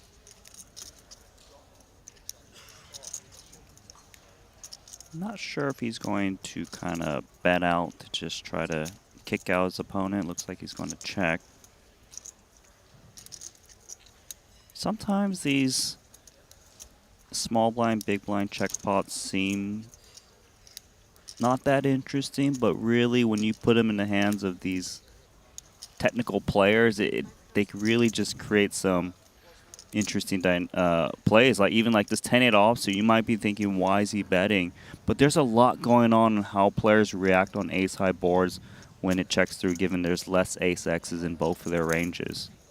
So a little 5K tickler in position from Kulev. Disappointed to see Greenwood call. But I wouldn't say he's necessarily just going to give up if he doesn't hit anything.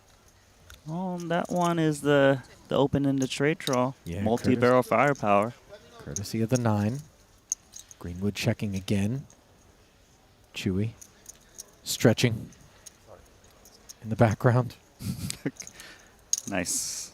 Very nice observation. You know, he's a yogi. He is. Not quite Yogi the Bear, but just yoga, right? Do you call people who perform yoga yogis? Yeah. I don't think that's a term. That's a thing. I don't Randy. think so. I'm telling you, man. Back me up, chat. 33K as Kulev. Yogi, really? Backs Greenwood. How do we spell it? Off the best hand. Y-O-G-I. Like the bear. Okay, yeah, but there's... A boo-boo? Okay, first off, it's boo-boo. Okay, all right? Not baboo.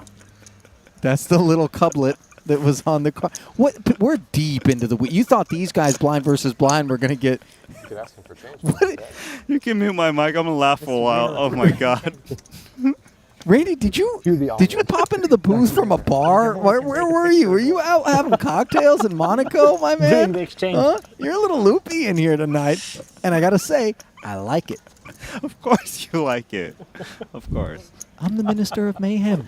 You know that. Hello. Mixing things up with a early position limp. Ace-9 suited. These are the kinds of things that make these characters dangerous. Spades smothered. Adams gets away from them.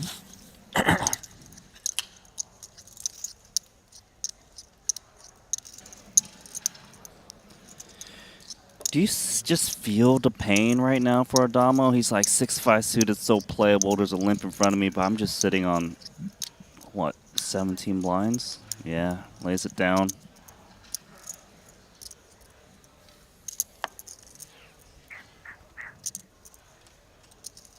I really do, by the way. It's not an image that I'm accustomed to seeing out of Adamo. I'm going to take this one 3 ways. I see a 6 in the hands of Chewy. And 2 more on the board obviously puts him squarely in the lead. Unfortunately for Queen 6, doesn't look like there's going to be much interest out of the opposition. There's limped around pre, so Chewy does lead out. It's a little I sad. practice a lot of limp pots in America, to be honest. So I don't wanna. This is your territory. That's a pretty nice comment. Had a go around or 2. I believe you. Thank you. If you primarily play online, you the probably stakes, you don't keep the limp in there. see limp pots too often. So it's probably true that Lichtenberger would have more experience.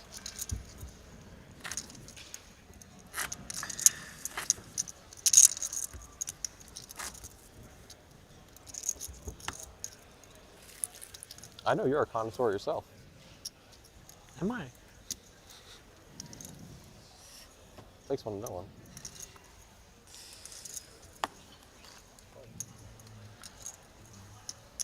You know, Kulev opens up an opportunity for, you know, it doesn't have to be a lengthy, but a somewhat interesting discussion because the game does evolve in different ways in different parts of the world based on the maturity of the market, I would say, and also just kind of maybe the temperament or personality types associated, you know, with the player pools in different countries, right? I mean, I don't know, you play online, right? No, but I agree wholeheartedly because when I went to Macau and played like just a lot of games over there, they just had this thing where they would always limp like ace king under the gun and they would limp raise or be scared of it. I don't know. It was just weird. It's like a thing that only happens in Macau. Like the way they treat ace king specifically or just in the Asia scene over there. Okay. And the thing is when one of them does it, then like everyone does it. Yeah, it becomes you know? like a groupthink sort of affair. And even like when the card rooms in America I play, you know, they don't study so much. They see like, oh, I'm opening 10x of jacks. Therefore, I'm opening 10x of jacks, you know? And it's a thing when you kind of take on what's happening around you. Well, sometimes even boiling it down to a specific game and specific session where all of a sudden, you know, patterns emerge and a trend takes root and people start saying, okay, well, if that's how we're playing, even though they may know better, right? Deviations. So we see ace king against ace 8. Stalle out flopping Joe. Yeah, he did try to trap him pre. Yeah, this was actually limped. Blind versus blind. Well, I don't think he's putting on the sunglasses to fold.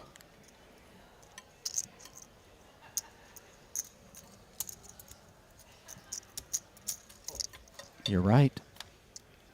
Check call of 7K, and now an ace is a big problem for Joe. Hits top pair, top kick, does knuckle over, and with aces up, Stalle fires again. Oh, and this is opening the door for ace king to get itself in some real trouble. Yeah, and when you make... Wow, good thing he just called. Yeah. A lot of people would find a raise there. And if for no other reason than this board is very scary on a multitude of rivers. Try to end it there and now. Backdoor spades arrive. Oh, look at this line. Joe just leading right out for 18,000 and will be a bit surprised. Yeah, given the flat call from Stalle, who cautiously... I feel like there's more to be said, but they played that hand so fast, I didn't even get to, you know, think about that river play. Yeah. You know, he had, what, the spade blocker, ace king. He led kind of a block bet value. Yeah, mergy in that way. I suppose maybe he thinks, well, if my opponent has an ace, he sees a flush comes in, he's just going to check back his weak ones. Therefore, I want to kind of get those hands to pay off. It was interesting. Was there 43 in there when he let out the 18,000? It's about right. 2 7Ks, 14 times 4. I wonder whether or not Stahl would have come with a bigger number than 18. You know, I mean, obviously the turn was super milky, so if he sticks with that trend, but that's a guy who could just 2x pot on the end. Yes. You know, it's. I wouldn't be able to guess that, but it was probably in around a similar range, give or take 10K.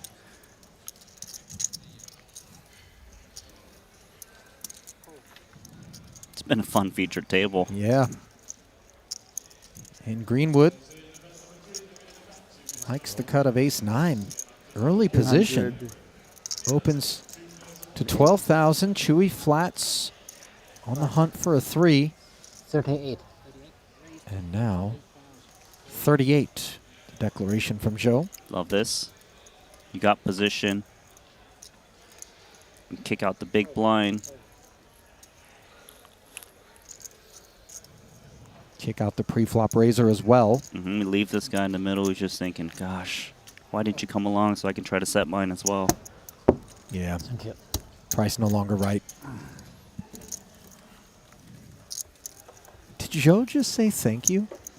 After the kilo delivered the pot? He's actually quite the character. I think you're going to learn to love him as you watch him more. I love him already, if for no other reason because he's got the flavorful lenses. But then I don't know if you caught that embossed Louis track jacket. I didn't notice that yet. Yeah. But he just like, you know, this is the part where Randy runs out into the field from the booth and offers to buy someone's jacket because it's no longer part of the current collection, but he likes it so much. Did Nacho ever get with you about that? I wanted that white Dior one, yes. No, he did not. I don't think it's your size, Randy. I don't know how to tell you this. There's not too many of these people in the field that has my size. I could shrink it. That is a thing. I don't know, but then the fabric sucks after that. It's yeah, it's true. Donation quality. Yeah. Producer James, in our ears now, calling us pretentious. Is there a way to actually mute him? We might have had the same hand. Perhaps producer Martins can make that arrangement. It would be nice. James, we're out here, you know, doing our thing. Carry on. Do you shove with the bounty, Tim? Pardon? Do you shove with the bounty game? With the bounty game? 7 deuce game? Yeah. I don't have 7 deuce. Like, then what the hell did you fold? You know, if it were somebody else, I wouldn't be making as big a deal out of it. Which thing? But given that it's Adamo specifically who has this really different body language on him, Randy, it begs the question, is it jet lag? Is he just running so bad overall that things not working out here day one of the main? You know how it is. When you're running bad, all of a sudden you take the first beat and you're just like, here we go again, doom switch. You know, you're not able to take each session in a vacuum, and you kind of carry baggage with you emotionally forward, which, of course, lends to more run bad. I understand. Yeah, you know, he took a break, right, from our Triton stop. He didn't show up to the last one. He came into this one, I believe I saw him at the top of the chip counts in some of the events, whether it's this one or the previous one. And then now you see him, he didn't cash the 200K, obviously. Right. And he's got such a shallow stack here. Maybe it's kind of like that, I'm feeling good about it, and now it's like, oh, not this again. Well, for those that actually do cash, as we see an ace-queen suited flopping top pair here for Kulev, unfortunately, not a whole lot cooking for Greenwood. Does have some backdoor equity he could hunt after defending the big blind against the raise to 11K pre, follow through of 20, and let's see what Sam does. Just gets away from it quickly. When you front load the big stuff up front, those who do make the money, obviously it's paddling downstream from this point forward for the most part, right? But if you do fire a couple of bullets, Still water, please. doesn't work out. Still water? Yeah. Now all of a sudden you're playing the main. Things not working out so far for him. And the climb, as the buy-ins get smaller, becomes steeper, and you're just trying to dig out of a hole. And just like anything else, it's nice to warm up a little bit. 25K, 30K, and just work your way in as you get more and more on form into the big stuff. So keep an eye on Adamo. I completely agree with everything you said. It's actually harder to play the smaller events if you break out the 200K, 125K, Right. even for multiple bullets. Because when we all been there, right? We're playing a whole series, and then we're just entering this tournament we weren't expecting to be because it's a turbo to try to get unstuck, and then we're even more stuck, and it drags over to the next series. Yeah, I completely understand. Here we go, 2-5s versus ace-5 suited. 11. Timothy Adams flatting everything? I mean, of course, pocket fives is qualified, but it just seems at a very high frequency lately. Yeah, not a hand that really wants to be 3-betting, I would imagine. Actually, interesting spot for Adamo, whether to squeeze jam or not. It is an early position +1, which is worrisome. Actually flatting here. Not a common line off of his stack size.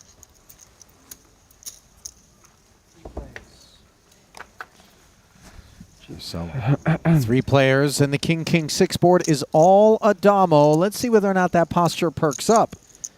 As Joe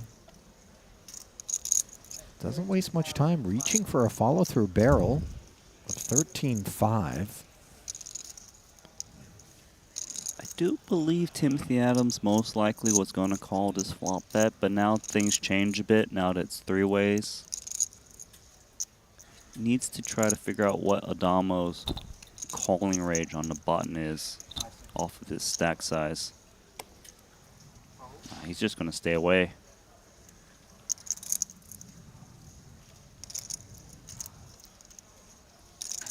Well,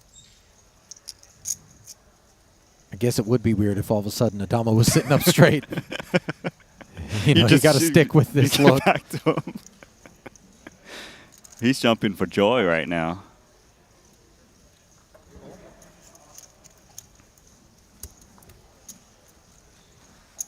Flats to 13-5. If a spade falls, I could see chips just fly in, but not the 9.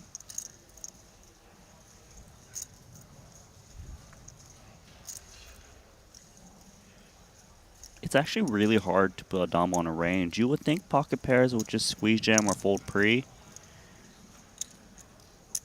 So King X, probably a decent part of Adamo's range.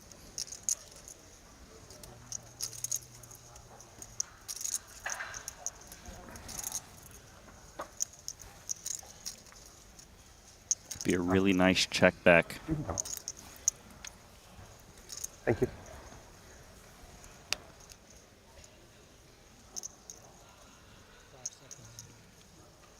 Love it. Extend some rope. Hope your opponent catches up as well. The 6 is a little bit troublesome for the ace-5. It's not a bad run out. It's got showdown value in a better way than it did a street ago.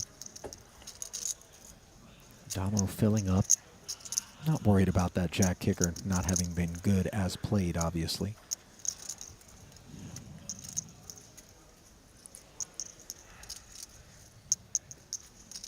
I guess Adamo's just trying to think, how can I represent a bluff? Has to be some kind of like Jack 10, Queen Jack float if they had a backdoor flush draw. Does fire almost all of it. 59-5. Boy, the line is a little bit suspect, but in the end, credit given where credit was due by Joe.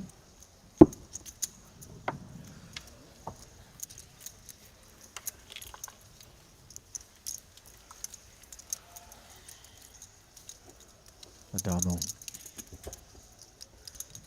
now up to, what is it, 84? No, that's what he came in with.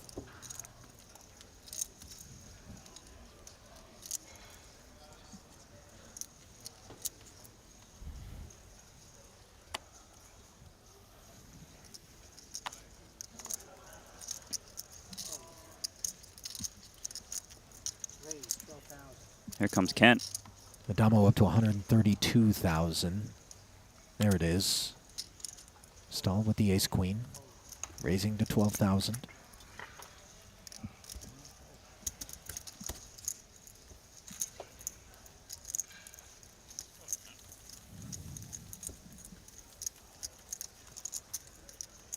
Would you like to do the honors?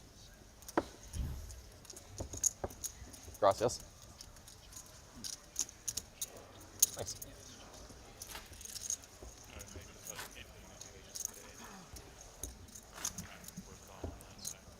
Raise and take it for Kent.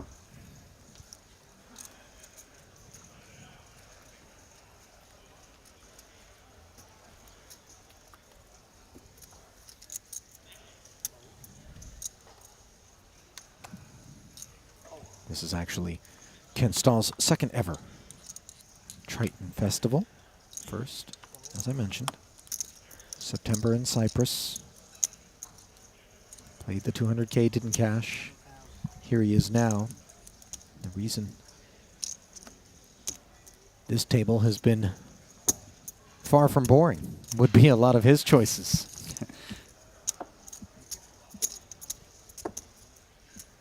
Raise and take. Yeah, Jack 10 getting through from the cutoff there. How about the overall chip leader right now? Ukraine's Ihor Hula. First timer here at Triton. 750,000 in front of him.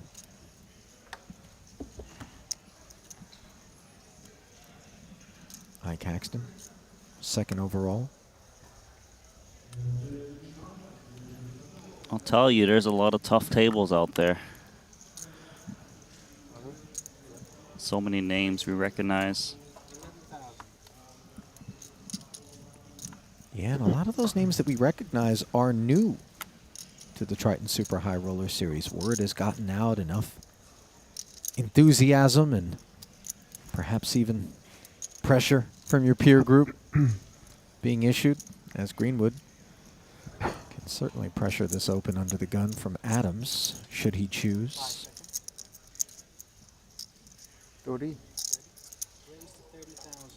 And does so to the tune of 30,000, running right in to 2 queens for Kulev. Great spot. Let's see if he decides just 4-bet rip 40 blinds.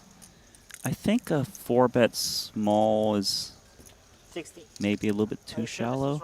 Yeah, it seems quick, right? Yeah, not only that, don't we get increased time when there is been a significant action after two significant actions? Like 20 at the start all the way, and then so no matter if it's 3-bet, 4-bet, 5-bet. Yes, it doesn't matter. Yeah, it's 20 seconds. And that seemed very quick as well. 60,000. But yeah, you got it in time. Kulev getting his bearings with respect to pre-flop timing. It is just 20 seconds, regardless of the amount of action in front. Yeah, man. Yeah, I guess he thought maybe you get 30 seconds if there's significant action, but not the case. Greenwood, though, in a tricky spot now. Kulev cold 4-betting. Yeah, but look at the sizing of the 4-bet. 60 in relation to his 195. It's a lot. But he didn't come with the jam like you thought he might. Yeah, the thing is, Kulev's regarded as one of the strongest online players out there currently, and I'm certain he's got cold 4-bet folds in his range, say like some ace-5 suiteds.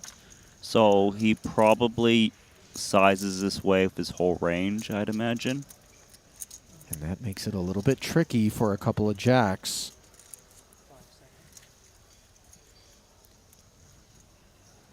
I don't think he can just outright fold this. Maybe call, maybe jam sometimes. Well, the jam does feel like risky business. Yeah, I kind of like call a little bit more and kind of try to avoid like an ace-king type flop.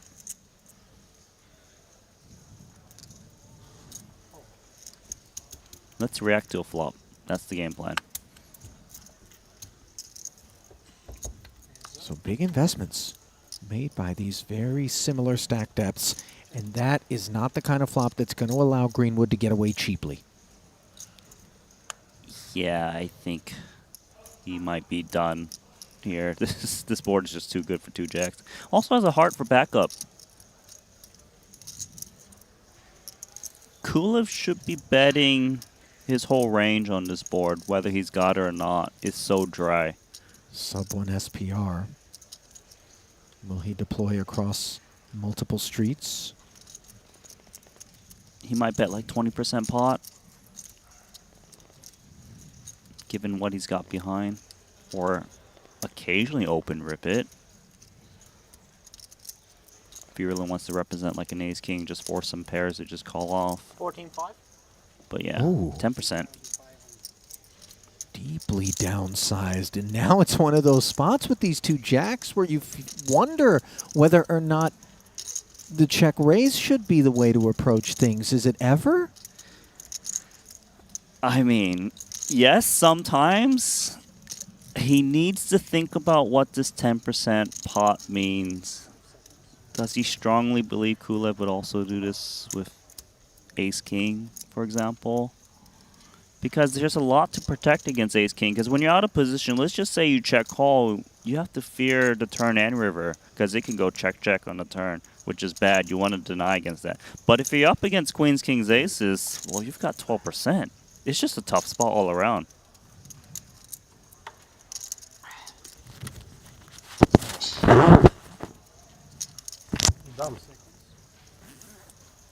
On. And he does jam. Kulev was always ready, and the minute that you hear him say call, you know the situation's unlikely to be a good one. Ace-high hearts, best case scenario, I would suppose, and it would come in the form of an ace-king. But on this occasion, it is queen-queen, and Greenwood has him lightly covered. But he's going to be left with fumes if he doesn't find running hearts or a jack.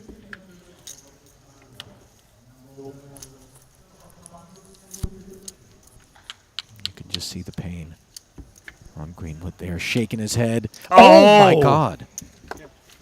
Jesus. That is brutal. He was like just so defeated, right? And then all of a sudden, wouldn't he be the winner. 2 outer, and now he's shaking his head for a very different reason. I've taken it on the chin there, like a champ. But that was, ooh, just a gut punch. Now Greenwood, a guilty smile. But that is the way the cookie crumbles from time to time. Everyone's been on both ends of those sorts of exchanges if they've played poker long enough. And Greenwood on the right end of it this time. 421,000 now in front of him as he joins the peloton up toward the top. Kent Stahl, still mayor, 453 in front of him.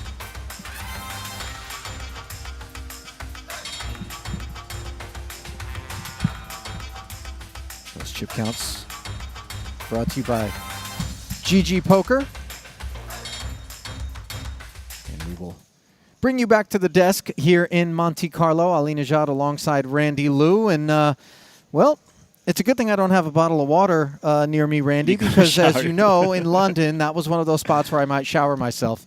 Just filth. I feel like I need a cleansing. Do you do sparkling water? I've got a can. Do you really have a sparkling water over here? Can. Thank you so much. I appreciate that. No, it was kind of a figure of speech, Randy. I don't really feel like showering myself. And let's face it, that is a little bit more garden variety, but brutal nevertheless for Kulev.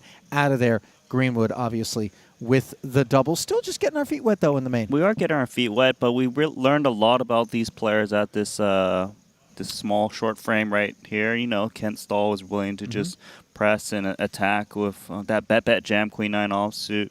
We saw Timothy Adams, you know, willing to kind of flat a lot in position and made that big fold against Greenwood. But it really has been Greenwood at the very end with that getting lucky with those 2 jacks. Yeah, we're going to step aside for a brief break. However, when we come back, we'll have continuing coverage here of day 1 of the $125,000 main event from Sporting Monte-Carlo. Keep it close.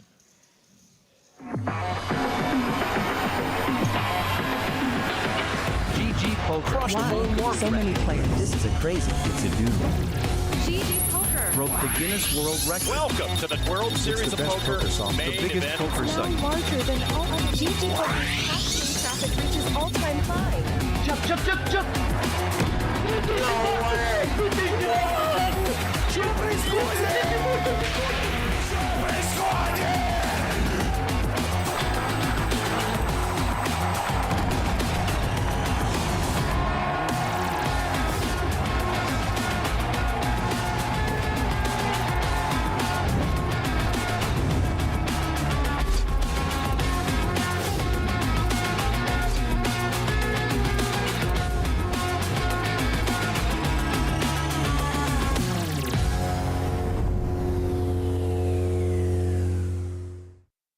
Take your game to the next level with GTO Wizard. Practice against GTO on all your devices.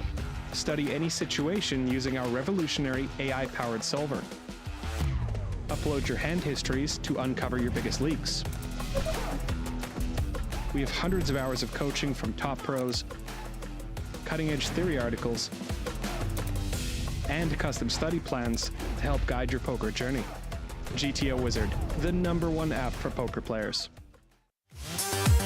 Introducing the all-new BetACR.eu, the premier destination for sports enthusiasts. What sets BetACR.eu apart is our exclusive offering of live-action prediction options on the Triton series. Experience the excitement as you predict the action while watching your favorite players live. But that's not all. By opening your account now, you can take advantage of our incredible offer. Receive a generous 15% free play on your first top-up, up to $250. Become a part of BetACR.eu and elevate your live sports engagement experience.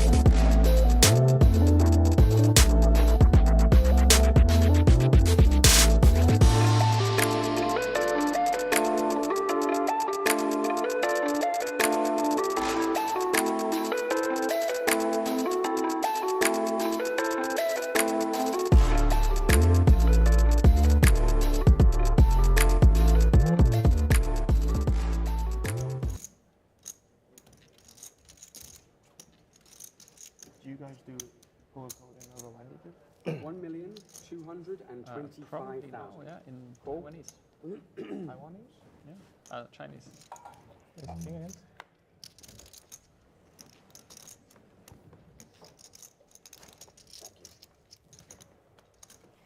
Do you know Charlie? Charlie IC? The Taiwanese. Two very lucky people. This is a tough battle. It's pretty big. Charlie. Is he big as a player or big as an influencer? Much bigger as an influencer, but big as a player. He's probably the most famous Taiwanese poker player. No, I don't. His girlfriend is. I might do Charlie. I'm surprised you don't know him. Charlie. Charlie IC or LC? IC.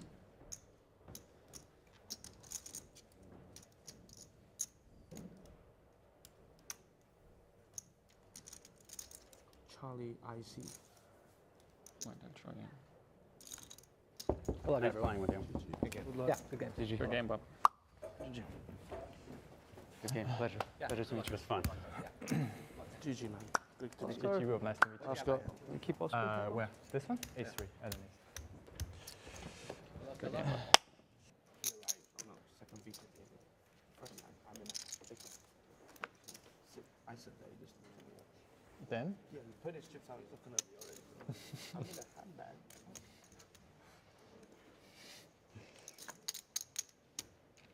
Do you think he got a read on you? Maybe. I don't think so. You're tough to read. think you have some. I have. We all have some more. Yeah. 5 seconds. Raise 125,000.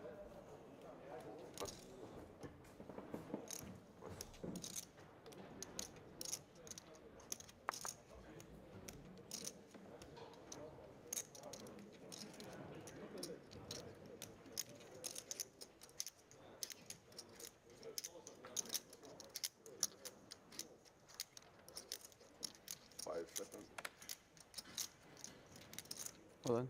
All in.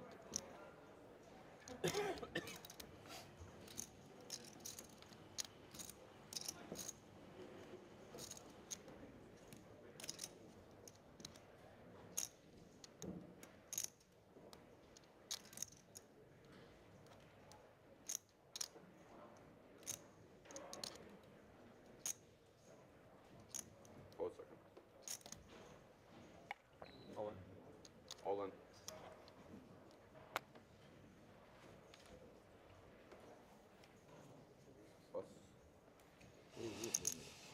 Oof. I had tens. 2 checks.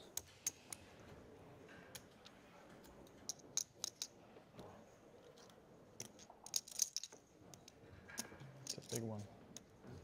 That's a big one. 2 nines? I have 2 tens. You got 2 tens now? Yeah. 2 nines, 2 tens? That's a sick hand. Thank you.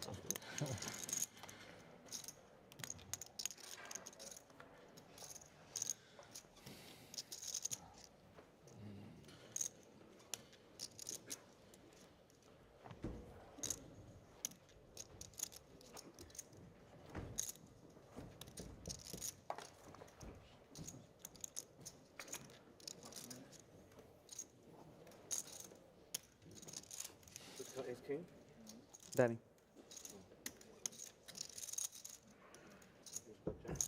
Me. GG, guys. Good playing with you. It was fun. Pleasure. GG. Say bye to everyone. Thank you.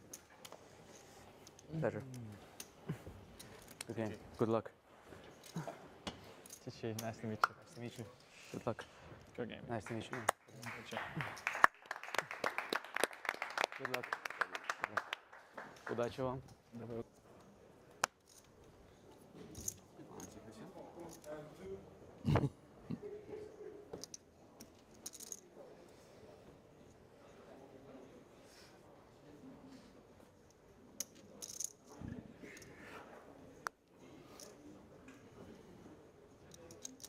Raise 230,000.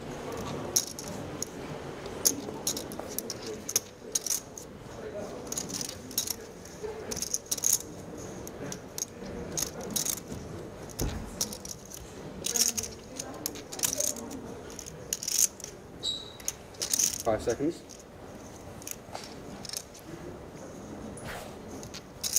Time.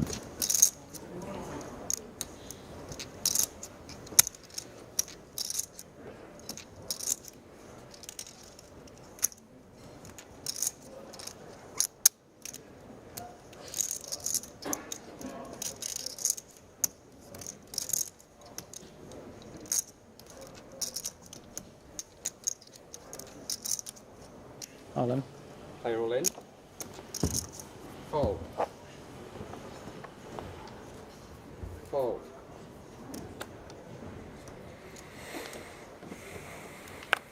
Fold. Fold.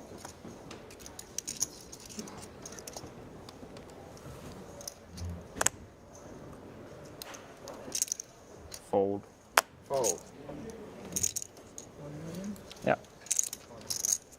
Call. Go down. I can. Have you got 4%? Yeah. It is queen. Thank you. King queen. Thanks, buddy. Yeah.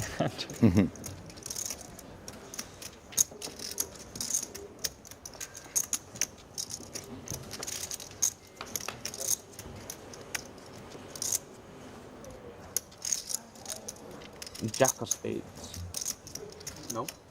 10 of spades. Well, no, hand rate doesn't change anything. Jack of spades.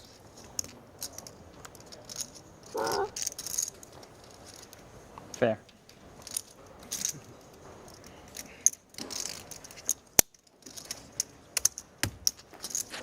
Good game. GG. Okay. GG Fido. We're on the break.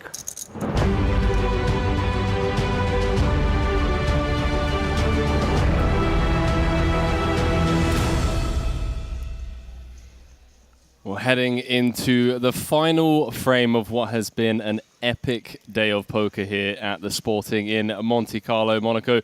Randy Liu alongside myself, Henry Kilbane, as we turn our attention to the main event. We're just looking at some highlights there from that $200,000 Triton Invitational, where we saw Dan Smith, after many crossbars over the years, convert this final table into a victory. And quite a victory it was, Randy. You know, he had so much Triton earnings, 13 to 14 million before going into that tournament, and it felt like he deserved the title at some point, play a hell of a game, and to win it in the 200K, our biggest buy-in at this Monaco stop, means a lot for him, and he is going to get to free roll the rest of the series now. He does. I wonder if he's already taken his seat in this main event. For sure, dude. Come on. Leon Sturm, the young German phenom, currently leading the field. 100 runners in this one, 70 left, so some early eliminations. Late reg open until the start of day 2 tomorrow, so plenty of time for people to try and spin the wheel. Quite the feature table we have, Randy. Looking at Baziakuski, Grafton, Soiser, Vieira, Hajiev, Daher Seluin, and Jans Ahrens. So, I mean, I'm trying to pick out the spot there at that feature table, and to be honest with you, I think I'm drawing dead against all of them. Table 2, Jaffe, fresh off that win yesterday, of course, in event number 2, the 50K Turbo Bounty. Webster Lim, Saliba, Lewis Spencer, Daniel Dvoris, Brewer. Again, Randy, I'm trying to find a weak spot in this chain of elite players. I guess we've just got ourselves a fun 2 levels of high-stakes poker with some of the world's best as we throw it down to the main stage here in Monte-Carlo once more for day 3 of the Triton Super High Roller Series in Monaco. Chip counts brought to you by betacr.eu. As mentioned, late reg still open, so not going to be seeing as much of that caginess as we were during the 200K final table.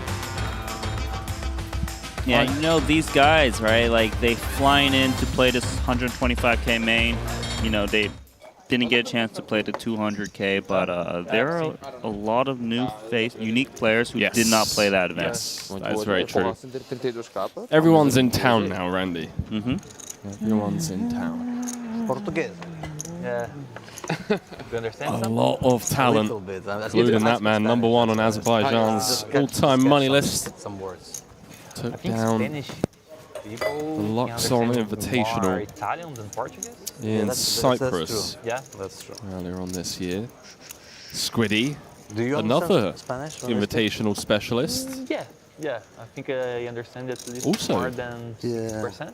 Yeah, well, that's a good Took amount. the And same event Italian down is the same. It's just in hard Cyprus to last year. But I September, listen if I'm not mistaken. I was listening some podcasts. Sounds about right. in Italian. Javiera, Yeah, I'm studying, but one of the most decorated players, both live and online, of all time. Everybody, Portuguese superstar. Michael Soiser, everyone was learning freaking Japanese. Like, what the fuck? APT co-owner, multiple time Triton champion, one of the best who ever played the game out of Malaysia. Calls Kuala Lumpur home as we kick things off. 2 more levels of play. Strap yourselves in, ladies and gentlemen. Hope you have been entertained so far by what we've had to offer over the last couple of days. We got days and we got a delay, so technically the flip-flop flip. No, I'm not flip-flop stop. I like it. That is your new term. That's my new. That is gonna In 10 years, we're going to look back at this moment and Could be an hour. you're going to paint it and you're going to earn loads of royalties from it because everyone's going to try and steal it. It's late. It's time to be serious, Henry. You know The domination rotation that's been around for a few years now. 30 minutes. Domination. I've heard that. Yeah. ICM is for poor people. That's a Nacho. No, that was me, and Nacho stole that from me. Serious? True statement? Promise. Okay. If you're not a player, I think he made it famous though, because he's more Yeah, everyone said that they invented something, but really, it's one that made it famous. That's important. Yeah, I guess you're right. Shout out Diego Maradona. I don't know who that is. I'm just gonna admit it outright. Producer James Dempsey.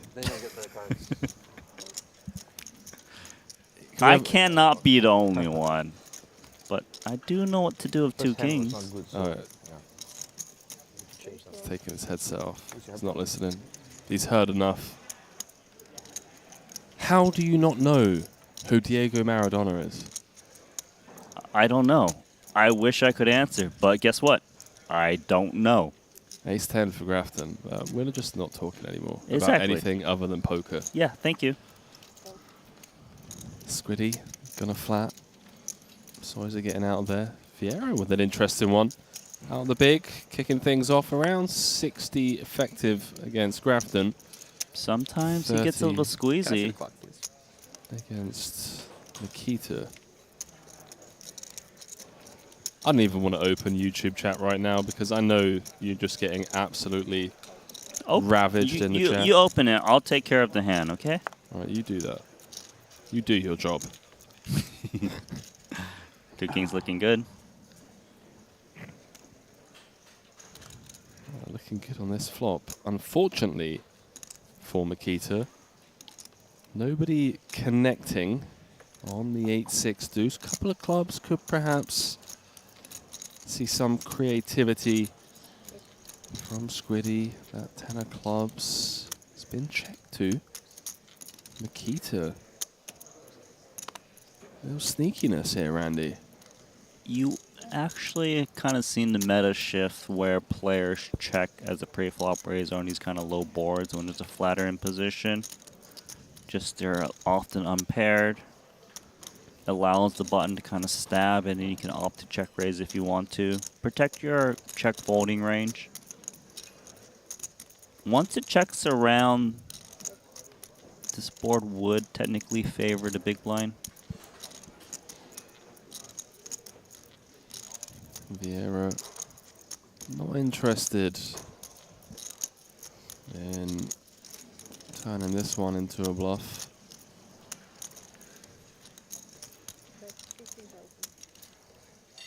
Feels like this hand is over once he bets 15,000.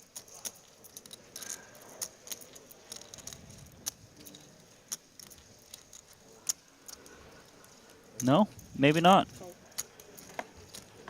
Squiddy. A little sticky here. Yeah, with the ace high. In position, keeping Makita honest for at least one more street. Remains unimproved going to the Jack of Clubs river.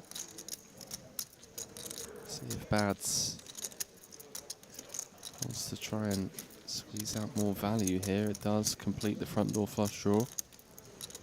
He likely thinks he can get value from pocket pairs.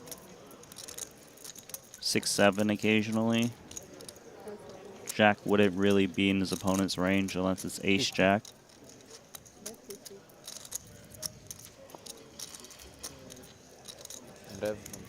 I can't really see a world where Sam Grafton calls.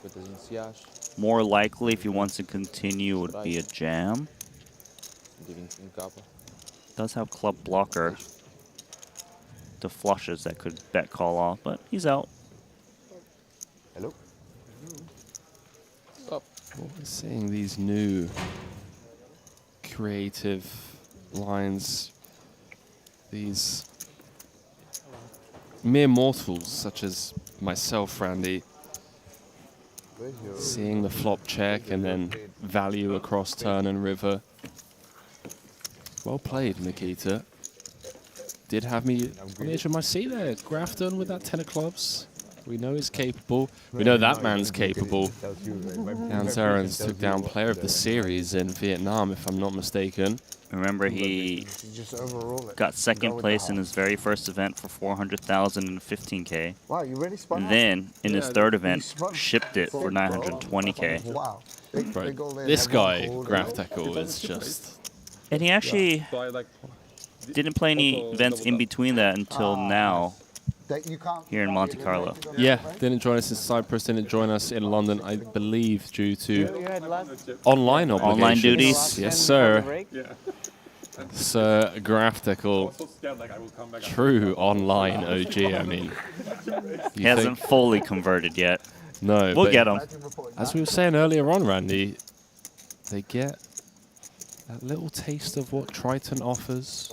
They venture out for one stop and they claim that it's only a one-time affair. The guy event and ended heads up. just, you know, the guy took a photo. hook our claws everything into was them. done, and they realized The it was a VIP chop team. No. Yeah.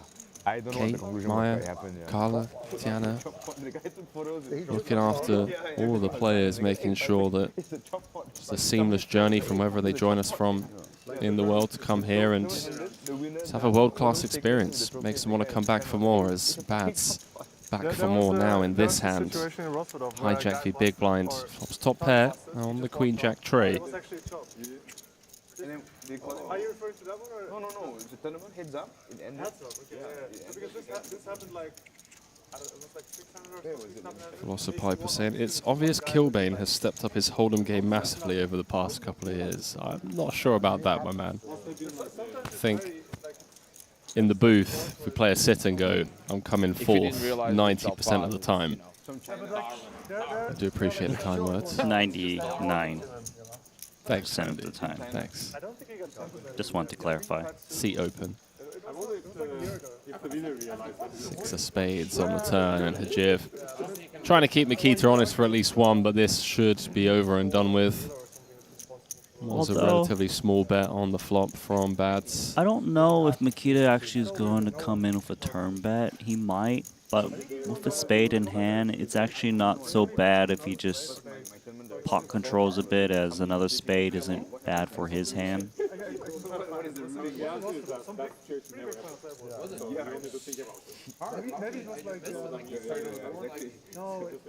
little bit of a kicker situation as well. Looks like he is going to try to get some Jack X to call. I like the smaller bet because he has that Queen of Spades in hand. Like, let's just say a Jack 9 or Jack 10 offsuit with one spade. You know, they're drawing so slim. They got to reverse implied odds. You know when people play in double there. poker versus casino, do you know this play? This game? Yeah. So like,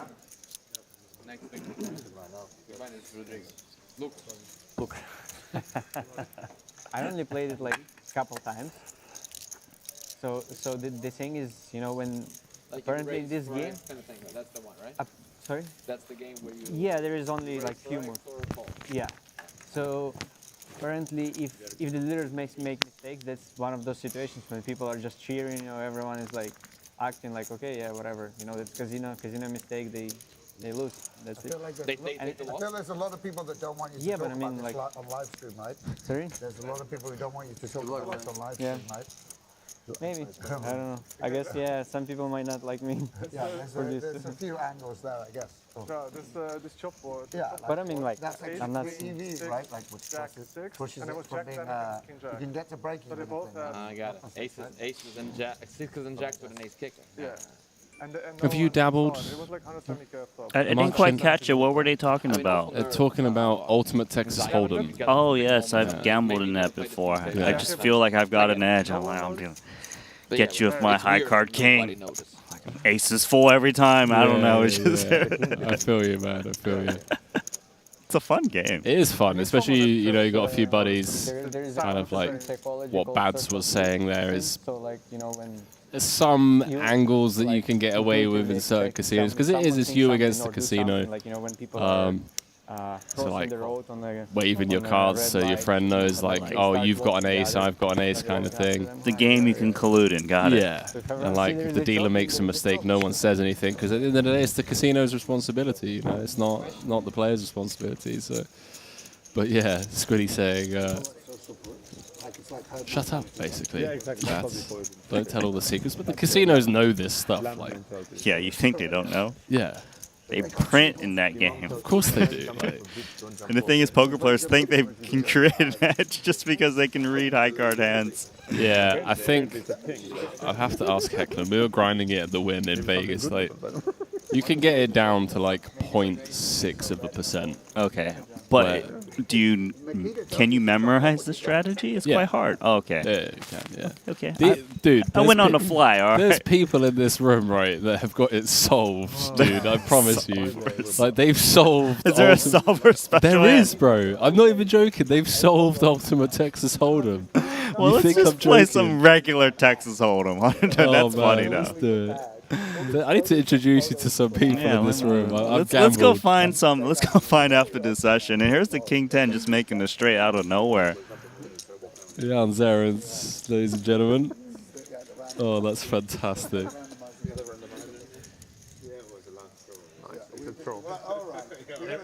Everyone thinks it's a randomizer. With me, it was when he won the 12 million that he won that year. You know, once he surpassed 10 million in that year's winnings, I thought, hang on a minute. So this one has checked down. Flop turn. Of course he's going to bet straight at this point. Blind v blind.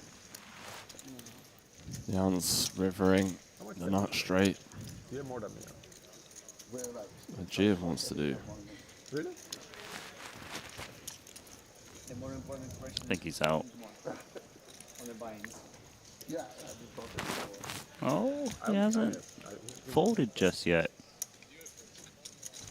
Who's more profitable? No, who spent more in buying? Do you need assistance opening a bottle? All right, sorry, Henry? sorry, producer James. 1 second. No, 1 second. Come on then, big man. You do it then. What? He just used your hands and twisted. Go on, He just used your hands Been and shown up, twisted. chat. Been shown up, ladies and gentlemen. He's done it. He's done me. You don't know how to open a bottle. He's absolutely mugged me off. Here you go. Thank you, mate. I appreciate it. 2017. I don't know why I thought you called. go to I don't the know gym. why I called producer. You actually James. called someone else to It was an open up- angle, mate. It was the angle, you know. What angle? The watch is getting in the way. Then you've been playing for. It's not even I was close. doing it the wrong way. It's backwards over here. I don't know what to tell you, mate. Thank you. You wanted to laugh at me. You were going to try to... There's the main event going on right now. Okay, Randy. Come on. Ultimate Texas Hold'em strategy going on. And spend like 5K on a main and then 2K on a high roll. I didn't even play the 1K on a 10K high Euro. roller, by the way, as Yeah, well. so like the whole trip cost you 8K. Sure. Everything's free. It's a different world, bro.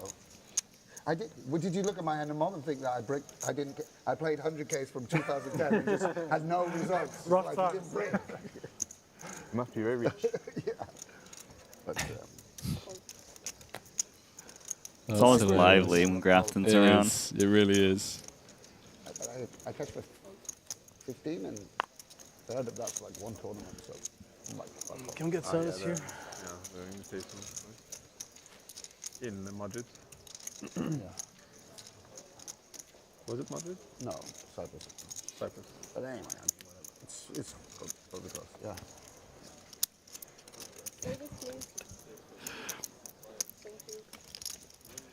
Rune Teradek saying Randy swole AF. Randy's got that. What's it called? I could be up, I could be down. Oh, man. Chat, help me out here. Businessman trait, to be fair. He actually knows Sleeper build. how much he spends. Sleeper build. Sleeper build. Said it.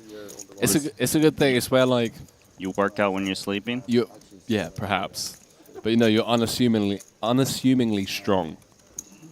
Okay. And there's like people that like go to the gym and you know they're small build and they're skinny, and then they'll go next to like the massive bodybuilders and they'll like lift the same amount of weight as them, and everyone's like, "What's going on?" That's you, mate. Bro. Bro. I'm gonna just tell you. I've gone to the gym here. 5 kilograms, that's me, you know? I can't do more. You know how it's like preset to whoever did it last? Yeah. I'm pushing, just can't even move it at all. I'm only That's second in the brilliant. Netherlands. Open getting involved with the ace-4 for a +1. If I catch this, then Who's number one in Netherlands? Let's work it you out. can get this. King Jack here in the hijack. No, number one It in is a Netherlands will candidate be- to come in, whether 3-bet flat or maybe even fold. Yeah, it's relatively So. tame table so far. Everyone playing You're right. You're right. relatively honest. It's early stages. I say early stages, you know, penultimate level of the day, but they can only register until day 2, I believe. That's correct. So re-entry is still available. Oh, hello. Not too bad here in the small, ace-10 suited. Every time you see someone flat, makes you want to squeeze a bit more. Not this time. Yeah, like I said, honest poker being played. Don't do it, Squiddy. He's going to do it, isn't he, Randy?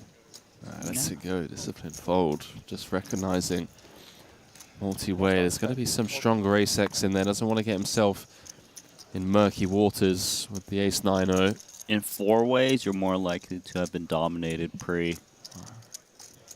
How about that? Set of 5s? That is a set of 5s, Mr. Graphical. See an inside straight draw for Orpin as well as the backdoor diamonds working. I see us seeing a flush draw on the turn 50% of the time.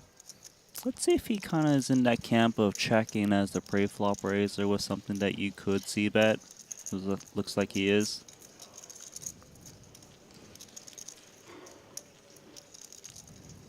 Who is number 1 on UK? Could easily sprinkle just a little bit there to keep some ace highs in. Of course. 15. We forget it's a long way. Well, yeah. Somebody doesn't think he's American. Yeah. Mine is American, but it's not. You always see those backdoor hearts when you're holding this type of hand on this board. Of course you do. 2 overs. Backdoor hearts could have the best hand as well. Very unassuming. Ace-10 out of the small. A lot of kit. Single raise pots. Yeah, you're not really sure what he's thinking if it's check call. There we go. Okay. Potential opportunity to go 3 ways to a turn, Randy. Yeah. You know, go on. I think check call is standard here for Orpin, but you know, occasionally you could actually check raise, given that people are checking their big pocket pairs now. Right. As a pre-flop raiser, and then you can just bomb lots of diamond turns. 48. There it is. 48 announced. Action back on middle set. As good as it gets with the set. You call here and you hope your opponent just overplays some kind of bluff. Music to the ears of the Dutchman. Plus, he doesn't want to bump it up and kick out the small blind, who is usually drawing practically dead. And we're always stacking aces and kings. Anyways. And we also get to just keep in some of the bluffs. Yep. I don't know, I called them. Yeah, they didn't come yet. Really fun hand as Jans turns the 100% check mark. One more, please. This is really bad for Orpin to continue with the turn barrel. If he was holding over pair, he'd be worried about the 8, so it wouldn't really make sense for him to keep firing, I'd imagine. Does Jans have many 8s? Are we talking like exclusively like the 9-8, 8-7 kind of hands, the suited variants? I think so. So they do exist in Jans' range. Keep in mind, it's about a pot size bet remaining, which may influence the way he wants to act on a turn. He could actually check this back if he wants to. It's pretty easy to still get the rest of the chips in by the river. Yeah, SPR less than 1. Love this check. Fortunately for number 1 on Turkey's all-time money list, remains unimproved. Do see a 6-7 come in.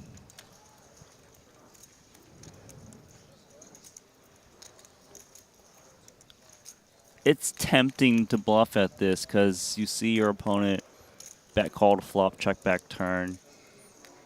It seems like it could be 6s and 7s, something you might be able to attack like an ace-5 suited. Discipline, check.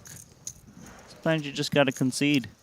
Yeah, true signs of a elite player. Check raising flop and then correctly deducing that this spot on the turn and river just deems a white flag. It's a bad run out for Jans because it's hard for him to represent bluffs. His main bluff would be ace-3, ace-4 suited that had backdoors. Even if Orpin had like an overpair here, I'm not so sure he would still call this kind of jam on this board run out. Hand pretty much over. Stranger things have happened.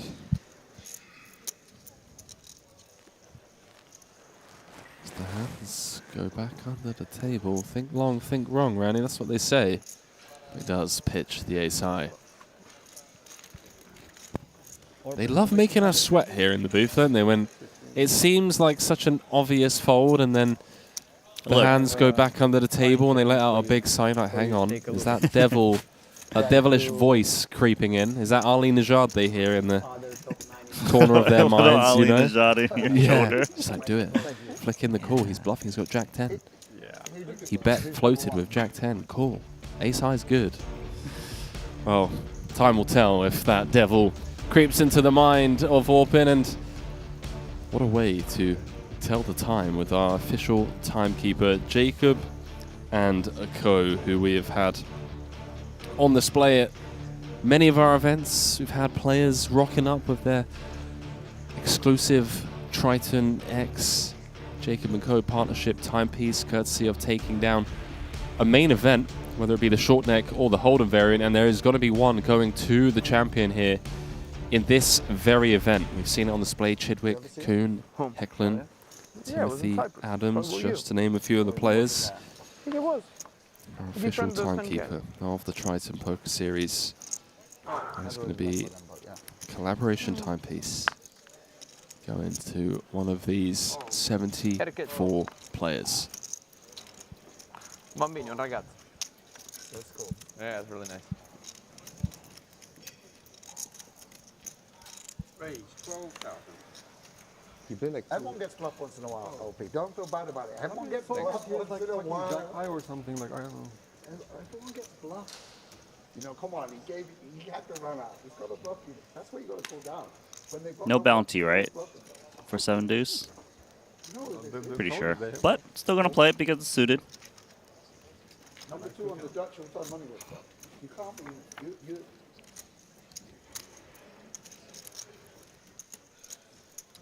Top 2 for Badzikuski. He's just enjoying it. He's just waiting. He knows half an hour from now. Half an hour from now, the grade will just... Not too much for Soiza. Because he has so much of this board, he might size down to try to just get some check raise bluffs. Did you have it? Did you have it? Just simple. We will know. I mean, it's so easy not to play with, so it is. Like, we will know. Like. Well, it's not a certainty. Maybe technical malfunction. Maybe I didn't put my cards in there. Maybe they're going to show secondary table. Yeah, maybe they show secondary table. During the... They're going to show Chris Brewer. The people want to see Chris Brewer. They don't want to see. Actually, no. Who's number 1 on Canada? Oh, no. Negrano's number 1 on Canada. Who? Oh, Negrano. Yeah. You heard of him? He's like old school guy. He's like in the poker boom years. Seriously, can I put your phone in the socket? The trolling is on so many levels. It's fantastic. Have you heard of Negrano, Randy? I mean, there's a few people that you haven't heard of, like Maradona, Joe Pesci, Robert De Niro. I know who Negrano is. Okay, yes, you do. Okay, fantastic. He's taken my money before. Yes, I know him very well. Oh, man. You know what the thing is? I don't know.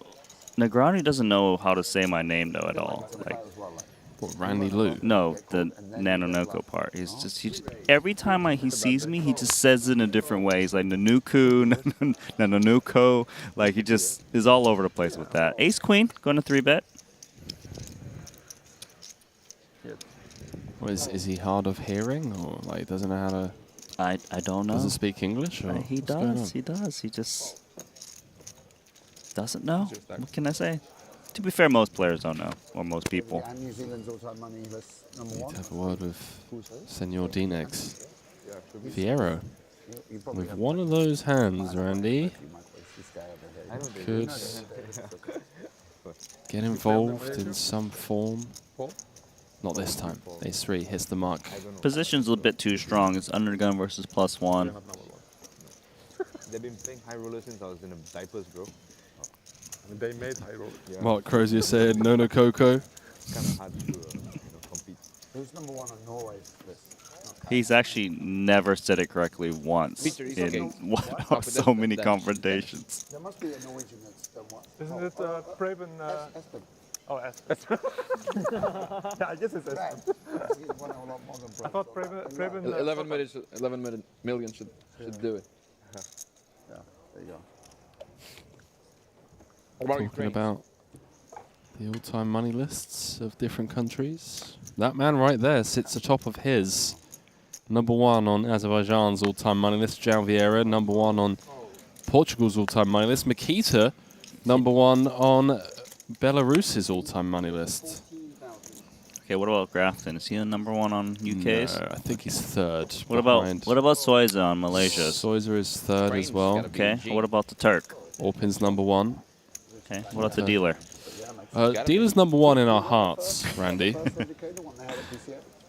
don't know. I feel like it maybe was. Maybe. What about Poland? Poland. Polish. Who? Obanovic? Poland. What? Bipanka too. Yeah. What? Who? Yeah, I'm trying to think. Yeah, and Polish. Ivanovic had a... He got second in the high roller, right? But could be Bipanka. PCA's like, what did he get for that? 1 million or 1.2, something like this? Yeah, Wait, Poland should be Victor Malinowski, no? Let's have a look. Look it up.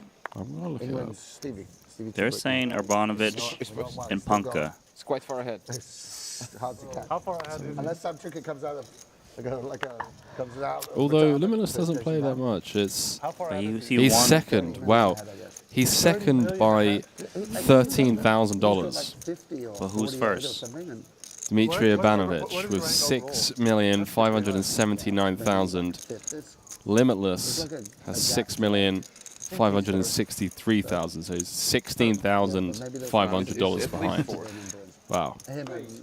So likely Limitless will soar if he comes to just try and stop. Yeah. Haven't seen him here, I believe. Pretty sure. I don't think so. No. I think last time we saw him. Right. Last stop, I Got it believe. right here. Where are you? Like No? 8? London? Oh, no, We didn't you're see right. him? Number 3. You're 8? 9. I'm just going to use the app. There's a reason they exist. You're not where you are. Situations like this. Do I type in Limitless? Does that work? If it doesn't, the man right there in front of you. In the road. It's responsible. No, it does not work. Doesn't work. Okay.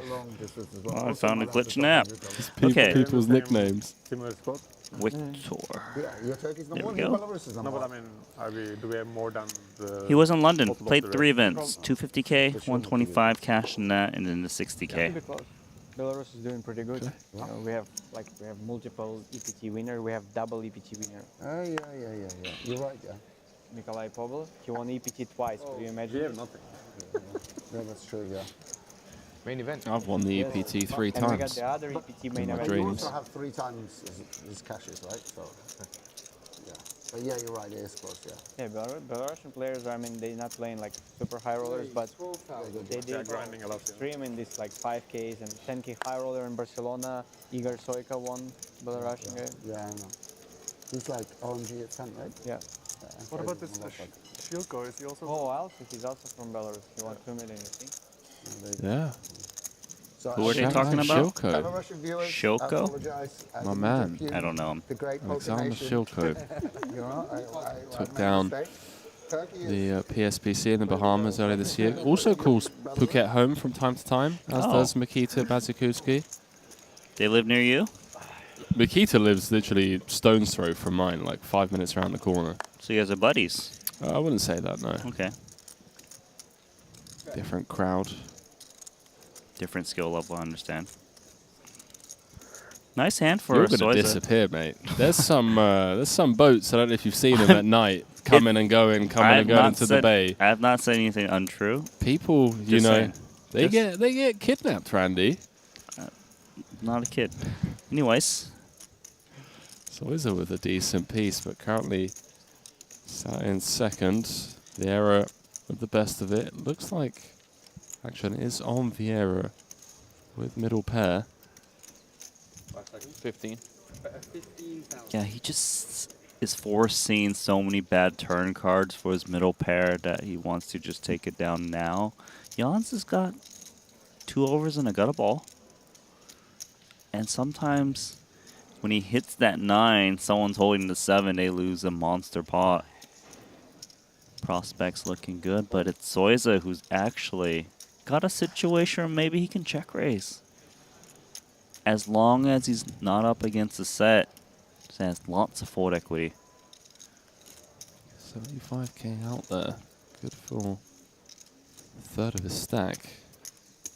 That's just come with the call. I guess incredibly awkward for Vieira and his middle pair as the 7 rolls off on the turn. And what do you know, Randy? Vieira still with the best of it. Yeah, and the 7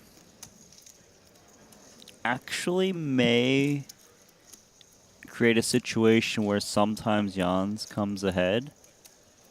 Even if, say, it checks through and it bricks out.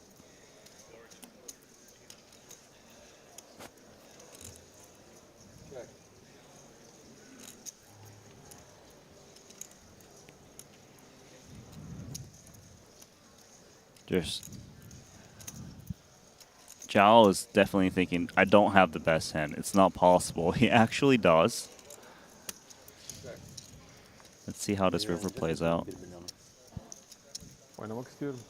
Clean run out. This is tough, actually, because Jans probably would have took a shot on the river, but on a board pairing 10, some hands now make full house, where clearly those would never fold.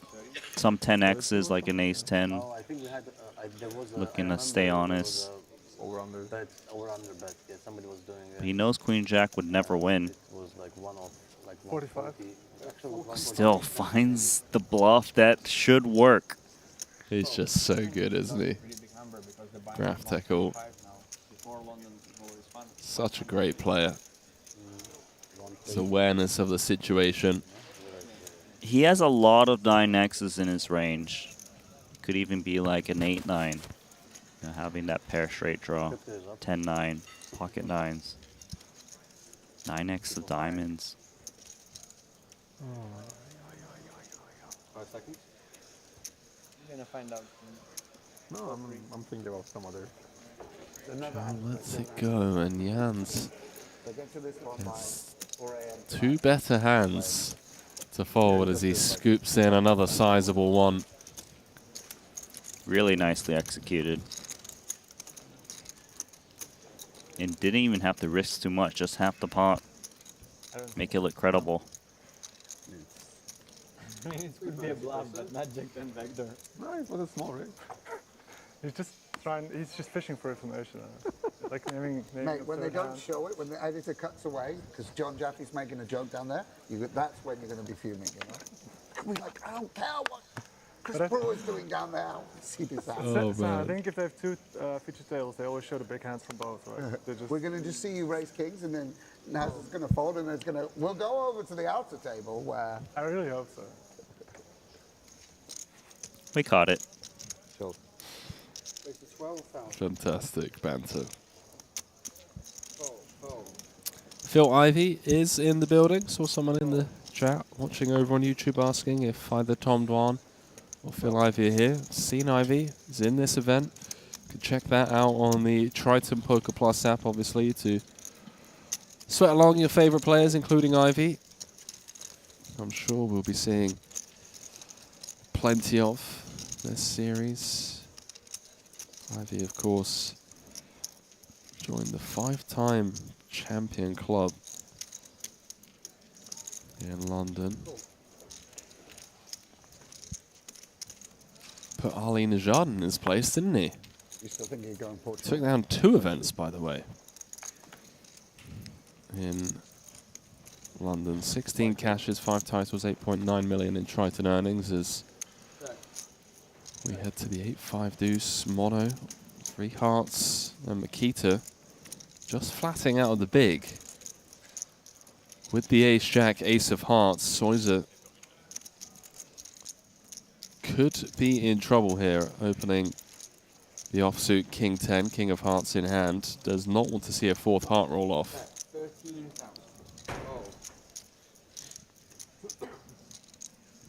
Yeah, another heart would be a pretty big disaster. You don't typically see too many check raises on these monotone boards, given the appearance that the flush already exists.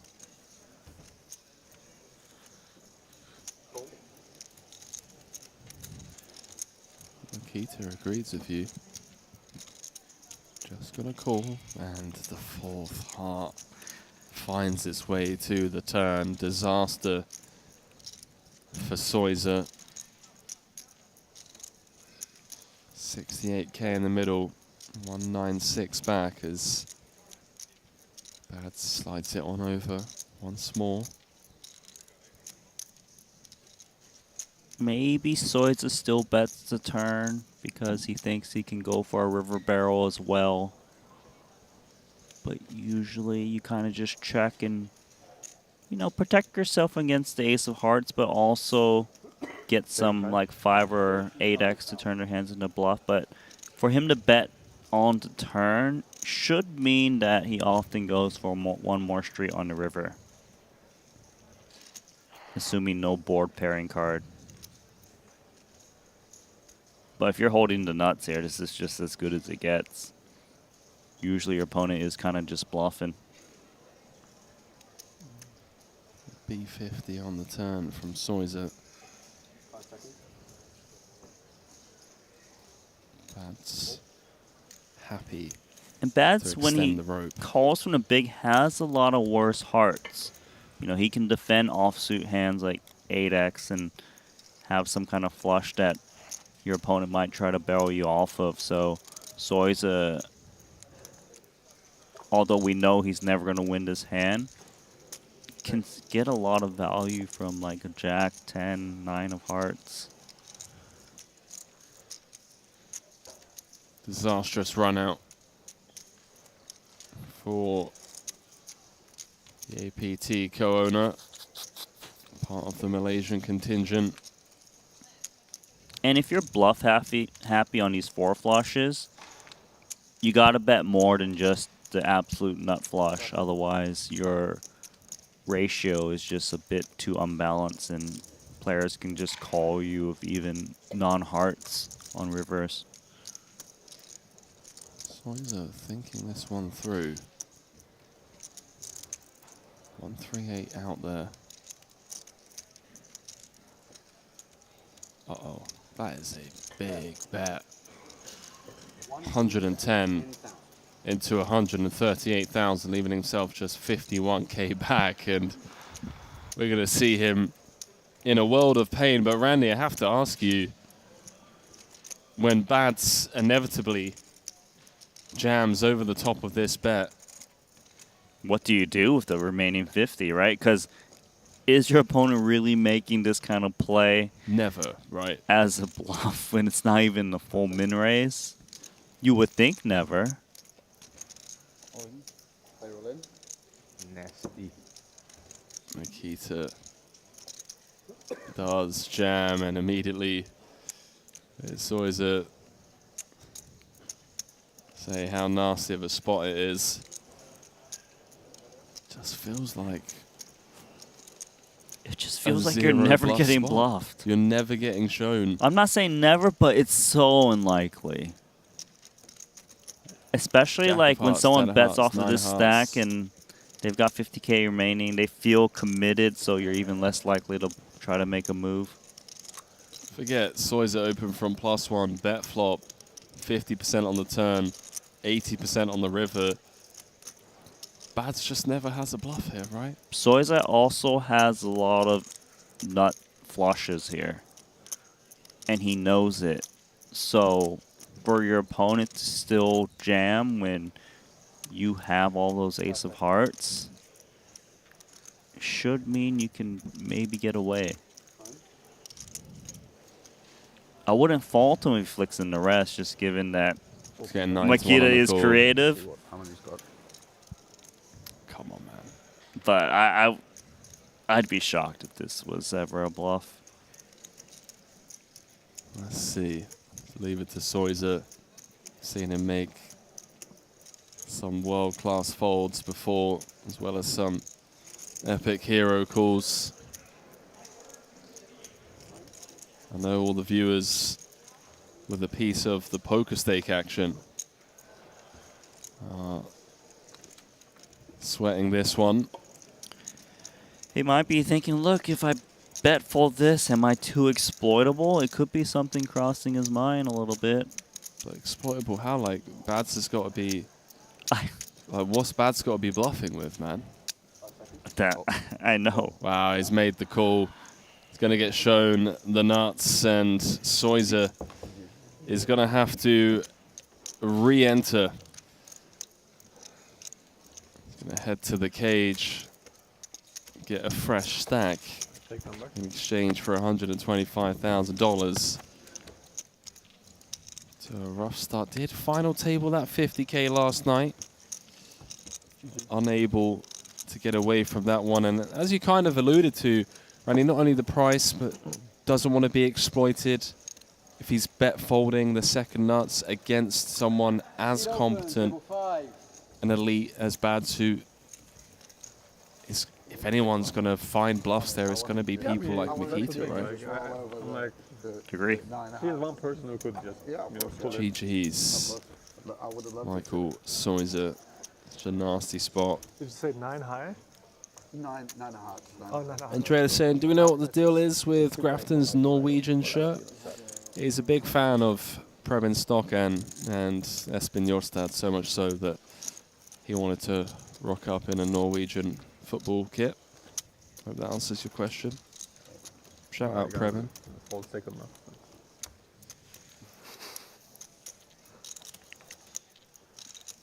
Is that the game you are playing? You used to get really annoyed with everyone, remember when they know them showed you a bluff? And we were like, how about you just start folding to them? Yeah. I want to catch them. I did it again, yeah. 14.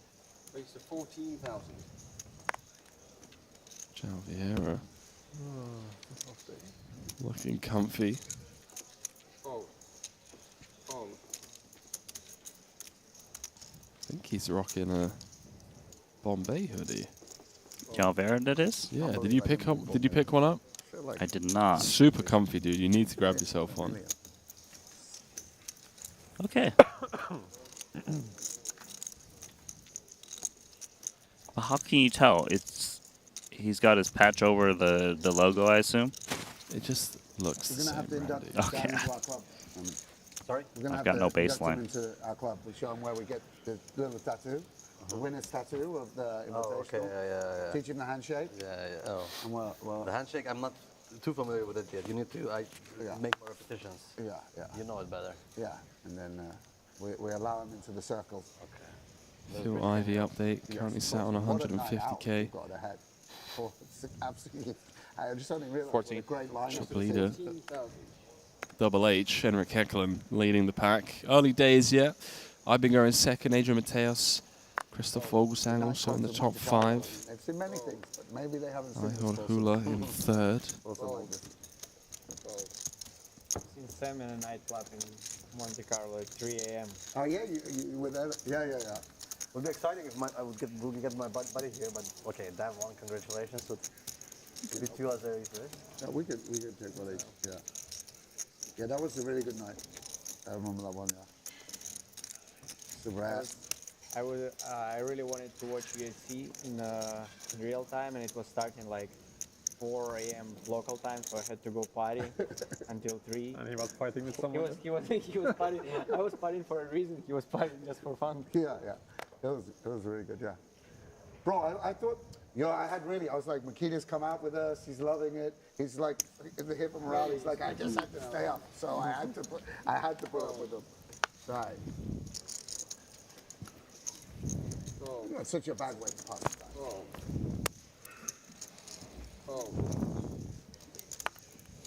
A lot of undergun opens lately.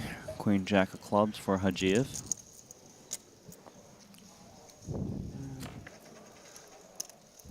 What do you guys think of the main event at the start?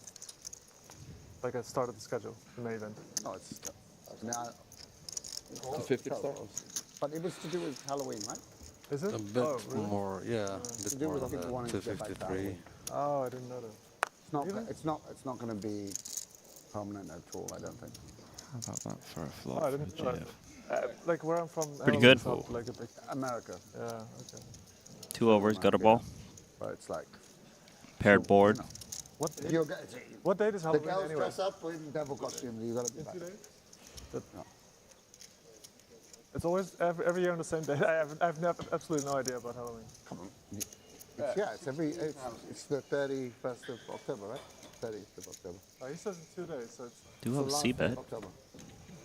Yeah. Last weekend maybe? Yeah. Last Saturday or something? Yeah, that's what I'm saying. It's not on the same day. But some of the players here, Probably like last they got Saturday. their slutty nurse outfit and they need to wear it for Halloween. So we moved, Did you bring something? We bought the invitation. Yeah. Of course. I'm a slutty devil. You wearing anything for Halloween? Hold on. Hold that thought. Look at this check raise. Just hearts in hand. Oh no. The suits of the 10s on the flop. The thing is actually, They're that would be quite fun to dress up. but perhaps I don't think pouncing, I could afford blocking Halloween Jack costume. 10 of hearts, King 10 of hearts. They charge if you go Pretty to- relevant. You're like, I just take, I take a broomstick and a witch's hat, and they're like, yeah, that's, You know, this hand right here is an example of how tough it is to play at a Triton event. Such an unassuming spot where, to the observer, you see the C-bet and think the hand's over and done with Hajiev with the gut shot, the straight flush draw, and the 2 overs, but Vieira just having none of it. It's like, you know what? I'm going to pounce on this ball texture. It's going to be really hard for João Vieira to win this pot, given what he's up against. Oh, how about now, Randy? Double paired board. Feels like a path to victory, perhaps, for #1 on Portugal's all-time money list. It's João interesting, Vieira. yeah. Because he's clearly representing 10x to check raise the flop. Would he follow through for turn bet? This like price numbers are so I mean, hands like Ace-King, Ace-Queen that cool flop, maybe some backdoor spades, over pairs as well. Oh, he's still trying to sell the story. The 30K bet does kind of invite the Queen Jack of clubs to maybe peel one more, and it actually has a clean out against a 10 in the form of a 9 of clubs. You're a sick pup, Randy. It's actually a little bit important, though, knowing that you aren't necessarily drawing dead. He's got position, which is important, because if he calls here, which he does, his opponent shuts down. He knows that João Vieira rarely ever has a 10, and he can just bet any sizing. This hand could get really fun if João shuts down. Likely going to lose the pot. Hajiev has bricked. Theory-wise, Hajiev shouldn't have too many 10x's just because he's opening from under the gun. They do exist, ace-10 and 10-jack and 10-9, but not too much else. Maybe king 10 suited, I suppose. Okay, so Don't you dare. Is he going to do this, Randy? Oh. Is he really going to go for the flop check raise, turn barrel, and empty the clip? As Randy mentioned, GF shouldn't have any 10x from under the gun. It feels like he needs to bet big if he is going to try to represent the 10. All of it? Maybe, because there are a lot of pocket pairs that would hang around, right? Jacks plus. Oh my word, ladies and gentlemen. João Vieira, take a bow. What was it? That was One of the plays of the festival so far. I mean, obviously we get to the river bluffing with the best hand, but this hand should have been over and done with on the flop with the c-bet, but Vieira just pouncing. To follow through on both the turn and the river really just shows how good he is at the game. That is such a sick, sick hand. Well played, sir. You had it or no? No, I mean, this is not possible, but I won a pocket cards recently, and I hadn't seen it since like back in the day when Norman was #1, it was like Queen Jack of I had like I was bluffing the best hand. Well, well, well. Best hand, okay. Ace Bluffing the best hand. Ace high clubs. No, okay. So if I jump the flop, then I fold. Yeah. Bluffing with the best hand. Honest with the post-mortem. Yeah. With the GF. I can check how much it is. You're going to see it anyways. Well, you say that, but there are people like Graftical, for example. Didn't want to give anything away earlier on with the 5s. He's like, well, you guys will have to wait and see. And even if you do see it, he said the graphics could be wrong. You don't play online much Technically, so. Any edge you can get. I miss it, I miss it. You do. Don't they require you Play with you quite a bit. to play minimum or something? No, you played in the... Get to the... My boss is calling me up. Sam, get to the fucking computer now. I don't know. Jump in the Zoom pool now. No, I assume, like, for example... A strangle with the top pair. Yeah, just losing a sizable one. You're like a real investor. With the busted straight flush draw. But you played during the summer quite a bit. Queen Jack is still a nice hand to bet on king high boards because you block like the king queens, king jacks a bit. Not those 2 weeks. I played less. Ideally, would have been nice if he was holding like a spade or heart in hand to block some of the continuing flush draws or backdoor hearts. But still, 10K makes sense. Look at this, check raise. That was cold. You know that every time both of you are together, which is a lot of the time, that's always the first thing that I think. Because that was so cool. I don't think you mean it. Different vibe. Yeah, it's this main it's event home compared game to the vibe. 200K, right? Like I can take it, I can take it. a lot of banter, conversations. Accounts brought to you by GG Poker. Grafton leading the pack here. Chatty pack at that departure of Michael Soiser. We currently find ourselves 6-handed. Soiser just put in the blender by Mikita Bazikowski after betting 3 streets with the king high flush, bats with the nut flush, check jammed river, and Soiser couldn't let go of it. We'll be back in the mix though, up to 114 players now in this 125k main, led by Henrik Hecklund, who knows just how to take down a Triton main event. Do have that Jacob and co-watch for the winner. You do indeed. It's like 400, right? Or English, huh? No, I think it's Collaboration timepiece. Who I was, and so even though we hadn't hung out much, and knew that it would be fine.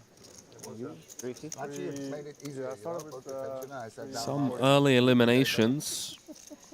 Carl Chappé, Etienne.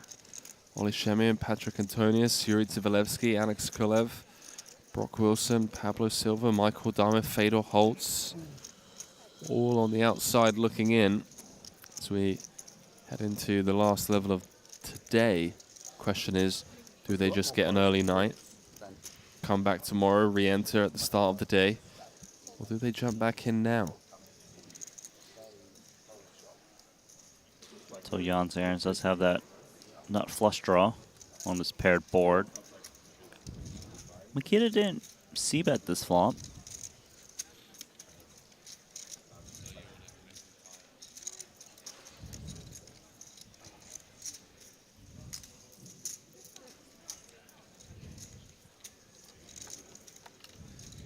Giving him another shot to put in a delay c-bet. Does not. And there's the hearts.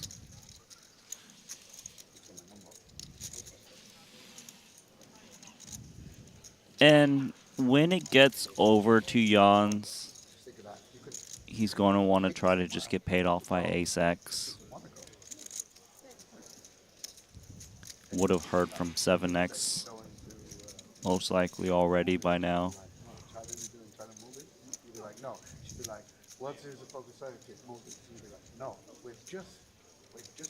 He can bet quite large actually if he wants to.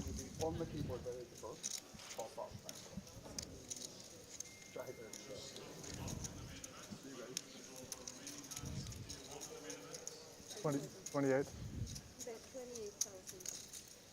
So to half pot, try to retain even some calls from some pocket pairs.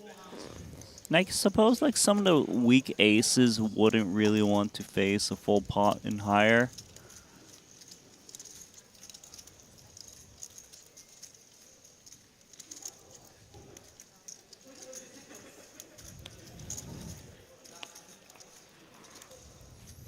Oh my. Well, he's thinking about continuing. Oh, but he's out. there you go. A little tease there. And he would have lost those chips if he put through them in. Oh my GF. Jan's been cruising along. A little bluffski earlier on with the Queen Jack. The full house of the pocket fives now. The rivered nut flush. Plain sailing. Yeah, I have another problem. I have a problem with forgetting the cards. Had to be done. If you sort them, You can look I at know, the but you don't want to be the guy dealing what cards every time. Yeah, but then it gives stuff away. That's Because if what you don't Grafton sort them, was it's like they know warning you open of, right? Yeah. You still sold them by suits. It's like Jonathan Yeah, I got Jaffe's going to be pieces telling the paid, I gotta joke move over it. here, and the Often producer's be like going to cut whispering over to really the outer quietly, table. and there's no people just wouldn't believe there's any way I'm saying my And it's actual Jaffe cards. talking. So it's pretty safe. Jesus. Has he got Tell chirping them you're like chips? manifesting what hand you Yeah. want. Let's have a look. No, he doesn't have chirping chips, to be fair. 157,000. I mean, he did win that $500,000 and those 8 to 10 bounties. Fair enough. You're right. You're right. So he's still chirping after last night, is what you're saying. He's a big winner this trip. And then remember the 6 hold'em hands. That's a real psycho way to do it. Happy to see Saliba back at our Triton stop. Big Saliba See, fan. that's about hands. 5 seconds. I think he's been having I don't like quite Jack the 5. year Like 5 folds. across the pond. Let's have a quick look.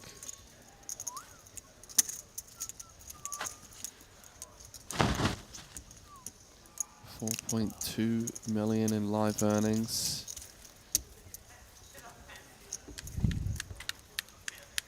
Had that third place finish in London, of course. 690K.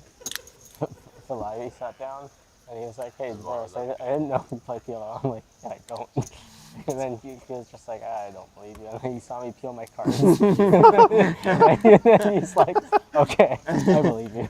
Yeah, he just started laughing. He goes, "You really don't know how to play." Couple of Had nothing to do with cashes, data, didn't beat the him or anything. PGT. He just watched him field and was like, "Yeah, you don't know how to play." It was so funny. So Ted funny. Massage accompanied I with told the you pocket one jacks for that he sent me divorce. over the summer. Couple ducks straight in the muck. I don't think so. So it's after I won the 250K, I'm playing some tournament, and like people at my table being annoying, and Phil's like looking over and like sees me and like sees that I'm like kind of annoying. And just looks, he looks me up and down, like nods his head and goes, "Wow, you're winning and eating good." Fortunate part for him is that he's big blind versus undergun, where you don't really want to 3-bet 2 9s in the spot off of 30 plus. He was so proud of himself too. He's like, got him. It's bad flop to him for him. Easily can lose 2 streets of value. 252 behind.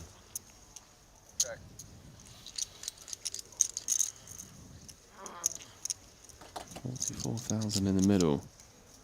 How does one concentrate or play a hand when you're getting... It's got 2 hands over his eyes and eyebrows. He's got it all memorized, is what you're saying, the charts. Yes, I would say so. Check call. Maha had a little win in Cyprus, if I'm not mistaken. Down a little 25k high roller. GG's. Got me feeling good about his game.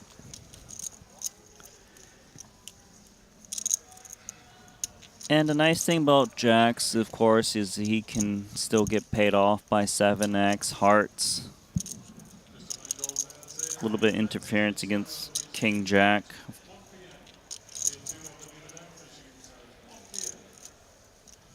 Yeah, Forrest wants to proceed. 76k out there. Yeah, just get Looks more like value. 2/3. 52k.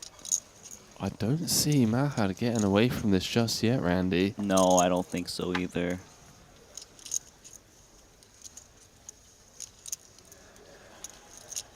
It is a little troublesome holding the 9 of hearts, blocking some straight draws as well as flush draws. But 9s is still an overpair to the 7 and the 6. Sometimes your opponent's just betting like a pocket 8s and you can't really just fold now. I mean, yeah, we have 37 minutes. Yeah, got it. I was gonna give you. I need to ask DD. Hearts in there. Hands, but you're fine. You did. Give us a rating on that massage, Randy. Looks good, not gonna lie. Does check back, 180k pot. Going Daniel's way. Nairo losing a standard one, and he knows it. Is your name Manuel? Maher. Tim told me to say your name is Manuel. I've never seen this kind of facial massage though, have you? Bro, this is what I'm saying. How do you play a hand of poker when you got hands over your face here? So we switch back out to this table. 114 runners, Randy. This 125k main. Things really heating up here in terms of total entries. This main event. Jans. Ace King. Big. Slick. On the button. Most steely position in the game. Starting the hand, 50 bigs. Effective. Bads. You have more than me now? Getting out I there. have Ooh, ace jack of clubs. 400, I guess. You have more. Yeah, you have more. You have way more, right? Squiddy has a legit holding here. It's been a relatively passive table so far. A lot of honest poker being played, nothing too out of line, no shenanigans. We got a 3-bet. Wait, hang on. It's a big 3-bet, 90k. That is huge. Little 5x. It's stylistic to how Grafton approaches pre-flop. Trying to have more fold equity. Oh. Aaron's does waste close to no time. Randy. The thing is, when you 3-bet this big,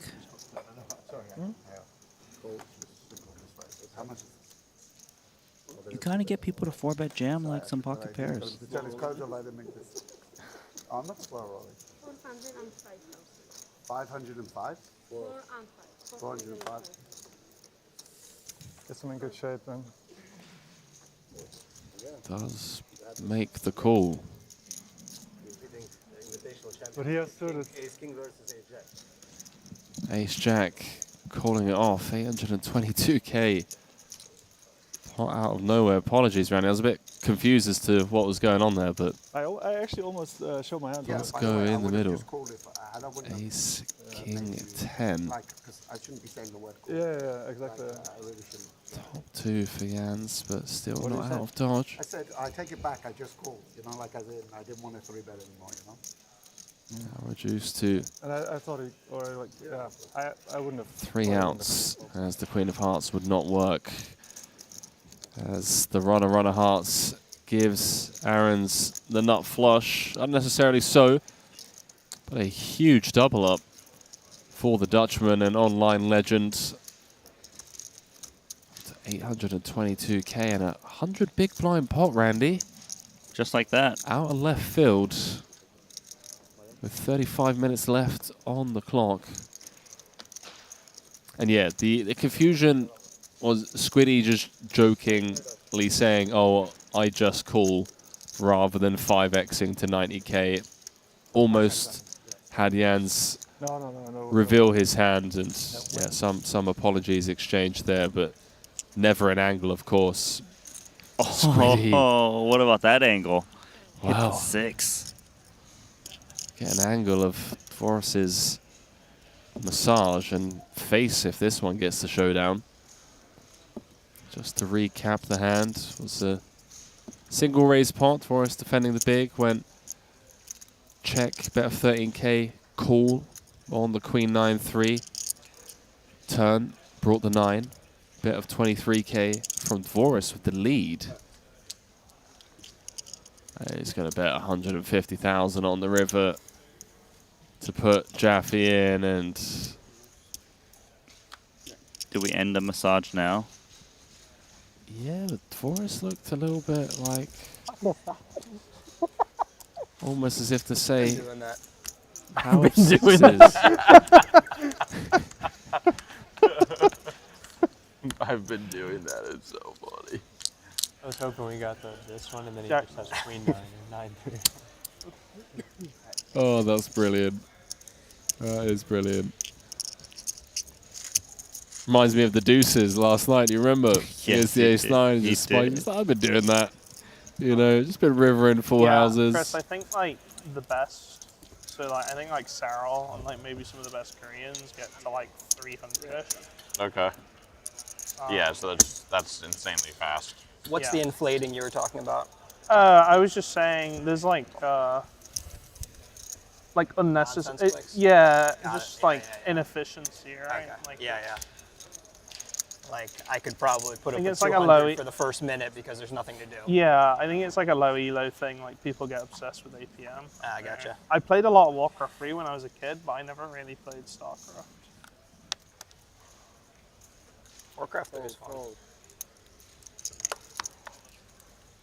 You got a high APM, I was Henry? about to say, do you play much Warcraft or Starcraft? I was like I too played young to play StarCraft WoW, 1 when I was in I had what no would it be, idea. middle school. Before I was born. That was a long time ago. Yeah, it sounds like it. StarCraft 1, That sucked. It was a revelation when I met a buddy who I'm surprised to hear that. And then he just thought it was like nothing to map Just a true statement. What can I say? I can't be good at every game. Do I look like I know how to play stud and PLO and short deck and all the sorts of other varieties of poker? Hey, you can't even play Hold'em, so focus on that. I really want to. Can't play Hold'em. I can play No Limit the Texas live Hold'em. OGN Brood War games in Korea at some point. Well, I'm loving how the more we work together, yeah, it's like the more company that comfortable we get. It's just the, shots being fired leagues. I think unnecessarily so, especially once the clock hits midnight, you know, like the night shift begins. Things get a little wild. Gloves are off. Trading card game. No AP. So we're going to miss for both here. Blind v blind. Limp pot. Monotone Jack 7 deuce. I got Grandmaster TFT like 6 months ago or something. Dimitri Mateos, first League of Legends, player like, auto chess game. eclipse the million chip territory. It's been a while since we've seen Mateos do something special at a Triton Super High Roller Series. Only played the Luxor Invitational in London. In Cyprus. Had a rough series. Problem is Bricking all of the bigger buy-in stuff and a couple of smaller caches. Anything like ping-based. Vietnam was a similar kind of case. A couple of crossbars. Oh, and Brewer, who bet the flop, hits the I king. feel like StarCraft is like the #1 for this. I feel like where it's just a game where it's so not fun to be bad at. It's so I just play my buddy, and we're like super equal. Where like one pulls ahead for a little bit, gets like an 8-game winning streak. The other has to like, but neither. That is what I call a flip-flop flip. There we go, Randy. The Randy Lou special. It was pretty fun. Just like now he's a The little better. flip, flop, flip. Don't ask me what it means, ladies and gentlemen. We just nod and agree. I used to play a lot of Counter-Strike, and then So it just hits the Broadway. Backdoor Bangkok. Love to see it. And he checks. For 3 months and just log on and just get absolutely wrecked. How can Brewer not think kings are good in this spot? A min bet on the flop, check through on the turn. And he's taking the bait. Don't blame him. Bet flop, check turn, bet river, and now we check raise. Gonna meet the Ox, Double D. Every 6 months. Yeah, that's reasonable. I went the other route. I need to make sure I'm improving every 6 months. Didi gonna piece him up. Yeah. I mean, I think it just no kids. So more time. Could just ask for it all if he wants to. Imagine most people, All of it on tap especially playing these. at the request of Daniel Dvoris. And Brewer wastes no time in letting go of top pair. He knows. I like getting good at things. I think getting great at things is like a whole different animal. Flip, I think getting flop, great at things flip. is very. Did you watch that reel that I sent you last night on the Triton Poker Series Instagram page? Yeah, where they caught a little snippet of you Oh, I mentioning did hear it, yes. Made me laugh. If you haven't already, dropped us a follow over on our socials, Twitter, Instagram. What are you Sure right to now? do so. Plenty of You're behind-the-scenes content. Some of your favorite players' interviews. Yeah, it feels attainable when you're like Meme I think I'd be videos. much worse. Not much worse, but I think I'd be worse over the board. And for those of you watching on YouTube, Twitch, hit the subscribe button, drop us a follow. Looking to cross the 200,000 subscriber territory on YouTube. What a year it's been for Triton in terms of content. Some of the tournaments we've had, some of the cash games, some of the records that have been smashed. It really has just gone from strength to strength. From series to series, wrapping things up here in 2023 in Monte-Carlo. And I believe just a few thousand followers away from the 100K mark on Twitch as well. So really do appreciate everyone that's been with us, whether it just be lurking, stream on in the background, or, tab open, just watching the stream whenever your boss isn't watching, whenever he's not in the room. Right. Then as soon as he walks in, you just quickly open up Excel, pretend that you're working on some spreadsheets. We understand. We get it. One white chip apiece, but no connection for Chris Brewer. Go on, Randy. Take it away, mate. Oh, he's got top pair. Did isolate from the big. Roughly 3x. 8 of clubs. It is a club. And it might be enough for Chris Brewer to start firing away. Especially with the check back on ace queen 10 from the pre-flop raiser. Doesn't really appear to be too strong. But it feels like if you bet this turn, you need to follow through with a river jam a lot to kind of try to fold out queen X, 10x.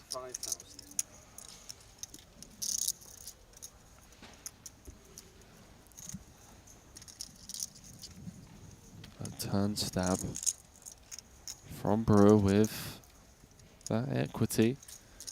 There is merit to actually just pushing in chips if you want to continue with ace-8, because Brewer only has 96k back in this inflated pot. Is going to call.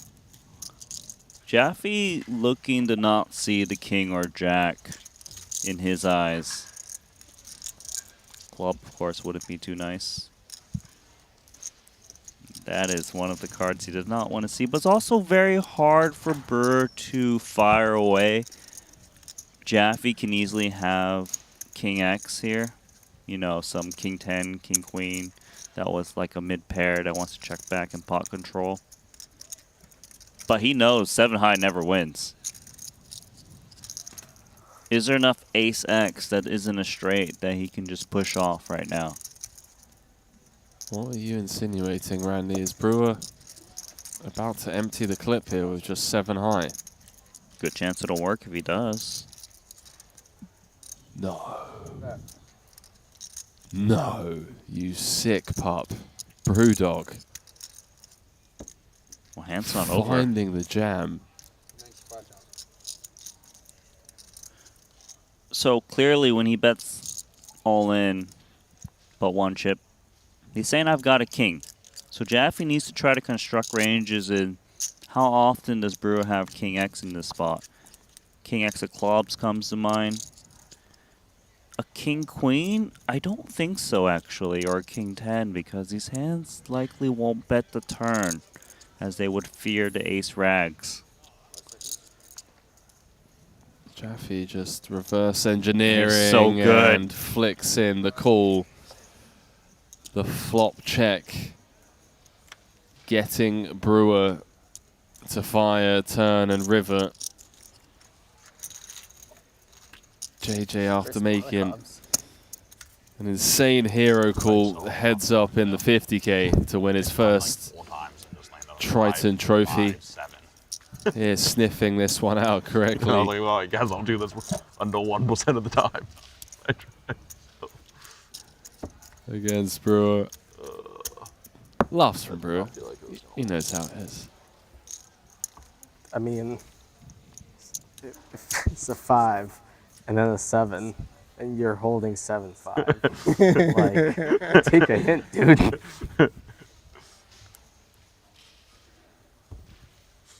Just.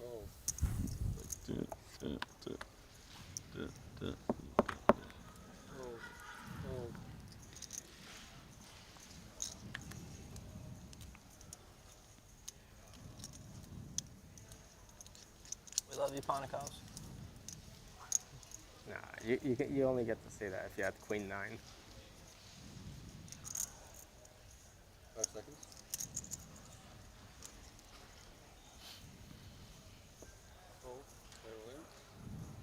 Well, for his final 1K, he can get a 10x. But Low is aggressive. Jaffe's going to finish him off with ace queen. Nah, it's the other way around. Go for the 1-2 blow. 32. Wasted 32,000.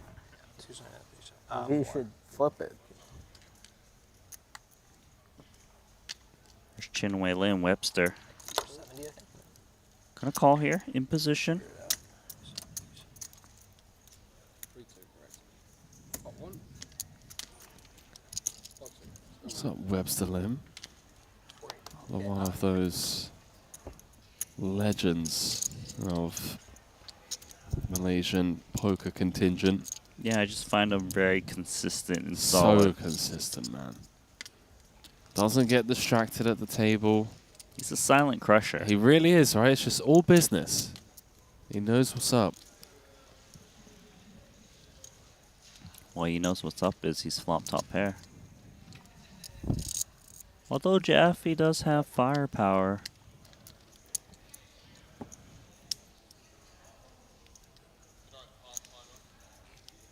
Big side pot they're playing for, 62K in the middle.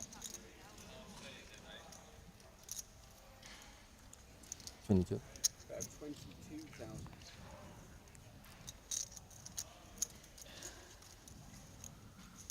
Gets awkward for JJ now.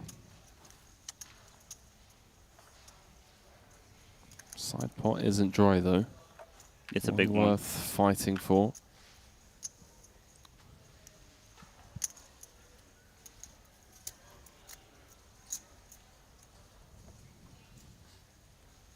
Brewer just staring into the abyss. Do you think he ever thinks he's good? I don't think so. Oh, I mean, there was some hope on the flop, right? 1 heart, overcard, some backdoor straights, but dead on the turn as things stand. Broadways do exist. Gut shots, 10x, 8x. Kicker's not that good. He checks.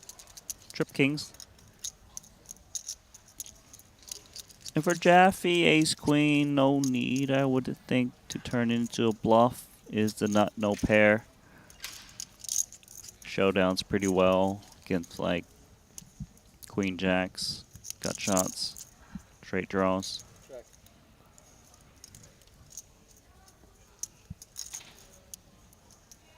Usually, if he wants to get value, it's against 10x.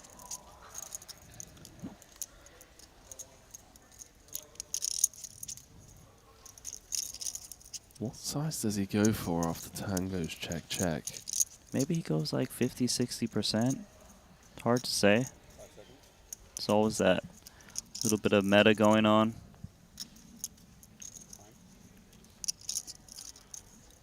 First, it's going to be the utilization of And the time extension chip. It's reasonable for Webster to actually have bluffs in the spot because the side pot is really big relative to the main pot. Whereas if the main pot was very big, then players aren't incentivized to bluff with high card because they also have to beat the all-in player. That's a pot size bet, Randy. Yeah, he's gone big. That's an over bet. Putting JJ in the absolute blender. And you were talking about the meta. Does the fact that the side pot is so big really play into this? And also the fact that he's going to have to show down. So you get to show the bluff and scoop in the side pot and Brewer wins a small one. Like, there's some fun leveling going on here. Fold. JJ makes the fold. Ace 5 no good. As Webster scoops in a sizable one and chips up nicely with just 16 minutes left on the clock. Day one of this 125K main event here in Monte-Carlo. With 16 minutes left, does Brewer re-enter? I think that ace 5 was good. He might, but I think a lot of players just wait till tomorrow. The worst as any comments ever been.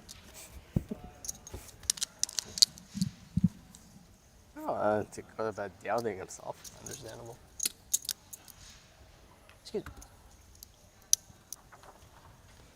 Couple of Get the recent eliminations. Boss Paul, No more. Juan Pardo, Chad Eversleigh, Thomas Mulocker, Steve O'Dwyer, and now Chris Brewer departing, but will be re-entering, whether it's the final 15 minutes to play tonight or before the start of day 2.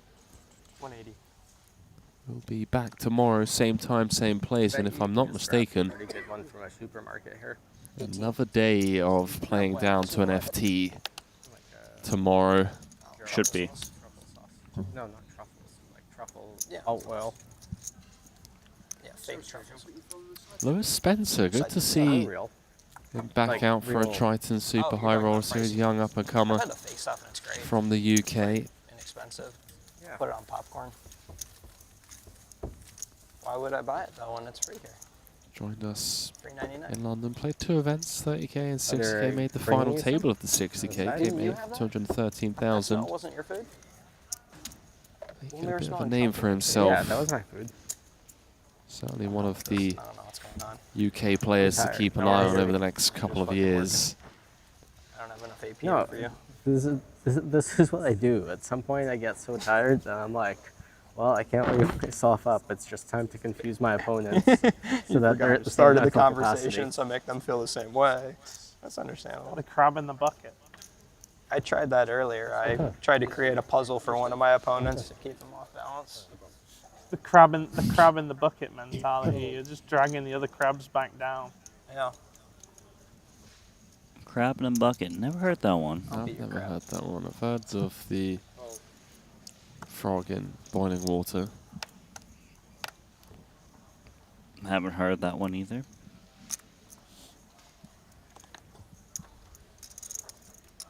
Do you have a Brian and blind versus blind fold? Bunch of crabs in the bucket. Free walk for deuce 5.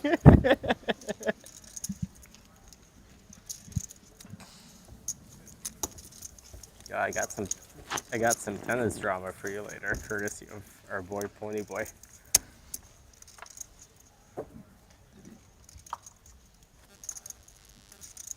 Do you? I'm sure he's consulting with a tennis solver.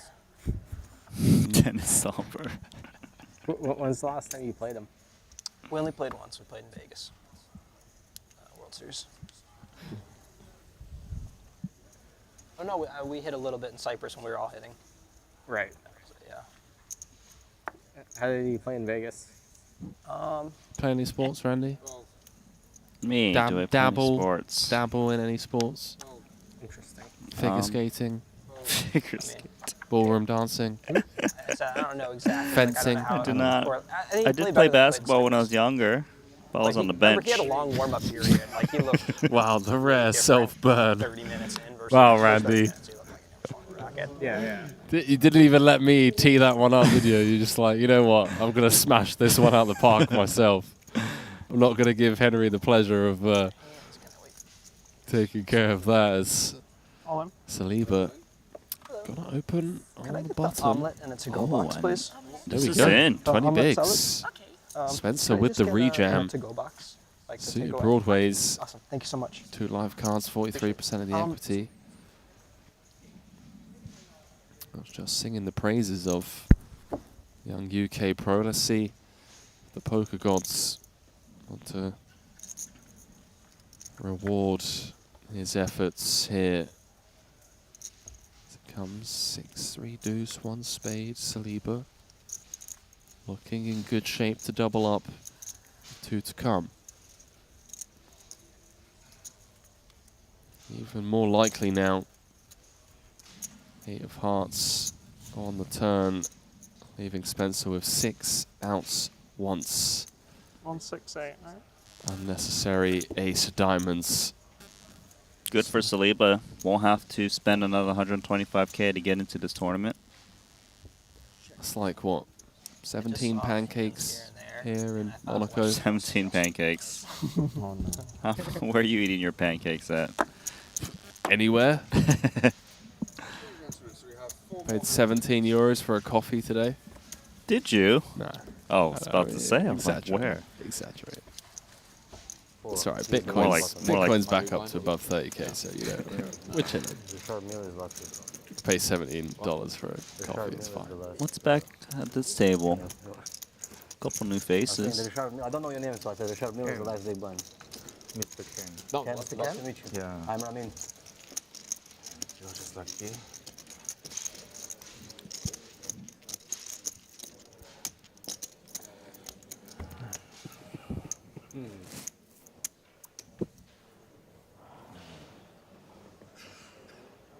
Looks like we got ourselves a newcomer, Randy. Ken Tong from Hong Kong. $0 in Triton earnings, Randy, because this is his first event. Let's do play open.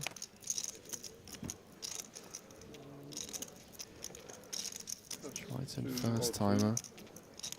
Well, we don't know him. Safe to say these players don't as well, so he's going to have that mystery advantage. Maybe he's been watching all the success Danny Tang and Elton have been having, fellow Hong Kong residents. 44. Bad timing. Trying to pick on Orpin with this suited ace. Nobody picks on all-in. Exactly. Sit back down, Zhao.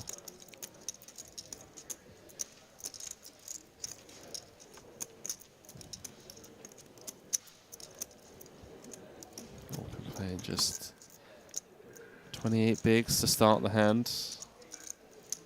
More than happy. He's all in. To put it all on request. And he's all out. Nice little pickup there. Increasing his stack by almost 40%. Yeah, sitting on around 35 big blinds. Oh, no. Now, the official clock has been paused. Randy, Luca Vivaldi going to do a draw for the amount of hands to be played. And we're going to call it a night. And Arlene Najad and Maria Ho are going to kick off the show tomorrow, same time, same place, for day 2 coverage of this $125,000 limit hold'em main event. Event number 3 of the series. A series lacking short deck. This time, just a hold'em and PLO affair here in Monaco. What a day of hold'em it's been. Dan Smith reigning supreme in the 200K Invitational, taking that down, beating Mario Mosbach heads up 3.87 million.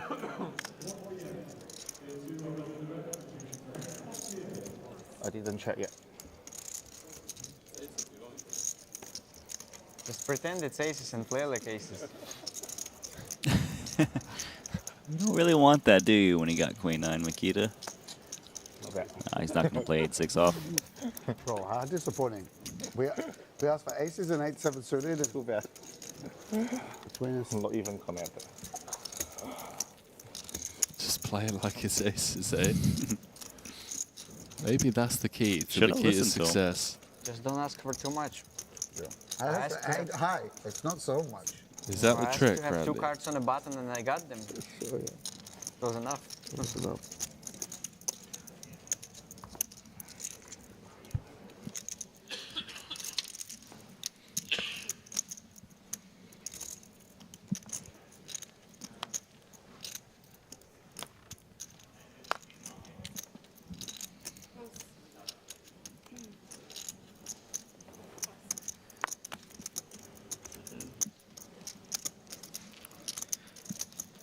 First look at Hula. Was our chip leader at some point in this main event. Hula who? Ihor Hula. That is. Legend. King Jack O.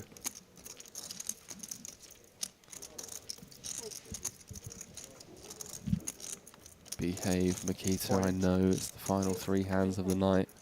Well, we did see Jalvier on the other table, 3-bet A7 of clubs. Didn't work out for him. I got 8-9 suited. Straight up from the button. 7 of diamonds. A7 of diamonds, rather. Hit the mark. No, you had it. Back on Hula. He's out. He is indeed. Makita. A little still. Final 2 hands, I believe. Day 1 of the Triton Super High Roller Series Monte-Carlo main event. Champion going to be going home with a duffel bag of cash, as well as a custom Jacob & Co. Triton collaborative timepiece. Aaron's Oh, the currently pretty 8th board. overall. 2 8s on the board. No. Yeah. You had queens. He had queens. So it's still not on stream or you what? confused everybody, man. Good job. Now we have to go back and watch it, man. What hand are they trying to? I mean, surely it was on the stream already, right? He had pocket 5s. And Orton had... What did you have, actually? You didn't tank, right? What did you have, king what? I'm not sure if it's on the stream. Oh, okay, yeah, never mind. Joe. I thought you actually King did. what? Jack with let's see if it's on stream. It was on the stream. It was on the stream. It was. Orpin had ace through ace 4 suited. It's the one. It's a good one you call. There we go. It's over and done with as they catch up with the stream. Perhaps they're going to watch the stream after the fact to catch up on some of the hands that they were involved in. Those are the chip counts brought to you by betacr.eu. A very different kind of vibe out there in the last 2 levels of play here on day 1 in the main event compared to the tenseness of the 200K that we had as we welcome you back to the break desk. Randy Lou alongside myself, Henry Kilbane. Yeah, real different vibe. You know, everyone's in town now compared to the Invitational where a lot of pros were left on the outside looking in. As Dan Smith reigned supreme earlier today, taking that down for 3.87 million. But now everyone's kind of back in town. Triton, final series of 2023, and it's all banter for the most part. I expect that's going to change tomorrow as we announce the prize pool and get closer to the final table. Right, as you get deeper. But, like you said, they just flew into town, haven't seen these competitors in quite some time. It's always good to just catch up and... You're right, it is a bit lively for 125K, but that's what we have at this Triton Series stop. El Matador, Adrian Mateos, rounding out the day as chip leader. 1.57 million will be coming back tomorrow. Playing down to the final table, same time, same place. Arlene Najard and Maria Ho going to be kicking off the show, and all eyes are going to be on the Spaniard tomorrow as we set the stage again for another epic day of high-stakes poker. From Randy and myself, good night, and we'll see you all tomorrow for day 2 coverage.